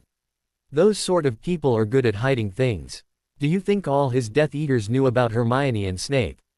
Fred asked. I don't know, Sirius replied with a shrug. You lot were here at the big reveal. Did they seem shocked? The only one not wearing a mask was Bellatrix Lestrange, George answered. We couldn't see the reactions of the others. And it was hard to tell if she was shocked or not. She spent the entire time she was here cackling too. Herself. I would say Azkaban can do that to a person, but Bellatrix never did have the best grip on reality even before she went to jail, Sirius remarked. As a black, she may have been slightly more inclined to lean towards the darkness, but she grabbed it with both hands at a young age. She's your cousin, isn't she? Fred checked. Sadly, Sirius replied. I never did get along with her. I much preferred Andromeda. At least she had the sense not to let the family drag her down into the dark arts. I know from experience it's hard to leave your family behind, even if you don't agree with how they live their life, so I respect Andromeda for leaving the family behind and creating a new one with Ted. And what about your other cousin, Narcissa? Harry asked, interested to hear what Sirius had to say about Draco's mother. Narcissa was always a bit of a mystery to me, Sirius confessed. I never thought she was as devout about the dark arts, like Bellatrix, nor did she shun them like Andromeda. However, she ended up married to a man who has very dark roots. I have no idea how involved in the dark she is, but I do know that the second she got together with Lucius, he became her top priority. My advice would be to watch out for Narcissa, especially if you target her husband or son. She might not be an active Death Eater like her sister, but I think she has the potential to be even deadlier than Bellatrix. Harry hid his amused smirk, and he reminded himself to tell Narcissa what Sirius thought of her. He knew she would get a kick out of him thinking she was more dangerous than Bellatrix. Hermione would also likely find it amusing as it was very clear that his aunt was not a big fan of Bellatrix. So what's on the agenda for today? Ron suddenly asked, turning the subject away from the dark. We're waiting for everyone to arrive, and for Dumbledore to make sure the train has set off without incident, Remus replied. Once we're all gathered, Dumbledore has jobs for everyone. Speaking of everyone, where are our parents? George asked. And Percy, Fred added. I'm assuming he's going to help. They'll be here, Sirius replied with a slight smirk. Before anyone got a chance to ask Sirius what he was smirking at, Ginny let out a loud squeal as she jumped to her feet. When Harry turned to find out what Ginny's problem was, he spotted Molly and Arthur entering the Great Hall with Percy at their side. However, it wasn't Percy that had Ginny so excited. Behind her parents and brother, were her two eldest brothers, Bill and Charlie. Obviously the Weasleys had called in reinforcements. I can't believe you two are here, Ginny squealed, throwing herself first at Bill, then at Charlie. We can't let you lot have all the fun, Charlie replied with a sad smile. How is everyone? Bill asked. Angry, Ron spat. That bi.ch deceived us for 5 years. All the time we were nice to her, and she knew her father was going to try and kill us all. We all feel betrayed, Ron, Arthur said softly. We just have to put our personal feelings aside, and make sure we protect ourselves the best way we can. Protect ourselves, how? Ginny asked. She's been to our house, she can lead them right to us. And both she and Snape can lead the dark to the Order headquarters. Actually, they can't, Sirius said. Only a few selected adults can actually reveal the locations of the headquarters. You might all know the place, but you can't say it or write it down. As if to prove Sirius wrong, both Ron and Ginny immediately tried to say Grimmauld Place. When that didn't work, they tried to write it down, but again they were foiled. Okay, so headquarters is safe, Ron conceded. But what about our home?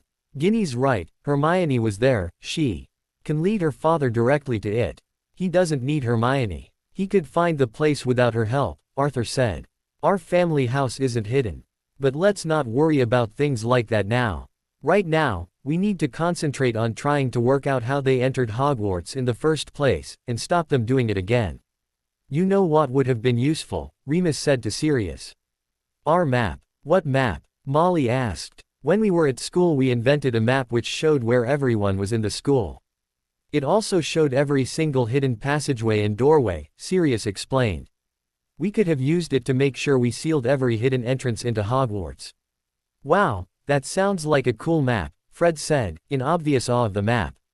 Not that we've needed it, George added with a grin.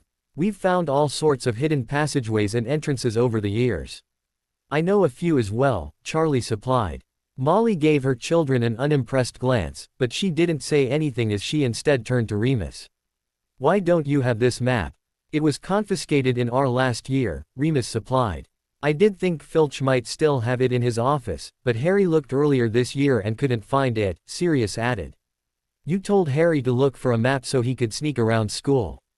Molly asked in outrage. Was that really wise, Sirius? Especially with you-know-who around. You could have gotten him killed. I admit, it was bit reckless, Sirius admitted sheepishly. But it's not like he found it. Filch must have thrown it away years ago. We'll just have to search the castle and secure it without the map, Arthur said. Is that what we're doing today? Ron asked, eager to get on and do something. Yes, when Dumbledore returns from Hogsmeade, Remus replied. Ron began to mutter under his breath about Dumbledore returning, but his complaints were cut off after only a few minutes when the headmaster entered the Great Hall, alongside McGonagall. Did everything go okay? Remus asked. It did, McGonagall replied with a nod of her head. Phileas and Alistair have everything under control on the train. Once the students are safely back in London with their families, they'll be back to help us out. And what about Hogsmeade? Sirius asked. Do we have support there? Most people are wanting to stay neutral, Dumbledore admitted with a grimace. They don't want to throw themselves in with us, and face the wrath of Voldemort and his Death Eaters if things go wrong. Cowards, Sirius spat. And I'm guessing Rosmerta was firmly on the dark side now she's shagging Snape. I didn't speak with Rosmerta, the pub was shut, Dumbledore replied. But we can't blame the others for wanting to remain neutral. Their homes and livelihoods are at stake if they join forces with us. It was very clear that Voldemort is running a different game this time round. His focus is the Order, and those associated with us. By staying away from us, people could save their homes and businesses. And by doing that, they're dooming us all, Sirius snorted. If we don't defeat him, what do they think will happen? If he takes over, it becomes his word as law. If they then do something he doesn't like, he'll punish them and there'll be no one to stand up for them. Then they'll regret not fighting, Dumbledore said with a weary sigh. But that's not our problem today, Sirius. Right now, I want this school as secure as it could possibly get. I want every single door and window fully secured and warded. I want secret tunnels and passageways, blocked off. I do not want to give Voldemort the chance to return tomorrow evening. We're not leaving, though, are we? Harry checked. No, we're not leaving, Dumbledore answered. We can't risk that this won't work. We want to try and block Voldemort from returning, but unless we can definitely find out how he entered last night, we have to be prepared for the fact he could take us by surprise again. No, it won't be a surprise attack this time, Sirius insisted. He might be able to get into the school without us knowing how, but this time we'll be prepared for him. We'll be waiting, and we're not going down without a fight. Several people backed up Sirius, vowing to fight until the bitter end. Dumbledore gave the group a solemn smile, before he started sorting people into either pairs or groups of 3. Harry wasn't the least bit surprised when the headmaster asked him to join him on his journey around the school. Sirius clearly wasn't happy to be separated from Harry, but Dumbledore placated Sirius by promising that Harry could join him and Remus after lunch, while Dumbledore did some work in his office. Leaving the Great Hall, the groups all went in separate directions. Dumbledore led Harry out of the front doors, saying they needed to check the outermost wards. As they walked down to the main gates, Dumbledore was silent and Harry wondered if they would spend the morning not speaking. However, by the time they got the main gates, Harry could tell Dumbledore wanted to talk, he just needed a push to get going. "We're not going to be able to prevent him from coming back, are we?" Harry asked, playing the part of someone who was concerned with what was happening. "I don't think so, Harry," Dumbledore admitted with a sigh. "I've spent all night going over the security surrounding the school and its grounds, and I can't find any possible weak spots. I just can't see how they entered the castle undetected." "You think someone was helping them," Harry concluded. In Dumbledore's shoes, it was the conclusion he would have come to. "I do," Dumbledore whispered quietly as he set about checking the wards around the outskirts of the castle. "And I don't think Hermione has the knowledge to help with such a thing." "But she wasn't the only dark person in our midst," Harry said, watching as Dumbledore erected a shimmering blue dome around the entire school as he reinforced the wards. "No, she wasn't," Dumbledore agreed as the blue light on the dome faded, leaving no trace of the extra protection he'd placed around the castle. "You think it was Snape," Harry announced. "Unfortunately, I do," Dumbledore replied in a defeated voice. "I know you're struggling with Hermione's betrayal, and I don't blame you for that, but for me Severus's actions have caused the most damage. 17 years ago, he came to me begging for a second chance. Everyone told me I was wrong to trust him, but my instinct said he'd been swept up by the dark arts when he was young and vulnerable, and he deserved a second chance. I gave him that second chance in the form of a career as potions professor, and until yesterday I've never regretted it. To tell you the truth, I trusted Severus far more than I did other members of the Order. I think after Minerva, he was the person I trusted the most. To think he's been lying and deceiving me for all these years. It just breaks my heart." As Dumbledore lapsed into a contemplative silence, Harry scrutinized the old headmaster. He really did believe him when he said that Severus had broken his heart. If it had been anyone else, he would have said they were exaggerating, but not Dumbledore. It had been clear for a long time that Dumbledore made snap judgments on people, and once his mind was made up, nothing could change it. He'd made the decision long ago to trust Severus, and nothing would have changed his mind on the subject of his loyalty. It was just a shame for Dumbledore that he was such a rotten judge of character, and Severus wasn't going to be the only one breaking his heart. Harry had no doubt that his own deflection would prove a severe body blow for the headmaster, and if he did somehow survive his encounter with Voldemort, he certainly wouldn't be trusting anyone ever again. "Well, we best get on," Dumbledore announced as he cleared his throat. "And Harry, what we've just been discussing, it's just between you and me." "Of course," Harry promised. "I won't breathe a word to anyone." "Thank you, Harry," Dumbledore said, throwing the young wizard a small smile. "At least I know I can count on you." "Yes, you can," Harry replied, hiding his smirk as he turned to follow Dumbledore back up to the castle where the useless job of sealing up Hogwarts would continue for the rest of the day. The 2-day wait to return to Hogwarts seemed to drag for Hermione. Even though she was able to spend time with Draco, she was still eager to get on with things so that Harry could return home and their pretense would finally be over. Even planning for what would happen when they would return to Hogwarts wasn't enough to really keep Hermione's mind occupied. Finally, the afternoon they would be returning to Hogwarts arrived, and Hermione and Draco excitedly gathered with the adults at Malfoy Manor. The same group of Death Eaters that had gone to Hogwarts a few days earlier were all present and ready to go. Only this time they would be accompanied by Severus, Hermione and Draco. Also this time, no one was going in masks and robes. Everyone was proudly on display as supporters of Lord Voldemort. "Hermione, sit down and stop pacing," Voldemort ordered as his daughter impatiently paced the floor in front of the vanishing cabinet. "What time is the cabinet supposed to be activated?"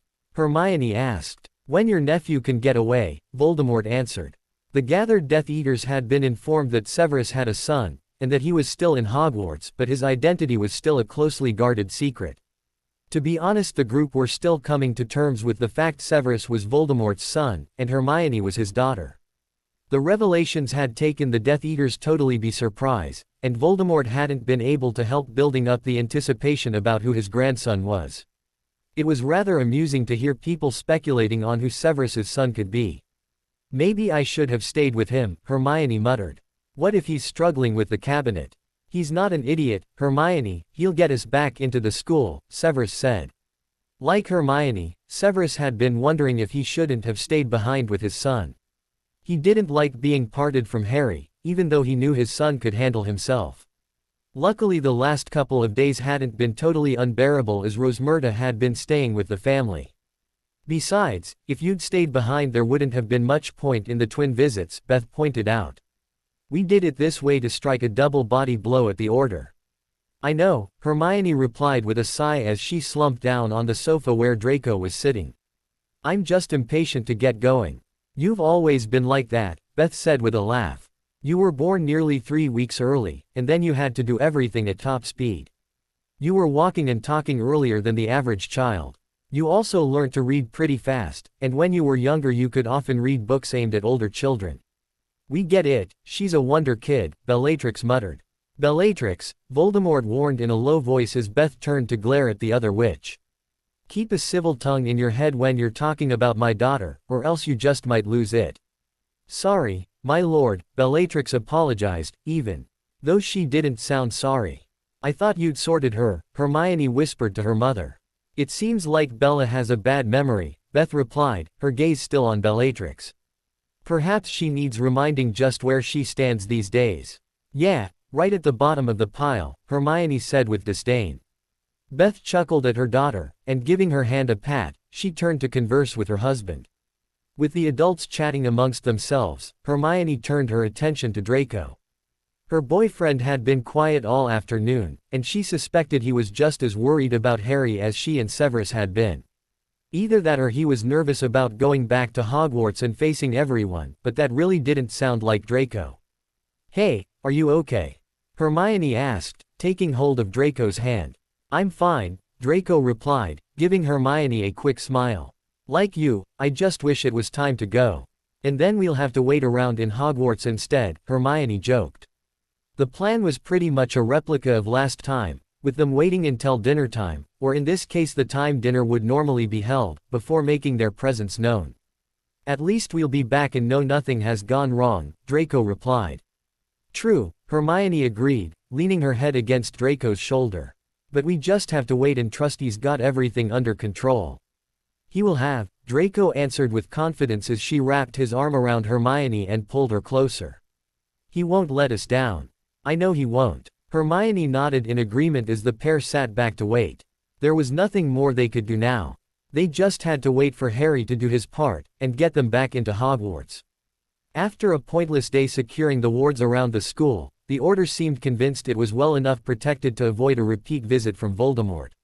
Even though no one had any real ideas as to how Voldemort and his Death Eaters had gained access last time, the hope was still there that they'd done enough to stop him from coming back. Of course, not everyone was as confident, and Harry knew Dumbledore was preparing to face Voldemort in a wizarding duel. On the day Voldemort was due to return, Dumbledore gathered the adults in the Order and began to give instructions about what was to happen if Voldemort did indeed succeed in returning to the school. Even though Harry wasn't part of the group Dumbledore was talking to, he picked up enough to know that the headmaster had issued instructions that the Order weren't to fight unless necessary. He planned on dueling Voldemort, but if he lost, he wanted the Order to back off and make sure they all survived. As if that's going to happen, Sirius snorted, as he told Harry when Dumbledore was saying, "If the dark come looking for a fight, then it's a fight they're going to get. Even if it wipes everyone out." Harry asked. "It won't," Sirius replied, giving Harry a reassuring smile. "We'll outnumber them. Even if you know who can get back into school, he's going to be limited with how many people he can bring with him. I'm confident we can outnumber them and take the lot of them." "Let's hope so," Harry replied, before he left Sirius to plan strategies with Remus. Harry was rather relieved that Dumbledore hadn't seemed to have told anyone about his grandfather's Horcruxes. Clearly the Order didn't know that they couldn't actually kill Voldemort. Dumbledore obviously thought telling them to back off and not to cause trouble would be enough if something happened to him. Then again, he was probably counting on Harry to step forward and warn the Order that Voldemort was invincible until they could destroy his Horcruxes. Sadly for Dumbledore, Harry would do nothing of the sort, and by the time the headmaster met his maker, he would be back with his family on the dark. With everyone distracted at the prospect of Voldemort returning, Harry found it easy to slip away to the secret room where the vanishing cabinet was located. Even though it had been Hermione and Draco who had activated it the previous time, Harry knew what he was doing as his father had made sure to teach him. Clearing a pathway to the cabinet, he pulled out an apple from his pocket that he'd nabbed at breakfast and placed it in the bottom of the cabinet. Shutting the cabinet door, he rubbed the handle 3 times and stepped back as the cabinet began to glow. Less than 5 minutes later the cabinet began to glow again, and when Harry opened the door he found the apple had returned, minus a small bite. Quickly grabbing the apple, he shut the door and waited for the first person to arrive. When the glow appeared again, he didn't even have time to reach the cabinet before the door swung open and his father emerged. "Harry," Severus cried, shutting the door to the cabinet behind him before he embraced his son. "How have you been?" "I've been fine," Harry replied. "But it's great to see you." "It's good to see you too, son," Severus replied with a smile, as he pulled back and checked his only son was physically okay. "I hope you haven't been too worried," Harry said with a chuckle as out of the corner of his eye he saw the cabinet open up again, and this time Beth emerged. "Harry." Like Severus before her, Beth rushed over to Harry and swept him up in her arms. "Are you okay?" "I'm fine," Harry replied as he hugged his step-grandmother. "We're all so proud of you," Beth said, giving Harry a peck on the cheek. "You've done great, getting us back in again. And no one suspects a thing," Harry declared with a proud grin, just as the cabinet lit up again and this time Hermione emerged. Hermione also greeted Harry with a hug, as she checked he'd been okay on his own. While Harry was catching up with Hermione, Draco arrived and it was them time to catch up with his best friend. Unlike the others, who'd immediately checked Harry was okay, Draco played it cool, but Harry could see the relief in his friend's eyes when he spotted that he was unscathed. "And is then where I meet everyone else?" Harry asked, as his grandfather made his appearance from the cabinet, and like the rest of the family checked Harry was okay. "It is," Voldemort confirmed, placing a hand on Harry's shoulders as they waited for the first of his Death Eaters to arrive. The first Death Eater to emerge from the cabinet was Rodolphus Lestrange. The wizard was visibly stunned to find Harry standing next to Voldemort, and he still hadn't regained the power of speech before his brother, Rabastan, put in an appearance. "The Potter boy." Rabastan frowned. "Am I missing something?" "It's not Potter," Harry answered as he removed his glasses. "It's Snape." "Bloody hell," Rodolphus whispered. "You look just like a teenage Severus. How has no one spotted that?" Rabastan questioned. "The same way, you hadn't," Harry replied as he put his glasses back on. "A pair of glasses and the name Potter, and people see what they want." The next batch of Death Eaters all had a similar reaction to the Lestrange brothers, shocked at first, but amazed that they hadn't spotted it sooner once they really saw the resemblance between Harry and Severus. One of the last to arrive was Bellatrix, and the instant she spotted Harry, she had her wand out and had it aimed at his throat. At the time of her arrival, Voldemort was talking to the Carrows, and wasn't at Harry's side, but he was there in a flash when he spotted Bellatrix pull her wand. "You might want to remove your wand from Harry's throat, Bella," Voldemort said in a low voice. Around him, Severus, Beth, Hermione and Draco had all pulled their own wands out and they were aimed at Bellatrix.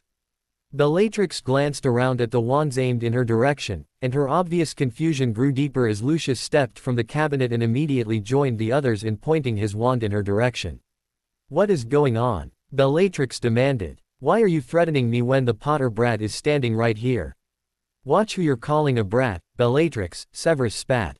"And I am not a Potter," Harry hissed as he raised his hand and shoved Bellatrix's wand away from his throat. In her outnumbered position, she just let her hand fall to her side when he pushed it away. "You're the Dark Lord's grandson," Bellatrix whispered as understanding dawned on her. "I am," Harry replied. "And next time you threaten me, you'll regret it." "Sorry," Bellatrix muttered as she slid her wand away. Once Bellatrix was unarmed, the others also put their wands away and backed away from the apologetic witch. "No harm done," Voldemort said, attempting to relieve the tension in the room. Now you all know who Harry truly is. And I will tell you the same thing I told you about Severus and Hermione. Harry is family, and if anyone dares to cross him, they will feel the wrath of the entire family. You will treat Harry with the respect he deserves, and if you don't, you'll suffer the consequences. Voldemort was silent for a minute as he let his words sink in, before he turned to his grandson and checked everything was in place. We're all set, Harry confirmed. Dumbledore still thinks you're going to show up, but a lot of the Order think there's no way into the castle for you. Everyone will be in the Great Hall at the allotted time. Very well, Voldemort replied with a nod. Thank you, Harry. You should go now to make sure no one starts questioning you. We'll see you in a few hours. Harry quickly said goodbye to his family and Draco, before making his way to the door. See you soon, he called, before disappearing back to the Order to spend his last few hours pretending to be someone he wasn't. The end was nigh, the final revelations were just hours away, and Harry couldn't wait. After leaving his family in the secret room, Harry had to take a few minutes to calm himself down. He was practically bouncing off the walls with anticipation, and he knew he couldn't head back to the Order in such a state. Once he was calmed down, Harry headed back down to the Great Hall. When he entered the room, he found their numbers had swelled in the brief time he'd been upstairs. Their numbers had slowly been growing since the previous day as people stepped forward to join the fight against Voldemort. However, it seemed the final few hours before he was due to return had brought out some last-minute supporters for the light. Among those who'd appeared while Harry had been busy were Neville and his grandmother.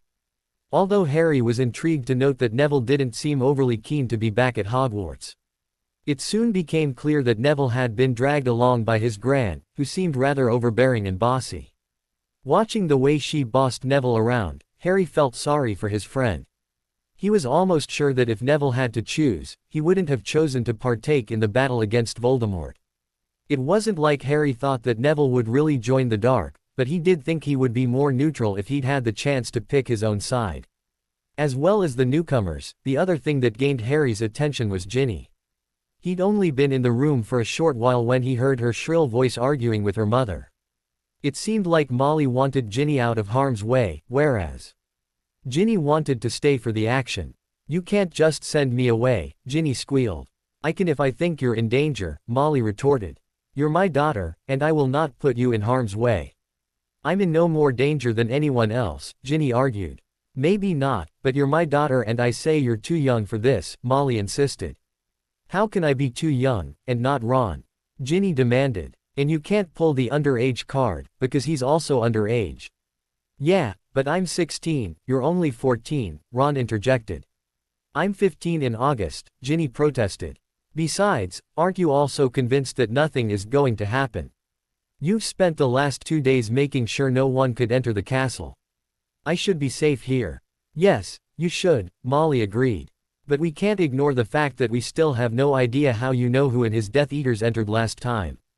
As much as we want to believe it's safe, we can't take that risk. In that case you should be evacuating everyone, Ginny retorted. We should all be getting out of here. You know it doesn't work like that, Molly said with a sigh. Professor Dumbledore has been challenged to a wizarding duel, so he has to be here. And we're not going to leave him alone to face that monster. And neither will I, Ginny insisted. Please Mum, don't make me leave. I want to be with my family. From across the room, Harry watched as Ginny slowly wore her mother down. Even though Harry had never seen Molly back down before, she changed her mind in the face of her daughter's persistence. Harry suspected that part of Molly just wanted her family near, and that was the reason she'd backed down and allowed Ginny to stay. Isn't it wonderful? Ginny gushed as she ran over to Harry and threw her arms around him. I can stay. It's great, Harry said as he gently pushed Ginny off him. In fact, he was quite pleased that Ginny would be around to see him reveal who he truly was. Leaving Ginny to revel in the fact she wasn't being packed off home, Harry headed off to see how things were going with the rest of the Order. After spending a bit of time with Sirius, making sure everyone knew what the plan was if Voldemort turned up, Harry settled down with Ron to wait for the moment when his grandfather would make his appearance. The nearer the time got for Voldemort to make his appearance, the more people gathered in the Great Hall. Once Dumbledore was present, everyone gathered at the far side of the Great Hall. Harry made sure to get a prime position next to the headmaster, and of course Ron made sure he was right at Harry's side. 2 minutes to go, Dumbledore announced in a calm voice.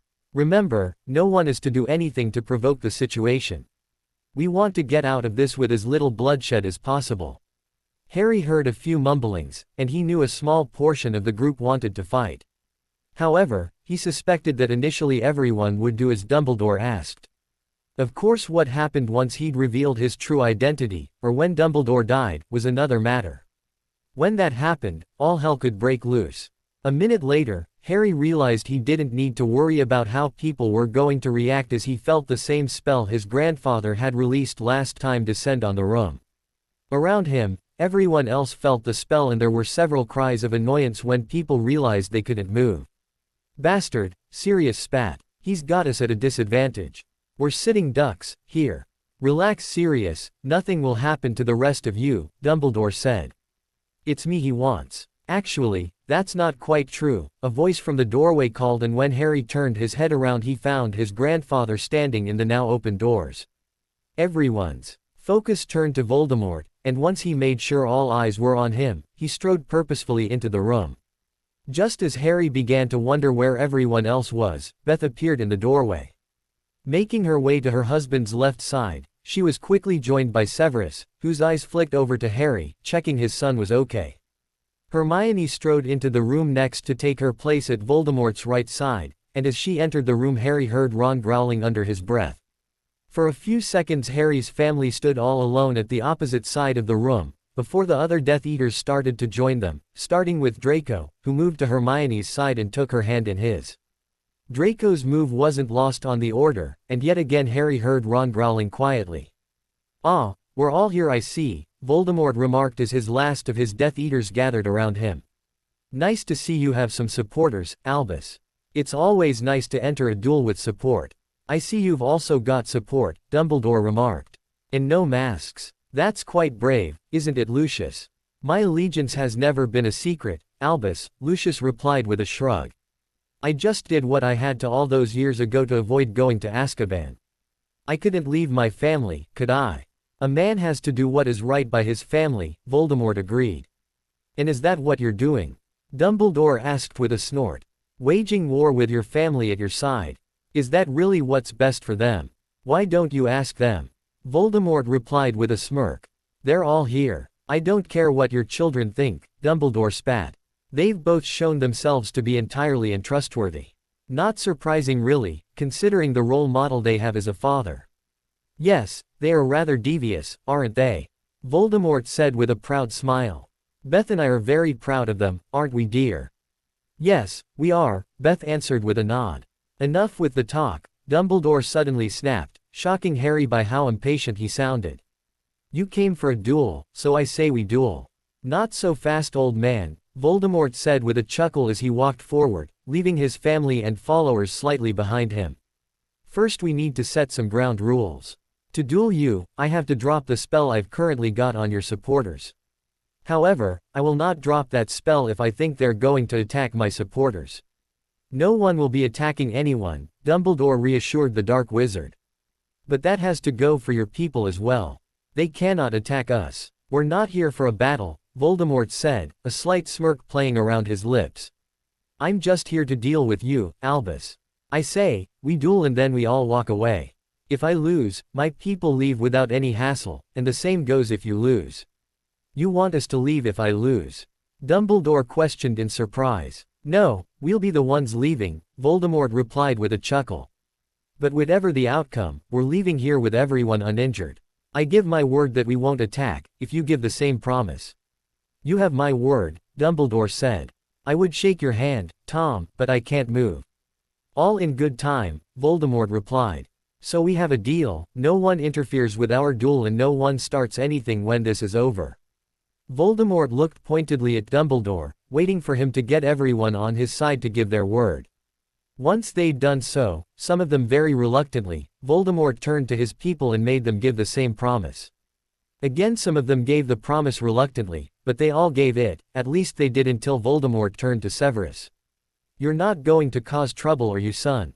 Voldemort asked with a stern glare that Harry could tell hid his amusement. Not unless they, 'cause trouble first, Severus replied. But before we begin, I just want one thing. Ah yes, Voldemort exclaimed as he wheeled back to face the light. I hate to say Albus, but you're not the only reason we're here. We've also came to pick up the final member of our family.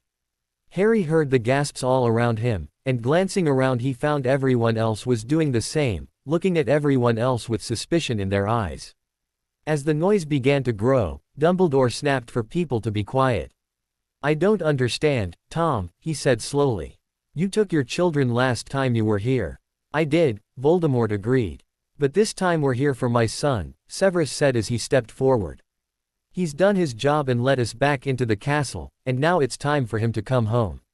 You don't have a son, Sirius spat at his former school enemy. No one would go anywhere near you. That's where you're wrong, Severus said with a smirk as he stopped next to his father. I'm sure most people who were around years ago know all about my feelings for Lily Evans. Potter, Sirius corrected with a snarl. She was a Potter. She married James, and kicked your sorry ass to the curb. All Lily felt for you was pity. Maybe at one time, but that all changed when I connected with the Order, Severus explained. I came back into her life, and all her old feelings came rushing back. It was my bed she was in, and it was me she was planning on running away with. Nonsense, Remus snorted. Lily was happy with James and Harry. She had a family. Yes, she did have a family, and Potter wasn't part of it, Severus said. The night she died, she was going to leave him. She was leaving Potter and bringing our son with her. We were going to be a family, myself, Lily and our son, Harry. Harry felt everyone's eyes turn to him, but because they couldn't move he didn't feel in any danger. Instead he slowly felt his grandfather's spell lift, meaning he could move. Taking a few steps forward, he turned and faced the stunned Order. With a smirk, he removed his glasses and threw them to the ground. I guess I won't be needing these anymore, he declared. Harry, what have they done to you? Sirius whispered in a broken voice. This isn't true, they're lying to you. James is your father, not that bastard. Don't you dare speak about my father like that, Harry yelled, pulling out his wand and pointing it at Sirius. Not one of you know the truth about who I am. Severus is my father, not James Potter. James Potter killed my mother, and I just wish he was alive today so that I could return the favor. James did not kill Lily, Remus insisted. The Dark Lord killed your parents. No, Lily was already dead when we arrived at her house, Severus said quietly. Potter killed her, he admitted as much before I killed him. I would show you my memories, but I don't have to prove myself to any of you. We all know the truth. Yes, we do, Harry said as he walked over to Severus and stood in between his father and grandfather. And the truth is, Harry Potter doesn't exist. Your savior is gone. I spent 5 years hiding my true identity, but not anymore. The time for hiding is over. Harry took a moment to take in the sight of the stunned Order watching him. Some people, like Molly and Ginny, were openly crying, while others, like Ron and Sirius, just looked shell-shocked. With a final smirk to his former friends, Harry turned with Severus to walk back to where Beth and Hermione waited. However, he and his father had barely taken 2 steps when a voice stopped them. Harry, Dumbledore called softly. Turning back, Harry smirked at how broken the headmaster looked. Dumbledore looked to be on the verge of tears, and the quiver in his voice was evident for the entire room to hear. He was shaken up, there was no doubt about it. Yes, headmaster, Harry asked. Was it all a lie? Dumbledore whispered. Everything, Harry answered sharply. I was never your good little savior. And did you honestly think I would be after what you did to me? You took me from my home, and gave me to relatives who didn't even want me, all the time spreading lies about how I was going to save the wizarding world. You left me for 10 years, never bothering to check up on me, and then you expected me to fall at your feet and do anything you said. And don't think I didn't see all your manipulations when I first started school, sending Hagrid to help me get my school things, all the time telling me how evil Slytherins were. Then the Weasleys, who just happened to be entering the station the Muggle way. Did you really think that fooled me? I knew what you were doing. You were trying to manipulate me, so we let you think it was working. I befriend Ron, just like you planned. The only problem was, I had an agenda. This was all an act, to get you to trust me and think I was on your side. And do you want to know the really funny thing? You could have stopped this. All you had to do was go and check on me once you left me at the Dursleys, and you would have found I wasn't there. Of course, you might have bought all the trickery we'd put in place, but maybe not. Maybe you would have spotted something fishy. But we'll never know, because you abandoned me in the Muggle world, not interested in me until I could do something for you. Well, guess what? I'm going to do something for you, Headmaster. I've led you to your death. As he was talking, Harry could see Dumbledore becoming more defeated. With every word the headmaster crumbled, and by the time he was finished, he had his head bowed in shame. Although more interestingly, a few people were scrutinizing Dumbledore, clearly thinking about what Harry had been saying. It was clear that not everyone knew how Dumbledore had abandoned him when he was just a child. Clearly there were some things Dumbledore had kept to himself, and the fact he'd thrown him into the Muggle world without even checking on him for a decade was one of those things he'd kept quiet about. Satisfied there was nothing more he could do to dent Dumbledore before his duel, Harry gave his grandfather a subtle nod before he turned and headed back to his family.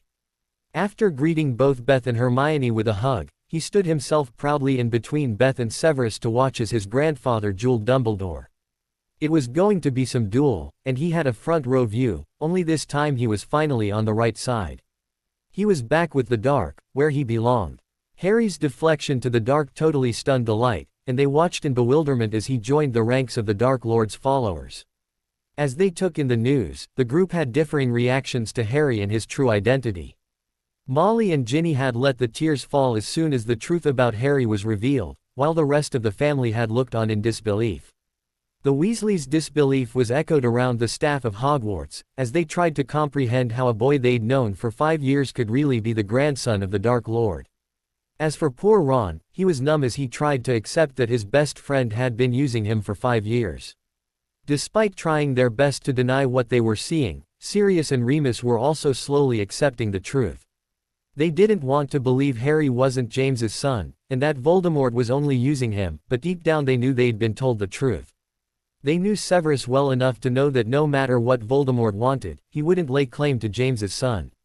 If he'd raised Harry as his son, then tests had undoubtedly been done to make sure that Harry was indeed Severus's offspring. Plus there was no denying his similarity to Severus once he'd removed his glasses. Aside from Ron, the person most affected by Harry's deflection was Dumbledore. It had been a body blow when the truth had started to be revealed, but Harry's scathing speech moments ago had Dumbledore reeling. For the first time he could see how much Harry hated him, and he wondered why he hadn't seen it sooner. Was he really so self-involved that he couldn't spot when a young boy was playing him? Maybe he just trusted people too readily, and in future he would have to think about who he let into his life. Are we ever going to do this? Voldemort questioned in a bored drawl as Dumbledore and the Order stood on the opposite side of the room, looking totally blown away. You're the one who has us unable to move, Dumbledore retorted, shaking his head to clear his thoughts. Fine, Voldemort replied. I'll release the spell, and then this duel will go ahead. But remember the rules of a wizarding duel, people. No interfering with the duel. This is between myself and Albus. Release me and we can set a perimeter for the battle, Dumbledore said. Voldemort glanced over his shoulder, and seeing Beth, Severus and Lucius all had their wands at the ready, he turned back to the Order and released them from his spell. People immediately began to move, bunching up together right at the back of the room. Molly pulled Ginny into her arms as Arthur stood protectively beside his wife and daughter. The only person who didn't move was Ron, who was still standing frozen in place. Seeing his brother was still in shock, Charlie grabbed hold of Ron and pulled him back to stand with the rest of the family. While the Order backed up, Voldemort's supporters stayed where they were. However, they also had to back up a few steps as Dumbledore and Voldemort set the perimeter of their battlefield. Once they'd sorted out a space, they cast a spell so their magic wouldn't leave the area and hit those watching the duel. It also meant that no one could step into the arena and interfere with the battle. The final effect of the spell meant that the barrier surrounding the battle area wouldn't break until the end of the duel. And of course the end of the duel would only come when either one of the participants were killed, as this would be a duel to the death. I hope everyone enjoys the show, Voldemort announced with a smirk as he took his place for the duel. Enough grandstanding, Tom, let's get on with this, Dumbledore snapped. As you wish, Voldemort replied. Taking a deep breath, Voldemort bowed to Dumbledore. Dumbledore lowered his head in return, and as one they raised their wands. A hush of anticipation filled the Great Hall as Voldemort threw the first hex at Dumbledore. Dumbledore was able to parry the hex with ease as he threw his first curse at Voldemort. For a few minutes the pair exchanged minor curses and hexes, and the crowds began to get bored with the lack of action.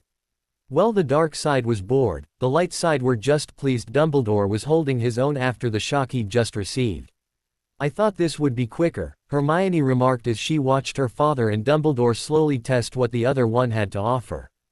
Before this started, Dumbledore looked a wreck. At one point I could have sworn he was going to cry. "Have patience, dear," Beth said with a low chuckle. "Your father is just getting warmed up. Believe me, when he turns it on Dumbledore won't stand a chance." A couple of minutes later, Hermione saw the first signs of her mother being proved right. Voldemort's curses were coming at a faster speed and they were growing in intensity, while Dumbledore was looking increasingly unsure.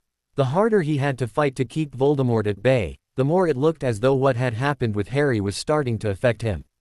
Of course it didn't help that Voldemort had deliberately situated himself near to where his grandson was standing, so Dumbledore had to see Harry standing with the enemy every time he wanted to hurl a hex at Voldemort. It didn't take Harry long to work out he was directly in the headmaster's line of sight, so every time Dumbledore looked his way, Harry would make sure to give him a wicked smile.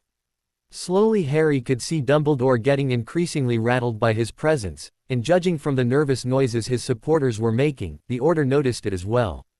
Less than 15 minutes into the battle it was clear to everyone in the room that unless Dumbledore could get a hold of his senses then he was going to lose the duel, and lose it quickly. "Can you not cope any more, old man?" Voldemort taunted, before hurling a wall of fire at Dumbledore. Instead of replying, Dumbledore retaliated by hitting Voldemort's wall of fire with his own wall of water. Within seconds the two elements were battling fiercely, both wizards doing their best to control the spells. The result was a spectacular mix of water and fire roaring around the middle of the Great Hall, with Voldemort and Dumbledore trapped inside the two spells. The only downside for the dark was that the spells blocked Dumbledore's view of Harry, and without having to see the boy who'd betrayed him as he fought, some of his old fight began to reappear. "Now we've got a battle on our hands," Sirius called loudly as the blue of the water began to overpower the blazing orange fire coming from Voldemort's wand. Now it looked like Dumbledore had the upper hand. Hermione looked over at her mother in concern. If Beth was concerned she wasn't showing it, she was standing looking as calm as ever, and beside Harry, Severus had the same calm expression. Hoping that her brother and mother were right not to be worried, Hermione refocused her attention on the duel taking place in front of her. As Hermione turned back to the fight, the fire from her father's wand seemed to retreat. King in a breath she waited for Dumbledore to continue to press forward with his wall of water, but suddenly an amazing blast of fire blazed from her father's wand. The move was so unexpected and fierce, the fire swallowed up Dumbledore's spell and blasted the headmaster off his feet. The second Dumbledore was down, Voldemort ceased the fire spell and strode purposefully over to the fallen headmaster. From where they were standing the dark expected Dumbledore to get to his feet, or at least retaliate, but what they couldn't see was that the old man had been injured when he'd been blasted off his feet. He didn't even have the strength to lift his wand and try and protect himself as Voldemort approached him. "You really should have just stayed out of things, Albus," Voldemort said with a sad sigh. "You never could leave things, could you? You always had to play the hero. And just look where it's gotten you. You're about to meet your maker, flat on your back, unable to defend yourself." "I did defend myself," Dumbledore whispered in a defeated voice. "You just got the better of me. Enjoy it while it lasts, Tom. You may have won the battle, but the war isn't over. You can kill me, but my order will fight on. Without you, your order are nothing," Voldemort scoffed as he raised his wand and pointed it at the headmaster one final time. "We shall see," Dumbledore replied, the words barely leaving his lips before a shot of emerald green light hit him square in the chest. Dumbledore's death was met by two differing reactions from the two groups. The Death Eaters cheered loudly, while the Order cried out in anguish, and in some cases broke down in tears. Dumbledore's death also ended the spell that had surrounded the duel area, and the second the spell was down, Hermione was at her father's side, congratulating him. The rest of the family also made their way to Voldemort, and they were so busy celebrating they failed to see Ron breaking away from his tearful family. Ron crossed to where Voldemort and his family were celebrating without anyone noticing him. However, when he raised his wand and pointed it at Harry, Severus spotted the redhead and jumped into action. Putting himself in between Ron and his son, he blasted the redhead off his feet before Ron had the chance to cast any sort of spell. "Try that again and you'll regret it," Severus snarled as Ron hit the far wall, banging his head off the stones and slumping down onto the floor. "Keep away from my son," Molly cried, leaping into action at the sight of Ron being blasted across the room. Before anyone could stop her, Molly hurled a curse at Severus. Since he was facing Ron, Severus only caught Molly's movements out of the corner of the eye and he couldn't move quick enough to defend himself. Luckily, Beth had been alert and she stepped in front of Severus, putting a shield charm up just as the curse reached her stepson. Molly's curse flew into Beth's shield charm and ricocheted off, flying right back to where the Order were gathered, hitting Tonks in the shoulder. As Tonks went down, blood seeping from the nasty wound in her shoulder, Beth took the opportunity to knock Molly off her feet. "Stay away from my family, you crazy, fat cow," Beth hissed, looking every bit as menacing as her husband. "Do not speak to my wife like that," Arthur shouted as he leapt forward. "Enough," Voldemort bellowed, quickly placing a barrier between the two groups before an all-out battle broke out. "We all agreed on no fighting after the duel, and we're going to stick by that. We're people of our word, and we want people to know that. How can you say that when my wife and son have both being injured?" Arthur spat. "Not to mention, Tonks. Her shoulder has been cut wide open. You have your wife to thank for that, she threw the curse," Voldemort replied. "And as for the rest, take a look at your son, he started this. We weren't going to attack, but he was. Severus and Beth were protecting our family. Maybe you need to have a talk with your son Weasley, and make sure he knows not to mess with my family in the future." Voldemort gave Arthur a final glare, before he raised his voice and addressed the rest of the room. "We'll be leaving now, and there'll be no more trouble from us." "There will be from us though," Sirius shouted. "Don't think this is over. You've killed a good man today, and we will get our revenge. We will not rest until you and your family are all dead. Just as long as you know, any strike against my family and you will feel my personal wrath," Voldemort warned. "Just a wise word to you all. Don't fight us, and you'll have a peaceful life. Fight, and we'll fight back, and I can guarantee we will win. Think carefully before you take us on, it just might be the last thing you do." With his ominous warning ringing in the ears of the Order, Voldemort turned and ushered his Death Eaters from the room. The family were the last to leave, and just as they reached the doorway, Ron's weak voice called Harry's name. Turning round, Harry found Ron was still slumped against the wall, with several of his brothers surrounding him, but his focus was on them. "Please don't do this," he begged quietly. "I know this isn't you, Harry. They've got you brainwashed. I know. You're not a bad person. The Harry I know is a good guy. The Harry you knew was an act," Harry snorted. "Have you not got it yet, Ron? I was never your friend. I befriended you because it was clearly what Dumbledore wanted me to do. I never truly liked spending time with you. I did what was necessary to maintain my cover. But now it's over and I can be myself, and the real me does not have losers like you as a friend." Harry felt a stab of triumph as he saw a lone tear fall out of Ron's eye and streak down his cheek. Leaving a sobbing Ron to wallow with his family, Harry turned and exited the castle with his. Finally the truth was out, and even though the Order threatened to fight, Harry wasn't taking their threat too seriously. After all, they didn't have a clue how to defeat his grandfather. Without Dumbledore, the light side were fighting a losing battle. Several hours after events at Hogwarts, Sirius was still reeling from what had occurred. He still couldn't believe that his godson had turned out to be so evil. And the worst thing was, he'd never seen any signs of Harry's true nature. He'd convinced himself that Harry was like James, when really he was nothing more than a snake in the grass like his true father. Sitting at the kitchen table in Grimmauld Place, Sirius was lost in his own thoughts as several members of the Order bustled around the house. It was still safe to use the house's headquarters since only Dumbledore and a select few adults, all of whom were still alive and trusted, could actually reveal the location of the headquarters so they weren't at any risk of being raided. Sirius remained sitting at the table until finally he was alone. With the rest of the order either gone, or settled in one of the rooms upstairs, Sirius retrieved the box Dumbledore had given him weeks before his death. The box had entered his mind almost as soon as he'd returned home, but he'd put off retrieving it until everyone had gone. Returning to the kitchen, where he planned on opening the box, he found an exhausted-looking Remus sitting at the table. "How's Tonks?" Sirius asked. Remus had been helping tend to the young Auror since their exit from Hogwarts. "She'll live," Remus replied. "The curse was a nasty one, and it tore her shoulder to shreds. Until it heals completely we won't know if she'll lose any mobility in her arm." "At least she's alive," Sirius said sadly.